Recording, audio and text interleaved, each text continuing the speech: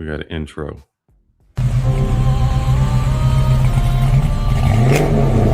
Yeah.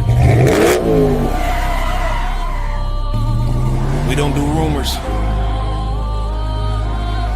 We run facts. No smoke without structure. No noise without receipts. This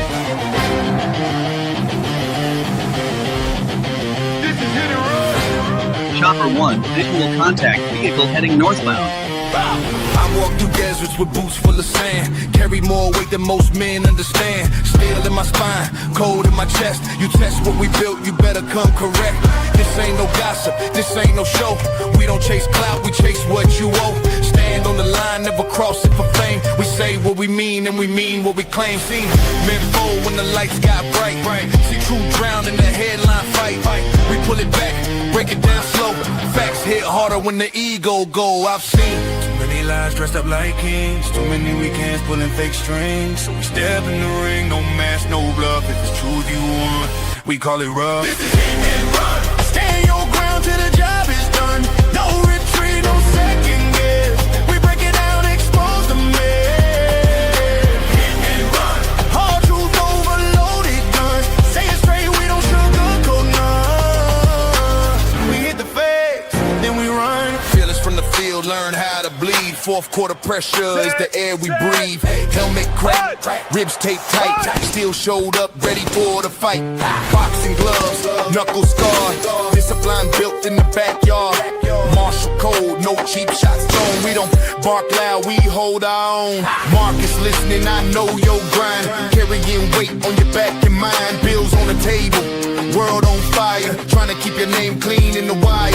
We ain't here to preach or beg. Just sharpen the blade and protect your head. Truth ain't loud. It's cold and clear, that's why you tune in when we appear. I've seen men lose what they work to build. Over pride, over ego, over quick, cheap thrills. So we told that line, never settle our name. Legacy heavy, we guard that flame. This is hit and run. Truth weighs heavy, but we still stand strong. No mask on, no filter tone. If it's wrong, we call it wrong. Hit and run. Built from discipline, sweat and blood. Facts hit harder than a loaded gun. We hit the truth, then we run. Unit 1 airborne, scanning downtown grid. No emotion, just evidence. Be advised, all units over. Located are moving at high speed through downtown Dallas.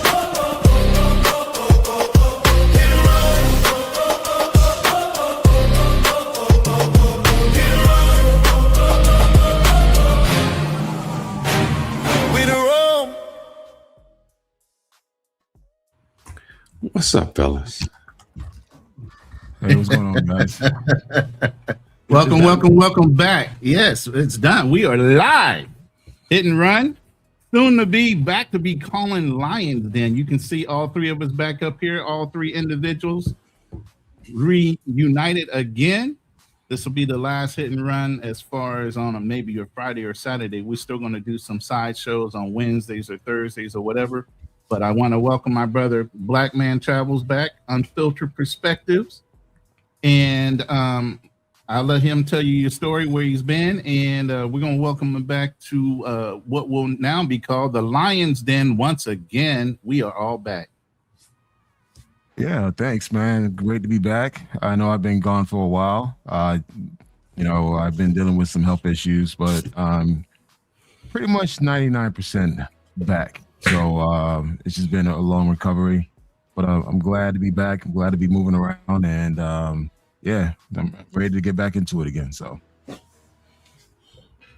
what's going on, Fearless? How you doing? You the one to introduce this show tonight. Because, Yes, sir. Yes, we're sir. watching the Anton Daniels show. And, But not only that, what happened was, I'm gonna tell you how I got here. Last weekend, I went to my family reunion. You know, Black people, we still have a family reunion because a lot of times what has happened is families in the South moved all over to get out of the South. And so in order for us to remember that we family, we come back. So we got some highly educated people in my family, man. Oh, I mean, Lord. a lot of PhDs, doctors, very highly educated. And I was having a discussion / argument with one of my cousin's wives. And it was kind of weird. She Hold on, I got will a say that- soundbite for you. Hold on. I'm a PhD. Oh, she was a PhD. Yeah, there you go. A few PhDs. But the weird thing is the PhDs was not as masculine as her. So, we were having a conversation and she said she was a feminist. Yeah, I don't believe in feminists. And I said, well, before I say that, let me ask everybody has a different thought of what a feminist is. And her thought was more like, women first and this.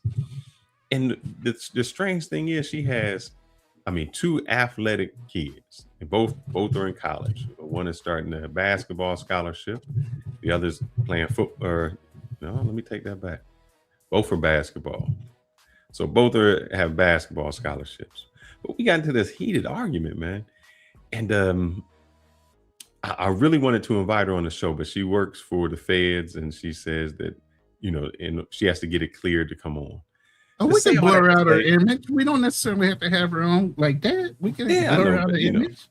It got to the point my cousin had come in and just, he's real cool because he just changed the subject. He's like, hey, how's that barbecue? How's that going? So that was his thing. And it changed my perspective, man, because in essence, my cousin, he's a masculine dude, alpha. His wife might be more alpha though. It's crazy, which is much more alpha. And as I was discussing this with him, another cousin of mine, I think I sent you a photo on it. He just became a passport bro at the age of 70. He went over to Thailand on his first trip with his wife, and he said, man, I can't come back. He said, I'm glad I didn't go as a younger man. All that said, he brought something up and he said, man, it's how he was raised. And what I tried to tell her was this. I said, maybe, because both of them are PhDs. One works, I won't even say where they work. Both of them are PhDs. There was two, my cousins' wives, both their brothers and their wives were talking to me. Both PhDs. And I said, what you are thinking is how you dated, how you got married. That's not how it is now. I said, I'm talking about how your kids are going to be, how the women they're going to meet. And she couldn't understand it. Fast forward to now, when I seen the video on Anton, I said, this is exactly what it is. Feminism or the feminist movement have wanted something so long. We'd rather have the bear. This is what we want. We don't want the man, we want the bear. And they've said this for so long that when they get it, then it becomes an issue. Well, no, they don't even realize they won. But then when they win, they're complaining because it's not exactly the way they thought it was going to be. It's like saying I want equal rights. And you say, okay, the ship is sinking and get out my way. I'm getting off. And they say, hold up, women and children first. And you're like, no, baby. We fought for, you fought for equal rights. I'm giving you exactly what you fought for. I'm going to give you exactly what you fought for. Your equal rights. And these equal lefts. If you don't get out my way so I can get off this sinking ship.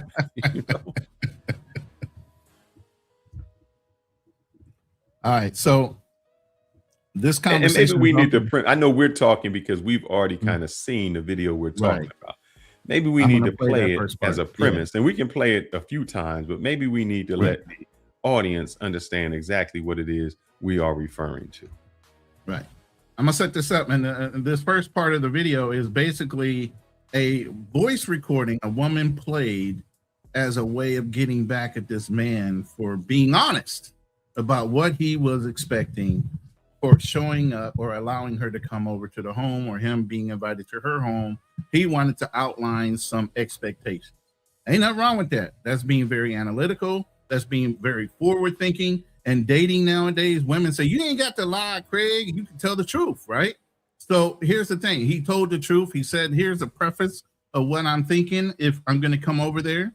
And if this is not it, then let me know now. And that's basically the way this video, this initial voice recording video is going to come off as.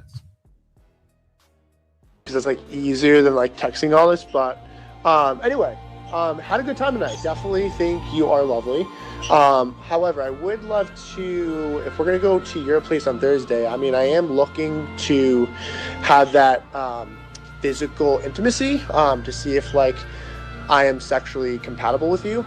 So like if I'm going to come over, like I would be hoping to like hook up, have sex, have a good time, have like that romantic spark and that physical spark there for my own sake, because it's hard for me to continue dating someone and seeing them if I don't know if I'm sexually compatible. So I know you said I don't know about that. So like I guess my thing is like, what would be the point of me coming over then if we're not gonna like hook up and like cuddle and like be intimate with each other?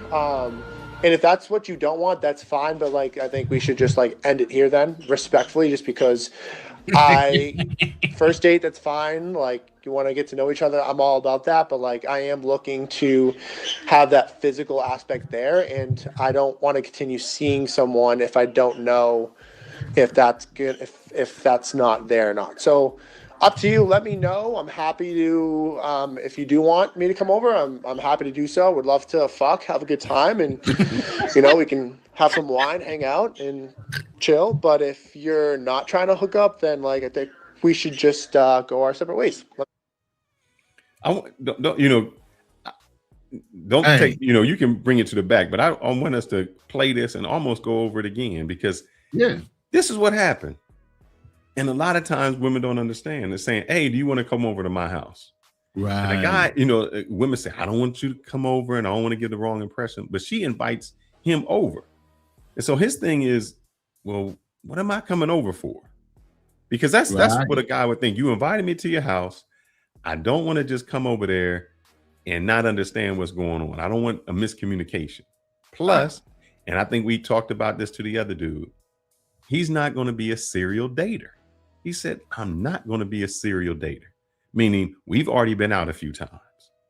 We've gone out. I'm not going to continue to use my money where we just going to date and date and date, and we're not going to the next step. So he was straight up with her. We gone out twice, 3 times. You invite me over. Right. What's the expectation? Because I know what my expectation is. I like you, but I'm just not going to keep spending money on you. We going out and nothing's happening. Right. And he took the long way around until he said, look, man, I'm just trying to fuck. I mean, let's just get to it. That's what we're trying to get to. Here's the thing, though. He went through the traditional process of going out for several dates. So it's like there should be a natural progression to what are we doing here? I'm not just sitting here being your meal ticket. We're going to actually get into something that we're not. But I'm going to call it here at 3 dates and say, look, if you're inviting me over, you're giving me a signal that it's time to step this up to another level, whether that's involving us having sex, cuddle, whatever. But we need to outline that right now so I know where I'm going. Because this is the Me Too movement, right? You can be misunderstood at any given time for suggesting something in the moment. This is not premeditated. This is actually meditated. You know what I'm saying? It's not happening in the moment. He's giving her time to think about it. Exactly. I'm going to push back. Say once I show up, go ahead. Oh, we got some pushback. Let's go. Yeah, man.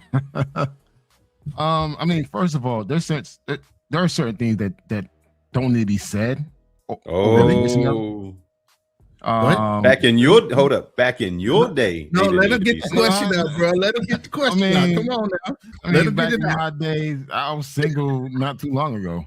But I just feel like, okay, one, that voicemail, man, I understand. I totally get his intentions.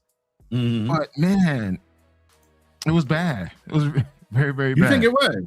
Yeah, it's bad. I think certain things should be said face to face because you get a different response.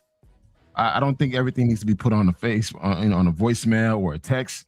Certain things need to be said face to face. If someone invite me to her house, and this is what, our 3rd date, or this is like after the first date? Like more than 3 dates at least, I would say. at this point. There's a great possibility that we probably have sex. Oh, see, here's the problem. Let me get it out now. Let me finish. And the reason why I say that, based on my track record, whenever someone invited me to their house, I knew there was time. But I was still consent, ask for that consent. Like, hey, are you sure there's something you want to do, or are you thinking about doing? If her response is yes, I'm good. All right, cool, we go at it. But I just feel like the way he handled it over a voicemail was kind of tacky. And I just feel like, I mean, really, you're not making a point with that. You could have just easily had that same conversation face to face. Here goes the problem. See, you thinking you back in the 1990s or the early 2000s, and you think you can actually say, hey, I'm going to go have a face-to-face conversation with you, and that means something. In today's world, there was 2 Ohio State football players who were accused of rape. And you know what they did beforehand? They videotaped and got permission.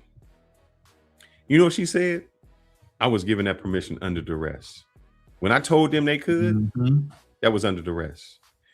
I just seen this other case that happened. One involved a police officer and the other involved another guy, where the neighbor, a white neighbor, came over to the house, partied, brought cupcakes over, got in the pool, got butt naked, walked around the house butt naked. As soon as she left, she accused him of rape. Wow. They came over and arrested him. As they were arresting him, the guy said, hold up, man, I got cameras everywhere. The only thing that saved him, and it really didn't even save him, because the police officer lost his job. The other guy was still accused, had to get a lawyer, his bond was so high, he had to wait till that came down.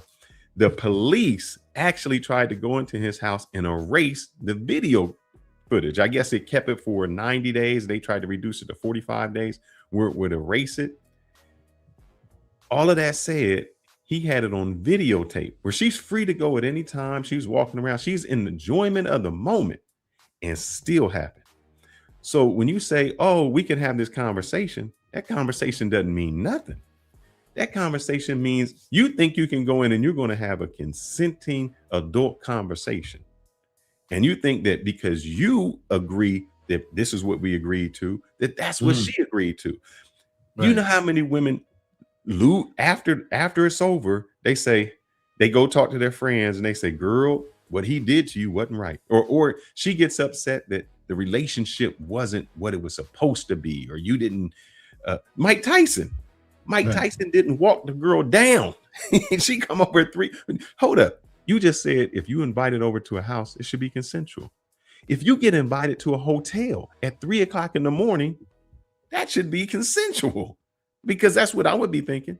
Mike Tyson got rape charges for the same thing that he thought was consensual. And his thing was, he said, I should have walked her down to the limousine. Because I just told her to go, I know what happened. You know what? And shout out to Anton Daniels, who provided the information for us to start this live. But he even brought up NDA. NDAs don't help because you can sign under duress as well. If you don't have time for a lawyer to review the paperwork, you don't have time to think about it. Just like if you try to get somebody to sign a prenup, even if you gave the prenup to him the day you were getting married and she signed it wholeheartedly, that wasn't enough cooling off period time for her to review, have a lawyer look at the document or anything like that. It could get thrown out. So even if you're saying, hey, get an NDA signed before you do something, no, that's not enough time. And because at the end of the day, she could say, I was a little tipsy, I wasn't really aware what I was doing. There's all these excuses to exclude whatever she's done. And the law is very, I don't think, comforting towards women. And matter of fact, some of the consenting videos you sent me, if you looked at them all, some of them brought these points up. So even after she said she consented, she can turn around at the very last minute and say no. Like, this is what I do. And again, I mean, you guys were talking a lot. I'm very intent. Look, I'm very intent with and how I do things. So it's like, that's why I always tell guys, like, be upfront with your intentions. Like, that was good that he did that after the 3rd date. I let that shit know on the 1st date. look, I'm not looking for a relationship. I'm just at a point in my life where I'm just interested in dating other people. It's up to her if she wants to continue to have this conversation. I'm not going to wait until the third date to talk about that. It's like, yo. But here's the thing. You're saying talk about it. He wasn't necessarily, from what I understand, he wasn't necessarily saying, I don't want to date you. I didn't hear that. From what I heard, he was saying, hey, I enjoyed our time. I would enjoy going out with you again. But I'm letting you know that if we're going to continue to go out, I need this to change to a physical aspect, meaning he probably wanted to date her. He just said, I don't want to serial date you. Meaning I don't want to just keep taking you out and we're not going to second base. So he wasn't just trying to, it didn't sound like he was just trying to hit and run. And I'm going to play it. This is a good time to replay it so you can hear that part. Start it from the beginning. Yeah. I guess my thing is. No, start it from the beginning. All right. I figured I'd send you a voice note because it's like easier than like texting all this. But anyway, had a good time tonight. Definitely think you are lovely. However, I would love to, if we're going to go to your place on Thursday, I mean, I am looking to have that physical intimacy to see if like I am sexually compatible with you. So like if I'm going to come over, like I would be hoping to like hook up, have sex, have a good time, have like that romantic spark and that physical spark there for my own sake, because it's hard for me to continue dating someone and seeing them if I don't know if I'm sexually compatible. So I know you said I don't know about that. So like I guess my thing is like what would be the point of me coming over then if we're not gonna like hook up and like cuddle and like be intimate with each other? And if that's what you don't want, that's fine, but like I think we should just like end it here then, respectfully, just because first date, that's fine. Like you want to get to know each other, I'm all about that. But like I am looking to have that physical aspect there, and I don't want to continue seeing someone if I don't know if that's good, if that's not there or not. So up to you. Let me know. I'm happy to if you do want me to come over, I'm happy to do so. Would love to have a good time, and you know we can have some wine, hang out, and chill. But if you're not trying to hook up, then like I think we should just go our separate ways. Hey, I ain't mad at the man. I am not mad at that man at all. Obviously, we know his racial background is based on that voice message. I'm gonna just say this, man. What are you trying to imply, sir? I'm not trying to imply anything. Like there's certain signs that we need to pick up. If you're on your third date and it seems like they haven't kissed yet, they haven't shown any affection towards each other on the third date. I don't think he's saying that. I think they've kissed. No. I'm not saying he's saying that. He's implying it. It's like based on right now, he's not getting any physical attention from this woman. I'm not getting that. I'm not getting that either. I think he's saying, hey, you invite me to your house. She invited him to her house. Yeah. He wants to know how far this is going to go without getting in trouble. He's trying to outline it before he shows up. So he already knows she's feeling him, but he doesn't want to read the message the wrong way. So he wants to go in there clearly alert as to, yes, this is going to happen. Or but no, again, there's certain things don't have to be said. I mean, obviously, if she's inviting you to her house, there's a possibility. There's a possibility that she may want to have sex with you, but also too, you still want to have that same conversation there versus voicemail.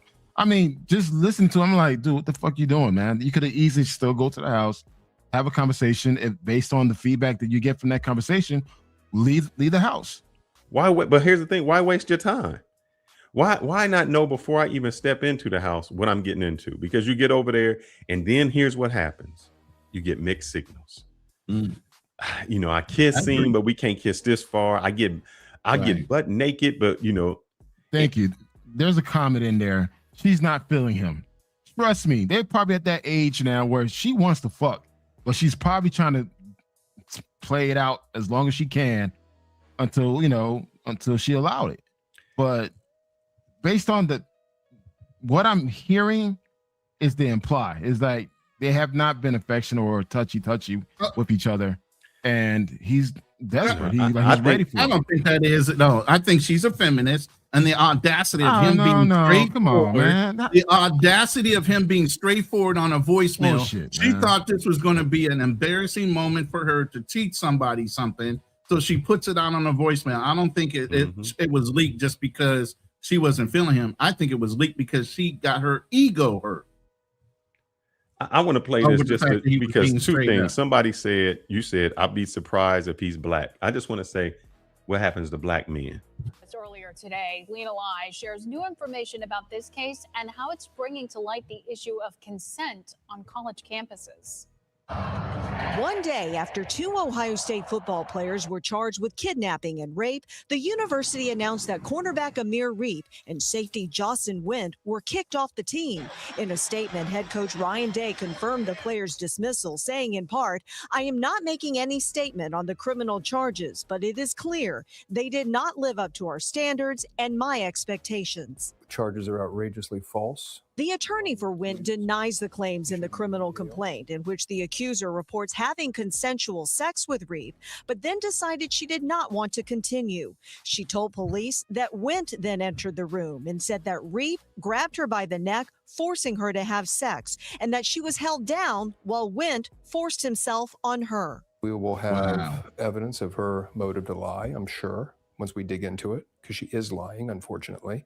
Reep was set to be a starter next. But here's the thing. They got videotape consent. And even after the videotape consent, they're charged, arrested, kicked off the team. So when you say this can't happen, this happened with a videotape consent. So the guy is saying, look, man, I don't even want to put, and this is what's happening to guys. I don't even want to put myself in that situation. Before I go over there, let's get this straight and clear. And maybe he's recording his message to say, this is what I said to her. This is what I'm saying. So when I go over there, maybe she can change her mind. I'm not saying a woman can't change their mind, but at least he's over there saying, hey, we had a mutual understanding and this is what happened. That's much easier than I showed up at her house and then I left and she accused me of rape. If you had something to say, look, no, I came over. She knew what we were coming over for. She continued with it. That's much easier to do than saying, oh, yeah, he may look, I get it. He doesn't sound like this confident, suave dude that I'm going to get her. But those are the dudes who go to jail because they already have in their mind, I know I'm gonna get this. She invited me over. Shit. I mean, you know what I'm saying? There's two football players. They obviously are used to getting chicks. That wasn't a thing. But they still got that suspicion put on them because of who, what, in the position, and basically because a woman said so. The law is weaponized towards feminism. And they're always going to get the benefit of the doubt, whether they're telling the truth or not. Real quick, let me shout out these two super chats real quick before we move on. And then I want a female's perspective. So we're going to show where there's a woman that's speaking to this specific voicemail and that she's on the voicemail guy's side. Real quick, thank you right now for the $10 super chat from Just Dot. For real, the audience. Appreciate you, brother, for showing up. And then our brother here, Financial Frontier. Wealth Talks, Legacy Walks, paying taxes to the enterprise. Much respect to the host. Support the media you want to see. Thanks to the feminists. Seriously, so much respect, but I'm a free agent lifestyle. And I agree. For a lot of you guys, man, I would definitely make sure if you guys aren't in a relationship that nowadays, especially with the way dating life is, dating culture is, and I'm going to show you videos later where women are talking about tricking. Women are talking about having, that tricking lifestyle, and he ain't paying for nothing. He ain't getting that cat. He's not getting that box anymore. Women have changed since Gen X days. I already know. I mean, I was out of the game from my second marriage for 10 years. Once I got back in dating, what the fuck is going on here? You know, every time I got out of a divorce, went into the dating scene to figure out what was going on, it completely changed. So you out 2 and 3 cycles, man, everything is revolving at a rapid pace nowadays. There is no more shame. There is no more loyalty. There is no more things that you would expect out of a female, but yet and still men are still held to having traditional values of protector, provider, paying for the bills, paying for this, paying for that. And the women are leveraging that against them. Yeah. In the dating market. But I'm going to play this video. Wait, before you play that, from a guy that she was dating, and no, go ahead. I just wanted to show this because I just want to show the verdict. I know we never got to the verdict. I just wanted to show the verdict on these guys. You want me to take mine down? You got it. That's right. You got control too. Amir Reap and Jocelyn Went, now 24 years old. Now, what I want to show you is this says that they were removed from the team in 2020, right? This is the live video from 3 years later. So they got removed from the team, trial, lawyer, and you saying, oh, this consent didn't mean anything. Listen to what happened. Both were accused of raping a 19-year-old woman at an off-campus apartment in February of 2020. The accuser told police she was at the apartment and had consensual sex with Reap, but wanted to stop and was forced to continue, with Wint also taking part. According to court records, the woman was then recorded saying the act was consensual. We spoke with Amir Reap and his attorney, Dan Sable, after receiving the verdict today. They tell us it was the testimony and credibility that helped sway the jurors in their favor. They heard from his accuser, and they heard from Amir, and they heard from Jocelyn. And it was clear who was telling the truth and who wasn't, and the jury picked up on that. I say all that to say they had her recorded. They came in, and this is the thing. At Ohio State, they brought him in and said, look, if you guys are going to engage in any of this extracurricular activity, you need to get consent. And if you can get consent via video, it'll be much better. You know what they did? They got consent via video. So the one dude's participating, the other dude's coming in. He say, hey, before I jump in here, is this okay? Yes. Right. Hold up. I need you to tell me that this is okay. Yes, it's okay. Then they engage, and then she felt bad because she basically got the train ran on her, and then she came up with the story. Even that, they get kicked off the team. You see what the coach said? This is not up to our standards. What do you mean? You had already been tried and convicted in a court of public opinion and kicked off the team, no scholarship, way before you ever went to court. So I know what you're saying, like I should be able to read them. This dude thought, man, we do this all the time. We're at a party. I should be able to read this. And look what happens to the consequences.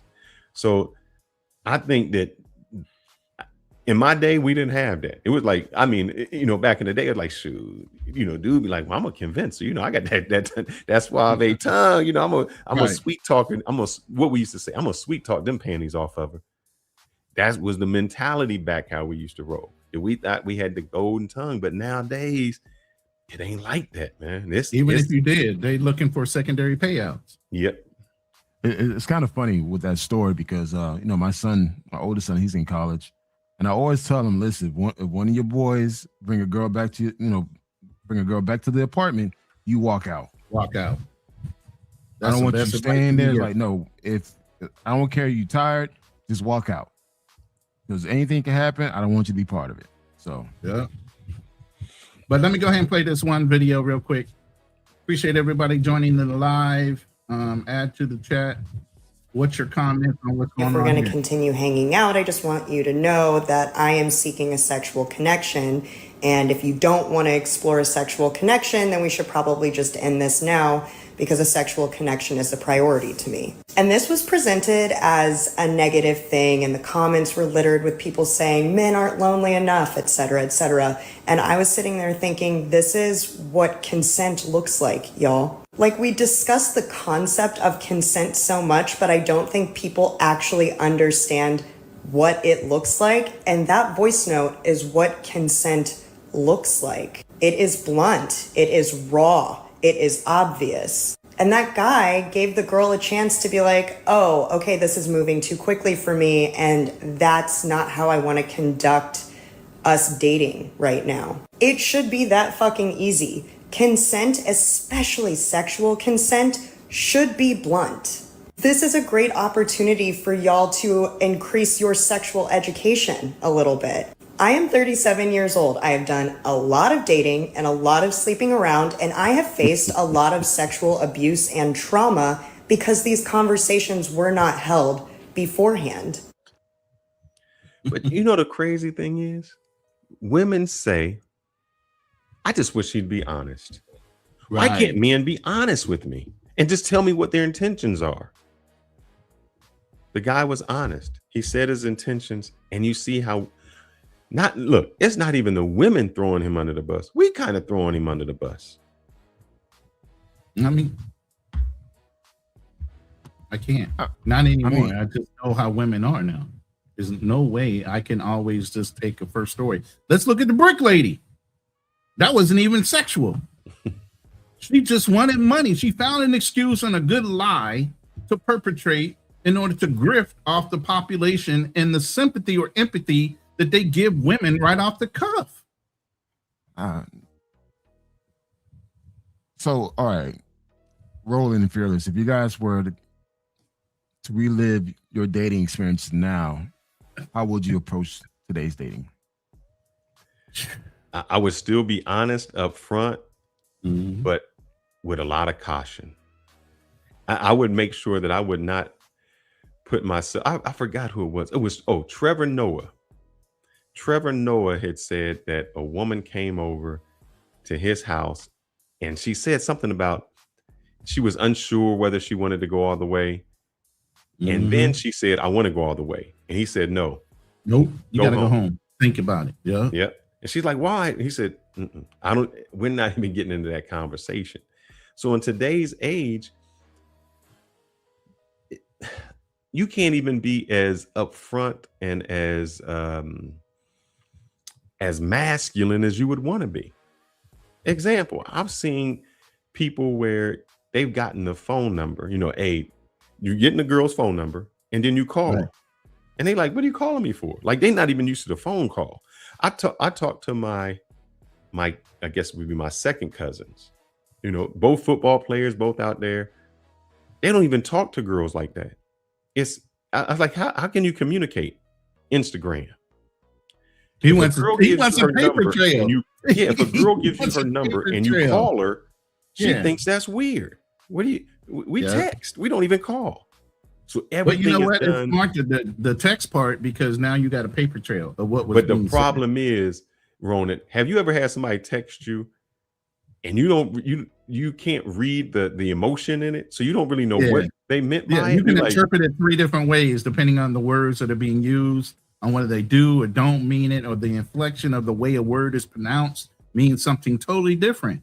So I'm a more verbal person. I want to talk on the phone, but a lot of people are weird nowadays. They don't even want to talk on the phone. And the reason I want to talk on the phone, because I'm in sales, and you know how that is, Black Man Travels. You can hear in a conversation by the turn of a phrase if somebody's really interested. But if you read it in the same context, you would like, wait a minute, that's not too clear. You know what I mean? Nonverbal versus verbal responses is a big deal, especially now more than ever. Because we're both in 2 different mind frames. Think about it. Women think a certain way and men think another way. And we're going to go through this. There are different rules to dating. There's a male perspective of what rules we have. And then there's a female perspective on dating and what rules they have and standards they have when they're looking at men. So I'm in my mode. She's in her mode. And if we're just texting back and forth, there can be a lot of miscommunication going on without listening to non-verbal cues from a conversation. Like you said, I want to meet her face to face. I want to have that conversation face to face. Why? Because you're looking at if she's leaning in on the conversation, if she's more warm and inviting, or she's got her arms folded like she's got a fucking attitude. That's what you're trying to do, because you know what those cues mean. So you want to see it face to face. But a lot of times these kids don't have the option of having a face to face conversation or even a FaceTime conversation. Sometimes all these girls want to do is text. So I wanted to go back to my question to Fearless. So you said that you'll still be intentional and direct, but you'll be a little bit more cautious, right? The things that I did when I grew up, hell no, I wouldn't do half the things I did. Man. I couldn't. I couldn't do them. Oh man, I couldn't even play I couldn't even play the games. I seen this I'm gonna tell you this story, and I can't even tell you the name because back when I was in college, there was a girl that we used to kick it. And the first time she came over, it was like that. It was like, hey, let's get together. And she's like, no, you know that no, while you taking your clothes off, no, Right. like no, we should be doing this. I don't, you know, that whole thing. Oh, it's funny how you got that bra so fast, but no, I can't do it. Yeah, Yeah, go ahead. This is how she was. And so the first time nothing happened, maybe even the second time nothing happened. Then I came to realize that was the turn on for her. Her turn on was the aggressive guy. She wanted to be the, no, I can't do this. I can't do it. But she wanted you to take it off. Back then I did that. I mean, I would bring her to the house, throw her down. I mean, I would be underneath the jail because that was her turn on. Underneath the jail. I mean, look, she loved it. That was the thing. The more she wanted to fight, I know this sounds bad back then, but I can justify it because we talked for 5 years, so it wasn't like that. The more she wanted the aggressiveness, the more she liked. She got turned on, yeah. And today, I would have never, ever done something like that. Like I couldn't even put myself in that position. The things that I did in college. Oh man, even when I knew girls wanted to be with my dude or their girl wanted to be with me. And we give them an excuse for it to happen. Heck, we couldn't even do that now. I think I'll probably do well here. Well, if I were to take 96 to 2010 me, put in today's dating scene, I'll probably do all right. You be in jail. You be in jail. I wouldn't. I just told you during that time. During that time, I would. Wait, hold up. During that time, I went through so many Beckys and Marias. But the problem is, you thinking a 2008 girl or a 2006 girl is a 2026 girl, and that's not how it is. It ain't the same. They different. You're talking about a couple generations, man. Just like we got generations of passport bros or travelers now because they're so disheartened with the way westernized dating is. You got more and more brothers going and getting their passport because they hear different YouTubers saying what they're saying and they're actually agreeing with it, that you're always having a new crop of brothers rolling into that dating scene in that market because of what's going on in Western society. It's not the same. It's not the same. Well, I'm saying the ones that are seeking wanting. I'm saying dating. You want to say pay for play, then that's on you. I never went overseas to do that.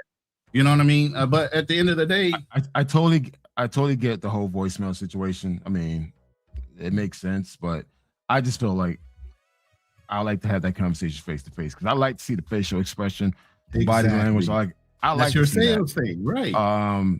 But also too, on the first date, I make it clear, man, I'm not selling any fucking dreams with you.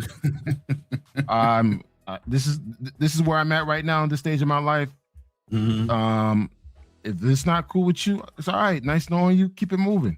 I was operating like that back in 1996 and up.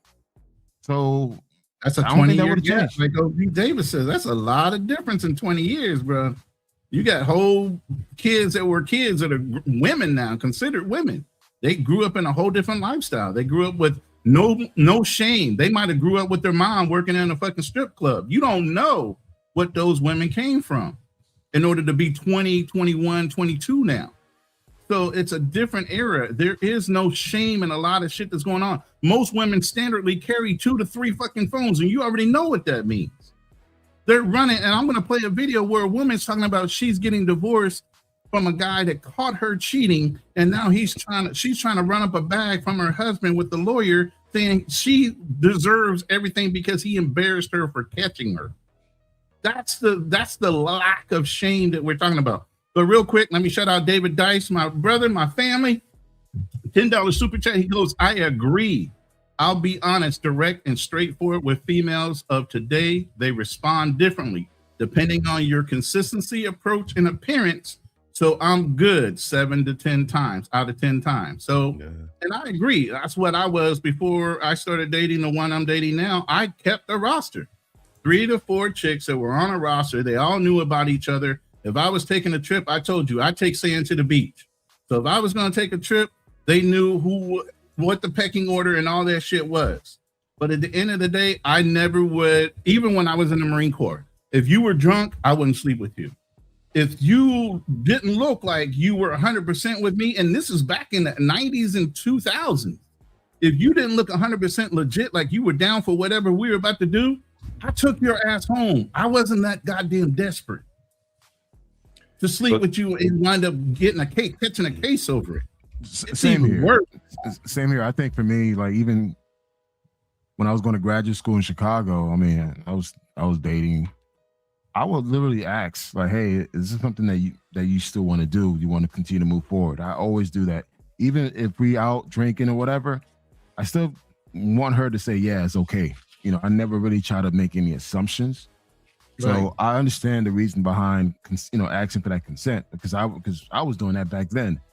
But again, I just and that would've was just when done it women face to had face. shame and they were literally like crying because maybe they were a little shy and they were a little, conservative, and you maybe because of who you were and the energy she was feeling, she felt a little more aggressive to you. But then, some of those women back in the day used to like have second thoughts after they did it, like, oh my God, but these women, they don't have no shame like that, bro.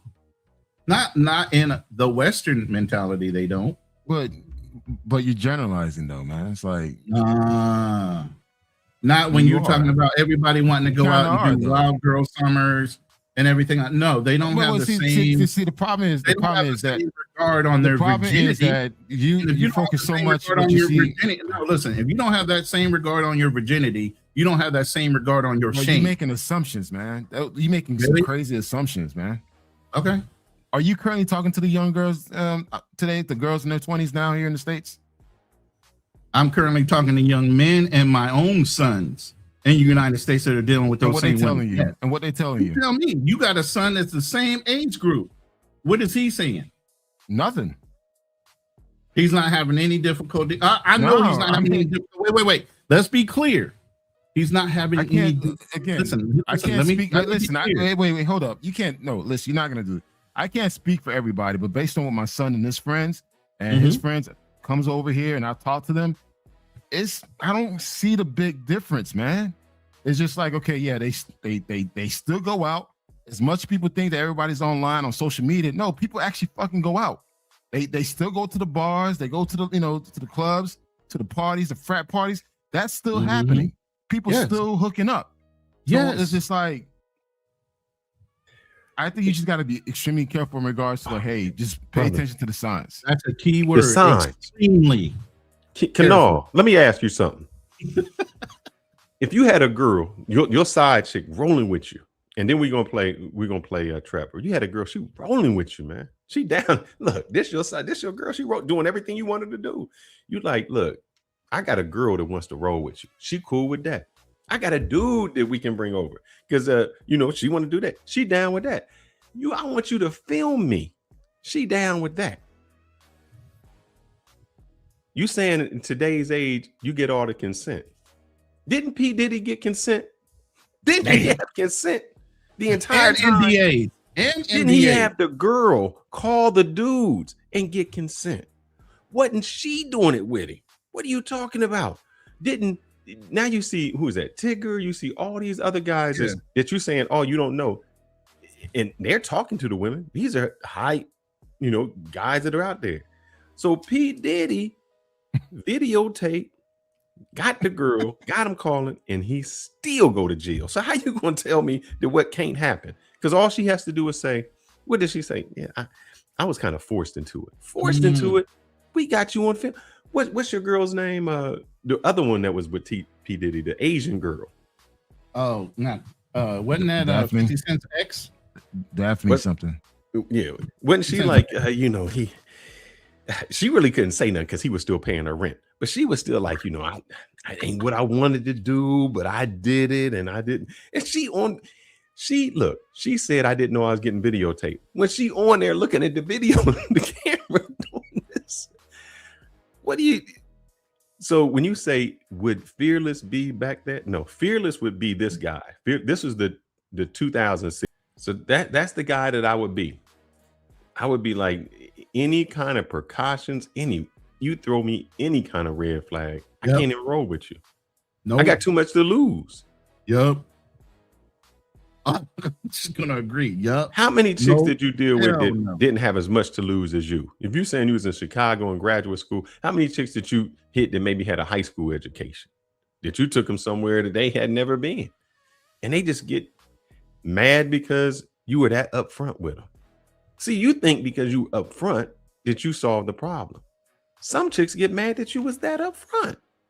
What do you Like mean? this I chick know with we the said we voicemail. can do this, but I This caught chick with the feelings. voicemail doing that out of revenge because of her ego. He basically said, look, if you ain't down to move forward, then I'm not going to play games with you. The audacity. I'm better looking than him. I'm more beautiful. Who the hell is he to tell me this? That's the attitude when you got a woman that does shit like that. He didn't do nothing wrong. He just left her an honest voicemail about how he felt at the time.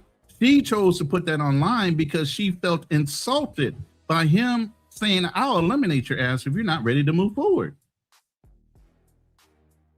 That's ego. That's a So- male trait in a feminine world. That's a male.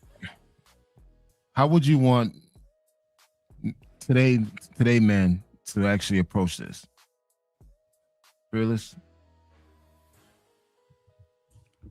What's the question? How would you advise today's men, today's young men, today's single men, a better way to approach this? Hold on, before you answer that question, would you let's- recommend? Would you recommend him to actually follow that same voicemail strategy or do something completely different? Don't answer the question My yet. I want only him to give this issue with video. his- Hold on. Don't answer the question yet. I want this female to say something because she was in that same mode of she welcomed it, and because she ran into an issue where she was forced after she allowed somebody to come home to have to tell him no and try to get him out of her house. So hold on. Has gone viral that a woman shared because she invited a man over to her apartment and he sent her a voice memo letting her know that since they've already been on 2 dates, he would like to explore if they're sexually compatible when he comes over to her apartment, and wanted to know if that was also how she was feeling before he came over, right? He wanted to smash. She posted this as though it was some horrible thing, but I am team voice memo man is a walking green flag because of what this comment is mentioning, that this kind of openness saves lives. Because what voice memo man was doing, even though it's maybe not something we're used to or it's a little awkward, he was trying to get consent from a person before putting them in a situation that was very uncomfortable for them. Yep. Or that could have been very uncomfortable for them, I mean. Because I found myself in this situation, I'm sure many people have, where you want to invite someone over to your home. I like to play video games, so I'll invite someone over to play video games, not understanding that that person wants to have sex with you, and then they make a move and they're in your home, and then you have to do the work of kicking them out, and it's incredibly awkward and hard. And sometimes does not even go well and ends up putting people in really traumatic situations that they don't want to experience. But all of this can be avoided if people are super open and clear and honest about what they want before situations have things like pressure and coercion tied into them. There you go. Now, I think the only thing that I would have done different than that guy is in his voice, I could hear unsure. I wouldn't have been like, well, maybe if possibly we could. I think the only thing that I would have done different is just been more direct. Look, I got a 3-day rule. This is going to be our 3rd date. I can't continue I'm not a serial dater. I'm not going to continue to take you out, because if you don't know by this 3rd date, if you want to be intimate with me, then that doesn't necessarily mean that we're going to be intimate. But if you don't even know that and you invite me into your house, you should already have in your mind that something's going to happen. If you're not at that point yet, then we don't need to get there. You need to reconsider. You need to find someone else.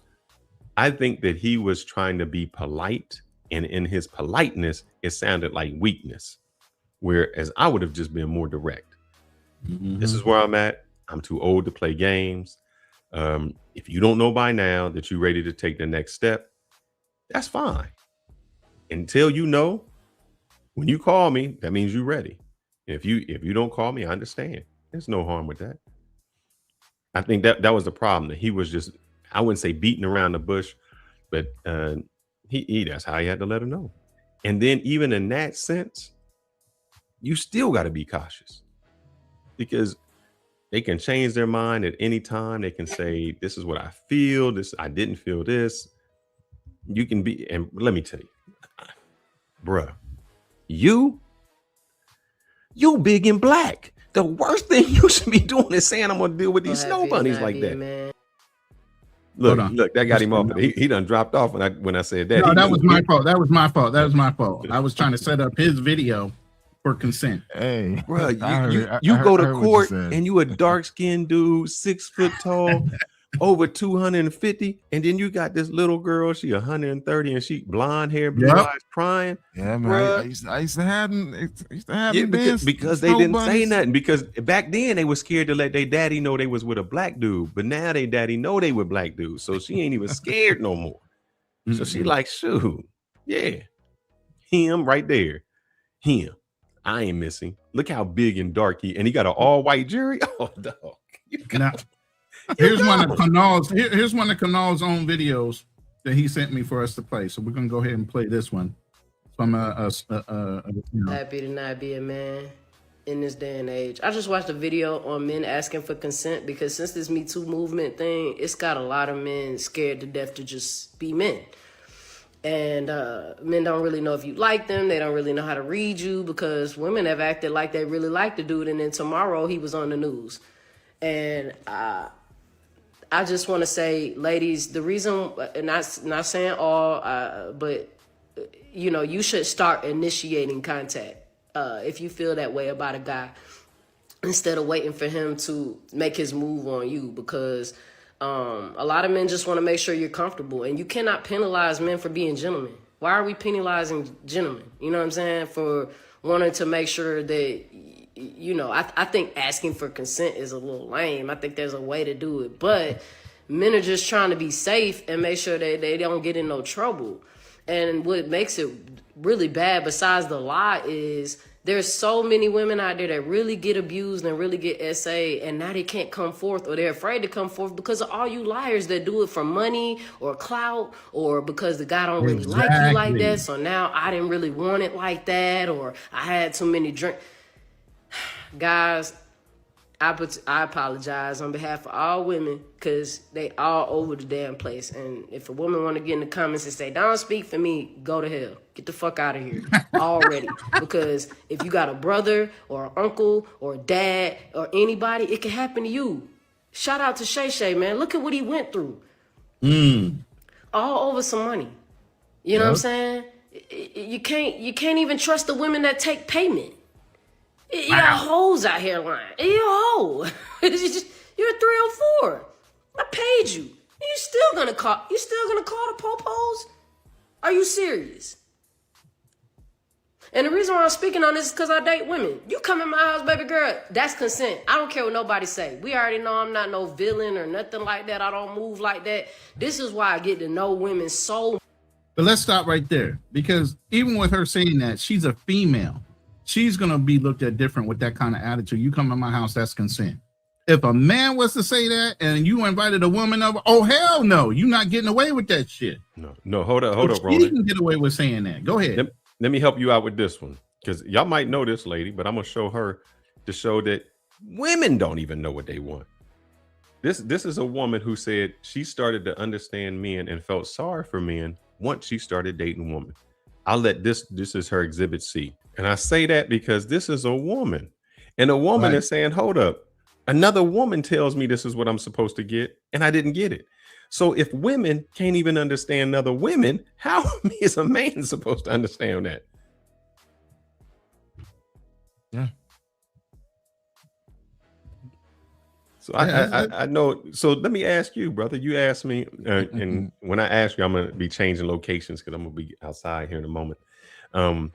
How would you approach today? Today, you out on the dating market, and I'm not. How would you approach that today? I think the same way that I did in the past, to be honest, because I'm so transparent with people. I mean, Fearless, we've been together. I mean, pause. We've hung out and, family,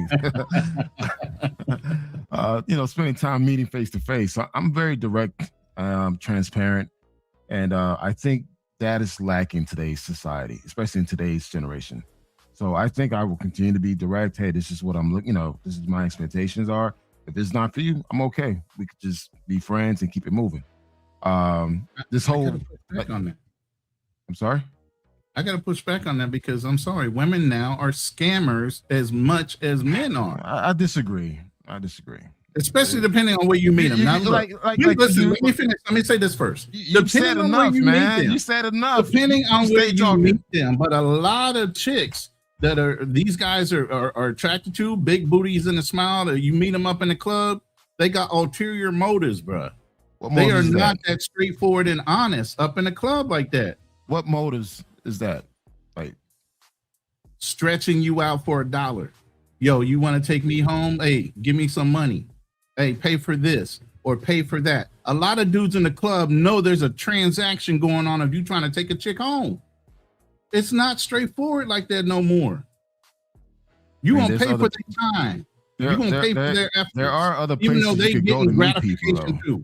There are other places you can meet people. So it's like most of these dudes are meeting them in the club. Not today's generation. They're not even going to the clubs like that. Okay. Then where you meeting them at? You meeting them online, and the same thing online is you done talk to this girl for 3 months online. You still don't have a phone number. Y'all just or even if you have a phone number, y'all just texting. That's how half the girls this on generation IG is not going to where you saying it like I can talk to them and I can have a conversation. Maybe if you're thinking of dating women your age, if you're trying to date any younger women, they're not having these conversations, man. They're not talking. They are not having a conversation on the phone. I want you to look at go to your son or go to whomever and ask them how many times they're actually talking to somebody on the phone. See, back in my day, we got the music playing in the background. We on the bed, we falling asleep with a chick on the phone. Like, yeah, man, it's night, late at night, and you hear them snoring or something, you done fell asleep. They ain't doing that, bro. None of that is happening. This is the type of chick you run into in the club right here. 4th of July weekend. If you're not in Miami right now, I don't know what the fuck to tell you. Did y'all listen to what Woo Lady was saying? Like, y'all, the tricks is here. They're just giving out money. They're just giving it the fuck out. That's what she's selling. Giving it the fuck out. Like, they're just like, here you go. Like, if you look. That's not true. Girl, what are you doing? You need to be in if you got a couple $100 left to your name right now, use it for a plane ticket. Bring your ass down to Miami, Fort Lauderdale, wherever the fuck. Call me when you get to the airport and we outside. It's so much money out here. They're just giving it the fuck out. But that's what you see women doing. I don't know what the fuck is going on. Pause it. No, take it back a little bit. Look at the tattoo on her chest. Oh, I already know. I already know what it is. That's Medusa, right? Yeah. I already know what it is. So any brother that speaks to a woman with a tattoo like that of Medusa. But that's what you meeting up in the clubs is what I'm trying to point out. That's not true, man. I got I talk to them on a consistent basis. I talk to my son. He's 23 years old. So he as a photographer, football player photographer. So he tells me what goes down. Like you speaking as someone that, dude, you're not even here in the United States. You're in the Philippines. You don't know what the hell's going on. See, the problem is you constantly referring to social media. That's your only reference point because you're constantly referring to social media. Wait. You know Andrew lives in Orlando, right? You know I'm from Miami. Listen. I understand you are, but you're in Atlanta right now. So just like you just detracted from me from being in the Philippines, you're in Atlanta, not Miami, not Orlando. You don't know the fucking shenanigans that are going on those streets and what type of women are hanging on those streets. I'm trying to say, even though I'm saying that there are other places you can go. These are the type of chicks that are hanging out in the clubs. You're constantly referring to the club. There are other places people meet. Okay, where? Come on, don't be that damn slow. It's like where? Dude, there's so many different things you can do here, like in these cities, man. Miami, fucking Chicago, summertime, dude. There's activities. People do go fucking outside and meet people. That shit's still happening. Wait. You think those women are more wholesome than the ones in the club? I'm not saying one is wholesome or the other, but it's just like shit. I'm not gonna loop everybody in one bucket, dude. Don't be that damn out of it. You so out of our community's clean. We good. So let me ask you, brother. All right. So you're gonna meet these girls, not in the club. You meeting them out somewhere. Where you taking them to? The club. No. Where y'all going out? You know, y'all going out. You got to get to know them. Y'all talking. Where y'all going? Oh, see, this is where I won. I mean, that's where I was winning at. I wasn't doing clubs. I was doing like the bowling alleys, skating rinks. I was doing shit. Chicago had hold up. Chicago has tons of festivals. Hit up the damn festivals. Hit up the little day here's parties. the thing: a festival. This is what I was. And this is what people are doing now. No, like but you brother, making an assumption that let me everybody's ask at you the this. club. Not everybody's at the club, man. I've been to the Taste of Chicago. I've been to many tastes. Do you know how when you go to a taste? You know when you go to a taste, how much is a plate at a taste? A small plate. Now today's prices or today because you dating today. Shit, it could cost you a good $25-$30 for the small plate. Yeah. You think she just want one small plate? Again, hold up. Small plate, $25. 2 small plates, $50. You got to get a small plate. You already at $100. You ain't had nothing to drink yet. Your date to go to that festival that you saying we just chilling out at just cost you $150 to $175. Just to talk. Yeah, I understand. Yeah, I know, but that's what I'm saying. You're getting at. You ain't going to no park with you. So this is the way. So I how see many? It. Here's the thing: Whenever your you money step out at of the your house- age is different than their money at their age of 21 to 30. They don't have that kind of money like that unless they what? Corner boys, scammers themselves. So you got that community in the clubs. I watch my son. He goes on dates. He said, you know, he tells me about it. He's not spending that type of money. He's not. He has a little part-time job. I know for a fact he's not spending that type of money. So really, I mean, like everything you're saying is like it's like way far left. And it's like you never kind of find a place that's neutral. It's like you always take shit to the extreme. And I'm like, yo, people are meeting people in a variety of different places. Not everybody's going to the clubs. Not everybody's is staying in one place. Not everybody's fucking evil. Like the way you make some money, all you have to do is Hold on. feed. Sorry, I'm gonna pause that. Go ahead and finish your statement. No, I'm just saying. It's just like I think some of your talking points just be way out there, man. It doesn't make sense. Okay. So this is from my brother, Solo Traveler. He put out a video a couple of days ago about tricking in Miami. Okay, and here's an older woman, and listen to what she's saying. I'm going to end it with this video. We're not going to play the whole thing, but I want to play just enough so you guys could get a good understanding of what she got to say. Just say this with this whole Miami woo lady tricking conversation, because y'all are dumb. Y'all are about delusional as hell. You want to make some money, all you have to do is feed into women's delusions. Sell them a dream and a fantasy. That's all you got to do. Y'all are so delusional. It actually makes no sense. One, you have a woman who is not even Miami's beauty standard herself telling you how to be Miami's beauty standards. Exactly. Y'all can't even get a trick in your city. Your regular small town city. You can't even get a trick or a man to take care of you. You gotta go to the sugar baby capital of the world, where your competition is times 100. Okay, we're talking about Miami. She just said that's the sugar baby capital of the world. Where are we delusional at that these women in Miami are such an upper crust, and she's downing any woman trying to come into Miami at a low standard because they're not even going to match up to the ones that you are know how big. Listen, the Miami she's talking about is money. fucking South Beach, bro. The Miami she's talking about is South Beach. But what is every delusional black woman in America or every delusional Western woman in America think? You're going they far can go with down your and do the same extreme thing. points. Do you These know are who Woo extreme Lady is in Miami? Do you Yes. know who Woo Lady is? She's a fat ass, She's a ugly big woman. ass fat woman. Yes. The thing that's is, got a listen, stink but guess to her. what? Wait, hold up. But the thing is, the ones that are buying or fall into this human trafficking, because that's what it is, to be honest, are the people from the small towns, don't know anything. Like, it's amazing how people say, you know, it's Miami. I'm from Miami. I went to undergrad in Miami. Hold on. That's the thing is for you. The thing is that it's not what it is. People think that, you know, everybody got money like that. No, the average income. Wait, hold up. The average income in South Florida is about $45,000 a year. It's the average income. This whole thing about, you know, trick and all that, man, Florida boys don't do that shit. What? So Florida boys. Why? Because that's frowned upon.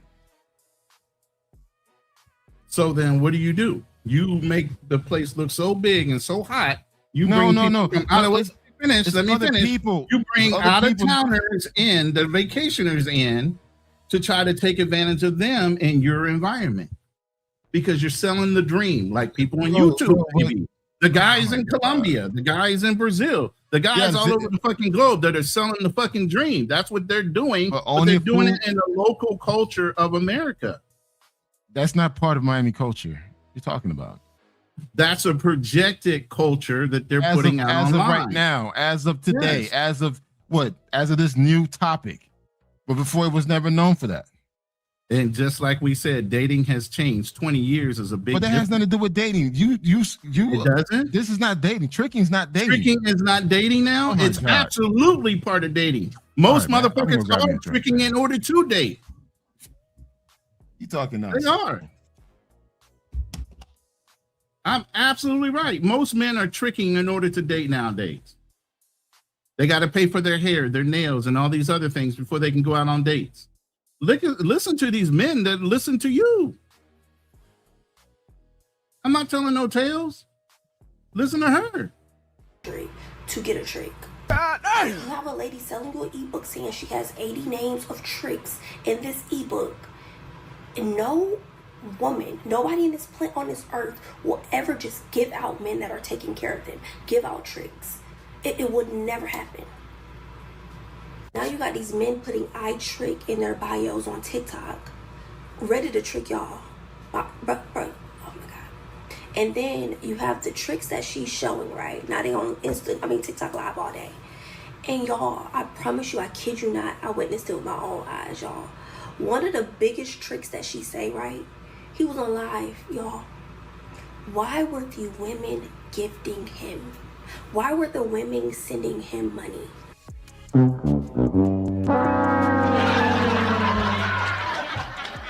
The Uno reverse right there.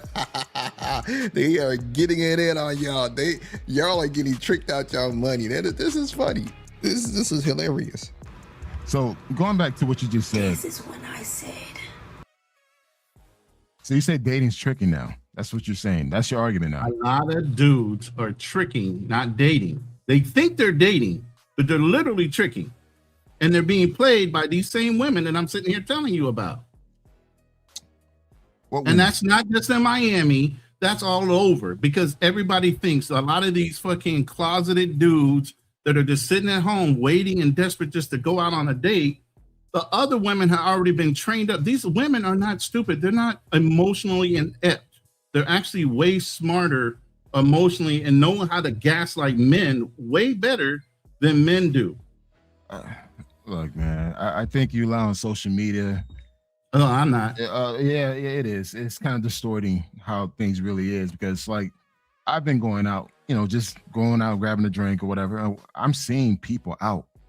I'm seeing people dating. I actually went to a party at a museum, at the art museum. There were a lot of beautiful women, a lot of dudes and women talking to each other. I think some people were probably on dates there. The tickets was only $20. So I mean, this whole thing that your argument about people tricking or dating has become tricky nowadays because everyone is doing that. That's a small minority of people doing that bullshit, and most of it is on social media. If you were to go outside and see what's really happening, that's not happening. It's just social media is broadcasting it, making it more than what it is. Because again, my son and his friends, I don't hear this. They go on dates, they go out, they meet people, they still exchange numbers. So, but I don't think you hear it because the same way we didn't hear it, because what we thought is just normal. So their idea of what's happening is just normal to them. Like, oh, I just get the Instagram or I just do something like that. That's the normality of what they're going through. But if you took how you think back then, when you say the museum, what ages are you looking at? Are you seeing the people who were, mid-20s? No, I mean, because you have to understand the places I go to 30 and up. I'm not going to a spot that's going to have a bunch of 21-year-olds. That's what I'm saying. It would be easy for you But the way Roland speak, he put everyone in one single big bucket. No, I said 21 to 30. Yeah, I said so 21 to 30. the people you would date would be your age or somewhere around that age. So if you just say 50 and you're looking at the 40-year-old, even though that's 10 years younger, her mentality is entirely different than the 25-year-old. The way she's going to think, she's not going to have a problem with you calling her. But the men today that are in college and going through, it's entirely different. They're not doing it the way we did it. You know, there's no, you either have some money. Where you going out to? You just said to go to a simple taste. You already coming out $175. Look, when I went to the movies, man, we used to have the matinee. So I used to tell the girl, look, we got to get there before 5. We go on Saturday. We got to get there before 6 because that's when the matinee is. Or we can go to happy hour. Here, I mean, that's when you were paying $5 for the movie. I mean, you could walk out of there with $20 for your whole date. Now, $20 is one ticket. And then you got the movie theater where you buying food and buying drinks. Your movie that went from $20 already costing you $100 just to go to the movie. Hold on. Go ahead. I'm trying to set up clips, and every time I load one, it automatically. And the thing is, here's the other problem, is the women see it as if you don't spend it, you a brokey. You're lame. You're busted. Yeah. You're brokey. And then if you do spend it, there's no guarantee that that's gaslighting. Yeah, you just there for the photo op. You know, she taking the pictures on Instagram. The food, taking pictures of herself, everything but enjoying the actual company of you. And so, and my other question is, how would you get consent now? You know, how would you get your consent? Again, verbally. Well, I mean, I wouldn't think about recording it. I mean, that would never probably cross my mind to do that. But I'll definitely continue with just being straight up with her and getting that consent. Hello? He's talking to his wife right now. Hold on. Oh, yeah, okay. But even with that consent, you're saying, "Oh, I just asked." We already had it on videotape. I ain't do nothing. And they going to jail for 3 years. Mm-hmm. You know, and then that's the whole thing. Filming you? Even at 3 years, think about this. These are promising athletes playing for a college football team. Don't know if they had the opportunity to go to the NFL. All that's lost. They don't get to go back and say, "Hey, I'm suing you for misrepresenting my taking advantage of you." They can't go back and get no money from her. How many women have gone back after the fact and said, "I lied this whole time," but have already had windfalls of money and everything else, but ruined the guy's life? But here, let me play this real quick. Don't know what consent is, which is horrifying. I'm going to give a quick explanation. I taught sex ed for 4 years in high schools as an undergrad student, and we would always use the acronym FRI. It stands for freely given, reversible, informed, engaged, and specific. Freely given, meaning no coercion if you continue to ask someone over and over again. Is that freely given? No. Reversible, if someone says, "Oh, I actually changed my mind." Well, don't be like, "Well, you said you..." Stop. They said no. Informed stands for an understanding of exactly what's going to happen and what acts are going to be done. Engaged is making sure the person is like sober and awake. Please share this video because I'm horrified to know that this was not taught in a lot of schools. Yeah, the same thing we said. It can always be retracted. Even after you had the conversation, Black Man Travels, and you took her out for a lovely date and everything else. She could, at the end of the day, go home and say, "You know what? I'm kind of drunk, but I still want to sleep with you." You already know you're going to walk out the door. How many guys do you know, aside for yourself, that would do the same? You get what I'm saying? We have common sense. We grew up in a different time frame. A lot of these guys would go through that whole thing, get to the moment of truth, notice she's a little intoxicated, and go ahead and follow through. They're not going to stop. They pull out game is weak when it comes to that. You get what I mean? So I get you're a different exception to the rule because we grew up in a different time. When we're talking to the young men that are listening to us now, the 21s, the 30s, that might not have had the direction, the mentorship, and all the things we grew up around. They don't have those things, but they're in these environments. You are mentoring your son. Your son has you to draw for experience. And I'm sure your son has walked away from situations because of your mentorship as his father, where other guys have gotten in trouble. So when you bring up your son, I get it. I taught my sons a lot better ways of moving around the planet too. They had us as mentors. There's a lot of young men out there growing up in single mother homes, and their mothers are ratchet as fuck, come straight out the streets in the ghetto. And that's what they taught. Their sons don't know any better. That's what they thought. They think that's cool to hang around that same chick with that fucking tattoo and everything else. They're not moving like you taught your son to move. That's who we're talking to. You get what I'm saying? No, not even that. No, you hear the woman said something about I think she called it the coercion or something. Like if you ask over and over again. I just want to ask you, how many chicks back in your day you asked more than twice? Like, hey, I mean, just be honest, because I know there were some chicks that I'm like, look, we gonna stay here till we get this done, and we keep asking, asking in several ways, and to some women nowadays they consider that a sexual assault. And I want us to be honest. If we went back, how many women, and I know this is going to sound crazy, would you say, oh, I sexually assaulted? By our rules, none. By the rules today, it's like, dang, to them, everybody you sexually assaulted. You know, you remember when we used to say you used to make the first move like, you know, you do your yawn and some people feel that wasn't consensual.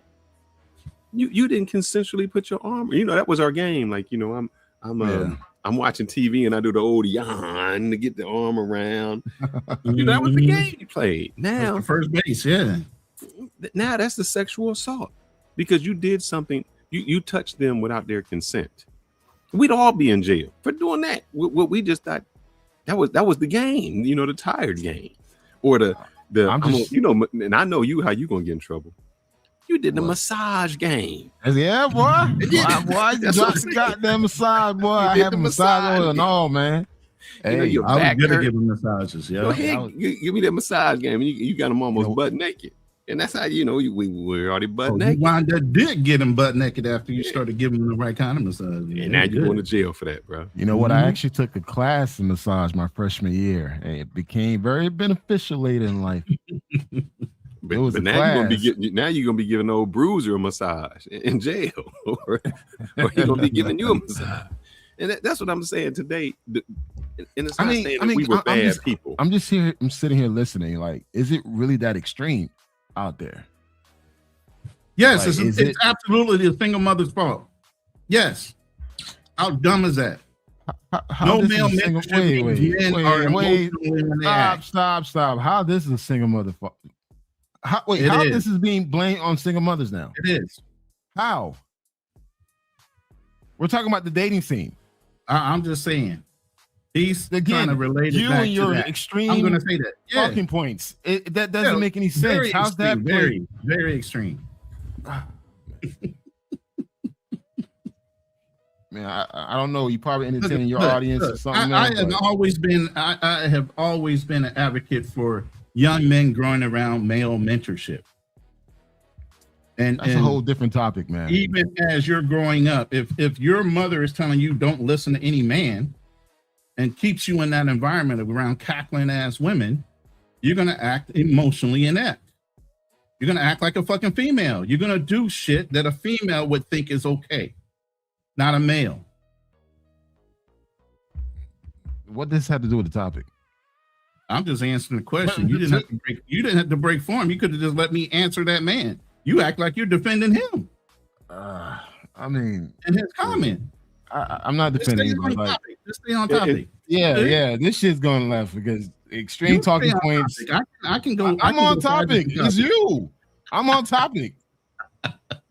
So how you gonna do your massage game in the 2000s? You know, or in this day and age?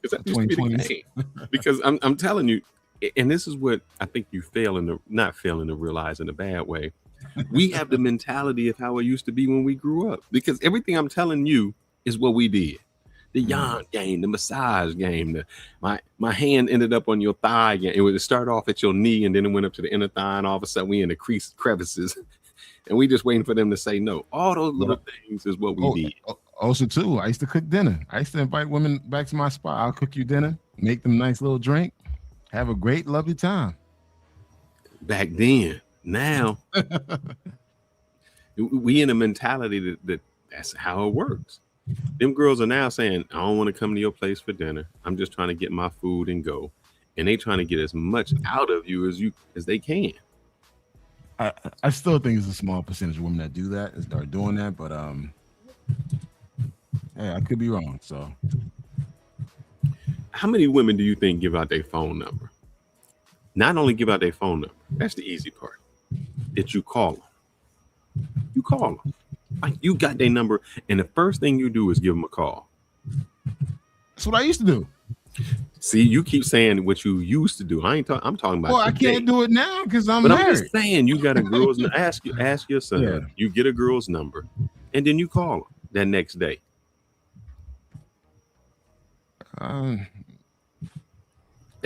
The fact that you call them, they think it's weird. Like, you calling me? What are you calling me for? It's like a weird thing. Like, how do you call? Right. But I think it's a generational thing because, like, my son would rather text me than call me. I'm like, dude, like he'll say, I'll call you back. All this, but he's texting. I'm like, no, call me direct. I have to like literally tell him like, call me now. So it's just like, we're not gonna sit here and have these text messages. But I think that's more of a generational thing, man, more than anything. Yeah. But if you in this generation and you're trying to date, that's the women you're dealing with. You're dealing with those women who you aren't really communicating with. You're just having a text message, and y'all texting. And the first conversation y'all actually have is the first time y'all meet. Right. And here's the thing. Here's the biggest thing that we're skipping over a little bit. What is it about communication? There's a personal touch to it. You get emotionally attached or physically attached to somebody when you're in their presence. It's so intangible when you're texting to somebody. It's so impersonal that you don't have any connection, even if you feel like you're forming. And guess what? They're catching feelings with a text. There's no interaction, and they got all kind of feelings where people are dating online for years, and they're literally boo-hooing, damn near wanting to self-delete over a fucking text relationship. Never met a person in their life. Let me help Kanal out. You could today, you could get the whole look.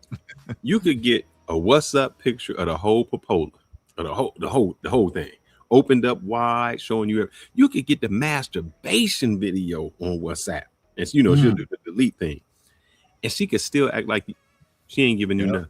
When did that happen in our age? If a girl sending you them naked photos, it was on. You already was with her. Today, you could get the naked photos for a fee, though. For a fee, they're gonna charge you. But no, I'm saying for free, and she still could be like, "Hold up, man, we're not there yet. What are you talking about? I don't know you, chick. I just seen the whole pink inside of you. What do you mean you don't know me? You're about to make me choke." But that's how it is. I think we, in our mentality, we saying it. So consent.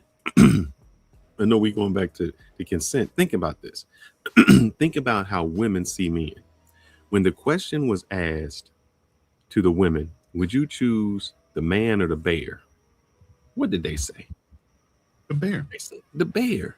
They think that the men are so destructive, so predatory, so dangerous that they would rather be with the bear. So if you are more dangerous than a bear, a wild bear, how do you think you can get with a woman that she sees you as a predator before you've ever even gotten there? You're already a predator. But Fearless, do you feel okay? What percentage of women actually feels that way? If you were to guess a percentage. All right, can I tell you this? Hold up, before I answer that, I'm gonna tell you Muhammad Ali had a saying. Somebody asked him about white people, and they said, "Do you like white people?" And he said, "Well, I'm gonna tell you, if there was 1,000 snakes coming at me, and I only knew that 100 of them were poison, do I open the door anyway? Because out of that 1,000, only 100 is poison. So I ask you, Say it's 10%. But that 10% can get me life. That 10%, I still have to try to vet, because that 10%, that one person out of the 100 girls I date can be my demise. Out of nothing that I did. Out of a miscommunication. So when you say the percentage means nothing, because all it takes is one.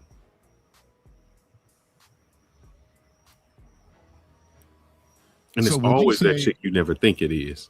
So would you say today's men should not go out on dates? Because they're not going out on dates. That's why they're not. That's why their thing is we gonna chill. You coming over? I'm not spending no money, because one thing, the money is not getting me anywhere, and then I don't know where it's at. Why do you think that the passport bros or pay for play became so popular? A guy said, look, I'm not spending this $175 to take this chick to a festival just for her to diss me and ghost me the next day. I'd rather take my $175 and go to Thailand or somewhere else where I'm gonna get a chick that looks better than her anyway, and I'm just gonna pay for it. And that's what guys are doing now. Guys are skipping the entire date and doing it. And women are saying, you know what? I'm not getting the respect. You ever hear them? Sometimes it's a comedy and sometimes it's serious. When a girl say, well, how much was you going to pay to take me out on a date? Well, I know one girl was saying, well, can you just send me the money? He's like, huh? She's like, well, you was going to take me out on a date and you was going to do this. And it would have cost $100. Why don't you just send me the money and we can just chill? It's like, huh? So that is transactional now. So you say dating is gone, man. What are we dating for? Very transactional. Yes. Very, very, very, very transactional. And as we're talking, I'm going to start showing some slides. And obviously, it's two different rule books. And that's the thing. We're thinking in a male rule book mode. And there's a whole before you tell that, I'm not going to go through it. I'm going to ask Anar one more question, because he said let's meet outside of places. Yeah. You go to the gym, don't you? Yeah. How many videos have you seen with women in the gym saying this creep is staring at me? I don't even feel comfortable with the gym, even though you can see the monkey and the camel toe sticking through, and you can see the booty hole in my butt. I don't feel comfortable with this dude looking at me. You can see the areola sticking through my bra, and my nipples are hard. You can see every imprint. You can even see the pubic hair sticking out. And you saying I'm offended by you. So imagine this. They're filming guys at the gym saying you're looking at me. Why would a guy that is innocent, that maybe have glanced over, he's already publicly humiliated, put on social media, talked about, made for other people to think he's a creep just for going to the gym, brother. That's something that you do every day at 5:30 in the morning. I mean, like, I see your points. I see your arguments. It's just hard for me to fathom that this is what's happening across the board. I still feel like, people are still meeting, socializing, hooking up, either be friends with benefits or whatever. But to like, when I hear Roland's talking points, which is always the extreme shit, like, I don't think it's that bad out there. But again, I think because we're on social media a lot, we watch these videos, you make that assumption that everyone's thinking that manner or doing that, but it's really just a small percentage of people that's actually moving about that manner. But I could be wrong. It's just a different world for us now, man. So let me ask you this, Fearless. Let's say if you were single right now and you're dating in the United States, how would you approach today's dating scene?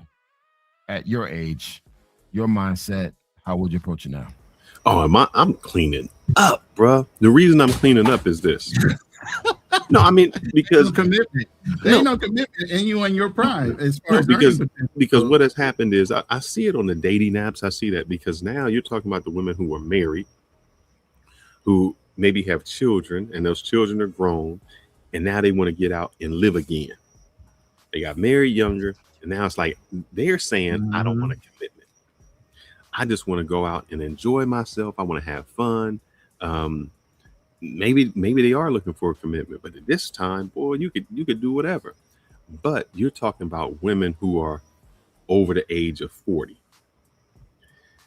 Dating a 25-year-old, look, I'm just straight up giving them some money. I mean, I'm just giving them some money. You already know what it is. You're paying them to leave. Ain't no use of me trying to go and saying I'm on a date and look, let's just skip all that and just let me become your sugar daddy. Right. Everything else is going to be nonsense because either I'm going to be her sugar daddy willingly, or I'm going to be her sugar daddy unknowingly. I'm going to be taking her out. I'm going to be spending this money. We're going to go to these places. Let's just cut all that. All the while, she got 2 or 3 phones with about 20 motherfuckers in it. So, I mean, what the fuck? I mean, Real talk. If I was single now, and what I know now, man, shit, just like y'all, I'll have fun in these streets, man. It's just too easy. Ain't no reason to lie because there ain't no shame with them. So you don't have to lie. But you're going to have fun with an older woman. You're not the 21-year-olds. It's going to be transactional. One, because you just don't have the time, man. It's just like, man, I got the time to do this. You're going to have fun with the with the older lady. If I was single right now, my age group would be 30 and up. I don't want anything younger than that. It's like, I can't do nothing with you. If you pushing 29, all right, cool, we can talk. But 29 up, I'll have fun, man. And again, I'll go for the go-getters. I don't want the broke bitches. Y'all can have them. I want the one that got jobs, the one that got something to lose. And it's just like, that makes like at least 6 figures.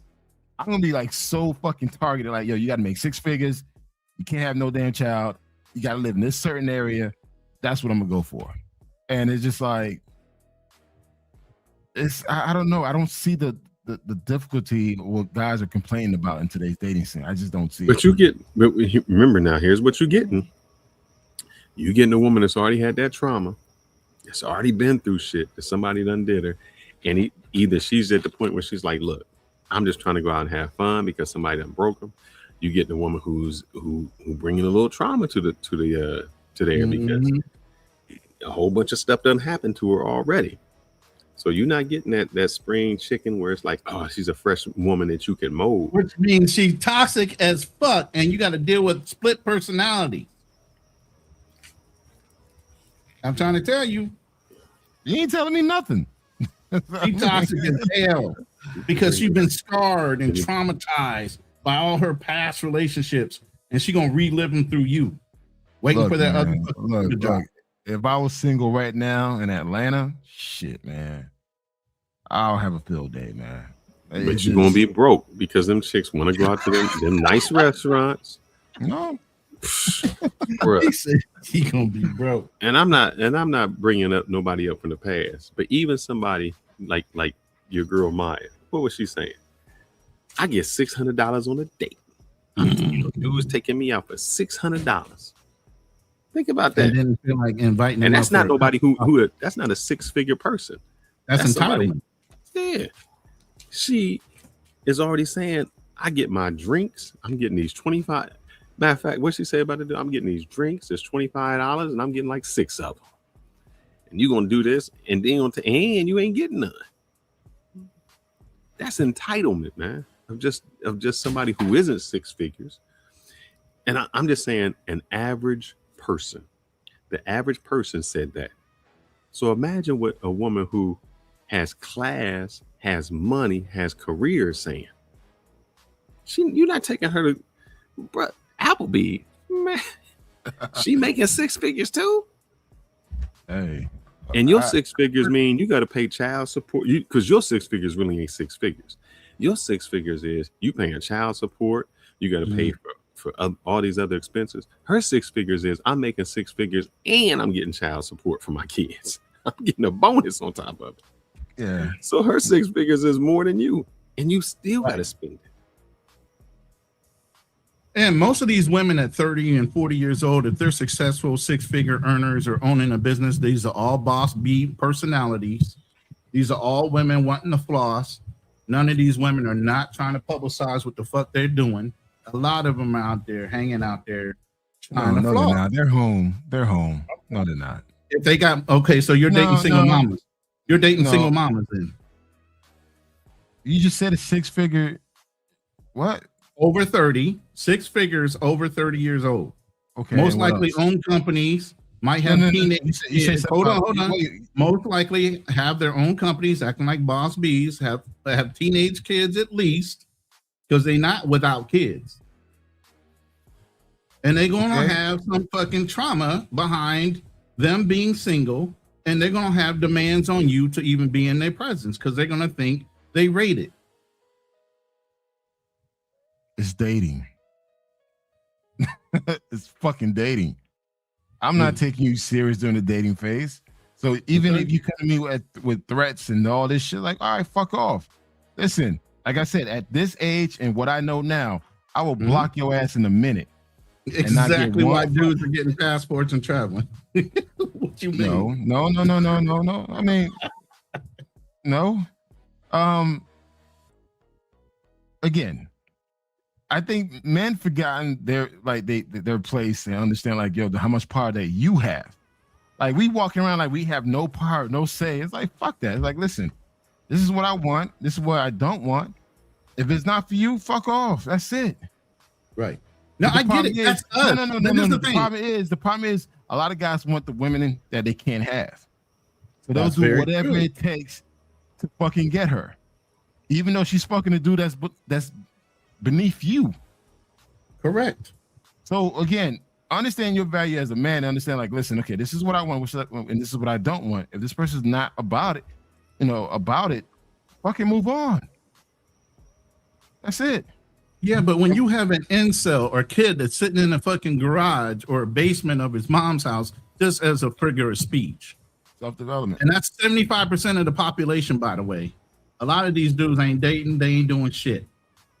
A lot of these girls are not dating. These dudes that are holding on with this, mentality of this is the best thing I'm gonna get because they ain't never got nothing else. Scarcity mindset is what's running right now, rampant, because of the power of feminism and everything else that's going on in America. Now, certain of us have gotten around that. We've gotten around that because we grew up in a different time. We know how to deal with it, and we know how to tell them go suck an egg. I don't give a fuck. Look, but a lot of these dudes have never smelled the box at all. Because they never made any effort. They never made any effort. Let's just talk about that. Exactly. Lack of effort. But dude, that's a whole different conversation in regards to dating. We're talking about men who are actively dating in today's modern scene, right? I don't think it's that difficult as the way social media makes it to be. Because I got friends who are my age, divorced. They're having a ball right now in the States, just having a great time in the dating scene. So all this pity, sorrow, madness. What you keep saying. Listen to what you just said. Repeat what you just said. You got friends who what? Who are successfully dating here in the States. How old are your friends? My age group. That's not what we're saying. I said at our age, dating women who are our age, we can clean up. If we're 23 trying to date a 23-year-old, all the game is different. Or if we are our age and we try to date somebody who's under 30, there's where the issue comes in. This is my thing. If I'm a college kid today, I'm dating other college kids. I'm not gonna date someone that's out there in the club life bottle chicks they call them nowadays. The ones that hold the bottles and shit. Yeah. That's weird. That's a very weird concept, man. That's a peacocking move. But here's the thing. I just seen a video on a girl that was a bottle chick, or no, I'm sorry. In Miami, I think what they do is, because this is what her job was. She made no money, but she was a person that the promoters would tell she could go to the club. Like they would let her get in the club free. They would call and say, get in the club free. So this girl who really doesn't have a lot of money gets into these high-end clubs for free. So she gets bedded by some wealthy people.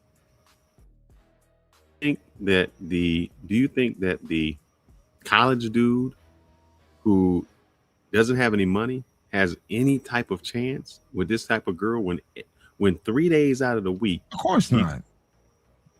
That's who the girls. So the beautiful girls. So that's what I'm saying. The beautiful girls that are in college that are his age, he has no chance with. He has absolutely no chance. He got to date average or below average without doing this. Exactly. I disagree. Okay. So how would you date? So hold up. How would you date as a college guy who's not? You're not making any money. No, I'm broke. So how are you dating? And at my mom's house. How are you dating a beautiful woman in college? Because a beautiful woman in college, she already beautiful. She already on Instagram, bruh. Because you know she on Instagram. She got a Snapchat. She got all that. And if she lives in a area such as Miami, New York, or wherever, where her yachts are going free, her dates are going free, and other men of means are taking her to places that you can't imagine, and she getting pooped on in Dubai, what you gonna do? What is it you can do? I mean, let's just be honest. You're not even near there. I mean, back in our day, we had a chance with a beautiful girl. Well, I mean, yeah. I think they, like, again, there's so many women out there. So many. And I think sometimes we can get stuck on one particular chick that we want, that we know we cannot have. And sometimes you got to be real with yourself. You got to like say, "Shit, I'm broke. I can't afford this bill." It's what it is. Sometimes we just got to accept the fact that, okay, listen, I'm gonna date within my range. That's actually reasonable. Someone that's out there in the scene. Well, hold up. Someone's out there in the scene. That's around a different clientele of people. Yeah, I can't compete with that. But guess what? I'm gonna go to these college campus parties. I'm gonna do all this, like the social clubs. That's me. That's my strategy. I don't want girls. Listen, those same girls you feel like are in your making range. Assumptions though. You're making assumptions. No, some girls are just those same girls like this woo lady that might be in your range. She's scamming. She's a scammer, but she's also a big girl. And a lot of these big girls think they deserve more. And they're settling okay, if you take the time, because you're not that corner boy. You're not that dude. First of all, she's not from Miami. Two, you can hear the bullshit. Like honestly, and again, it sucks that we have gullible people out here. It's what it is. We got stupid, slow people. And again, not to anyone that is, handicapped with any, disorder or whatever. Right. We have stupid people out here that will fall. Like, you can't look at the optics of this woman and know that, like, she's talking bullshit. I mean, come on. You can't be big and ugly and giving people tips on how to trick. I mean, as a person with common sense could read that. It's like, okay, that shit is not connecting. But I think there's still a large percentage of people that still go out and meet others and hook up. I think that's still happening. It's just the people who talk the most shit and the loudest are the ones that get the most attention. That's very true, and that's always been the truth. Dude, I think like right now, like my son, he does photography now. He picked up the hobby, so he's now doing photography. He took all my goddamn camera and lenses and everything else. And man, he said like, yo, he going to these parties, like parties this, party that, day parties. A coffee shop party. I'm like, coffee shop party? Yeah, that's big. Like, whoever thought they're throwing parties at coffee shops now? They're meeting people. People are talking. I think it's just a small percentage of people who are just social media bound, stuck on social media, thinking that the whole world's like that, and it's not. So I'm hearing something completely different for my nieces, for my younger nephews, and for my son. Okay, hold on real quick. As a college kid, I'm gonna hit up all the social clubs. I'm gonna hit up the parties, campus parties, networking events. That's my audience. I'm not gonna try to target a bottle chick, a bottom model, whatever that name is. But she at college. You don't know she the bottom model. You find that out when you ask for her Instagram. Yeah, when you look at Instagram, it's like, all right, cool. If I see certain pictures, you're in an exotic place, like, all right, yeah, you're not for me. No. Hold on. It's not that it's not that you're not for her. She's not for you. You can't afford her. That's the problem. Can't afford it. I can't afford it. Hold on. But I still think that, you know, we should give these young men, let them know, like, listen, there's so many avenues to meet women, especially on campus and college. Man, that's too easy. I'm still on this consent. Hold on.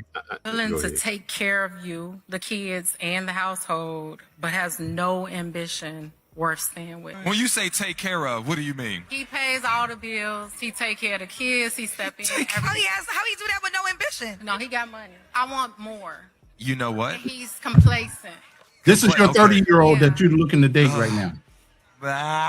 You talking? Wait, hold on. Dude, that is one person that's fucking stupid.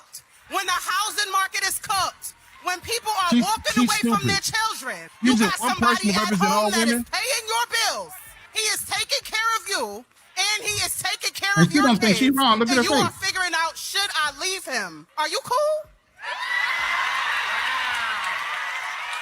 She still don't think there's For a nothing lot wrong of with it. men, there are so many This is women the telling them you delusion have I'm to be talking more about. ambitious. But, and it's because dude, they that's- want the ambition to look like what they That's want it one to look person. like. But his ambition That's is not waking one up every person. day and That's going one to work. person. You're making Waking up assumptions every for day more- and for showing more up for my people. children, showing up for my home, like that's just as ambitious. You know how ambitious you have to be when you are going through depression. Your girl is telling you you need to do more, and then you don't feel like you're good enough, but she don't know the mental and emotional. Look at her face. Does she seem any kind of affected on what that woman is saying on the stage? Man, She's still going to do what she's going to do, even though she's sitting there trying to get some advice from this woman. I'm gonna say this: any man that's married to her, if he sees that video, divorce her. Simple as that. But hold on. Speaking When of this divorce, man- wait. I got one more because I wanted to follow this up real quick. 8 to 9 months, I think. And my husband caught me. When my husband found out that I was having an affair, I got mad and I made him leave our marital home. And I kept my son here. And I hired a divorce attorney because I wanted to file for divorce immediately now that my husband had caught me. And I won't allow him in the house. I won't allow him to come in here and get all his things. I won't allow him to see my son. I've already told my lawyer that I want full custody. Okay, I don't want Dad to have visitation at all. I want to keep the house, I want to keep the cars, and I want 100% of all of our marital property. Whether that's his bank accounts, his investment account, his retirement accounts, I want all of that because it just was embarrassing that She embarrassed. caught me She getting caught. and I now have to impose some of that embarrassment on him. This is that mentality. That ain't no dream. That's what they do.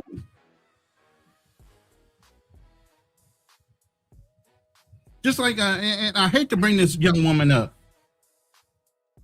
We got a new YouTuber in the streets, and she came out with this idea of kind of like showing the travel game, but then she fell into the whole demonetization of or the speaking against passport bros or brothers traveling, and now she's into the shame insults and all the other things that most American westernized women do. And now you got a whole crowd that falls into that drama mode that want to follow her. We talked about this the other week. Who's this? We just talked about it. Who's that? I don't know. Right. You got. I don't want to keep on throwing people's names out there. Why not? Yeah, Dude, be transparent. The fuck? Mariah Sincere. The one in Colombia. Let's take a step back. Republic. We're not one of these people. Oh, I don't want to say the name, dude. If you're gonna talk about the person, I'm not trying to give nobody energy. I don't care about saying her name. Wait, hold up. No, that's something I don't move in that manner. If you're gonna bring somebody up, say their fucking name, because that was something you wanted to talk about because you brought it up. So it's like say her fucking. Dude, my camera just fucking. What's her name again? Go ahead. Mariah What's her name? Sincere. We talked about her before. Yeah, what's the big with her? I mean, what's the big deal with her? I mean, we talked about her in the background. I mean, what do you mean? What's the big deal? what's the big deal? It's like he's saying, "What's your question or your statement?" No, it's the statement is the same thing. The mentality behind these women that pretend to be one way and are not. And it's not until you press them that they actually become who they really are. They can pretend for so long of being one type of way. But once you're around them for so long, just like dating, you can pretend to be somebody online until you show up, and then you already see. A lot of people used to get catfished in the day. Now people are just pretending to be a certain way, but when they finally meet them in reality, they're nowhere close to what they project. People use YouTube, IG, and all this to pretend to be something that they're not. Okay? So when you got these people that are only interacting through text and by IG exchanges, and you can always say, what do we say? Nobody knows what effort it took in order to produce that one picture that you decide to put up on IG or any kind of social media site. You don't know the effort and all the other shit that went behind taking that one picture. But guess what? You get to be selective about the picture you put up there. You get to touch that picture up. You get to shape your body now with technology and AI and all these other things that you didn't get to do before. There's so much superficial shit out there that people, men are more attracted by eyes first, visually, than they are by anything else. As long as somebody puts up a good picture, a good front about who they are, it's not until they're pressed that their true personality comes out. And so even when you're looking at these chicks online, on IG, that's a persona. It's not truly who women are. And that's why men, for all the listeners out there, step away from the fucking computer or television and go outside and see what's out there. That's why I've never been a big person on social, like stuck on the phone, looking like dating apps or whatever. I fucking go outside. I want to see what's out there. I want to see what I'm dealing with. Don't get stuck on your fucking phone like, hey, this is the only way you can meet somebody when it's not the only case. Hey, Fearless, she's been found out. Look what the last comment is. And I never wanted to show that part. But yeah, I have pictures of that too. But I'm not going to do that. But yeah, I know exactly what you're talking about, Molly. I mean, leave her alone, dog. Let her be. She ain't I wish we had some women, because I would like to see. I would love to have Vibing with Nisha and some other people come up, but I would love to see how a woman, a mother, would feel about her son.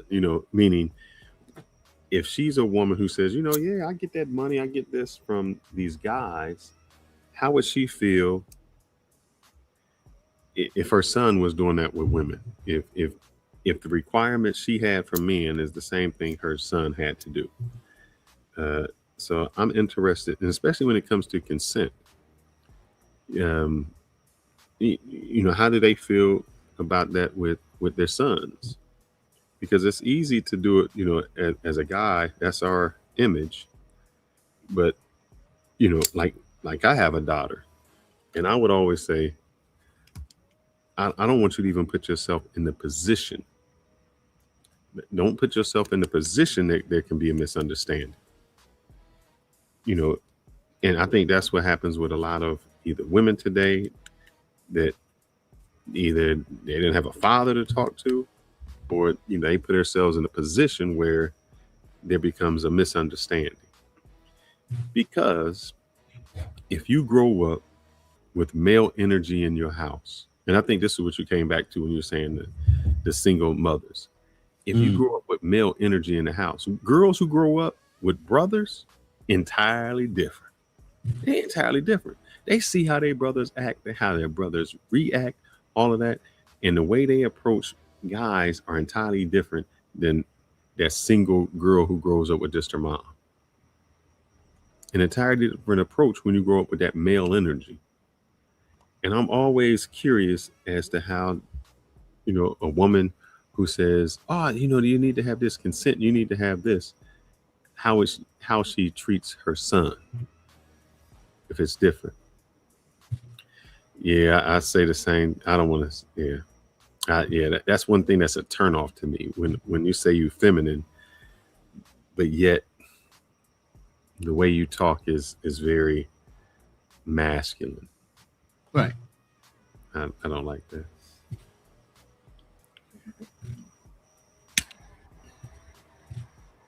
So yeah, let me ask you, Kunal. You have a daughter in the home. So what is it that you say? Now she's not at the age where I guess you would be dating, but what advice or do you say to her? She's 13. She ain't dating nobody. No, I'm saying, but in a few years, yeah, she's gonna be there. And you don't want to wait until it's funny. It's funny because we have those conversations. It's like I ask her, hey, what type of boys do you like? What type of boys draws your attention? I ask her like open-ended question, just trying to pick her head up. And I always tell like, listen, you don't want the dude with the pants hanging off his ass. Dude doesn't value education, all that good stuff. But I always tell like, listen, pick a dude that's gonna be good to you, like that's gonna be, that's not afraid to talk to you and want to be with you. It's just like just basically pick a good guy. But I told her like, listen, don't get caught up by the bad boys, And it's just like I already told her like, listen, they're gonna want one thing, and I'm very transparent. It's like, listen, they're gonna want what's between your legs. And I mean, granted, you can't control who they date, whatever, but you just try to warn them. It's like, listen, they're good guys and they're bad guys, and they're, bad guys that pretend to be good guys. So I got a question for both of y'all, because you both now have daughters, and I know the morale and the morals that your wives come from. How would you feel if your daughter even learned how to dance, to drop it like it's hot, and to twerk? How would you feel if you saw that happening in your house with your daughters doing that? I mean, it's a dance for one. It's a dance, but also too, it's just like there's certain things that they're gonna try to partake in, just like when we were kids. You can't control every aspect of that person. You can do your best, to control the environment that they're in, but they're gonna do stupid shit. You can't control what they do in school when they go to those damn bathrooms. Look, we were kids. I know what the fuck happens. And it's just like, the thing is, it's like, you just try to advise, don't put yourself in a situation that you're being recorded, doing something that's going to, end up having regrets for. But there's only so much you can control. I mean, you'll be a little disappointed if something were to come out, like a video, something like that, or, new pics, whatever. And we even talked about that. I just got her first phone and I made it clear to her. It's like, listen, I already got your shit tracked down. I got access to everything. Right. I got the GPS. And again, it's sad. Don't send new pics. You got to say that. I have a bunch of nieces. I was having the same conversation I'm having with her with my nieces. Do not send naked pictures to anybody. Like, I don't want to see certain conversations because I will have my phone checks. And some days, depending how I feel, phone check, give me a phone. Later, any passcodes, take them out. I'll go through everything. And I do that now. I was doing that with my damn 23-year-old. But I stopped when he turned 18. I stopped. It's like, all right. So Fearless, how would you feel about your daughter trying to learn how to work? Oh, we're not having that. One problem is, I would say that I think that her being half Dominican, they already dance a little provocative for me. Yeah. But like we went down and I seen, I guess my wife's cousin dancing with her uncle. So, and this is father-son, or I'm sorry, father-daughter. And they dancing, like they in a relationship. Bro, hey, Fearless, I seen that shit too in DR. I'm like, wait. So for y'all us, family. Yeah, y'all family. It's strange. That's one thing. So that's one aspect. But I think one thing that I can see that already, and as a father you have to do, is there's a disappointment. Yeah. If she does something and she feels like that's a disappointment to me, she stops. It hurts her and heart. I think that's where fathers come in, where you give that love and they feel that they have to that they don't want to be an embarrassment to you. So I think once you cut those things off early, I don't think you have to deal with them. But so understand, I don't know. Yeah, I mean, I don't know how I'm. Me and my wife was talking about this. When I see my daughter and she has this nice bubbly personality, she's laughing and she's innocent. And I said, man, what happens when she goes to school and if she loses that innocence? I don't know how to deal with it. And losing the innocence just means when people say make fun of her, or why are you laughing for no reason, or why are you happy? Because I was like, there's some ghetto kids that just ain't happy. They mad because mad because you happy. Exactly. And they're mad because of maybe you having a complete family and they don't, and they see what you bring. So yeah, they start trying to pick at you while you're in school. You get bullied because of what you have and they don't, and they're mad at. And to go to Molly, he says, can being controlling, I don't think it's controlling, and maybe controlling does it. Setting standards. Exactly. When you set expectations, there's a difference. So I think having those expectations. So the other part is, I don't think we have conversations with our children to say, even as a son's daughter, don't put yourself in this situation. Don't do that. I got to monitor people you hang around. I got to make sure that you go in a certain way. Because I'm telling you, a lot. I don't want to blame. I don't want to do any kind of victim blaming. But whenever you go through the whys and say, "Hey, why did this happen?" You see that somewhere along the way, like when you say, "Hey, was there consent? Was there this?" Somewhere along the way, there was a bad judgment made on somebody's part. Mm-hmm. Like we talked about the Ohio State guys. At some part, the guys made a bad judgment. In some part, she made a bad judgment. If you saying yes on tape and you cool with something, well, one, why are you doing this in front of your home? Why you having sex with your dude or some dude you like, then you bring in another dude, that becomes a bad judgment. That's a red flag to me. So those bad judgment leads to that. And so I would say, let's try to not make bad judgments. Yeah, I agree. And the problem is today, like when we talk about consent, I wish we had some women on here, because I would really like to get their perspective on that. By the way, I did drop the link in my chat and I pinned it to the top. We are going to go ahead and open up the panel. If there are females that would like to join the panel, you are protected here. We won't jump on you. We really want to hear your opinion on the topic and the subjects that we have, without any fear of like reprisal from the chat or anything like that. The grown ass man room. There ain't none of that bullshit going on here. But go ahead. Yeah. So like, even what you can know, how do you think, if you were single and you was out there dating, how would you protect yourself? Because it's easy, when you're younger, in your 20s, you're having fun. But now you have something to lose. You have, like, you even talk about your page. All it takes is one accusation. How do you navigate through all of that? Like I said, I wouldn't put any thought in recording, like doing a video consent or recording. Well, you better get them meta glasses working, brother. I'm telling you. Hey, you know what? I can put the suckers on right now, man. They're right here. It'll be different, man. I think I will continue to be moved the way I did in the past, because I felt it worked well for me. And as far as recording any consent, like, I'll still ask, like, hey, listen, are you sure this is something you want to do? Even though you understand where I'm at. But I wouldn't record anything. I just feel like recording doesn't make any sense. When do you ask, are you sure this is what you want to do? When do I? Oh, before I stick it in.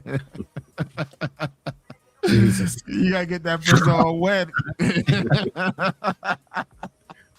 By then, that person's probably in a compromised position. My bad.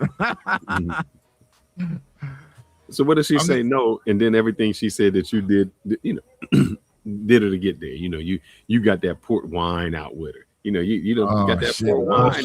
No, you got the port wine. What? And the port wine, she said, you got me with the port wine. You know what? Shit, I don't know what I'll do then. It's like, I'll tell you what I do. If she was that comfortable with me and I knew her for a while, she can spend the night. I won't touch her. We cuddle, we do whatever. Now that next morning, if she's still wanting to hit it that first thing in the morning after she's sober, all bets are off. I'm going to do what I need to do. But that night, if she's too drunk and I know we haven't been on a regular basis hitting, I'm not touching it. Not like that. Not sexually. Hold up. It don't matter. Look, what's the comedian's name? Ashcott, the Arabic dude. No, you can say Arabic. He was the one who his wife got on. He was with the white comedian. His wife got on there and said, I miss my days when I was popping my pussy at the frat houses. God damn. You remember what she was saying? No. Yeah. The one thing she said was, I met a dude. She woke up and she said, my booty hurt. Now she don't know what happened or anything like that. But you say just spent the night. You may call it being nice, like, hey, we just gonna cuddle. She may be like, look, I don't know what happened last night. I just know that my insides don't feel the same. Like I said, that's if I known her. I said that. I prefaced it. I said if I known her. But that's what guys do. Like, look, man, I just had a girl spend the night. I didn't touch her, but she just felt. Because we get into this feeling. I just felt that something happened. And we get into, you say I've known her. Did he knew what's the girl's name? Chelsea, Sierra, what's that chick's name? Are you talking about 50 Cent's girl? Nah, not the other one. The first one. Oh, Casey? Sierra, whatever her name is. Cassie. How long he know Cassie? A long time. Yeah, I mean, he had her record label.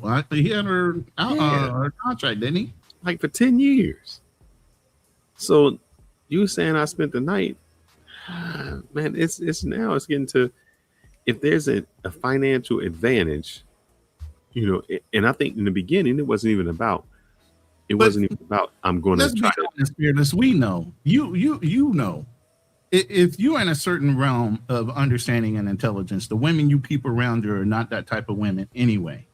Now, the ones that we're talking about are questionable in the first place. But if you're setting up your list, like your top 5 girls that you're going to keep on your roster, and it could be some kind of question or something like that of, her maybe not being 100% there or aware.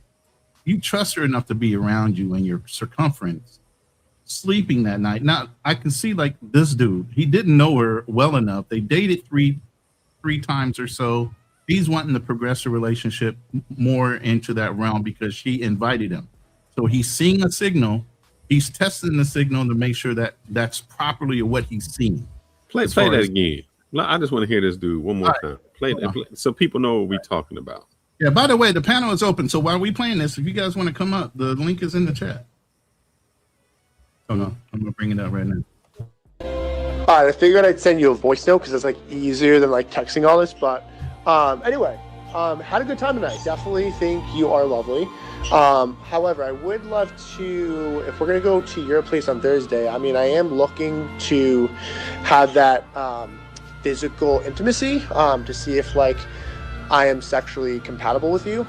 So like if I'm gonna come over, like I would be hoping to like hook up, have sex, have a good time, have like that romantic spark and that physical spark there for my own sake, because it's hard for me to continue dating someone and seeing them if I don't know if I'm sexually compatible. So I know you said I don't know about that. So like I guess my thing is like what would be the point of me coming over then if we're not gonna like hook up and like cuddle and like be intimate with each other, and if that's what you don't want, that's fine, but like I think we should just like end it here then, respectfully, just because first date, that's fine, like you want to get to know each other, I'm all about that, but like I am looking to have that physical aspect there, and I don't want to continue seeing someone if I don't know if that's good, if that's not there or not. So up to you. Let me know. I'm happy to, if you do want me to come over, I'm happy to do so. Would love to have a good time, and we can have some wine, hang out, and chill. But if you're not trying to hook up, then like I think we should just go our separate ways. Honestly, I tell you what, as far as knowing that type of person, they've been very comfortable in their conversation, I'm sure, in those last 3 dates. He didn't feel ashamed to say the word. He didn't even stutter over it. He just said, fuck. meaning they've had these kind of conversations. So then that's why I think he wanted more clarity than anything, because maybe they've been flirty in their conversation. He felt comfortable enough to say fuck. And so at that point, yes, you do. Yes, I want to fuck all the time. Yes, I want to fuck. Yes, I never that's said their that. vernacular. That's their vernacular, not brothers, but their vernacular. No, I'm Yes. saying us. I mean, have you ever said that? Like, I want to fuck. No. You know, but we gonna say it like I'm gonna hit that. You're right. I mean, it's the same. A little more tactical. They're like straight up like blunt with their verbiage. So yeah, that's their vernacular. Fuck. Marty Marr just made a valid point. I try to stay away from all that rage bait content. I tell you, half of the shit that you guys see on social media, man, listen, man, people out here doing their thing, man. Like, my wife has been gone for about a month and a half, so I was able to go out. I was able to go out there and see what's out there. And I hit up some of the restaurants, some of the bars, some of the lounges. I mean, I'm out and about, and I'm like, yo, that's a lot of beautiful women here. Yeah. Dude, there's dudes. But a lot of those beautiful women are Let me finish. I'm agreeing with you. I'm just saying, it's just like this whole notion that people out here hurting. Man, I don't see it. And again, I'm seeing it from a married man perspective now. Mm-hmm. I'm just sitting back, listening to conversations next to me. I'm like, damn. Let me ask you one question before I read the super chat. How many IG accounts do you know of right now that you might even be following? I don't. Listen, I even my Instagram account. Okay, that's good because there's a reason why. If you look at any IG chicks, 95% of them have a link pulling you off of IG. We're not talking about Instagram chicks. We're not talking about Instagram chicks. We're talking about people who are going out and about dating. You just got to finish your point, but now you jumping up on mine. But no, but you brought something that has nothing to do with this topic. What I was saying. It does. Yes, it does. What I'm saying is, and it was communicated earlier during this live, that a lot of people don't necessarily call each other. They exchange what? IG accounts, the text, back and forth.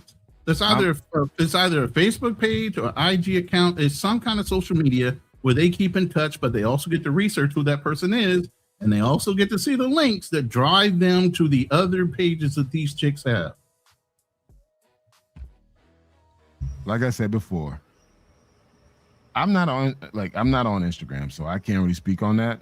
But based on what I've been seeing based on what I've been seeing here in Atlanta, just going out, just getting outside of the house and whatever, people are talking, people are dating, people are out. This whole thing, everybody's not meeting people or not talking. I don't see that. I'm not saying that it's not happening. It just doesn't say that there's not a financial transaction for everything that you're seeing.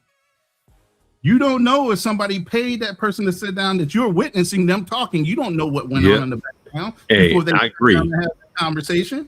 I agree with AJG12, a whole bunch of numbers. This one. He says, so your perspective is biased, bro. You were out there momentarily, probably missing that environment. So your lenses are different than those. Yes, I disagree. Yes. I disagree. I disagree, bro. Hold up, let me talk. Hold up. You know why I say that? Go ahead. Just like when you go visit Colombia and you go visit Thailand and you go visit DR, you are a tourist, and a tourist is going to see things way differently than when you live there. When you live there, it's entirely different than when you just popped in for the weekend or popped in for a few days. Your perspective for them few days are shaded than when you really live there. I disagree. I think by having the outside looking in, I can see things for what it is. Because the thing is, like, AJG12, hey, you need to change that fucking name, man. That shit's goddamn long. How you gonna tell the man to change his name or lady? Shit doesn't make any sense. Who the fuck named AJG? Maybe they're initials, man, and maybe that's the year they were born or whatever. Yo, bro, change that goddamn name, man. Shit, get a more better avatar name, and put a profile too, man. I I just feel like from the outside looking in, you can see things for what it is, and you can like really pay attention. When you actually in the mix of things, yeah, you could probably see things from a one view perspective. But from the outside looking in, I can see from a woman perspective. I can see from a man perspective. People mingling, talking, people looking at each other. I'm seeing all that. So for me, I can take it all in and record more information based on observation versus you actually in the test. Is that observation or assumption in observation? Oh man, it might be an assumption because you ain't spent the dollar yet. You don't know. You haven't approached it.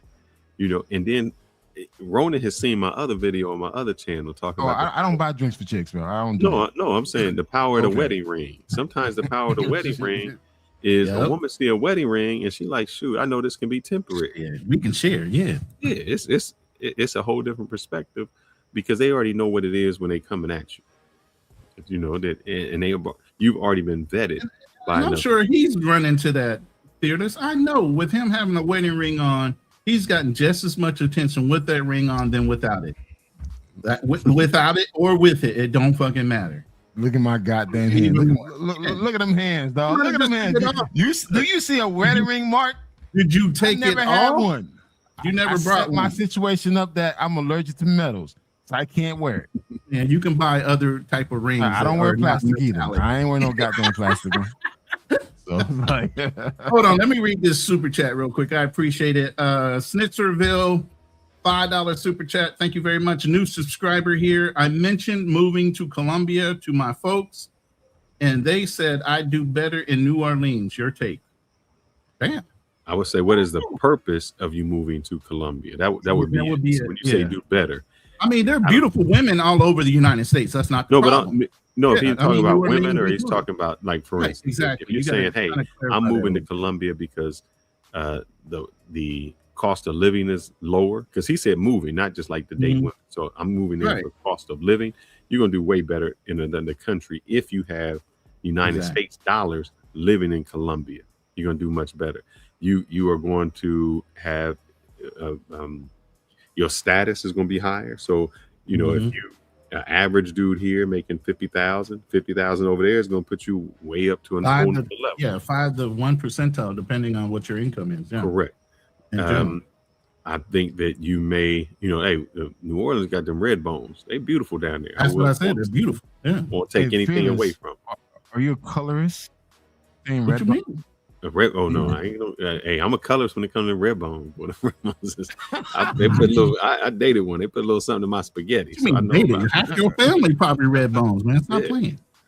So, I mean, so is mine. That's what I'm saying. When you're used to being around that shit, it's like second, just like Colombians used to being around shit like, you know, beautiful women all the time. It's secondary to them. That's why we have a lot of brothers that go down there in the scarcity mindset. They're not used to being around pretty women and being treated a certain way.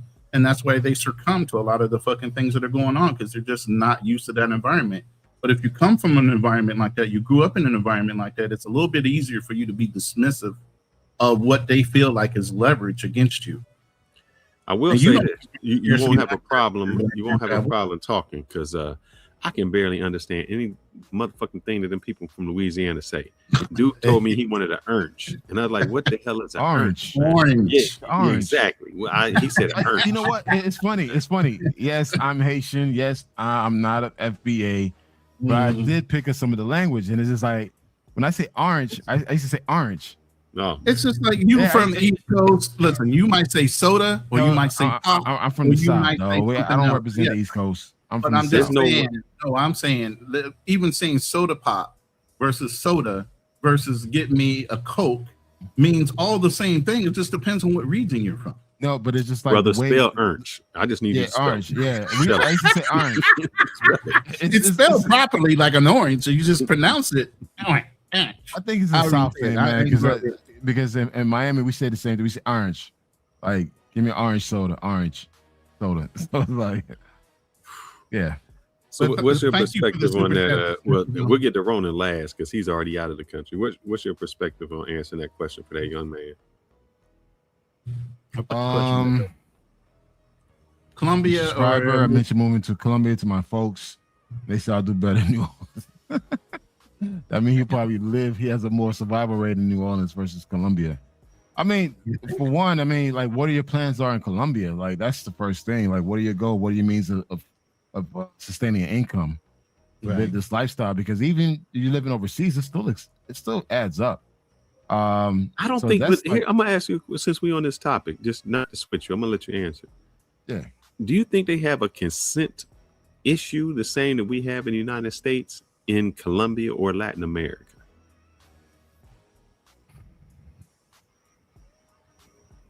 Meaning, okay. Would that dude putting have made that call to that girl in Colombia or DR? Depending on the girl he meets, I mean, some girls will probably want to save themselves for marriage, but most of them not.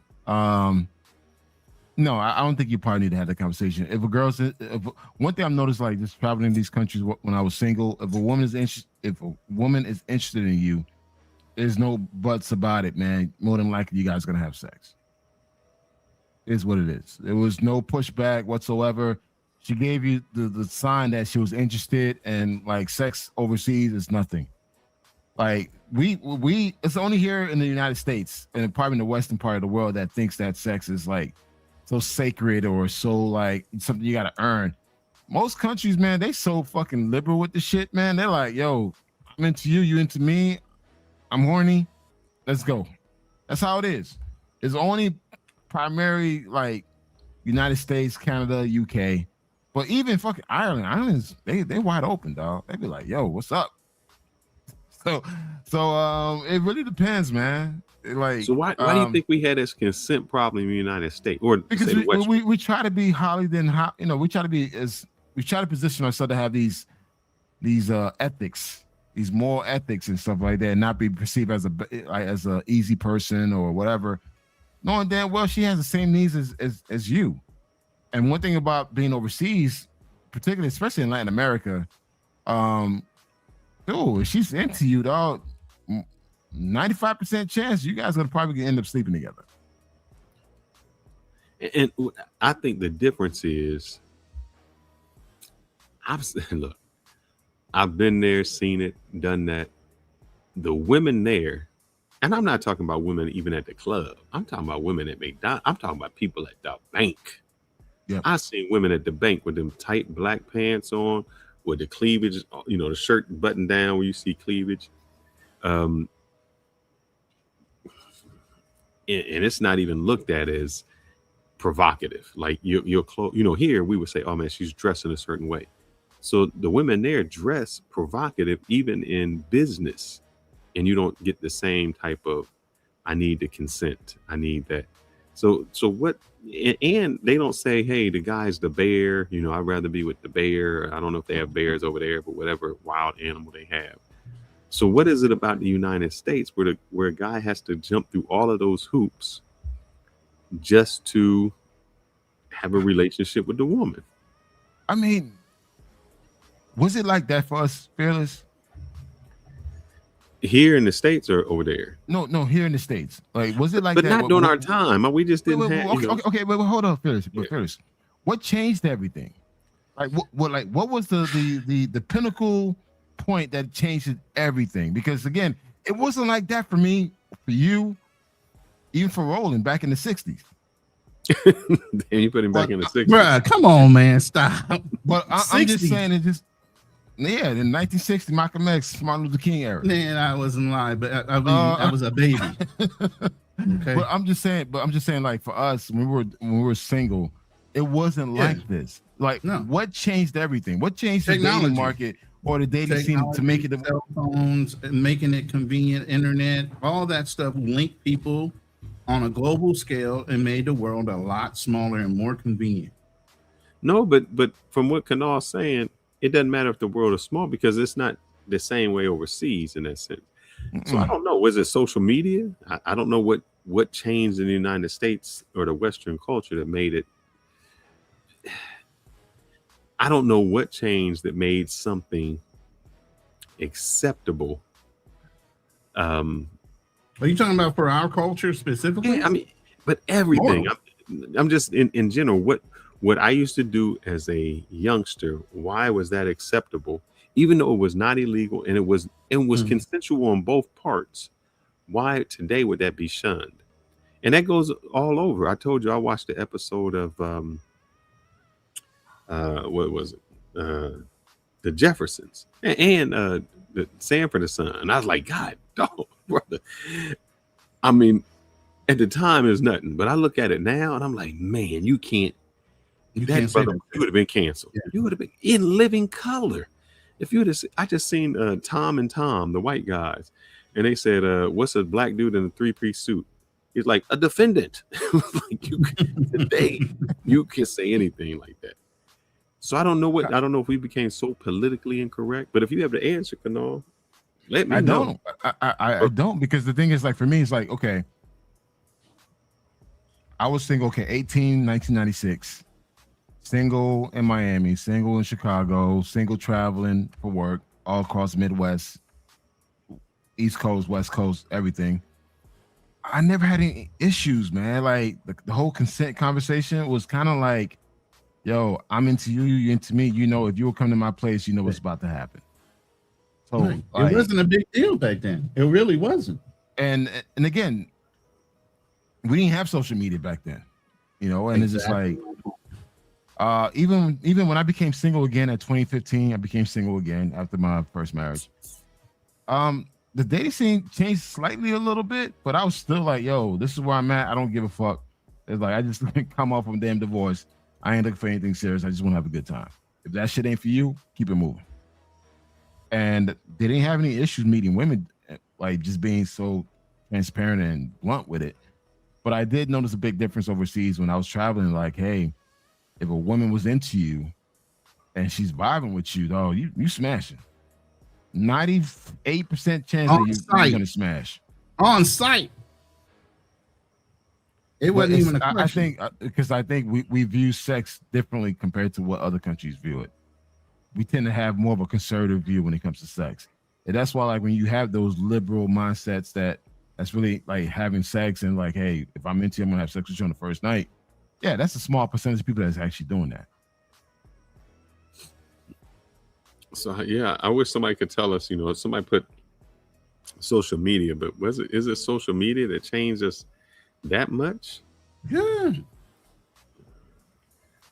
The convenience of internet, social media, and, you know, the disposable culture where, you know, hanging together. Look, divorce is so convenient now. If you're not happy, I'm not going to work through shit. I'm just going to go ahead and file for divorce. Nobody wants to fucking try anymore. They just feel like everything is disposable, easy to replace, easy to start over.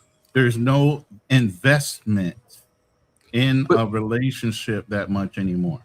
But Roman, we saying it's changed, and then you're not happy. We saying it's changed and it became more difficult. But I'm telling you, as a young dude, you can go, you can get naked nude pics from a girl you ain't never met. Yep. You can basically get the camel toe pics right there. A girl can get dick pics all day. So it does, unsolicited. Yeah. So what I'm saying, in some part, we had to be, in a sense, why are we more open and share more, but now we're more scared, and where a guy has to be like, look, the difference, you know. Fearless. The difference is that when we shared, it was always face to face. We didn't share through our phones. Hell, we wouldn't even leave evidence like that. What you mean? That's why we had disposable cameras. But I'm saying that, but here's the thing: you shared it face to face. That's face to face can become he said, she said.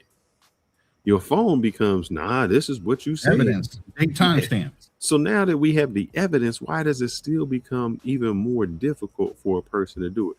Like this gentleman on that recording was shamed because he did exactly what the women are saying you're supposed to do. He was a weaker version of you, meaning what you say is, hey, I'm upfront with him. I'm gonna let him know what's up. So just imagine he didn't speak the way he spoke, but he came at you like, look, we ain't going on a third date. I'm letting you know, I told you what I came here for from day one. Nothing has changed. I'm trying to hit them skins. And then she puts your video or your voice, your text messages online because you was upfront with her. and she didn't like it. So why is that so messed up for you to be as upfront? Because the women say, I want a dude. Why can't y'all be honest? Why y'all gotta lie about what y'all want? If you honest, we can do it. So you're honest, you're open, you're saying, hey, I'm not playing any type of games. This is what I want. We're two consenting adults. Let's have some fun. Why should you be shamed for asking for exactly what it is that they're asking for? But think about this for a second. Let Kanal answer that. I want to know Kanal in this day, because he said on me though. Why because on me, I'm man? not picking on you, because what you said is I'm gonna be upfront with the women. I'm gonna say exactly what I want. So what if that woman took your recording of, hey, I'm being upfront. I don't want nothing. I'm trying to fuck. I had a few of those. I'm trying to. I mean, I don't know. And then she put you out there and say, matter of fact, here go his link to his page. He trapped, black man trapped. And now you blown up for something that y'all thought that was y'all was in agreement. That was wrong for her to even do that. Take a private voice message, but that's it right there. She wanted attention. That's what it was. And I think nowadays, where everybody's doing things for clout, for views and likes and stuff like that. I don't know, man. It's just weird. I'm literally glad that I experienced what I experienced during my timeline. Man, we sound old, don't we, man? We sound like man. We sound like them dudes. And Like we don't even look that old. But it sound like, man, you know, Sasu ain't like it used to be. Like you'd be like, man, Park Aurelius ain't like it was when I went back in 2015. Because like, Fearless and Roland, I can share this with you guys, man. You know, my specialty. It's like, you know, I got the chains and the whips and the handcuffs. I used to use that a lot back in the days, man. So imagine if I use that sucker now. That's probably abuse. Oh, hell no. That's straight abuse. You going to jail. You torturing people. So, hey, listen, I got a suitcase. Yeah, I got my stuff. I got my toys in there. Oh, so you went into, but never mind. But here go the thing. I took that sucker overseas, man. They love it overseas, bro. No, but here go the thing now, brother. If you go to Colombia with a suitcase of your specialties, they not gonna let you in. They gonna deny your entry for your whips, chains, and your vibrators. And now, Fearless, I used to carry that shit back to Colombia. Back. That's what I'm saying. Do that now. You getting stopped at the border. They sending you home. Imagine that. So just think about when you say the times change. Yeah, it's changed. Then that was just something you brought. That was something that was enjoyment. Like, look, I got something ready for you. And now you can't even get into the country. And of course, I got their consent. Hey, I got their consent. But I probably I get roasted right now. I can see the news article now. Police break into a house with a woman screaming, find a man torturing a white woman, and she's all tied up and he's got a whip on her. I'm like, what? Hey, man, a lot of women are into that shit, bro. You'd be amazed. Man. Especially all these managers and supervisors and leaders and shit. But listen to this, and this is what I'm kind of hearing. You know, what's going on with women as far as the ego that they have? Nobody had to know that she was kind of like insulted by him saying, I'll walk away from you if you're not down to move forward in a relationship. That's ego one. And then she's seeking to expose him by putting that on the internet, I think for her own personal popularity. But she's trying to expose him for doing something properly, but yet and still she's not ashamed of doing whatever she plans on doing with her life and her body. It's her body, her choice. But she's trying to expose him for actually trying to get permission. What is going on with the mentality and the shift that women feel like they need to be more masculine in their thought process with their egos and gaslighting men to be ashamed for being forward? You know what I mean? So is it that we just don't know today's women? Women are changing. Men have stayed consistent. Yeah. Women are the ones that are modifying and changing. They want us to be in our traditional role, but they allow themselves to change. And we're supposed to be in our traditional roles and not change at all. I disagree. Okay. So you tell me what woman wants a man that wants to be feminine, that stays in the house and wants to cook and clean? A lot of them want that. No, they don't. Because they accommodate to their personality. Oh my God. I mean, let's keep it a buck here. How many women right now are dating men that are homebodies? That doesn't work. They go. The lady will go out and work and earn the big checks, come back home, but the man's home playing video games. That's Not a lot, because here's the thing. We just saw a lady that Rona played that she said my man took care of everything. That's a small percentage. Come on, Fearless. No. Okay, listen. You have That's more how common roll. sense. Hold on. You have more common sense than Roland. You're not coming with all the extreme talking points. Oh, I don't have common sense now. Damn. You don't. You go far left and shit, man. So it's like with Fearless, I can have a adult conversation with him. Okay, I'm a child. Not a child. You're just kind of out there, like just far left in the Philippines. Do you really think, like, honestly, there's a lot of women right now dating men that are not working, that are home playing the video game, like just taking care of the house? Trust me, that shit's a lot. The percentage is a lot bigger than people think it is. But those are the same women that are saying, I wish I could get a real man, that are cheating on their man, that are not happy. Because for whatever reason, if things are just going good, they get bored. They say the romance, I need that romance. So when things are just going good, it's not drama enough. Look, how many women, It's like the woman I black played with, women, she are had getting? the audacity of getting caught. She wants to hire a divorce attorney and take everything from him because she got caught. What about you? I know you're saying anybody, but I know we can only talk about things that people know. What was the girl that went to jail and the dude held her down? It was like Pusey and Remy Ma, or one of them. Oh yeah. The rapper. He held her down. And she said, I'm gonna get with a cheap, no dude rap comedian. And that's who she cheated with. So when you say he was holding her down, he held her down while she was in prison, went there every week, took care of her, and she's still cheated.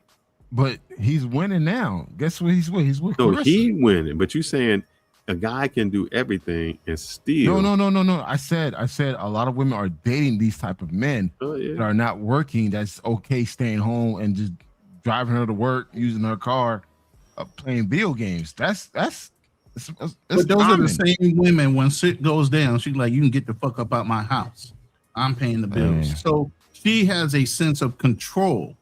She has a control mechanism that she wants to have and leverage in the relationship, and she'll pay to do it. Yeah. You don't like it? Get the fuck up out my house. I'm paying the bills here. It's difficult for for a woman to fall into a man's program when he knows, like, hey, I run a tight shop. The likelihood for her to like really fall into that are very small, because her ego will get in the way. So therefore, it's better to date someone that ain't doing shit. You can control that person a lot better. And that's what they just do. Think of now what we get into. Just think of what we get into. That we get into the point where before the dude was in the street too much. He was always in the street. He ain't coming home. He coming home late. We going from that to you at home all the time. You ain't out. Why ain't you out?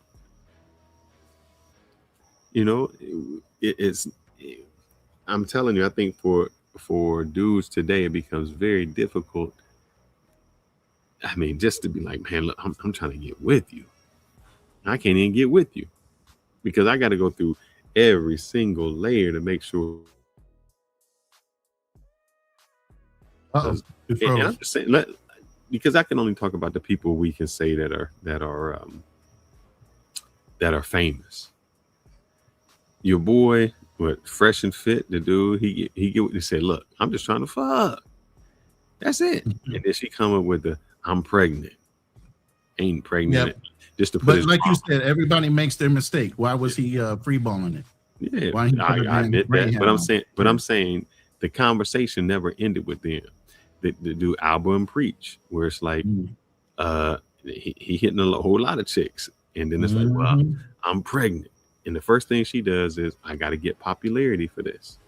Now, even though it showed that they're both consenting adults, he becomes the bad guy when y'all both went into this thing saying, this is what we want. So I think, these are just guys who said, man, I made the same decisions that we did or did what we did. You get blasted out in the internet, you get blasted in public just because somebody changed how they felt. When I looked at the statistics, I forgot who did this, and they were saying, hey, there's on college campuses, 1 out of every 4 women gets sexually assaulted. That sounds bad. That sounds like, man, that's crazy. But then when you look to find out what does sexual assault mean, then you're like, hold up, wait. He attempted to kiss you and you said no. That's sexual assault. I mean, I would have been sexually assaulted. A lot of chicks with it. They came in and they did they turned the cheek, and you're like, oh, okay. I thought I was getting a kiss and I got the cheek or something like that. Right. So all of those things became sexual assault. Where back in our day, that was just, your dudes be like, oh, you got played. It went from you got played to a sexual assault. So the whole dynamics of how dating is very different. And it's reverse. Back you used to smack a girl on the butt. Now you do it, sexual assault. She can slap you on the butt. I know girls that be grabbing dudes' things, and that's cool. But if you did anything like that, it's sexual assault. So it becomes a whole different aspect, man, of dating. Is just this is why these guys are. We say, and I don't mean to say this about the guys. I think we are judging a lot of guys through our lenses, and we are saying these guys are weak. I'm starting to rethink that, saying they're not weak.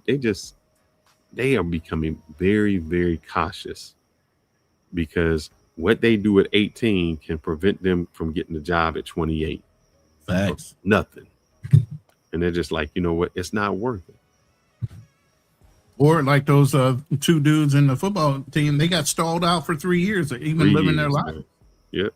And still get no reciprocity on that lost time, the ability to play sports, maybe even get paid in the long run. They don't get to hold her responsible for fucking lying.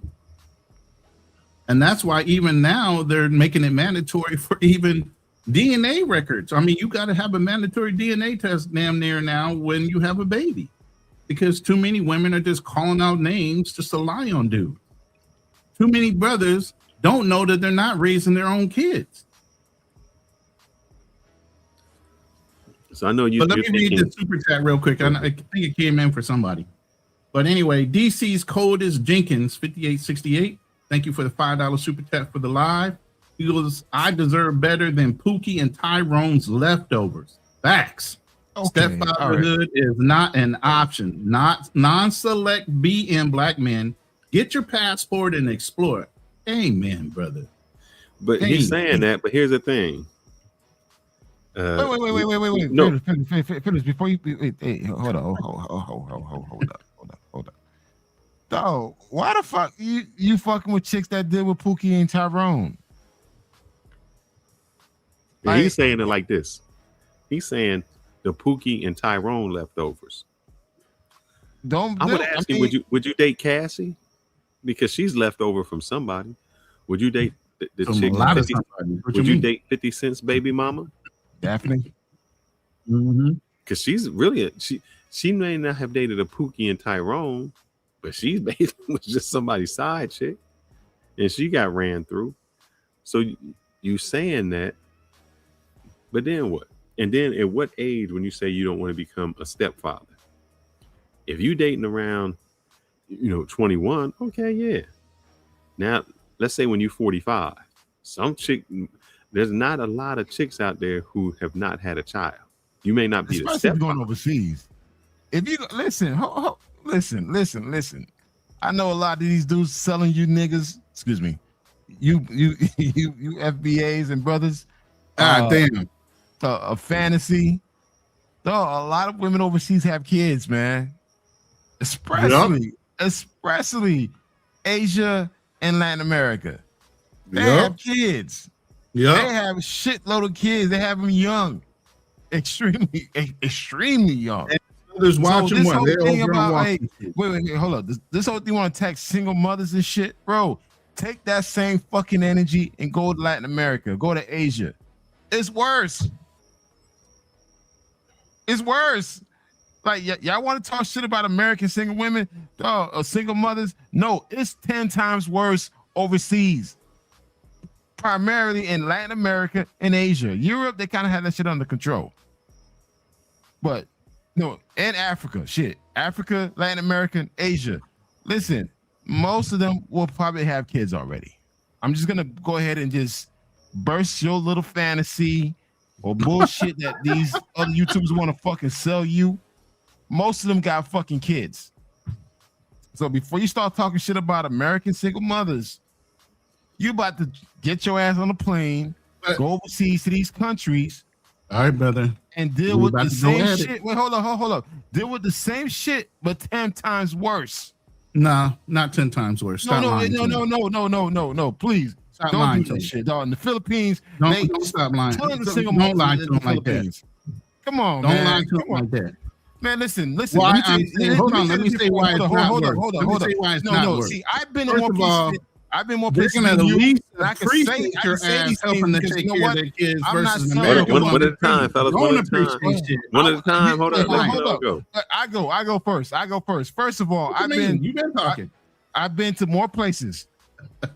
And I've been more places than you. I could call 24. You out. I've been more places than 24 countries. You've even been with military. Something. Listen, hold up. I've been to 24. You've been to 40. Let me talk. Hold up. Even you traveling with the fucking military, I've been more places than you. 24. You travel with the fucking military, I've been more places than you. And I can tell you this right now. Asia, Africa, Latin America, bunch of single mothers. It is what it is, man. This whole notion about, wait, hold up, unless your ass going to date someone extremely young, but even then they can have kids. I'm not here going to sell you a fucking dream or a fucking fantasy like, hey, shit, is that fucking green or better overseas? Look, a lot of these people who have kids, there's no system to take care of those kids. So the mother is literally, if the father's not helping, she's struggling to take care of that child or children. Yeah. So listen, hold on. I'm not here to sell you any fucking dreams or popular fantasy. Fuck that. I'm back, nigga. I'm back. Okay. I'm fucking back. It's what it is. Okay. Hey, you're not used to having my voice in your damn live streams. I'm back. You know how I am. I'm gonna talk over your ass. I'm gonna talk my. I'm gonna say that. No, I ain't done yet. Exactly the same. Give me 10 seconds. No. Give me 10 seconds. Give me shit. Hey, I'll give you 30 seconds. Go ahead. Get your 30 seconds on. You tend to talk your ass off. Get your 30 seconds on. All right. Thank you, brother. Thank you. I love you, man. Thank you. Well, shit. Goddamn, your ass be talking for fucking hours and shit, and me and Adrian just sitting there waiting for our turn. Phil is laughing because you know I'm right. Like shit. Shut the fuck up. Let us talk. Like goddamn, like going back to what I said. Listen, I mean, unless you're in Europe, it's kind of different. But Latin America, Asia, and Africa, it's what it is, man. Most of the women, some of these baddies that you see on Instagram, they have a child. 95% of them have a child already. I'm done. Go ahead. Okay. Thank you. So you're absolutely right. There are a lot of single mothers globally. It's not exclusive to America. It is not. Even though America has systems in place to encourage that shit, a lot of these countries do not. So they are at a disadvantage and definitely looking to fleece your pockets. The one thing I can say about a foreign single mother, even though I'm not dating one, is they're more appreciative of the things you do for them versus the ones in America that are entitled and also have the systems in place that are getting extra money already. Now the difference is they appreciate it because no other man in that country will fucking do it. Exactly. So that's not a good thing. So there is a difference. That's not a good thing. There is a difference. That's not a good thing, though. That's not a good thing. I'm not encouraging anybody. Listen. First of all, don't get it wrong. Don't get it twisted. I ain't telling you go overseas and marry a single mother.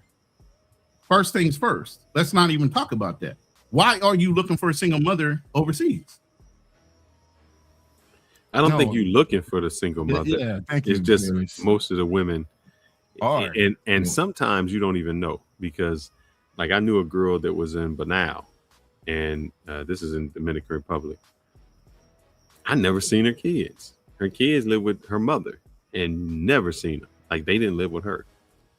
I want to address this dude. He says, I want to move to Colombia. Shout out for the $5 super chat. Yes, sir. He says, I want to move to Colombia for a better cost of living and a better quality of life. I just got $168K a year and living in Central Alabama. Motherfucker, you are in Colombia. What are you talking about? You are in Central Alabama. What the cost of living in Central Alabama when you're making $168K? You basically living in Colombia. I don't understand that. $168K living in Central. No, the only difference is you might be dating your cousin. You might be dating your cousin, and I just came from Mississippi, and I will say that the quality of women it may be a little lacking. So if you can take your job over to Colombia with that amount, as long as you're cautious, you can live like a king. But if it's just cost of living, you in Central Alabama. The housing is not the same as New York, California, or Miami. So if it's just for cost of living, you're great. In Alabama, they're going, education might not be that good, and the women are not going to be as much quality. If you look for quality, you might find some good women that cook for you, but they're probably going to be a little bit bigger than you, way probably more than you, and may have less teeth than you. If you can get past that, good to stay home. If your objective is to, stack your cash, hey, move on. Nothing wrong with that. You see that, Kanal, he said he's in Central Alabama. Well, what happened? I stepped away, guys. Sorry about that. What happened? I said that the gentleman talking about moving to Colombia, and he is in Central Alabama. I said, brother, you're in the lowest cost of living place you can get. The only thing is he just dating his cousin or a woman with a few teeth. But other than that. Yeah, I mean, I'm just telling, like, understand that when you move into another country, you got to first have some source of income. You got to have something that's going to solidify your status there. Because, again, you go in there for a weekend or 2 weeks, yeah, you can ball out. When you actually live in that particular country, man, it's different. So for one, what's your purpose there? And also, two, do you have the financial means to sustain a good life in that country? Because the worst thing you want to do, they're going to look at you crazy like you a fucking gringo in the fucking, like, in the lowest barrio. They're going to like, what the hell you here for? So, if I was you, if I was moving to those countries, like when I was in DR, the guy who inspired me to work remote and travel, he had a maid. He had a live-in maid. Because one thing I found that if you live overseas, you tend to go out, you do that, and you spend much more money than you would normally spend. And what he did, he had a person who cooked for him, cleaned for him, took care of the household, and maybe he spent his Fridays and Saturdays, going out. But during the other weeks, he lived so low because someone was cooking for him and taking care of him. And, the amount he was spending like $300 a month just for that. And the amount to have somebody do all of that was much better. So I'll tell you this, in DR, I had a spot there, and I used to hire a cleaning person to come in to clean up. And my girl be there too. It was like, yo, it's better just have someone come in and clean up the place. If you're gonna move overseas, you got to live a certain lifestyle. Correct. So if you're trying to live amongst the locals, like in the low barrio area, it's not gonna work because they're gonna look at you crazy like, well, why the fuck you left the US, come live in my community? And especially if it's like a lower tier community. So again, just make sure you have a plan, man. Don't go there just strictly based on what you see on social media and women. That shit gets old real fast. Like, because a lot of them is about that money. He also wants to know another $5 super chat on his behalf. He also wants to know, how did you get that brick background? Just tell him you living in a studio with the an old rustic place that got the brick actually, in it. I put Phyllis on game. Yeah. My background was that. I'm outside now, so you can't see it. Yeah, you know what? This is not a real brick, man. I kind of get fuck it. Yo, that's not real brick. It's actually a soundproof padding. Like wallpaper. So, wallpaper. So it's soundproof padding. So basically I don't get that echo-ish sound in the room. So I just kind of put this across the entire wall. So that was my my little research. So you go to Walmart or Amazon or something Amazon. like that. Yeah, shit. I could probably look for it. But you can find it on Amazon, man. Fearless did the same thing for his spot, man. So it's like, all right. It's cool, man. Like, it's funny whenever people come here, they see my studio and it's like, damn, this shit's kind of nice. Like, yeah, did it myself, man. Put the shelves up, put the pipes up. What? Oh, he's on mute. You went mute, Ronan. You went mute.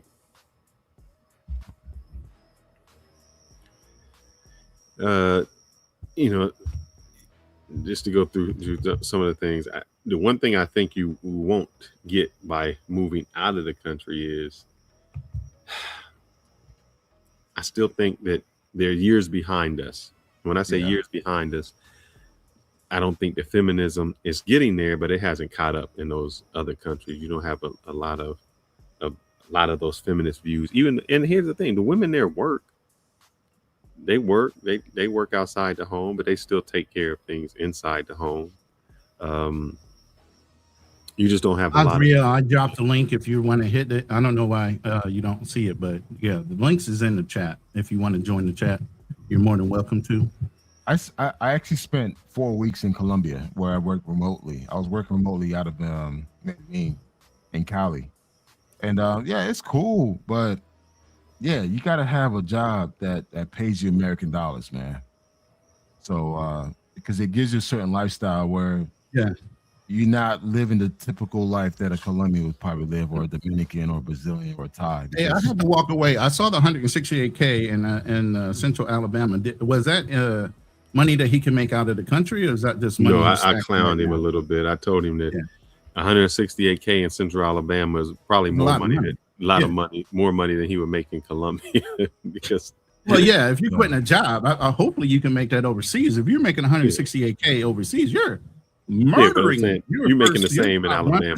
It's just you're gonna be dating your cousin, or she's gonna have less teeth than you, or she gonna cook and clean. She's gonna be overweight. Leave my subscriber alone, man. He's new, but we're gonna hold you accountable. Again, the panel is open. You're more than welcome to come up and join the live and speak your opinion on the conversation as far as masculinity and modern dating and feminists affecting that, and how women act nowadays versus back then. So the one person says he's Colombian American. Here's the difference is, I think that when you probably lived in Colombia, you were making Colombian money.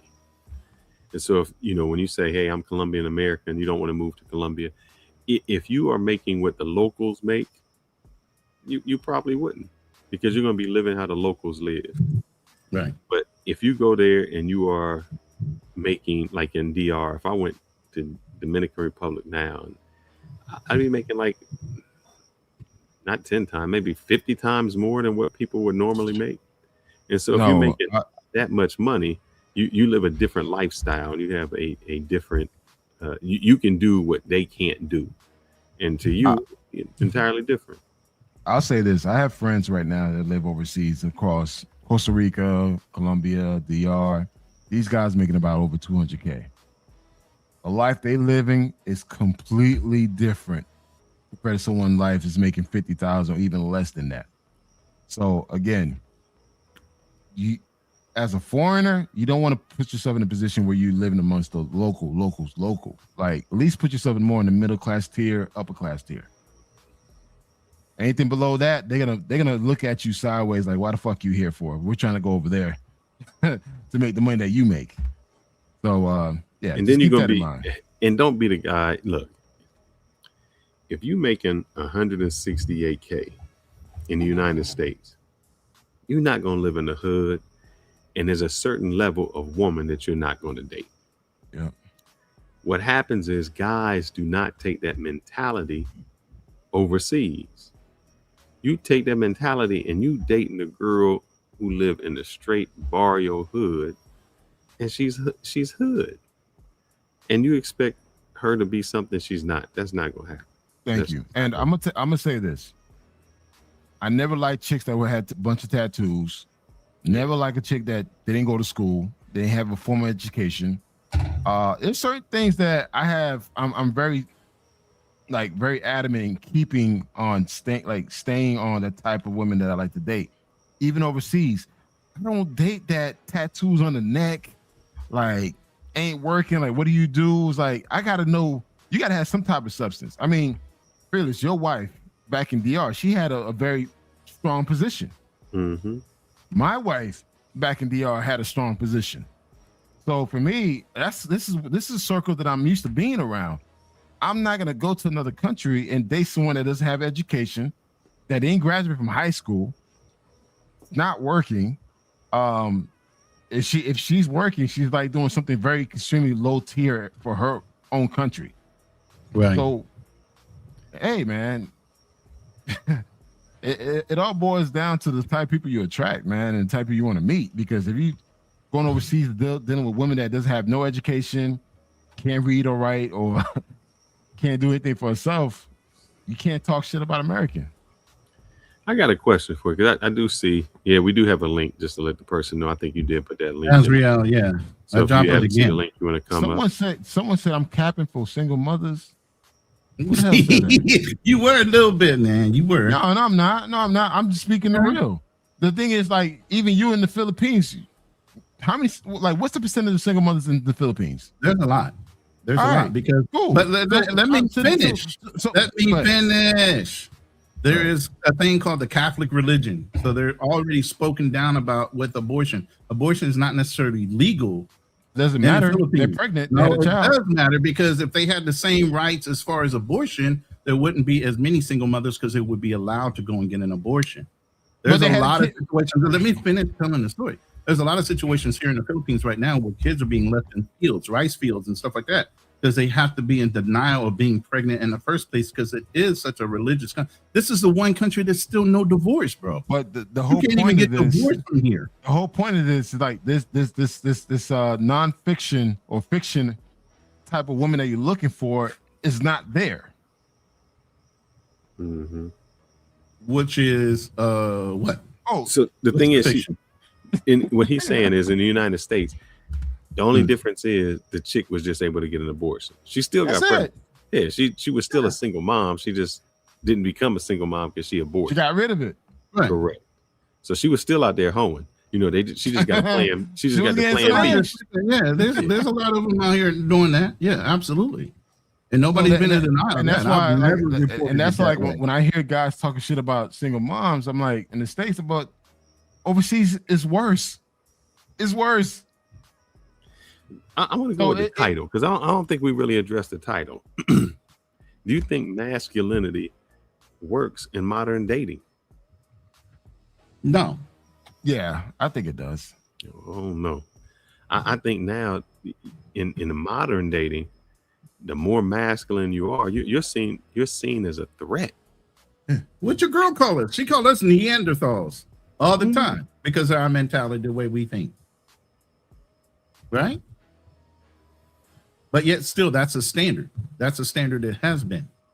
We're not veering off of that.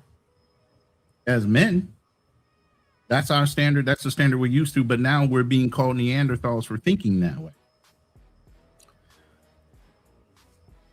Yo, who's Sashi? That's one of your I don't know. audience My members? question to him was, do you think that your speech has anything to do with your level of education or your level of thought? Because I know people who speak in a vernacular that are very educated, and I know people who speak very proper who have no common sense. Oh, I'm gonna say this. I took a gummy earlier and I'm drinking. So fuck. I could go get my MBA degree right now and show you my master's, dog. So if you're trying to like, again, I'm a little under the influence. So, So you think that in modern dating that you can be, they talk about being very masculine. You think you can do that? yeah, I think so. I mean, I think I have a 14-year-old. I'm teaching him to be more masculine, and it's just I don't know, that generation of kids, man. It's just different, man. But I think that still attract a lot of women, man. When a man is masculine and is in his masculine frame and he's being a man, a lot of women still attracted to that shit. All right, so let me say this. About 2 years ago, I was hearing that a lot of teenagers, young men were following Andrew Tate. And it was a big thing when they were like, hold up, they were becoming masculine. They were saying, hey, I'm not accepting this.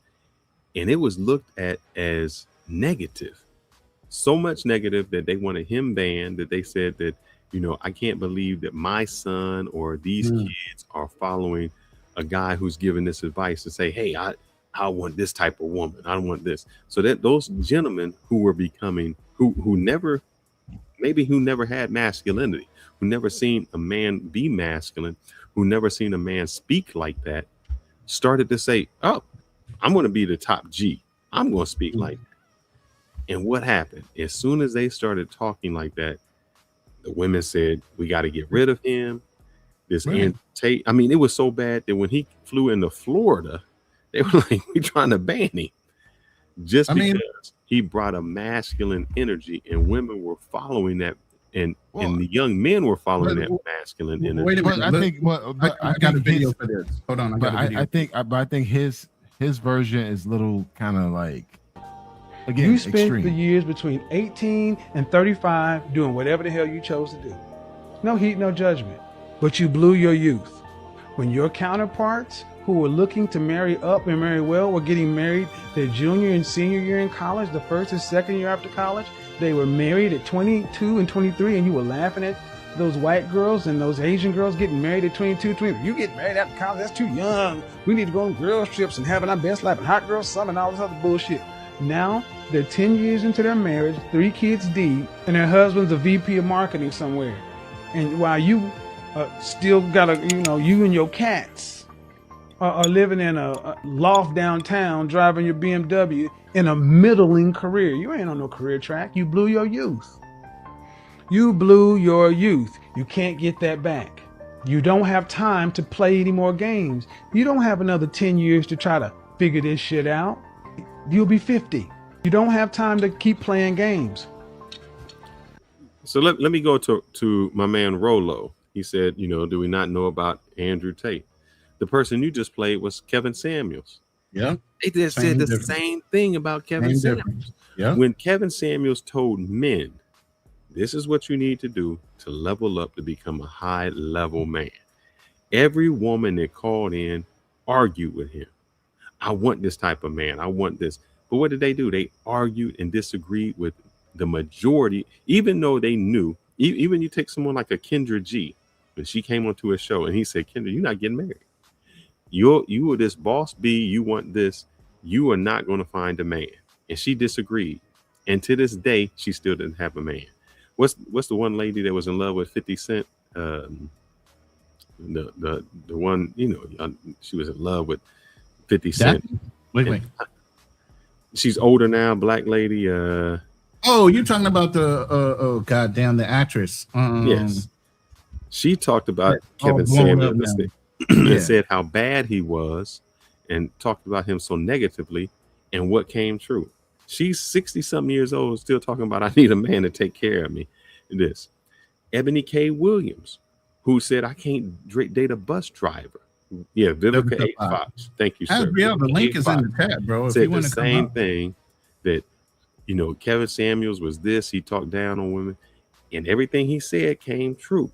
Then if we move even forward to other people, Ebony K. Williams, who talked bad about men. I can't date the bus driver. What did she do? Instead of dating a man who had a job, who could be a father figure in her home, she said, you know what? I'm going to go get a sperm donor. And I'd rather raise my kid as a solo person, as a single mom, putting them out here. So when y'all keep saying that these masculine men work, these women are choosing, instead of having a masculine man, I don't even want a man. I'd rather get a sperm donor. I'd rather not even have a man in my life. So these women think that any type of masculinity becomes control. And they don't want to have any man that has any type of leadership and control over them. I disagree. I'm disagreeing. Tell me what woman, like a Kendra G, who makes money. What are you talking about? You disagree? You got Oprah Winfrey, who said, I'm never getting married. Why is she getting married? Lord Jesus.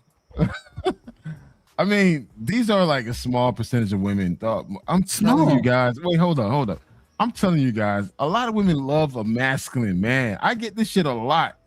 Like, when you walk in the room, you command the room, and like hold up. I'm talking about two different things. Our men.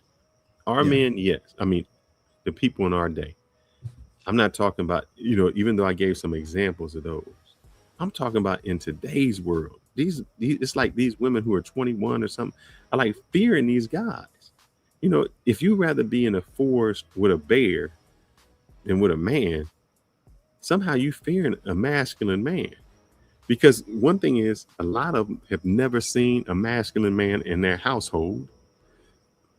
They would love to date, like I know the one woman I listened to, she said, I would love to date a masculine type man, but I can't. I'm too masculine. And so I have to end up with a weaker man. Because they don't want to compete. Correct. Women don't want to compete against other women, let alone compete against their own man. That's the whole thing. Yeah, they would rather date what they call those lavender marriages, where it's like, he's feminine. And I'm cool with it. I'm not saying this is how we are, but we're talking about modern dating. And when you're talking about someone who's in their 20s but also too, but fearless, modern dating consists of women 30 and up. We don't have to focus on 20-year-olds. We could talk about the 30s and the 40s. Okay, well, let's talk about that. Let's talk about those girls. That's even worse. Yeah, let's talk about that. Even worse. That's easy. No, you talking about just hitting. Hitting is easy. Them women always gonna get hit. We can hit them. But now, if you're talking about a relationship, a lot of them you move toward. I was in a marriage. I know what that feels. I don't want to be controlled. I want to live my life now. I want to be my independent woman. And they have lived so long as independent that they can't change. There was one woman on that Pop the Balloon that said she was like 65 talking about, I'm still being choosy. He's like, baby, you 65. What are you choosy? Your standards or what? What are you looking for?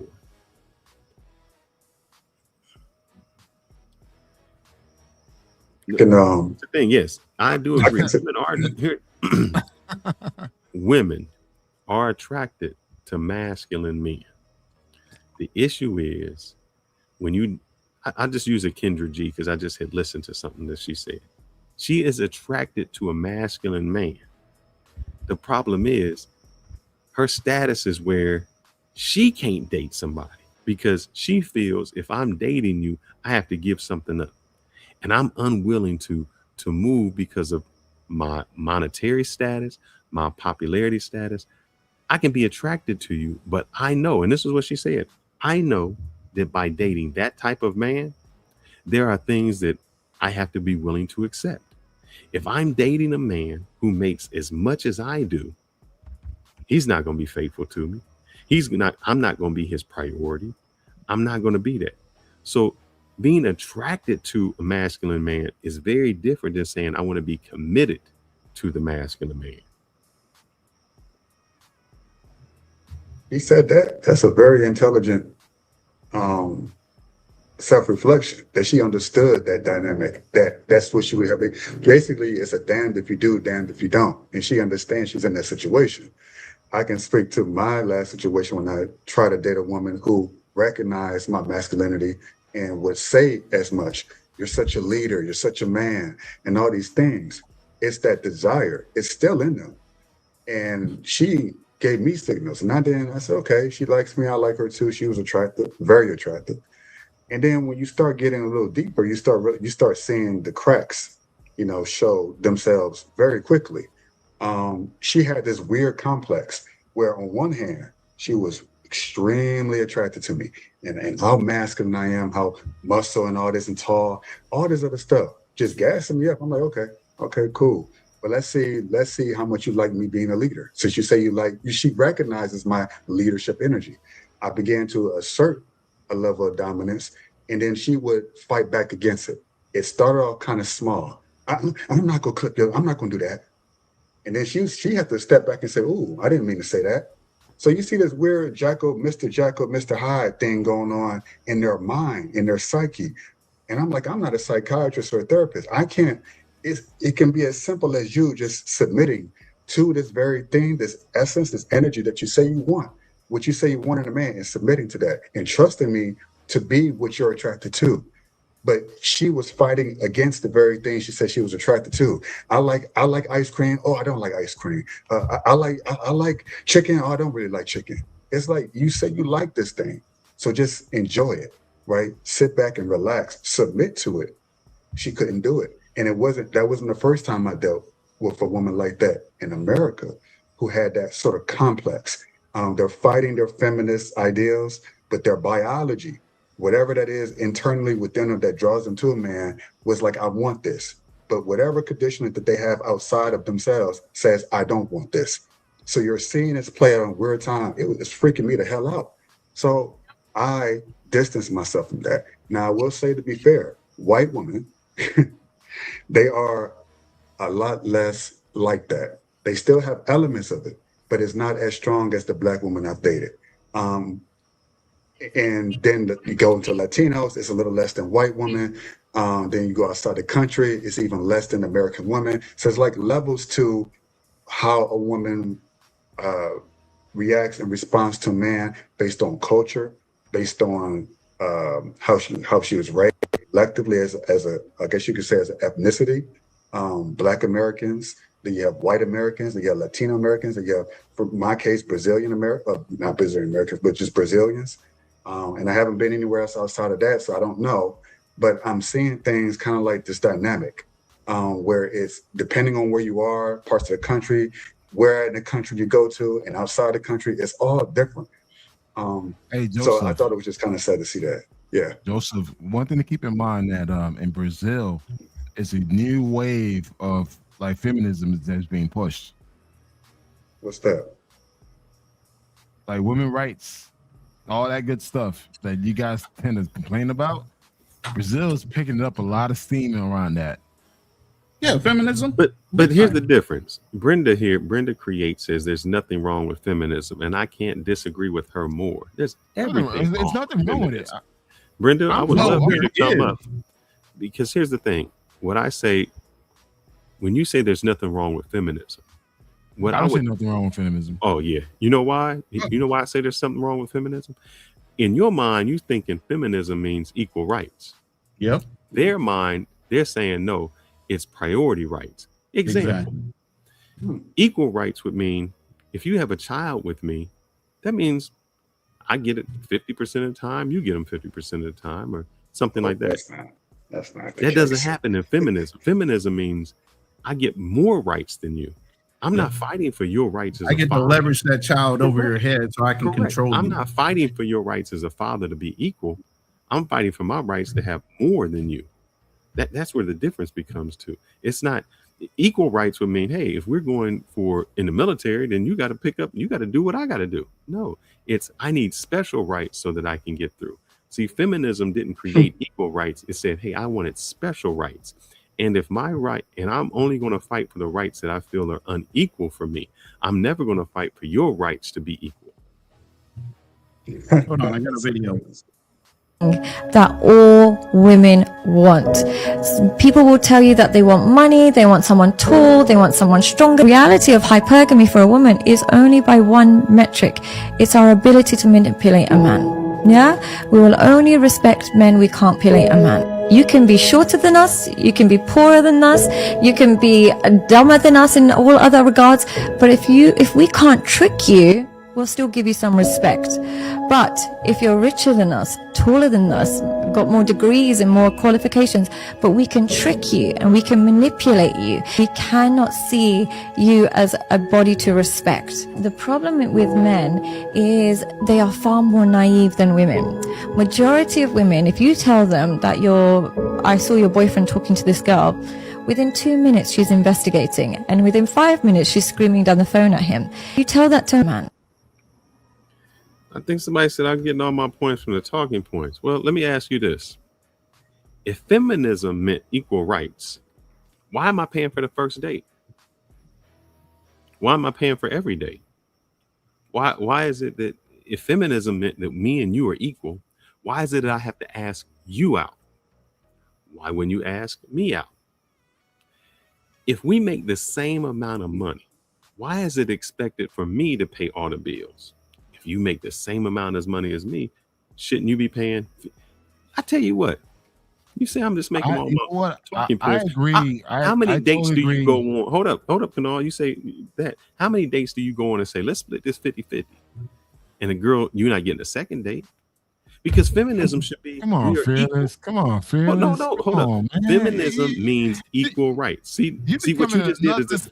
Hold up, Kanal. What you just did is the same thing that women do. You say, equal rights, but I gotta be a man. That's not what feminism is. Feminism is we are equal. And so if we are equal, that means we're equal. But it's not equal. I want my feminism, but yet I still want you to pay for the dates. I want you to pay for the bills. I still want you to protect me. I still want all the advantages of being a woman. Oh, man, but I want all the advantages. So tell me. God damn it, man. Let me talk. Shit.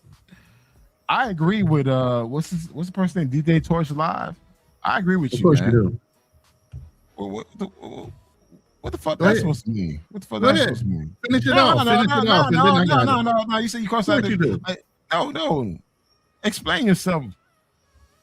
Why would you not agree with him? You've been defending single moms. No, hold up. The dude is saying I'm making up my own definitions. I'm not making up my own definitions. I'm saying I have no problem with a woman getting equal. Equal rights is everything. Let's have equal rights.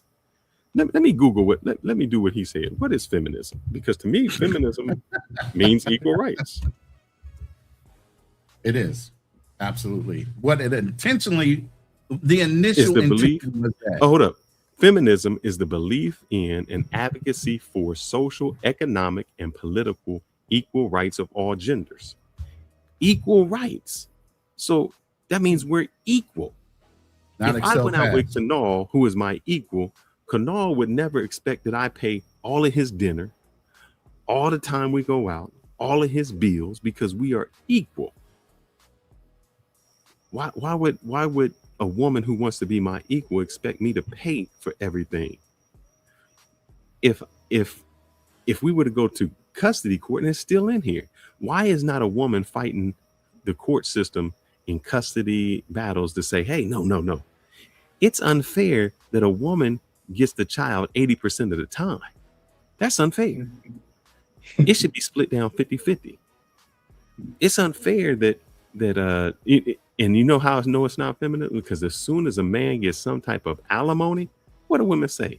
What why would he ask for alimony? He's not a man. Himself? A real man wouldn't ask for alimony. Oh, hold up. Please call in, man. Hold on. You have put the link in the chat for I don't know how long. Hold on. Let me play this real quick before we get into No, wait. No, that's not the right Welcome to Hit and Run. Welcome to Hit and Run. Co-hosted by Ronan Travelers and Fearless Talk. Before we get into today's conversation, we need to set the table.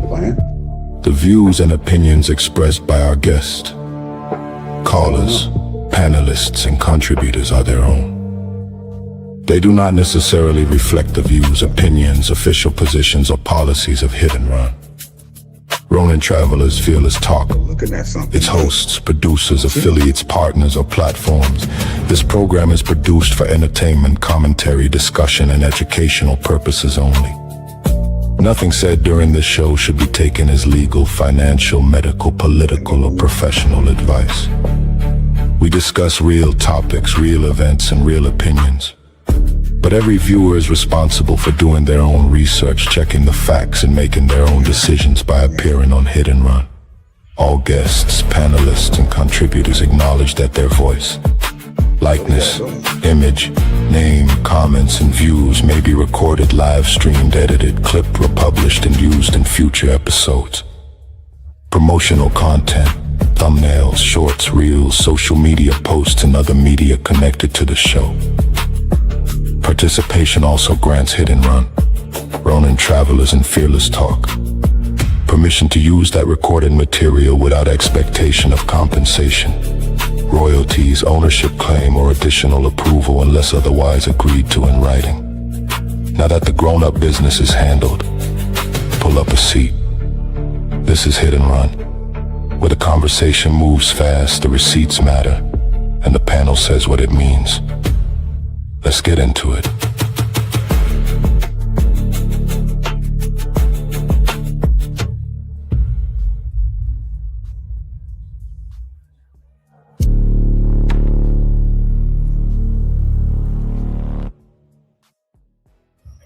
All right, Financial Frontier, go ahead. You've been waiting on the panel for a minute.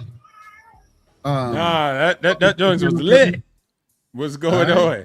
You know, I got to get the legal stuff out, but I got to make it entertaining. Hey, man, you need captions on that too, just to let you know. Somebody be like, I didn't, I can't hear.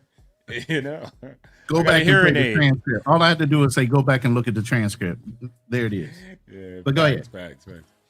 I didn't know where I wanted to actually come in because, you guys were having a big conversation across the board. But I would say that girl that was just speaking, man, she was speaking some facts just a second ago. I don't know who that is. I seen her a couple times. Oh, she yeah. was talking about the manipulation aspect, yes. right?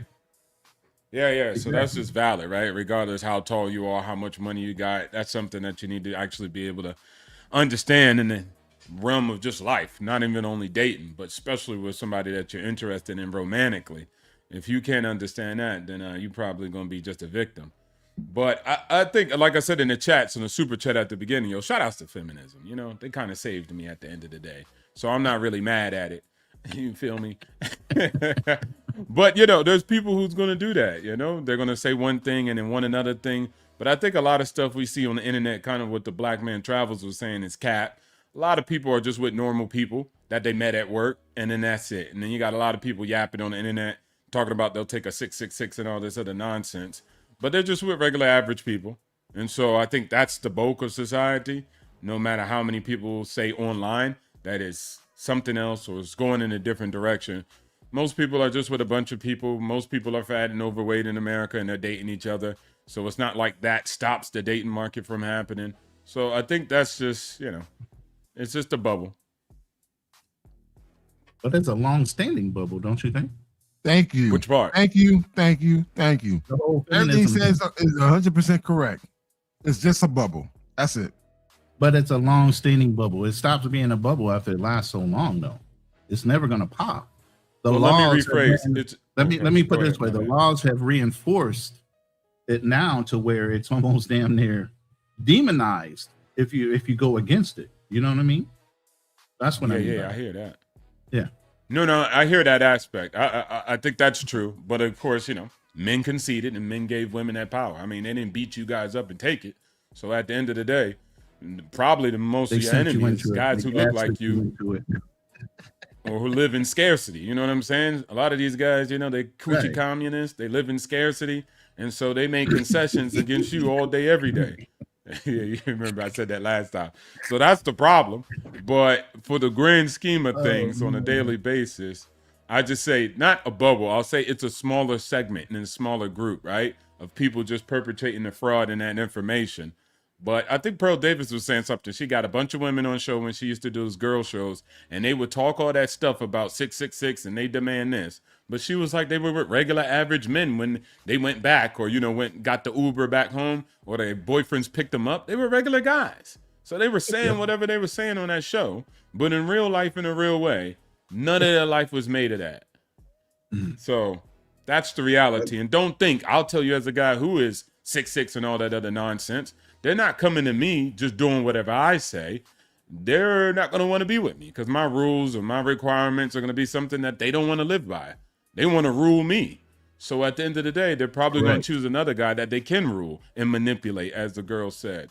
So women, yeah, they. So why is that? Someone asked a question because you said they want to rule you. When did you feel that came about? Meaning, back in the day, I didn't feel that women wanted to like rule men. I checkmate. I heard that little ever since the beginning of time. Yeah, even if you don't believe in Christianity, you look at the Bible. The first rebellious act of all against the Creator was by a woman. So when in what society do you think women are conform when the Creator himself was defied by a fucking woman? Why do you think you're going to get some kind of order out of them when they can't even obey the person that created them?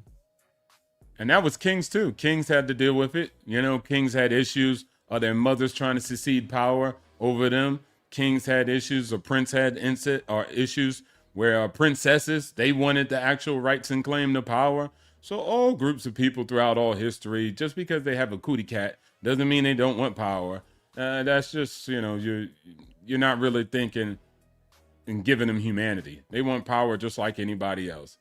They just do it differently. That's it. They just can't go around beating people up like you can. So they just do it by other means.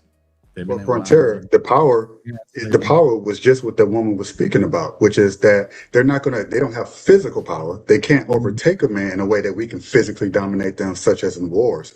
But that emotional manipulation, that leading men on to think one thing when their agenda is a totally different thing. It's kind of like they're like black widows in a way, right? They weave the web and they're not going to make you come and get tangled up in it. But they'll allow you to think that there's something great behind whatever facade that they're painting for you. They're great at misdirection. Yeah, they're great at misdirection. And that's what they have to do in a lot of cases. They have to misdirect for survival purposes. So they can use it for survival purposes. They can also use it for their own selfish gain. In the same way, men can use their physicality for survival purposes, to fight wars, to defend themselves. They could also use it for their selfish gain in terms of raping or forcing or coercion. So every sex or both genders have their own ways of expressing their power for better or for worse. It's just the way it is. I've dropped the link in my chat several times. I don't know if you gentlemen have, but we're more than welcome now. Welcome women to the panel if you guys want to voice your side of this discussion. Nobody's going to be attacked. You will be protected while you're voicing your opinion. You're entitled to your opinion. But rather than you guys feel like we have just all male voices here, that's why I play a lot of female videos. So you hear a feminine perception of what we're talking about versus just hearing men talk. So if you're more than welcome to talk, you're more than happy. I'm more than happy for you to click on that link, join the chat and speak your piece as far as what you feel like modern dating is and how feminism has or has not affected modern dating when it comes to dealing with men in our society. So I think Pamela says something here that is true and false. She says, God, I don't know what the first part means, but she says, we want the attention. I do agree. Women want the attention. Attention is different than wanting to be loved, because sometimes women just say, I want attention. They want numbers. They want to be known. Attention isn't always good. And you said, she says, we want to know that you want us. Yeah. You want us to want you. Hold on. A lot of women want us to want them, which is not a problem. But shouldn't you want us equally? Or you just want to be chased as a woman? And that's different. I just want to be chased. I don't want to be captured. I just want attention. I've seen some women, or you've done some studies, the women just get on sometimes. Ernie did some videos. They'll get onto Tinder just to get the likes. They don't want to date anybody. They just want the attention. Yep. All right. Let's get to the bottom of all this bullshit. Why you guys are so against women getting their rights? What? Like, seriously. You're not against that at all. Hold up. Kano. I'm not against. I have no issue with women having equal rights. That's not a problem. My problem is hold up now. So here's the thing. No. Listen, let me finish. If you get married, it's like hold up, because I didn't finish it. You just asked me a question. Let me ask me a question, so I'm gonna answer. I have no issue with a woman getting equal rights. My problem is if you got divorced right now, why is it that it's automatic most of the time that your wife gets custody of your child? Then you get visitation and she gets custody. That's not equal rights.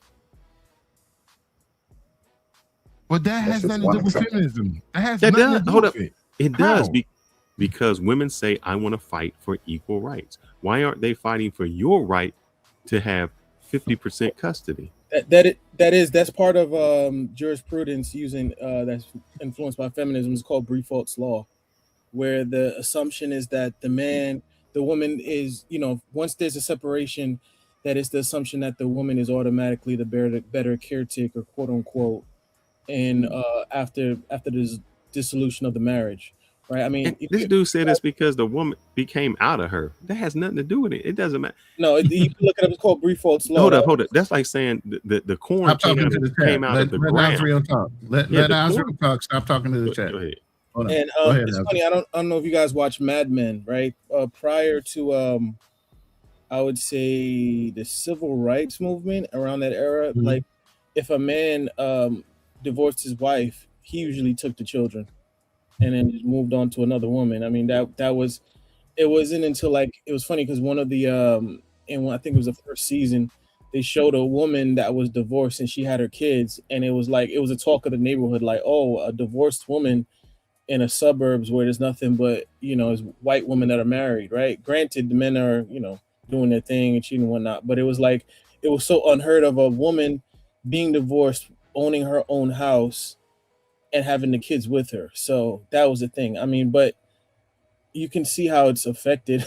I mean, think about it. We talk about feminism, I don't think people have an issue with women working, right? It's women that have an issue with working, to be honest with you. Most men don't have an issue, especially when we're dealing with inflation, right? But I think when it comes to the fact that the family court laws are really not advantageous towards men, also, I would also say the fact that let's say you're with a woman and you find out the kid does not hurt yours, you can still be put on child support and still go to jail if you're negligent in paying it.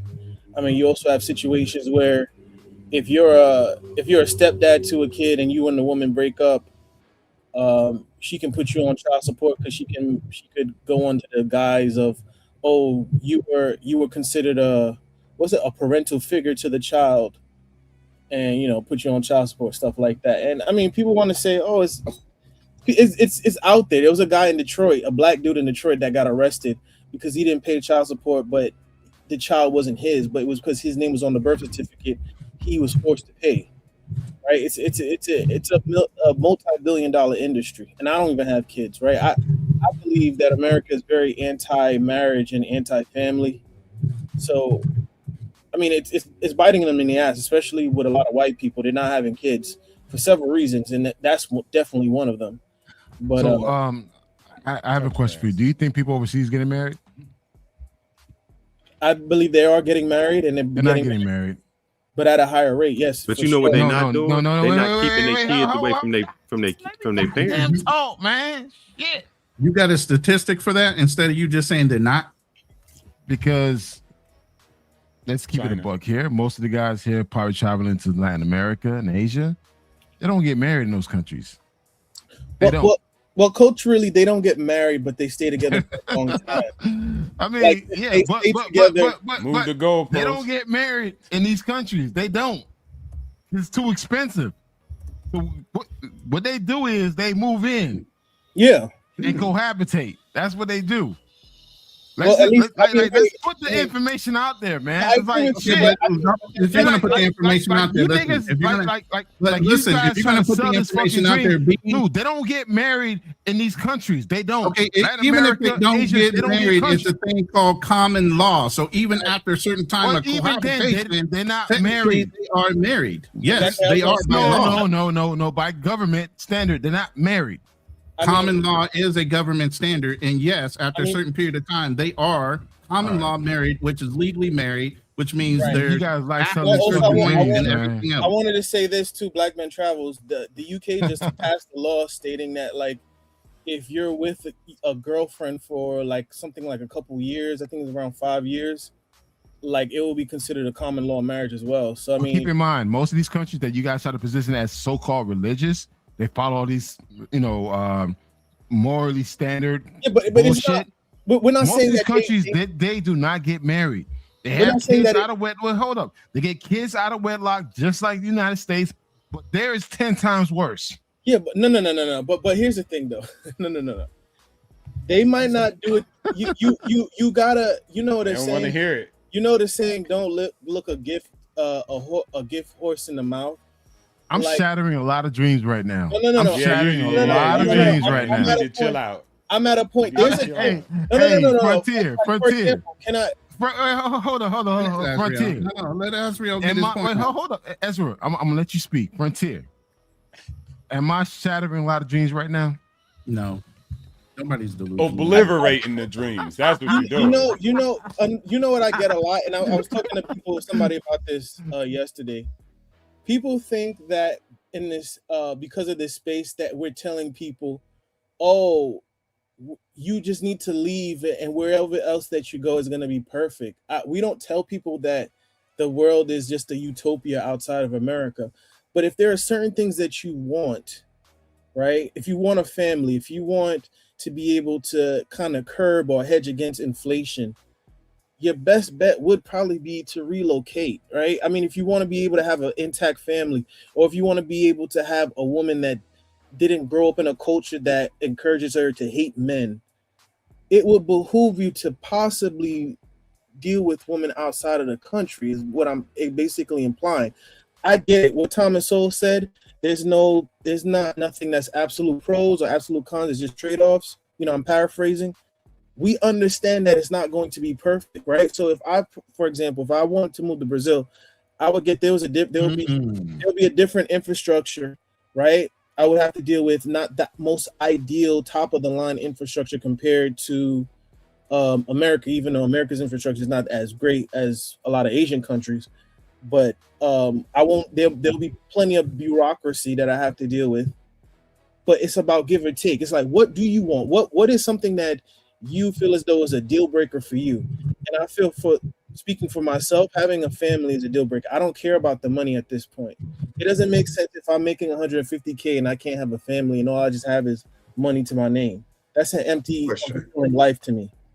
Quick question for Ezreal. Just quick question. Have you traveled outside the country or dealt with any foreign women at all? Oh yeah, I've been to 20 countries. I've been learning Portuguese since October of last year. You say you've been to. Let me throw this out there because I got it. Shout out to Love Crossing Borders, Andre. He said we don't get married. Common is government standard here in Colombia. They have the same rights as a wife and I after 2 years. But based on the Catholic standards, they're not considered married. I'm sorry. Yes, the government may recognize that as a marriage, but you were in denial that the government was based on. But hold up. But these countries tend to be so-called religious. Wait, hold up. These countries tend to be religious based on God's standards. They're not married. But you're also leaving out the fact that the culture encourages not only a nuclear family, but married, which is not. It's funny. Shout out to Andre, right? I always bring him up. I brought him up. I was talking about him yesterday to a group of people, and I always said, Andre always talks about how when his mother-in-law comes over for dinner, or comes over to meet visit him and his wife. His mother-in-law always asks, did you cook for Andre today? But Andre is not. He's not the type of person who's like, oh, he got to have a cooked meal. He's not like like my grandfather was like that. My grandfather's an a-hole. I was telling people, but he always had cooked food every single day. Right? He wasn't from. My parents are Jamaican. Okay. Caribbean. My mom said she would never date a Jamaican man because she know they won't cook food every single day. The point that I'm trying to make is, when I was talking about Andre, is that it's not only just the religion. You have a culture where the family supports your marriage, and they nurture your union, so that you're not in a situation where it's just you against her. Like, they're gonna be like, oh yeah, I get you're not getting along with Andre, but you need to make up with your husband. You need to go back to your husband. Yeah, right? her family is going to reaffirm their marriage by saying you need to listen to your husband, not take her side, and that's a big deal. In America, it would be they would take her side and forget what the hell she was doing to her husband. There's a big difference there. And I can tell you right now, like I told you, my girl here, and we're not even married yet, but her family is always sending over food, always making sure she's making sure she, even though they already know she's taking good care of me, they always come check on me. They're always doing a lot of things to make sure the relationship is solid. I want to add to it. While there might be those differences that are valid, okay, you got it. I'm not even going to go back and forth. So no matter if Japan don't have marriages anymore, the government's trying to figure out how to get the couples to go together and get married, and they're not doing it. The same thing in China. Let's ignore that. Let's ignore that they're having problems in those countries already with both genders being together, marriage and having children. They said that, not me. So you can't point to those places. Now let's talk about the small places and the nuance you're talking about. Good. I'll agree. You got it. But the problem is it's mostly you men.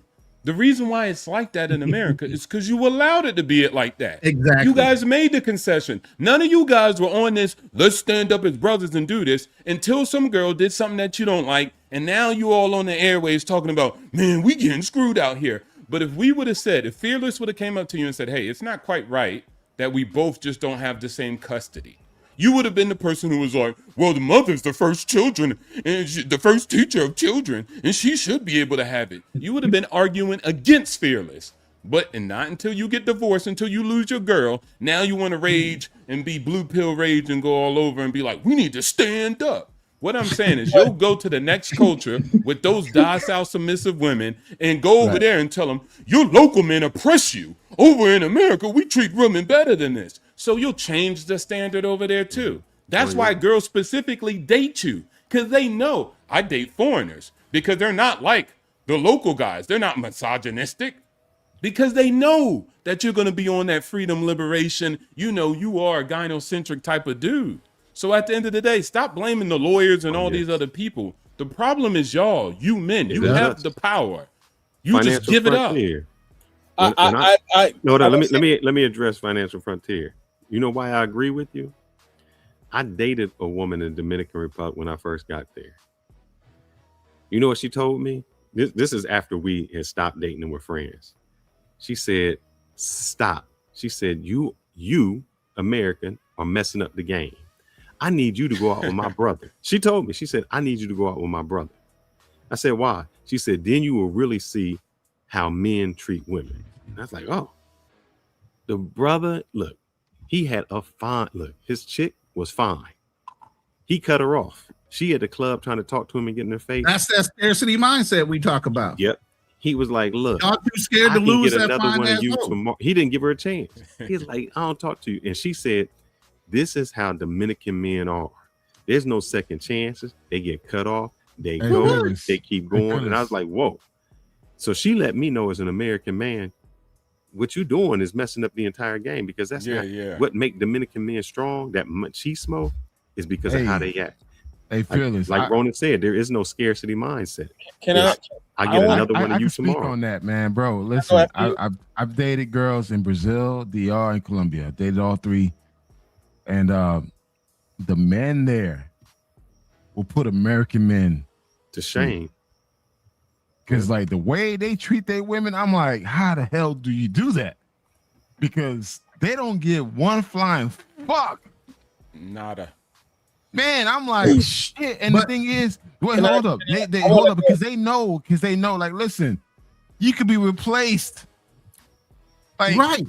And so understand why this. can't Wait, you hold guys? up, hold up, why, hold why up. can't These, they hold do it like up. that? God damn it. Shit. God damn it. Let me talk.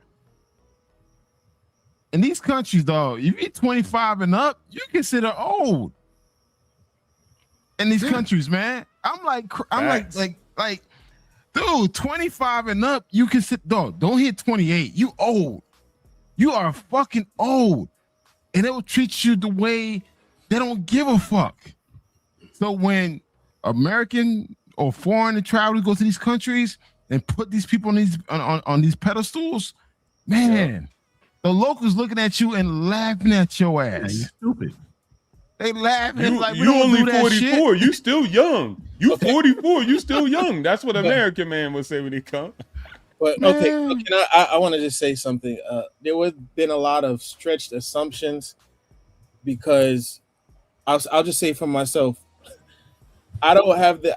When you mention going over and trying to impose Western ideas, I've never been like that. For one, my parents are immigrants. I was never in all. I'd never had this facade of what America was. My parents always. People might say, "Oh, this is very anti-American," but my parents made it like, "Hey, America's a place where you make money and you send it back home, or you just make your money and you do what you got to do."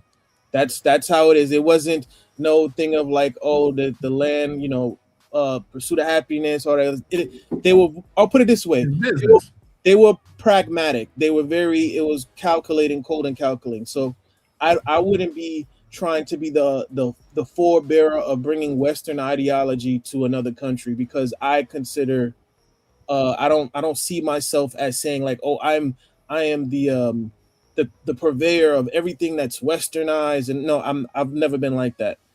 When in Rome, you do what the Romans do. I would absorb myself into the culture. I'm not the type of person, and that's more so, to be honest, if we're going to be frank, that's more of an American exceptionalism mindset, whereas everything that is American is better. People that think that impose the whole American mentality and want to impose themselves into American thinking. For example, you have people with the World Cup talking about, oh, you have Americans. You can say me. You can say me. No. I said American. They're American. No, not you. It's not just you. There are literally Americans right now saying, oh, they need to get rid of offsides in soccer. Blows my mind. The arrogance, the nerve of people, American people, to assume that they got to get rid of something that's been around. Like the Premier League's been around since the Civil War, right? But I don't want to go on a tangent. My point is, a lot of Americans have this idea of we need to impose our way of doing things onto other people. All I know is every commercial that I've seen with Europeans come over here, they say, man, I was so wrong about America. I wish I could live there. You guys got air conditioning. I can walk down the street with my cell phone out. I can eat ranch dressing. I can go here and go there. They are in love with America. Nah, ain't no depends. We know you hate America, but bro, you gotta give us the depends. Even though you saying that, you just said your parents raised you as America is a business about making money, pilfering it, and sending it home. Stop. And you can say, hold up. You can say whatever. I can say this about whatever I can say bad about America. What makes us great is that exceptionalism. The fact that we feel that we are better. And when we go places, our ingenuity, our innovativeness, our free thinking, all of that makes us think we're good. And when you have that mentality that you are great, you develop things that are great. Everything. May I ask where you're from? Where your family's from? Jamaica. Y'all got KFC, McDonald's. Y'all got everything over there. Y'all exist. The internet and all the things that you have are existing because of the innovativeness of Americans. You have the same freedom there, but nobody's innovating anything. Nobody's developing anything. So that mentality that we have is what makes us great and what separates us from people. But Felix, let me ask you this. This is why I say what. Very true. I agree. I would say this, and I was talking to people about this too.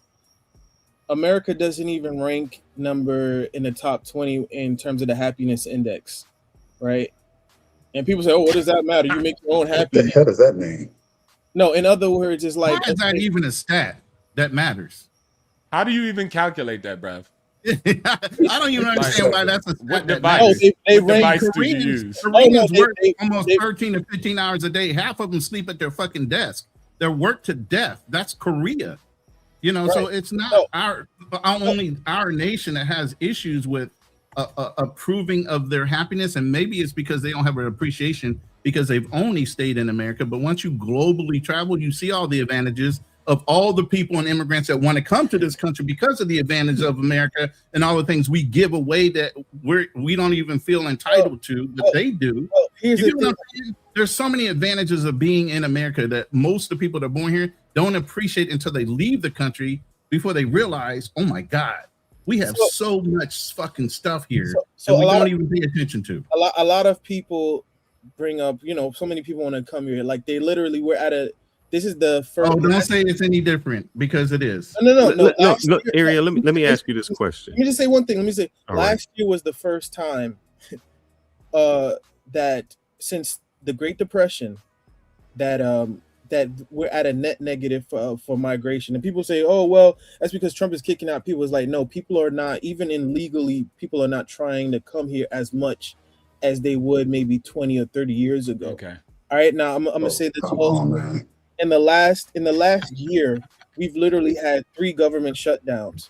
And I've told people this, and I said, I don't know about you guys, but the fact that when I was going to Portugal in last November, they had a shutdown. Then they had a shutdown again in like the beginning of the year. And then I think they had another one in March. So they had like 3 in a span of like 10 months. I said, I don't know about you guys, but that sounds like when I hear a government is struggling to operate and is shutting down. Wrong choice of words, struggling. No, it's struggling to operate functionally, right? If you can't even agree on a budget, to me, that sounds like that gives off the vibes of a developing or a third world country, right? Cool. Let me ask you a question. Just enjoy yourself down in Brazil. Let me ask you a question. If you made $50,000 and then all of a sudden you make $45,000, would you be happy? It would depend, because what am I losing when I just say it? For instance, when I was walking in Jamaica and I seen a mango fall from the tree, I was happy. It was a free mango. You comparing apples to oranges, meaning if I live poor and somebody gave me a little bit of something, I'm happy. But if your success or your level is up here, like when you start dating 8s and 9s, you unhappy when you date a 6. That don't mean the 6 is bad. That just means your standard has risen so high that anything that falls below there makes you feel that you're sad. So with Americans, our standards are so high, and what we want has increased so much that if we fall short of that, we feel disappointed. I think the standards have gone high because the focus is on material things. I don't think Americans care about family as much, and I know I'm gonna get a lot of backlash from it, but we don't. A lot of people don't. Not anymore. That's okay. I appreciate that. I appreciate you conceding that point. Freddy, I get people argue with me a lot about that. That's not true, and I'm like, I don't know any other country where women brag about not having kids. Like, yes, there's some women that say, "Hey, I don't have kids. It is what it is." But the fact that it's like a flex to say I don't have a family, it's weird to me. Well, everybody's still family. Even if you go in America or in any country, people generally say, "What's the most important thing to them?" Family. People don't not say that in America. They don't say F all my family. No, they don't when they that. ask them what's more important, again, they'll say my peace. They'll say, "Oh, my happiness." More than their mother, more than their grandma. I don't agree with that. Like, really, guy. So if somebody says, "Hey, your mom," you're like, "I don't care about my mom." Nobody's really saying that in America. But that's cool. Okay, you say they are cool. We're gonna agree to disagree. But the one reason that family is so important in those other countries is because you are so dependent upon your family for survival. Meaning, when you go to DR, it's very rare that you see somebody living on their own.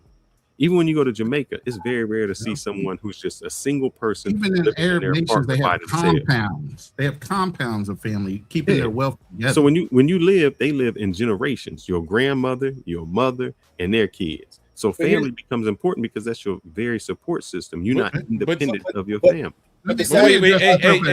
Hold on. Let me address this real quick. The median household income of America is 98th in the world. Okay. My median income with the US dollar is different than a peso median income in their fucking country. Their median income is so fucking low. That's why any country you go to, you're anywhere between 10 to the top 5 percentile just on your average income as an American. Stop that bullshit. What is they talking about? 98 for the Everybody world. wants USD as their standard of income. Okay, you can't go anywhere in the world where you can just go to their country and not be in the top 10 percentile based on what you earn in America. Stop it.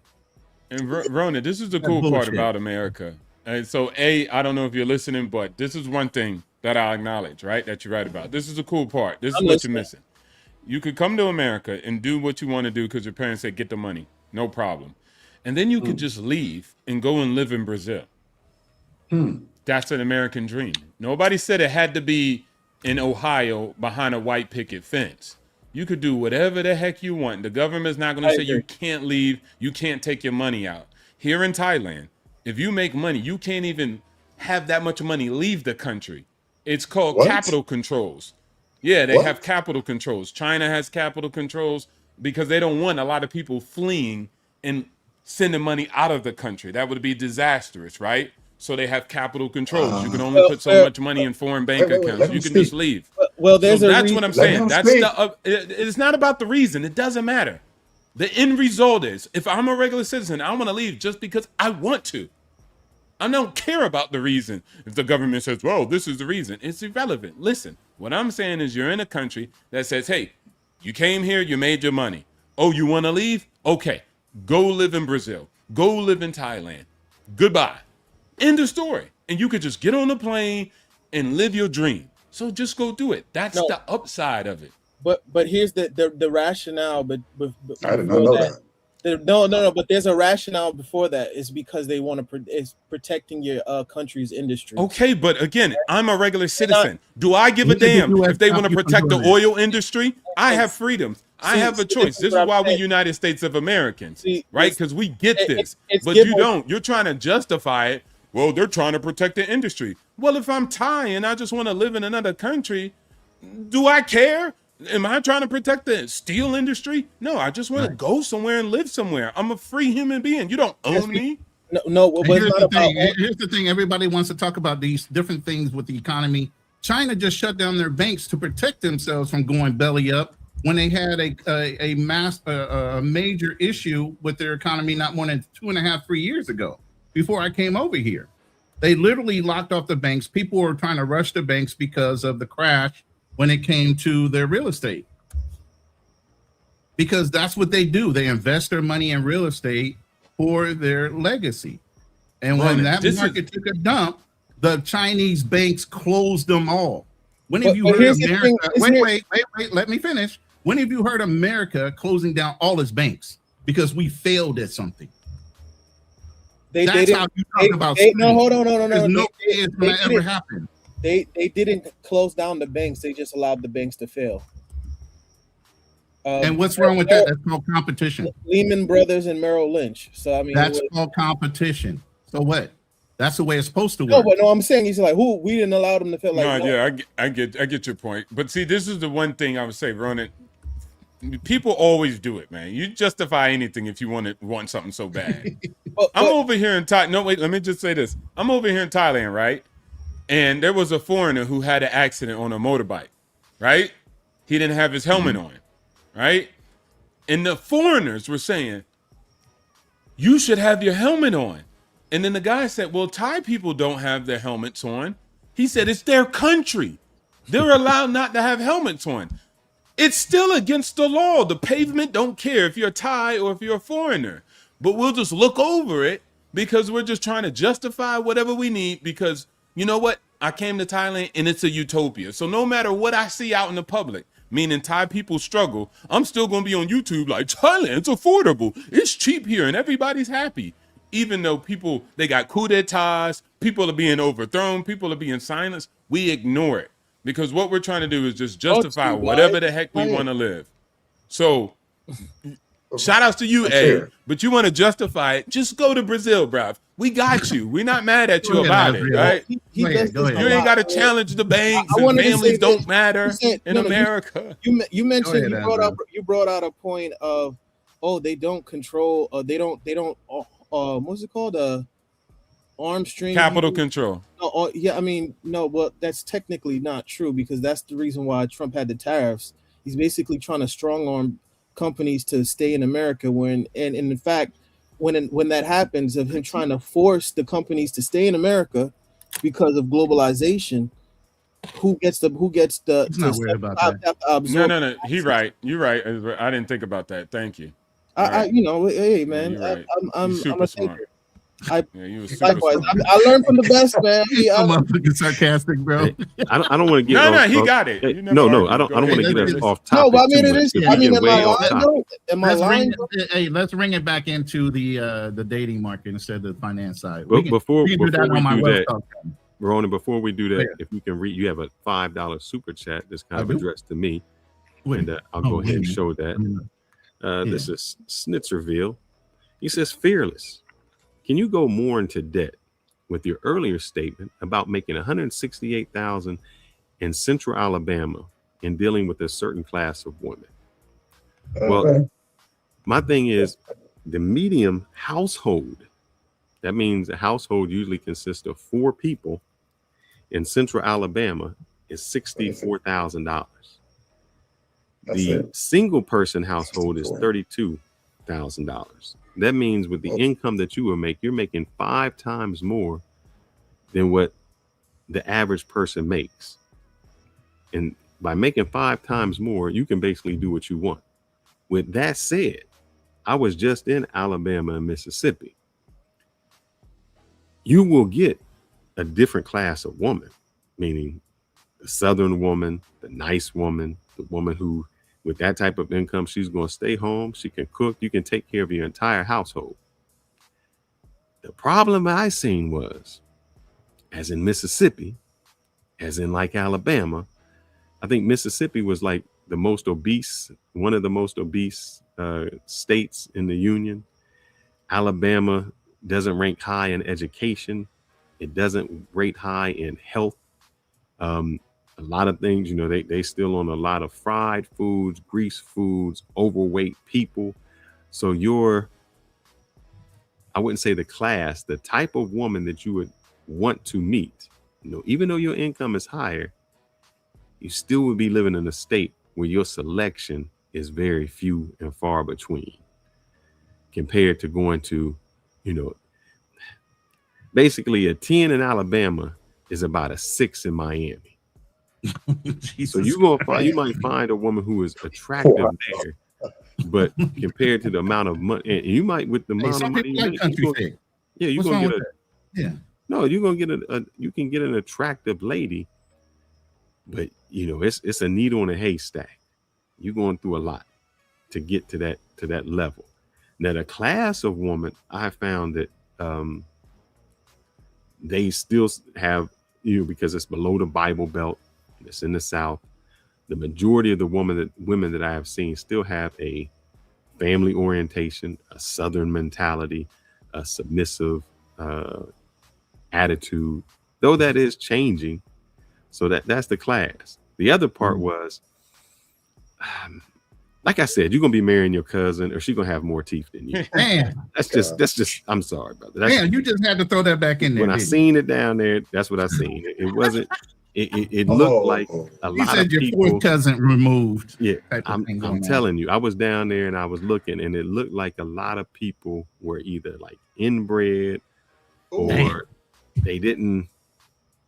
Yeah, I just say it like that. I'm sorry to the people of Alabama, but they just. Yeah, that was it. Just was not the attractive level. That it seemed like they didn't work out. I mean, I was at like one of the rodeos down there. We call it mouth. Yeah, it just looked like.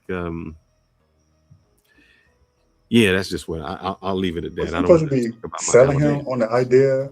Wasn't you supposed to be selling him on the idea of going to Alabama? He keeping it real with him. I was telling him. The money he gonna make, he's gonna live like a king in Alabama. He's gonna make 5 times more than what the people do. But what you just said, regardless of the economic disparity, why would he want to go there? You know what? Everything he just said, though, benefit. Everything he just said. Because here's the thing, you know why? He asked me a question. The same reason that a lot of Stop working guys for me. move to Alaska. They move to Alaska because they can make a lot of money. The problem is with Alaska, there's not a lot of women there. So you have a trade-off. You can go to a place where you can, get on the sea and do some fishing for 6-9 months out the year and make a killing of money. But on the social end, you're not going to find a lot of women who are out there. So if your goal is to go there and stack some cash, make some money, go. If your goal there is to find a model wife, it might not be your spot. Can I just say this real quick? Listen. Let me say this. Y'all really limited in your thought process. It could be a great place to live, and all you have to do is go and get a woman and bring her back to that fucking state. Y'all don't know how to put two pieces together to make shit. Y'all think that everything has to come in the same fucking box. Tell me you don't know how to take this from that part and this from that part and put it together in order to make the shit work. Y'all are very limited. No, Ronan, it's going to be very rare that you can bring don't know a how to woman move from one city brother, that don't have jobs to a city that does have a job, so you can fucking make some money. You want to sit in that state and you want to complain that there's no jobs in that state when you can just get your fucking lazy ass up and move to a state that has fucking job. But Alabama, the medium single person is making $32,000. You're not going to a state that has money. He's a person who fortunately has money. If you live in Alabama with 168K, why not, if the women are limited there, go find a good woman and bring her back to Alabama and take advantage of Alabama with 168K. That's all I'm saying. Sometimes that's difficult because not a lot of people are saying, hey, I'm willing to live in Alabama. Now, people who live in Alabama, University of Alabama, I've seen some cheerleaders on there that's fine. They were snow bunnies, so Umar Johnson might not be in agreement with you, but it's still there. I'm just saying it's far and few between. This is why Ronan, this is why I say they common coochies. They want everything easy. Like trying to get on the plane and bring it back, that's hard. Trying to figure out how to get it's everything to them is hard. Unless you just say, hey, I got a pulse, I'm 18, I got a contract from this job, I should be able to get coochie and then kids. If it don't come stock factory issued, they don't want to, it's just too difficult. Too hard. Women got Instagram. So do you, loser. Go and talk to somebody somewhere else in different countries. You could compete with Thai men. They like, damn, you could come over here and get some of their girls. So you could go anywhere in the world, just like women can talk to guys anywhere in the world. But this is the numbers. Since y'all are logical men, little be known that high value men that are rich are extremely rare in the world. If you got $1 million, you're the top 1% in the planet. That's just 1 million, right? There's way more just pretty girls in the entire world than it is 1% men. So from your perspective, if you're using Instagram, if you're using the social networking platforms, you got so many options because there's so many people around the world, especially broke women. They're everywhere. And so you're in a power position. They're everywhere. They're everywhere. But if a girl from America say, I want a rich guy, when she goes outside America, she got slim chance. Like a lot of people overseas even rich families don't have $1 million net worth just waiting on the side. So at the end of the day, you're in a great position. You're not in a worse position, but if you sit there and complain, he wasn't. He was the problem. No, he's not him, not that guy, not that chat. I'm going back to the general. No, his first question was, we convinced him that he was talking about Colombia. So that's why I said when I'm comparing Alabama to Colombia, and you making 168K, I didn't understand why you would want it. If your purpose was to stretch your money as much as you wanted and to find a woman, then it wouldn't be a contest because your money is going to go further in Colombia and your selection of beautiful women is going to go further in Colombia. That's what his original thing. And I think by saying that the first time, he felt that I was doing a disservice to Alabama. And I'm saying your money goes further in another place and you're going to have much more options. That's how I looked at it. Move. Boom. To Colombia or Alabama? Yeah. Because remember when I said the joke about him not understanding what people in Alabama talk when they say "ernch," it's going to be the same as translating when he gets to Colombia. Man. But I want to get us back. I want to get us back since we got the panel on here a little bit. I want to go back to that original thing that we were talking about. Can you play that that recording? Because I want to hear what Financial Frontier has to say about the topic of masculinity and modern dating, and how does a man have to move when we said that women. My thought was, women today say they want men to be honest up front. All right, I figured I'd send you a voice note because it's like easier than like texting all this. But anyway, had a good time tonight. Definitely think you are lovely. However, I would love to, if we're gonna go to your place on Thursday, I mean, I am looking to have that physical intimacy to see if like I am sexually compatible with you. So like if I'm gonna come over, like I would be hoping to like hook up, have sex, have a good time, have like that romantic spark and that physical spark there for my own sake, because it's hard for me to continue dating someone and seeing them if I don't know if I'm sexually compatible. So I know you said I don't know about that. So like I guess my thing is like what would be the point of me coming over then if we're not gonna like hook up and like cuddle and like be intimate with each other, and if that's what you don't want, that's fine, but like I think we should just like end it here then, respectfully, just because first date, that's fine, like you want to get to know each other, I'm all about that, but like I am looking to have that physical aspect there, and I don't want to continue seeing someone if I don't know if that's good, if that's not there or not. So up to you. Let me know. I'm happy to, if you do want me to come over, I'm happy to do so. Would love to have a good time, and you know, we can have some wine, hang out, and chill. But if you're not trying to hook up, then like I think we should just go our separate ways.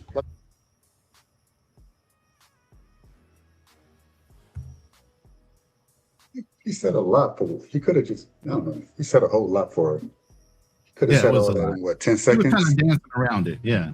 Yeah, he didn't get to the point, but he got to the point, and He got but the the issue is that to get there. they're blasting, and I think Fearless said it earlier. Is like, why is there an issue with what caused the divide? This is the social media part. Is that these conversations used to be private, but now he's getting lambasted for seeking consent.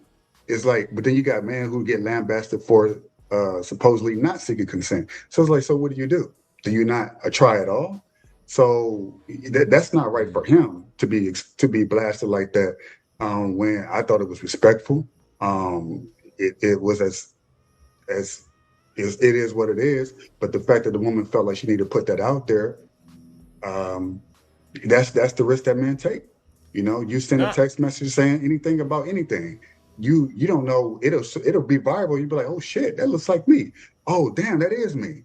Next thing you know, your name might be out there. Next thing you know, you in the news for something as innocent as, hey man, do you want to get together or not? That's ridiculous. This shouldn't even be a conversation. It should be a personal thing between two people, two adults, having a conversation about what is reality of being an adult. It's ridiculous. Hold on, take that one down real quick. Financial Frontier. You don't want go that ahead one? and answer that. Yeah. Just I want Financial Frontier first, and then we're gonna go at that one because I want to say something to that too.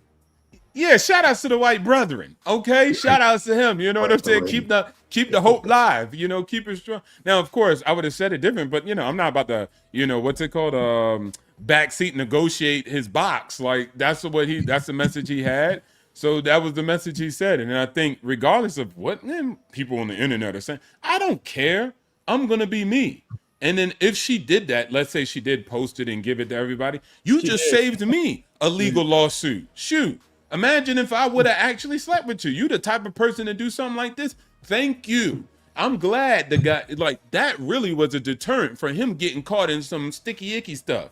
If she's the type that just take that, and he was being respectful. He didn't say, F you broad. He wasn't raging. He was just like, hey, this is what I am. And if respectfully, we'll just go our own ways. That's it.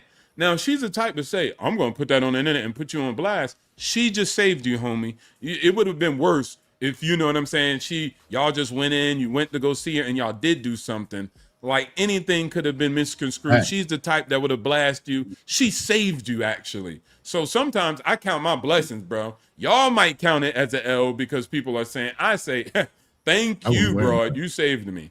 Exactly. So losing the box sometimes, for me, I see that as a win.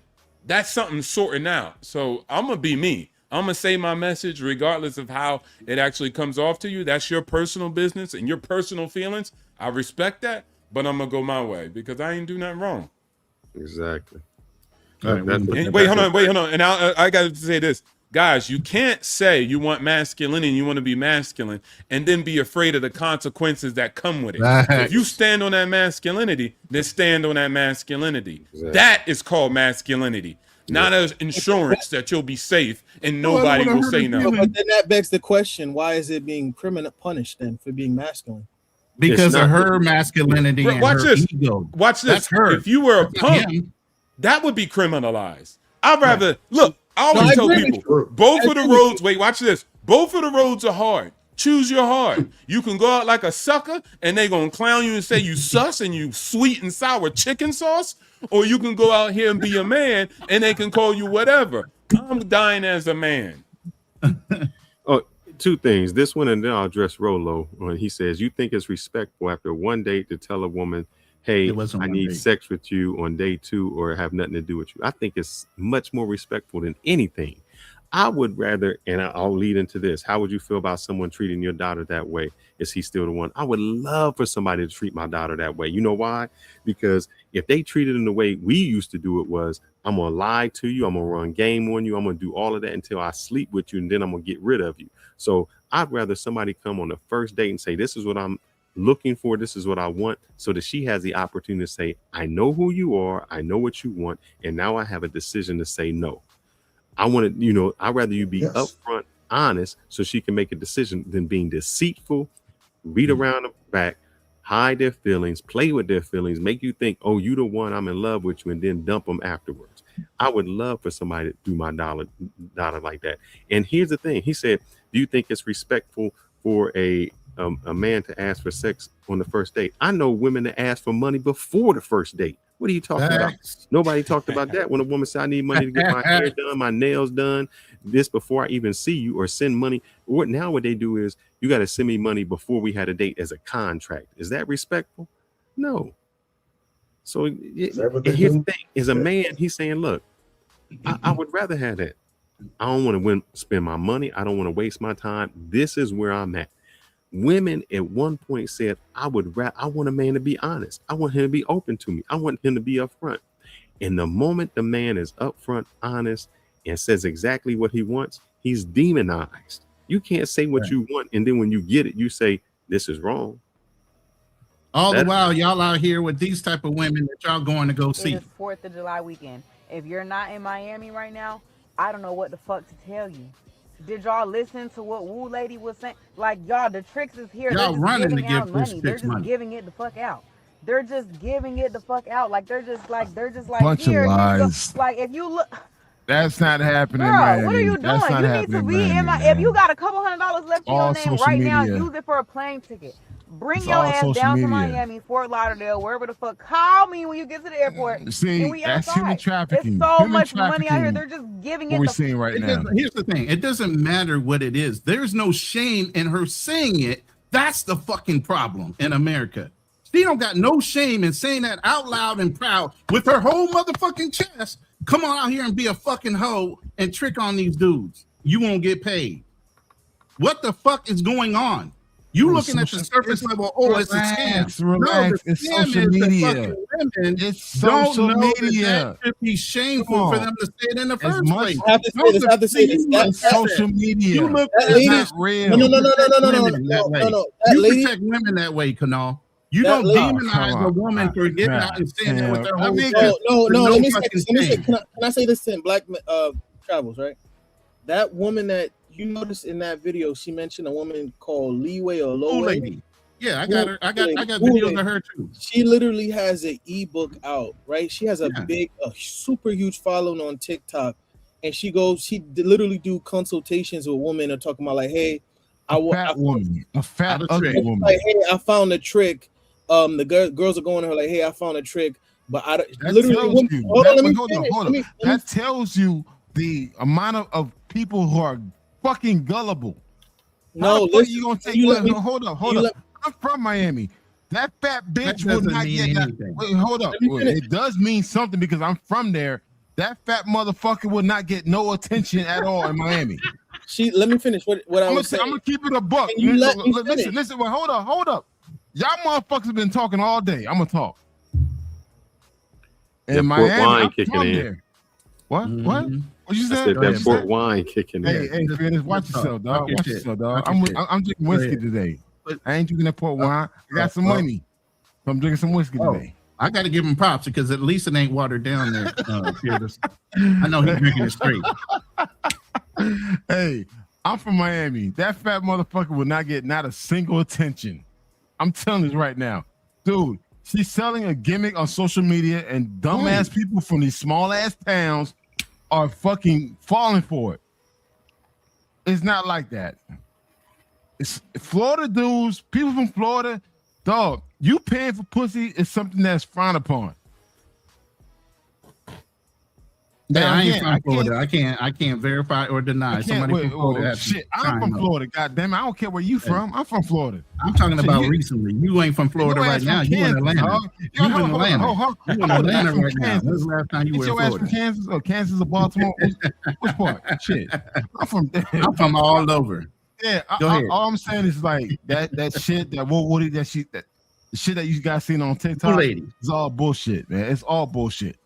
Motherfuckers ain't paying for pussy like that. No, it's not happening. Yeah, they ain't got it like that because most of the guys with money actually are just married, and then Pretty much. Yeah, exactly. And then it's not that much, man. It seems bigger online because people just go to line and talk trash. Like Black Man Travel said, it's true. Just people talking trash, man. That shorty really probably broke. She might not even got the money from that.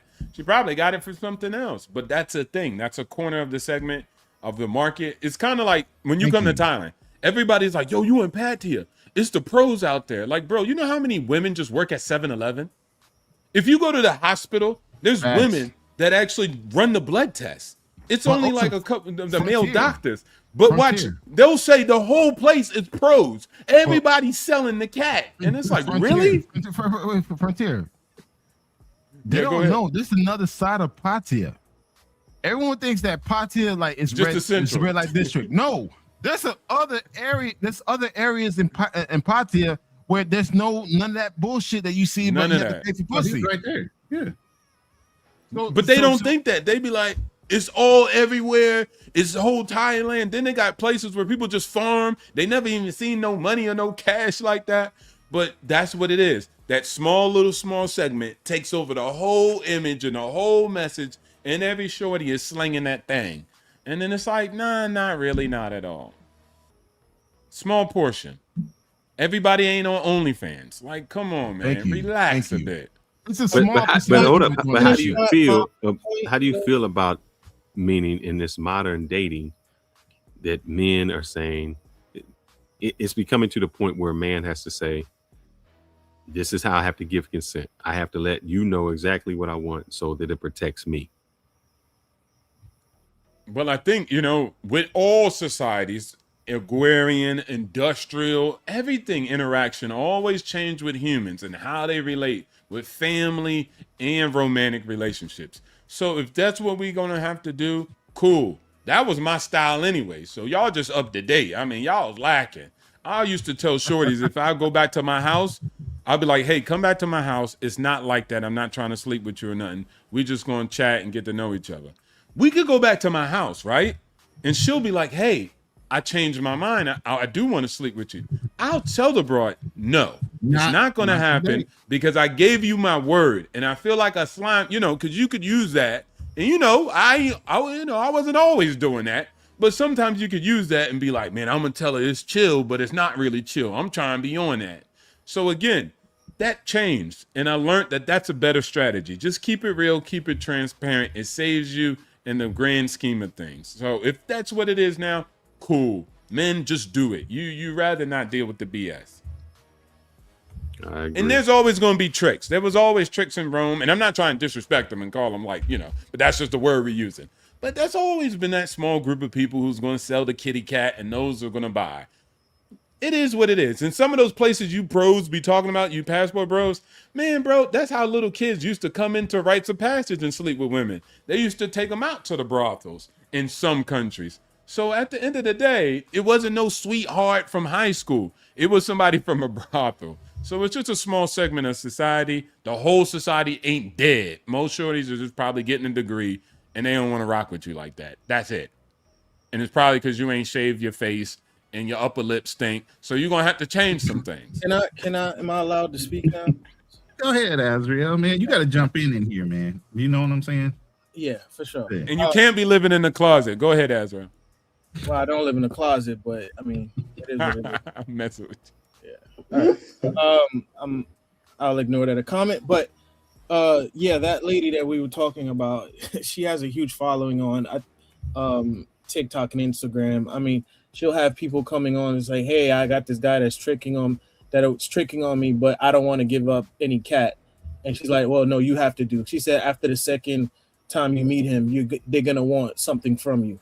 Right? I mean, she has multiple people following her. I mean, she's not the only one. You got Shira 7 as well, right? I mean, I've seen women in my circle following and watching her videos, whether it was at work or a friend, family member just looking at, they're like, it's just for fun. It's like, no, this is a part of the American culture and zeitgeist. So when I see people say, it's only on the internet, I'm like, how should I put this? When I see people say, this is just on the internet, Nick Fuentes is also on the internet, but no one is ever going to say, his racism is just on the internet. No, people act out their behaviors of what they see online and absorb. That's just the conduit of how people really feel, and then it emotes out into the public. I've never heard a black person will say, Nick Fuentes is just online. No, we're going to say there are thousands, if not millions of people that listen to him. And so we should be aware of and be acute and alert, be on guard as to what he's saying, right? So, but when it comes to women, we always just try to pass it off, that's just woman stuff. That's how we got here. That's how we got to dealing with situation where we had The Color Purple. It's just a movie. No, movies are used for agendas or propaganda, right? So you can't be like, it's just, play it off. It's like these are things that are being fed to a subset of women in America, or I should say women in America in particular, and it's affecting how people have relationships. Because what I hear now is people saying, you'll meet a woman, and it should be like, can you cash at me or can you pay me? And then when the guy's like, why all these women just all of a sudden asking for money on the first meetup or the first date, then people try to brush it off and say, it's because she don't like you. And it's like, no, it's not about just, she don't like you. It's the culture if the culture is pushing that. Just like hookup culture, we went from hookup culture, and now we're at this point where it's really just straight off transactional. Brazil is the biggest hookup culture. Like, I lived there for 3 years. So the place you're going to, and they sell the cootie cat like nobody's business. Yeah, but so what are you talking about? America, you're not moving to Qatar. You're not moving to Doha. You're not moving to UAE. You don't go to Sharia law. So you keep acting like you about to go to a country with Sharia law. You going to a place that sells kitty cat. Until you keep moving the goalpost. Nah, I ain't moving the goalpost. I'm right on the goalpost. The point about America is people like you want to make it seem as though it's only online. People like me. And then when I bring out that it's not online, you want to bring up Brazil. It's like I'm bringing it, because it's in Brazil. You're talking about the culture, the hookup culture. Go ahead. You keep deflecting. I said no. You said, this is only online. People don't act like this in person. And I said, I did say, didn't I say there was a small group of people? It's not the majority of people. You got to listen, brother. It's online, and majority of people don't sell cootie cat. That's facts. You're saying that's not facts. You're saying all the 50% of American women don't have to sell it. They can have link in your bio. They can have a link in their bio or cash. So 50% of women in America got link in their bios to say, hey, in order to hook up with me, pay me. They're selling cootie cat.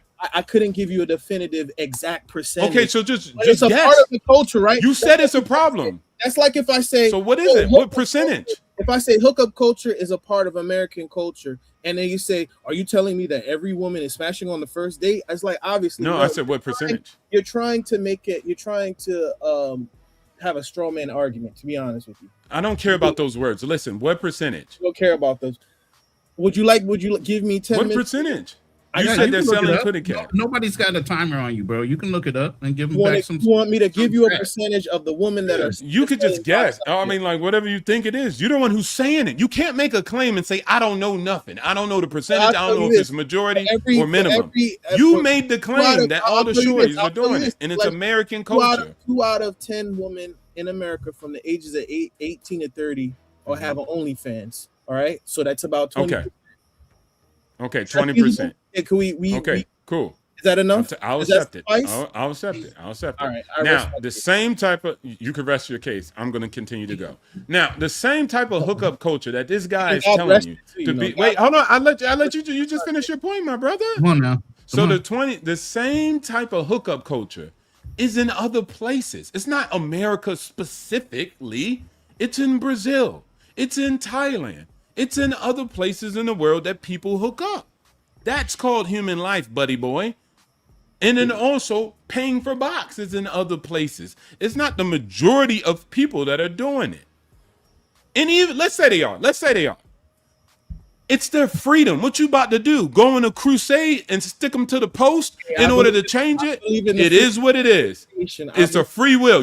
What you're trying to do is turn them into a housewife. Let them do what they want to do. I'm not that guy trying to convert them. If they want to go do that, nobody's sitting up there saying, you know what? I was going to find an honorable man like Ronan or Fearless, but I saw this TikTok and I'm going to sell my cootie cat. I'm going to change course. I'm not going to go to school. I'm not going to learn because I just decided to do this.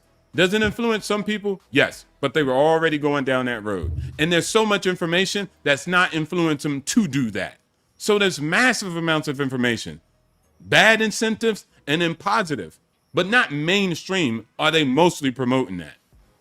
So rest my case. You went from me making the point to saying, oh, am I trying to lock up the box? No, like, why do you do that? Like, me making the point doesn't mean that I'm trying to put a chastity lock on women's sexuality. It's like you keep moving the goalpost. Like, what do you want? Why you bring it up? You just want to make the statement? It's because it's to refute your point that it's only online. Just how we know racism is just not online. It's a microcosm of a bigger issue. Okay, watch this. You're right. It's there. Okay, you made your point. Now what? That's it, right? Statement made. Everything good. Yeah. All right, cool. Everybody sells the cootie cat. Got it. Life moves on. See, that's what I'm saying. Yeah, true. Life does move on. I mean, my thing is this. Your argument. Ezra. And say, so bro, I gave you right. Okay. Then what? You said you don't care about it. It's okay. It's allowable. So cool. No, but it's very passive aggressive. It's like it's just having a debate. Bro, it's agreeing. It's agreeing. Like, okay, it's not a debate. I'm talking. No. Because I made a point. You made a point, and I refuted your point, and then as soon as I refuted your point, then you're like, oh, so what do you want to do about it? Do you want to lock up the box? It's like, you can't just say, okay. Okay, that was a joke. Obviously, I'm not just going to be here and dry. This is not Jordan Peterson. This is not Neil deGrasse. We're on a live stream. It's YouTube. It's entertainment, buddy. You can't just say, okay, somebody has a point that refutes your point. And Ezra, do you think women? No. Ezra, do you think you don't even live the life you want? So why would I listen to you? How do you know the life I live? You living in the closet. Go ahead. Let's get back to the topic here, man. I'm trying to fucking talk. I'm trying to be nice and shit. But hey, don't do that. Hold up. He's the smartest person in the room. Hold up. Calm down. Hey, take a breath. Fearless. That's why he has to say, "Oh, you me, not Fearless." Rolling. We're having a debate. Commercial break, man. Commercial break.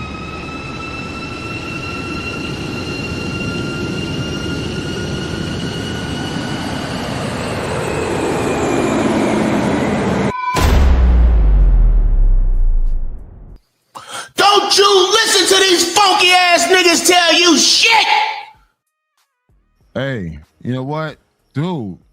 Interesting fact. Interesting fact. I flew to Medellin with $62 on Spirit Airlines. $62 on Spirit Airlines. Man, I fucking miss Spirit Airlines, man. I bet you do. A lot of people I miss it, man. Spirit Airlines, $62, Medellin. Oh shit, man. Well, hey, my question to Ezra. Is it Ezra or what is it exactly? Israel. Ezra. All right. Do you think women overseas are different from American women? Like, is there any difference between the two? Okay, I would definitely say yes, because name a country where there's no difference, to be honest. Okay, if that's true, then why is it obesity rates are the same or different? I should say. Well, if all the women are the same, we have luxury here. So then that means it's different. So you're telling me you're the same as a guy, as a man that lives in Afghanistan? Yeah, I'm fucking different. Hell yeah, I'm fucking different. So no, what I mean is that you're the same. You're the same you're not the same, right? No, we're not the same. So why would a woman in Afghanistan be the same as a woman that lives in Los Angeles? We have more resources. We have more things. No, I'm just disproving your point that when you say, "Oh, all the women are the same," they're not. But they are the same. Like, yes, they all eat and ish the same. Yes, but culture varies. There's nuance, right? What's the difference? They cheat. They fuck around. They do the same shit that women do in the States. They do the same exact thing. So would you say dating? So would you say dating culture here is the same as dating culture in Kazakhstan? No. Let's talk about Brazil, because you're there now. You want to say Brazil? Everybody want to pinpoint to Brazil. You're going to Brazil, right? You didn't say. I've been to Brazil. Hey, we're doing it again. One person at a time. Come on now. You didn't say, "Oh, we can have a good conversation." Afghanistan, okay. Any country with a stand, you know that shit is fucking fucked up. It's what it is. So you can't really take any stand country and compare it to the U.S. You just can't. You were the one that said your premise was all women are the same. Okay, when I say all women the same, I'm speaking more of the developed, well-run countries, not any stand countries. So women in Saudi Arabia are the same as a woman in Baltimore. Saudi Arabia, you can't do shit. If you do shit, you get fucking stoned. I conceded your point. I said, okay, fine. You said a what more developed country? Saudi Arabia is developed. I start with the dumb shit, bro. I'm not. Your interest is Brazil. Listen. You're learning Portuguese right now to go to Brazil. That's what you're doing right now, right? You're studying Portuguese to go to fucking Brazil. So let's talk about Brazil. But you make the point that all women are the same. Brazilian women any different from American women? Yes, are they any different? Because one speaks English and another one speaks Portuguese. No. Based on the baseline of a woman, are Brazilian women any different from American women? In terms of what? Them eating and taking a dump? Baseline. Just a baseline as a woman. A baseline. No. You're a very intelligent brother. I'm not trying to insult you. But again, a baseline. Are Brazilian women any different from American women? No, they're totally different. It's no. There's a difference. What's the difference? Well, for one, if you know Brazilians, they shower twice a day normally. God, so Americans shower more than that. I would disagree with that. Are you talking about the black ones or the white ones? I'm speaking as a black American. Well, okay, for my FBAs out there, y'all sensitive bastards out there. As black folks, we take showers. So I can't relate to what non-black folks are doing. You like to make. I'm trying to force you to be more specific, and you're like keep generalizing. I'm just saying, dude. Okay, women, just women. And that's what I'm telling you. Women versus American women. Are there any difference? It's the baseline of a woman. Oh, absolutely. Baseline of a woman, regardless of her race. Oh, absolutely. I mean, you look at the diet and your obesity rates. I mean, from even the perspective of the focus of your family coming first. Okay, diet. One, Brazilian people don't have the money to eat as often as they want to. Brazil is a number 15 in terms of GDP in the world. That doesn't mean shit. That goes towards like the 1% of the population. Okay, so but there's poverty here in America too, right? So then why are people obese here? Yeah, it's the food, the clothes. So, I mean, I'm trying to be nice here, dog. No, I love it, man. I have a paralegal degree. I wanted to be a lawyer when I was growing up. My thing is this, okay? If you look at the baseline of a woman, if you look at a Brazilian woman and an American woman, they're the same people, man. What way? Same. Tell me, like, as far as what they want, what they don't want. Let's keep it. And now with feminism, picking up a lot of steam in Brazil. Let's just stay with culturally dating a modern woman, whether it be Brazilian versus American. What are the differences? Go ahead. There's no difference. Okay. No, I want Azriel to answer it. Hold on. No. Hold on. Brazilian women. What's the difference when it comes to dating? What's your thought on it, Brazil? I mean, Fearless, what's your thought on Brazil? You've been to Brazil. What's your thought? Because I've been to Brazil. I've been to multiple cities in Brazil, so I can speak on Brazil. Fearless, what's your thought on Brazil? I mean, give me an aspect. Beautiful women, and dating. Nice And dating. I mean, what's the dating the baseline of a woman in Brazil? What is the difference between a Brazilian woman and an American woman? The baseline level. We're not talking about looks. We're not talking about just the baseline, just the essentials of a woman. I mean, I know what you're saying, that all the women are basically the same. They still, the necessity things are the same. Hypergamy, they still want you to look a certain way, still want you to be masculine. So all the characteristics that women look for in America, they still look for it all across the world. It's just, so baseline the same. But when you go to those countries, in my opinion, I think the femininity of the women's are a little bit different. A little more open-minded, a little more, I wouldn't say supportive, but maybe supportive in that sense. So, I mean, it's like saying all the women are the same. Yes, all women have their monthly cycle. Yes, so all women. No.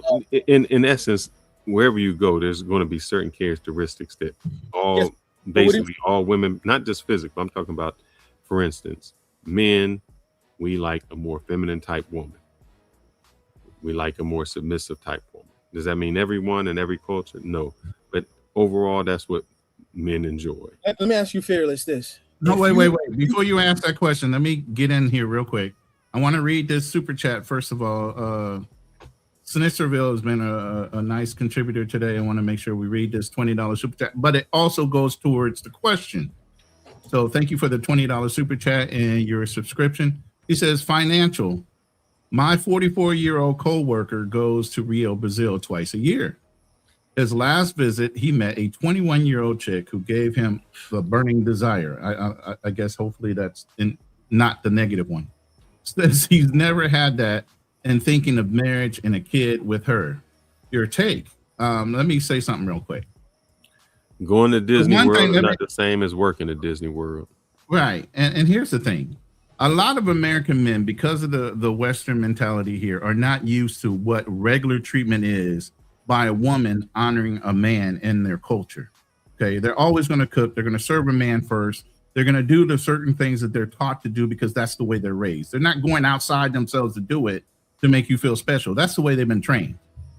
Okay, so don't get so enamored over something that she's regularly going to do. You're just not used to that kind of treatment because you grew up in an environment where women felt like they were predominantly boss bitches and that was below their means or standard to want to, serve a man, so that burning desire part, I'd like to know what more about that.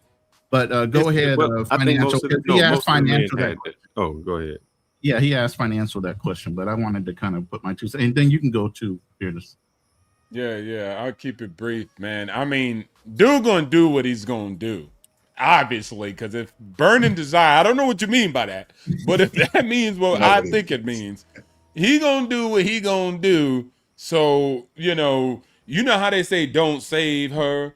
She don't want to be. It's the same logic for him. You can't save him. He don't want to be saved. That's what it is. Once you make the message known, then that's it. But also what I would say is Yo, when we looked at the stats, it's about 62% overweight and obese in Brazil and 72 in America. So there's about a 10% difference, but they fat over there also. So again, I think the main point, it's surprise. I lived in Brazil. I don't just look it up on the internet and do research. I lived in Brazil. I still got a visa for 10 years, all right? I was working there, living there. I got that same kind of visa, like what dog. Fearless said. I got that same visa. Shout outs to Brazil, right? It definitely is feminist, and it has its feminist elements heavy. But this is one thing that y'all guys got to understand. It has to be you. It doesn't matter what country you go to. I'm telling you this. You can't. I know you hear like, I'm going to get on the plane and go over here. But if you got that lick inside you, people are going to take advantage of you. There's Thai guys here in Thailand that talk about their wife nagging at them, yelling at them. They're the bosses in charge. Even though I could come here and have a vastly different experience. But you have to be that, period. The culture won't change. You'll find the same type of women that you drew when you was in America if you come over here on that same BS. Because that woman who's submissive and everything, she wants something out of that relationship too. And you've got to be that man to deliver the goods. So at the end of the day, it is needed. That is number one, regardless if you're in America or Brazil. There are differences. I hear you. But if you go over there like a lick, then you'll be treated accordingly. Period. I think that brother got his first happenstance of something feeling good and doesn't know what to do. Sometimes that's what happens. So you have to be careful. This guy who supposedly I get burning desire, basically in love. It can't be anything other than that. It has to be, you better watch out. You better watch your back. She might not be who she thinks she is. Love is an illusion there. So it seemed like the advice for him, I guess technically, if you were to give this 44-year-old man advice, is don't do it. Don't think about marriage. Don't have a kid because you could get burned in the end. Is that essentially the message that you fearless and financial? No, what does he mean by burning desire? What do you mean, like her soul? She really loves him. No, he really loves her. He's like passion. James, not James, not like that fire kind of. desire? Oh, okay. I thought you meant STI. I was like, what the heck? No. I was like, bro, you can't save that guy if he think that. Okay, got you. So you was responding based on what you thought was a STI. Yeah, I thought he meant burning desire, and he put it in quotations. But you mean that? Okay, I get it now. Okay. But he put it in quotes, so I don't know why he would put that in quotes if he doesn't mean. Yeah, he might have to clear that one up. I'm assuming that it's love. You're assuming that it could be either or. So yeah, I thought he was the clitty clap. But if he just means like real desire and love him, okay, that's different. But if he married you, what? I mean, if you marry a girl and your bank account resides in America, you won't get divorce great because, they can't touch your assets. So that's one thing. But prenup, postnup, you got those too. So I'm not going to say don't do it and don't do that. I mean, he's going to do what he wants. But if he feels like that's the relationship, then get your documentation together accordingly, not prior to the wedding date. Make sure she gets her own legal counsel, not your legal counsel, and etc. But you got to seek legal counsel and figure that out and go about it accordingly. But yeah, I mean, he might be a little. I don't know what he has with if his he's girl. only going there twice a year and she's a 21-year-old. But he might be a little delusional in that she's going to be faithful to him. There are 360 some other days out the year that he's not there. Hold on one second, gentlemen. Hold on real quick. Cap for life. I see you in the background. I need you to cam up. I don't know who you are. It's your first time on the panel. His camera's busted. He put his private chat. I don't know who he is. I don't know who you are, bruh. And I can't risk it. So unfortunately, you're not going to get brought up today. Try when your camera's working. I'm not bringing random people up. I don't do that. I got to know you. Can he just go on his phone? Like if he was going to StreamYard on his phone, he'll be able to at least show his camera on his phone. That's why I can't do it. I'm cool, bro. That's not enough. That's not going to be enough. Yeah, go ahead. Sorry, I just wanted to clear that up real quick. I used to judge dudes and be like, man, you got this girl, but I've traveled so much and seen the things that I didn't think were possible. Like I know in Brazil, I know a girl that, man, It kind of ran through prostitute. And a dude, and we say, oh, she can't get a high value man. I know a dude who brought her back who has money. She living real good now. So I guess I'm at the point where I say, if that dude is happy, as long as he protects himself, protects his asset, even if he brought over here, he got 2 years of just bliss, burning desire life out of it. Brother, enjoy yourself, man. Because that might be the best 2 years that you're going to get. Ever had in your life. Yep. Facts. Me and both me and Financial both know military guys all the time get big whack left and right over bar girls and everything else. So it's not the first time we've heard it. It's not the second time. And some work out, and most of them are 2 to 3 years, get their visa and boom. But hey, there's protections now, right? The law's changed since August 25th. So now there's a little built-in protection for Americans that are too stupid to understand how to vet women. But at the end of the day, hey, if it makes you happy, I'm happy for you. That's your money. That ain't my money. I ain't pocket watching your ass. You know? Rubber watching. Yeah, that's what I say. Like, a lot of times people don't get, like, this is one thing I'll say. I told a guy he was going through some issues with his, ex-wife or whatever. And I was telling him, like, yo, how long was your relationship? He was like, 8 years, burning desire. If that be the case and it's over now, right? The problem is you just won't let it go. There's no guarantees in this world. Nobody said you get to rate that until you pass off this earth 40 years later. You look at people who've been together for 40 years. You don't know what they've been through. You don't know what kind of strange sex resorts they go into. You don't know their business. So you just assuming that they got a perfect life you don't know. Enjoy what you had. If it's for 8 years and she says, hey, I don't like you because you got a pimple on your nose, or for whatever, she say, I just want to be with somebody who's bisexual. It is what it is. You had 8 years of a great time. Most people will never experience that. Some people out here on this planet with people that do DV both ways, and they got just terrible relationships. Like, I've seen people be in a relationship like that for 10 years, and I'm like, what the hell are you doing? So if you got that burning desire and you're living out your life, if it's 3 years, 5 years, man, just go into knowing that it can end in any day at any point, and cherish the time that you got. Live your best life. Protect yourself at all times. That is the best, like, you know what I'm saying? Package that I approach life with. Other than that, I don't go in and be like, oh, she left. My life sucks now. It is what it is, man. You had 8 years of burning desire. Take it as a dub, man. Trust me. Yeah, I know, like, I see some negative comments, like the guy Roller 1123 saying, oh, she loves him that much. Like I said, I used to feel for those dudes, but now I feel like sometimes sometimes the dude knows what's up. He knows that this I'm getting used, and he enjoys it. Do you think that guys sometimes guys go to prostitutes and they pay for the prostitute just to listen to them and tell them they love them? They know it's fake. Why do you think it's called the girlfriend experience? How do you think that name came about? That means I'm going to pay someone to make me feel that I'm special. Dudes do it all the time.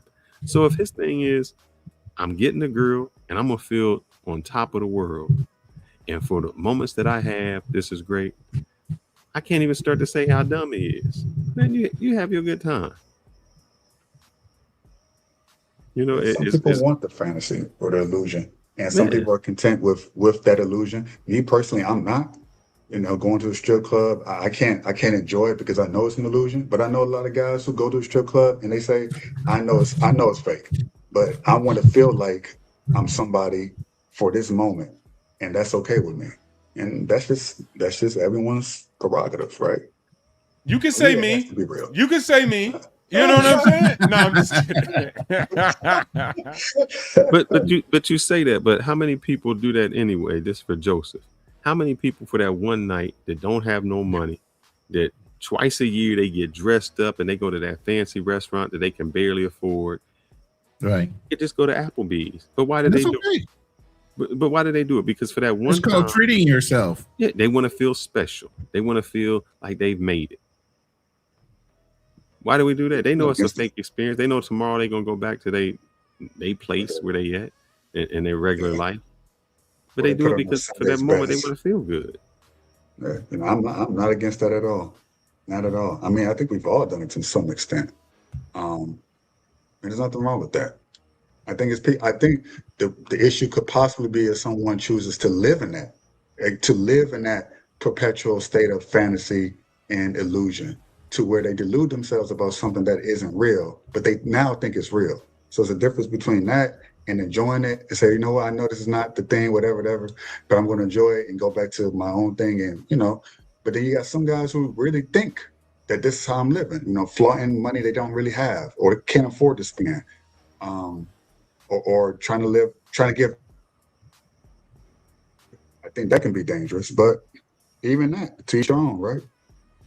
Yeah, you're talking about Inception, Leonardo DiCaprio, right? Like the idea gets planted in their head, and then they can't come back to reality.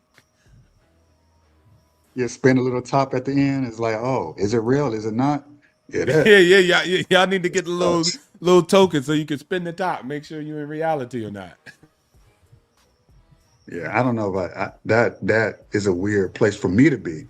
But some men, they're content with that. Because even in that movie, at the end, he was content with the potential of it being an illusion, the whole family and everything. And some guys live for that.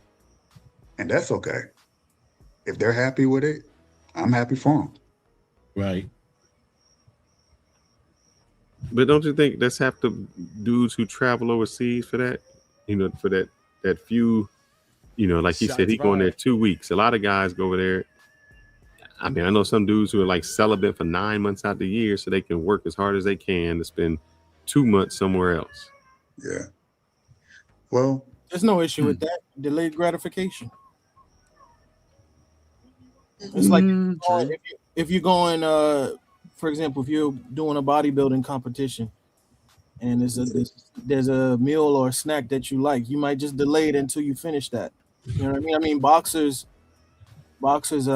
some of them go without sex for like a couple months right before until after the fight. So it's all about sexual discipline, and that's the thing. Let me say this real quick. No, it doesn't pertain to you. Don't worry about it. None of your business. Quit worrying about other people's focus on yourself. I'm of the opinion, and yeah, you can have that opinion as well. I'm of the opinion that within my community, because Gen X has been quiet way too long. To be silent is to be complicit. And I'm not complicit in some of the behaviors that are going on. Not necessarily. We just don't give a fuck. Hey. We just don't give a fuck. I might not give a fuck. Hey, hold on. Let me finish my statement first before you interrupt it. Hold on. Let me finish my statement first. To be in my position, to be silent is to be complicit. I've been quiet long enough. Now, if I see something that's wrong, whether you want to listen to me or not, you have the right to turn off my channel. You don't have to listen to it. You don't have to do any of that. Okay. But I'm going to speak to things that I feel like need to be addressed because nobody else is saying anything. There's very few channels like ours that are speaking to things as far as behavior, as far as black men holding each other accountable. Iron sharpens iron. Okay. If you get offended, then maybe you're a little too motherfucking sensitive. Maybe this ain't the channel for you. As a Generation Xer as well, late, because Roland was born in the 1950s and shit.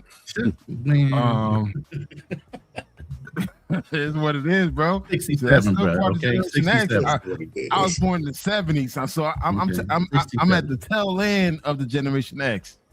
I don't give a fuck, dog. Think and do what the fuck you want to do. As long as it doesn't interfere with me, I'm good. Yeah, Roland cares. I don't care. I don't give a fuck. Like, that's a segment of Generation X. We don't give a fuck. Leave us alone. Like, let us be. Rolling generation, that 1950s, they God damn. Man, get back to your port wine, because that whiskey, I don't think you can handle it. I don't think you can handle that whiskey and the mushroom, bro. I think you need to quit. I love this feeling that I have right now. I haven't been this high and drunk in a minute. So I'm feeling this shit. Well, Dr. Umar, based on Ronan's choices for dating, Dr. Umar would say he don't care neither. You know what I'm saying? He didn't marry a black queen. You know what I'm saying? Oh, I've married two, so I'm done. I'm good. No, I don't count. It don't count. There is no exit. There is no. I did my service. I did my service. He got to marry one. He got 2 damn daughters by 2 different women, and ain't married not one of them. And one of them is a stud too. Fighting. That's even crazier. Yeah. Fighting dudes and fighting people in Philly and stuff. All right, our brother Fearless had to check out. He on daddy duty right now. You know, he's got his daughter he's taking care of as well. So maybe he'll check back in, maybe he won't, but Fearless had to check out for a little while. All right, we can continue the conversation. Well, yeah, about that that situation with the guy, right? I mean, yeah, damned if you do, damned if you don't. With him voicemailing that woman. I think that's what they call it, right? Voice memos, yeah. But I just feel as though, and you know, people say, "Oh yeah, you could be masculine in America." Yeah, absolutely, I believe you should. But the fact that was out there, God forbid that dude, who knows, that can get around with his boss and he could lose his job. It's like, oh, this is not something that's reflective of what we represent at this company, whoop-de-whoop. And it's like, damn, you damned if you do, damned if you don't. Women always say, oh, I want a man to be honest with me. I want a man to be straight up. So, right. Hey, you know what, Rolo? I'm thinking about trying to do that. I do have a sound deck here where I can take in a phone call. I just need to learn how to hook all that up and make it work. Plus, I'm on WhatsApp because you ain't calling me from America on my data. Well, watch this, man. You know, I had situations. Oh, go ahead. Go ahead. I didn't mean. Yeah, I just wanted to address what I pulled up here.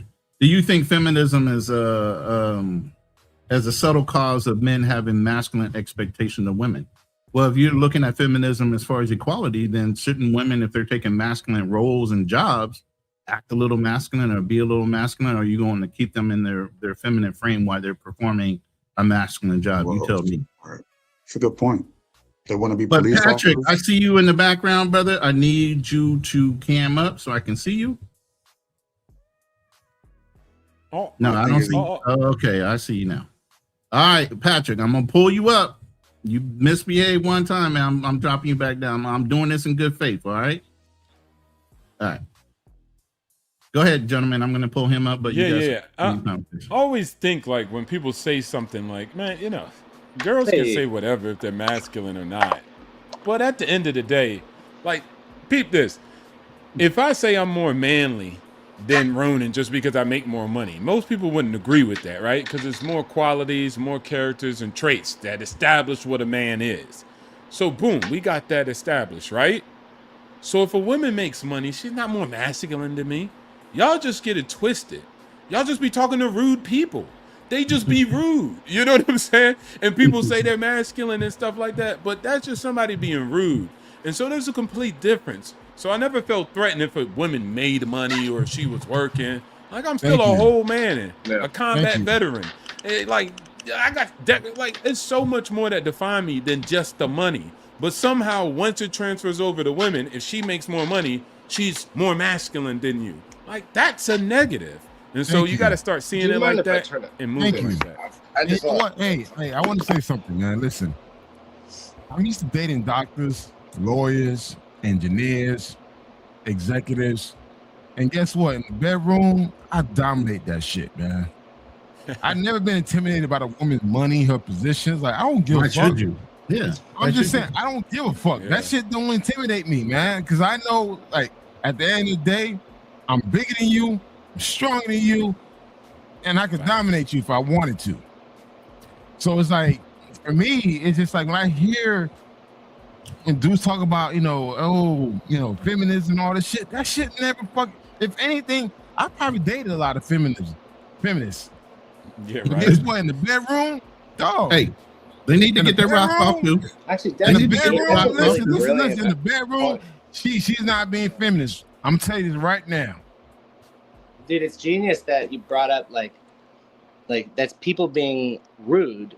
And I agree, and I'm gonna add on to that. I think it's also like we only know the examples we've had, which are our parents or anyone that was our guardian or raised us growing up. But why don't we have like any other sort of external information source, kind of like just keeping you aware of like how to nurture and like the best ways to like be a strong supportive presence without being too like rigid and overbearing. Like I feel like we don't have any of that. But maybe that's not her personality.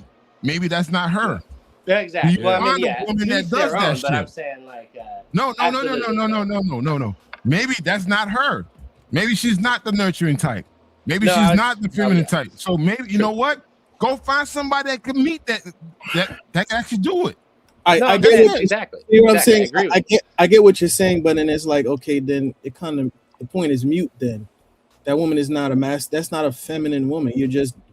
It's like you're rewarding a masculine woman with sex. You know. Well, I was more adding to the point where like we don't know what how to really distinguish what the attributes like pertain to masculine or feminine. It's like people are confusing what masculine is or you know I think it's more like you land on a spectrum of like what mix of both you have, you know, and it's like I feel like we have no way to determine where we are is what I was saying, because then if we did wait, let's define this real quick. Where are you at when you come to the aspect of masculinity? What do you think masculinity is in your definition?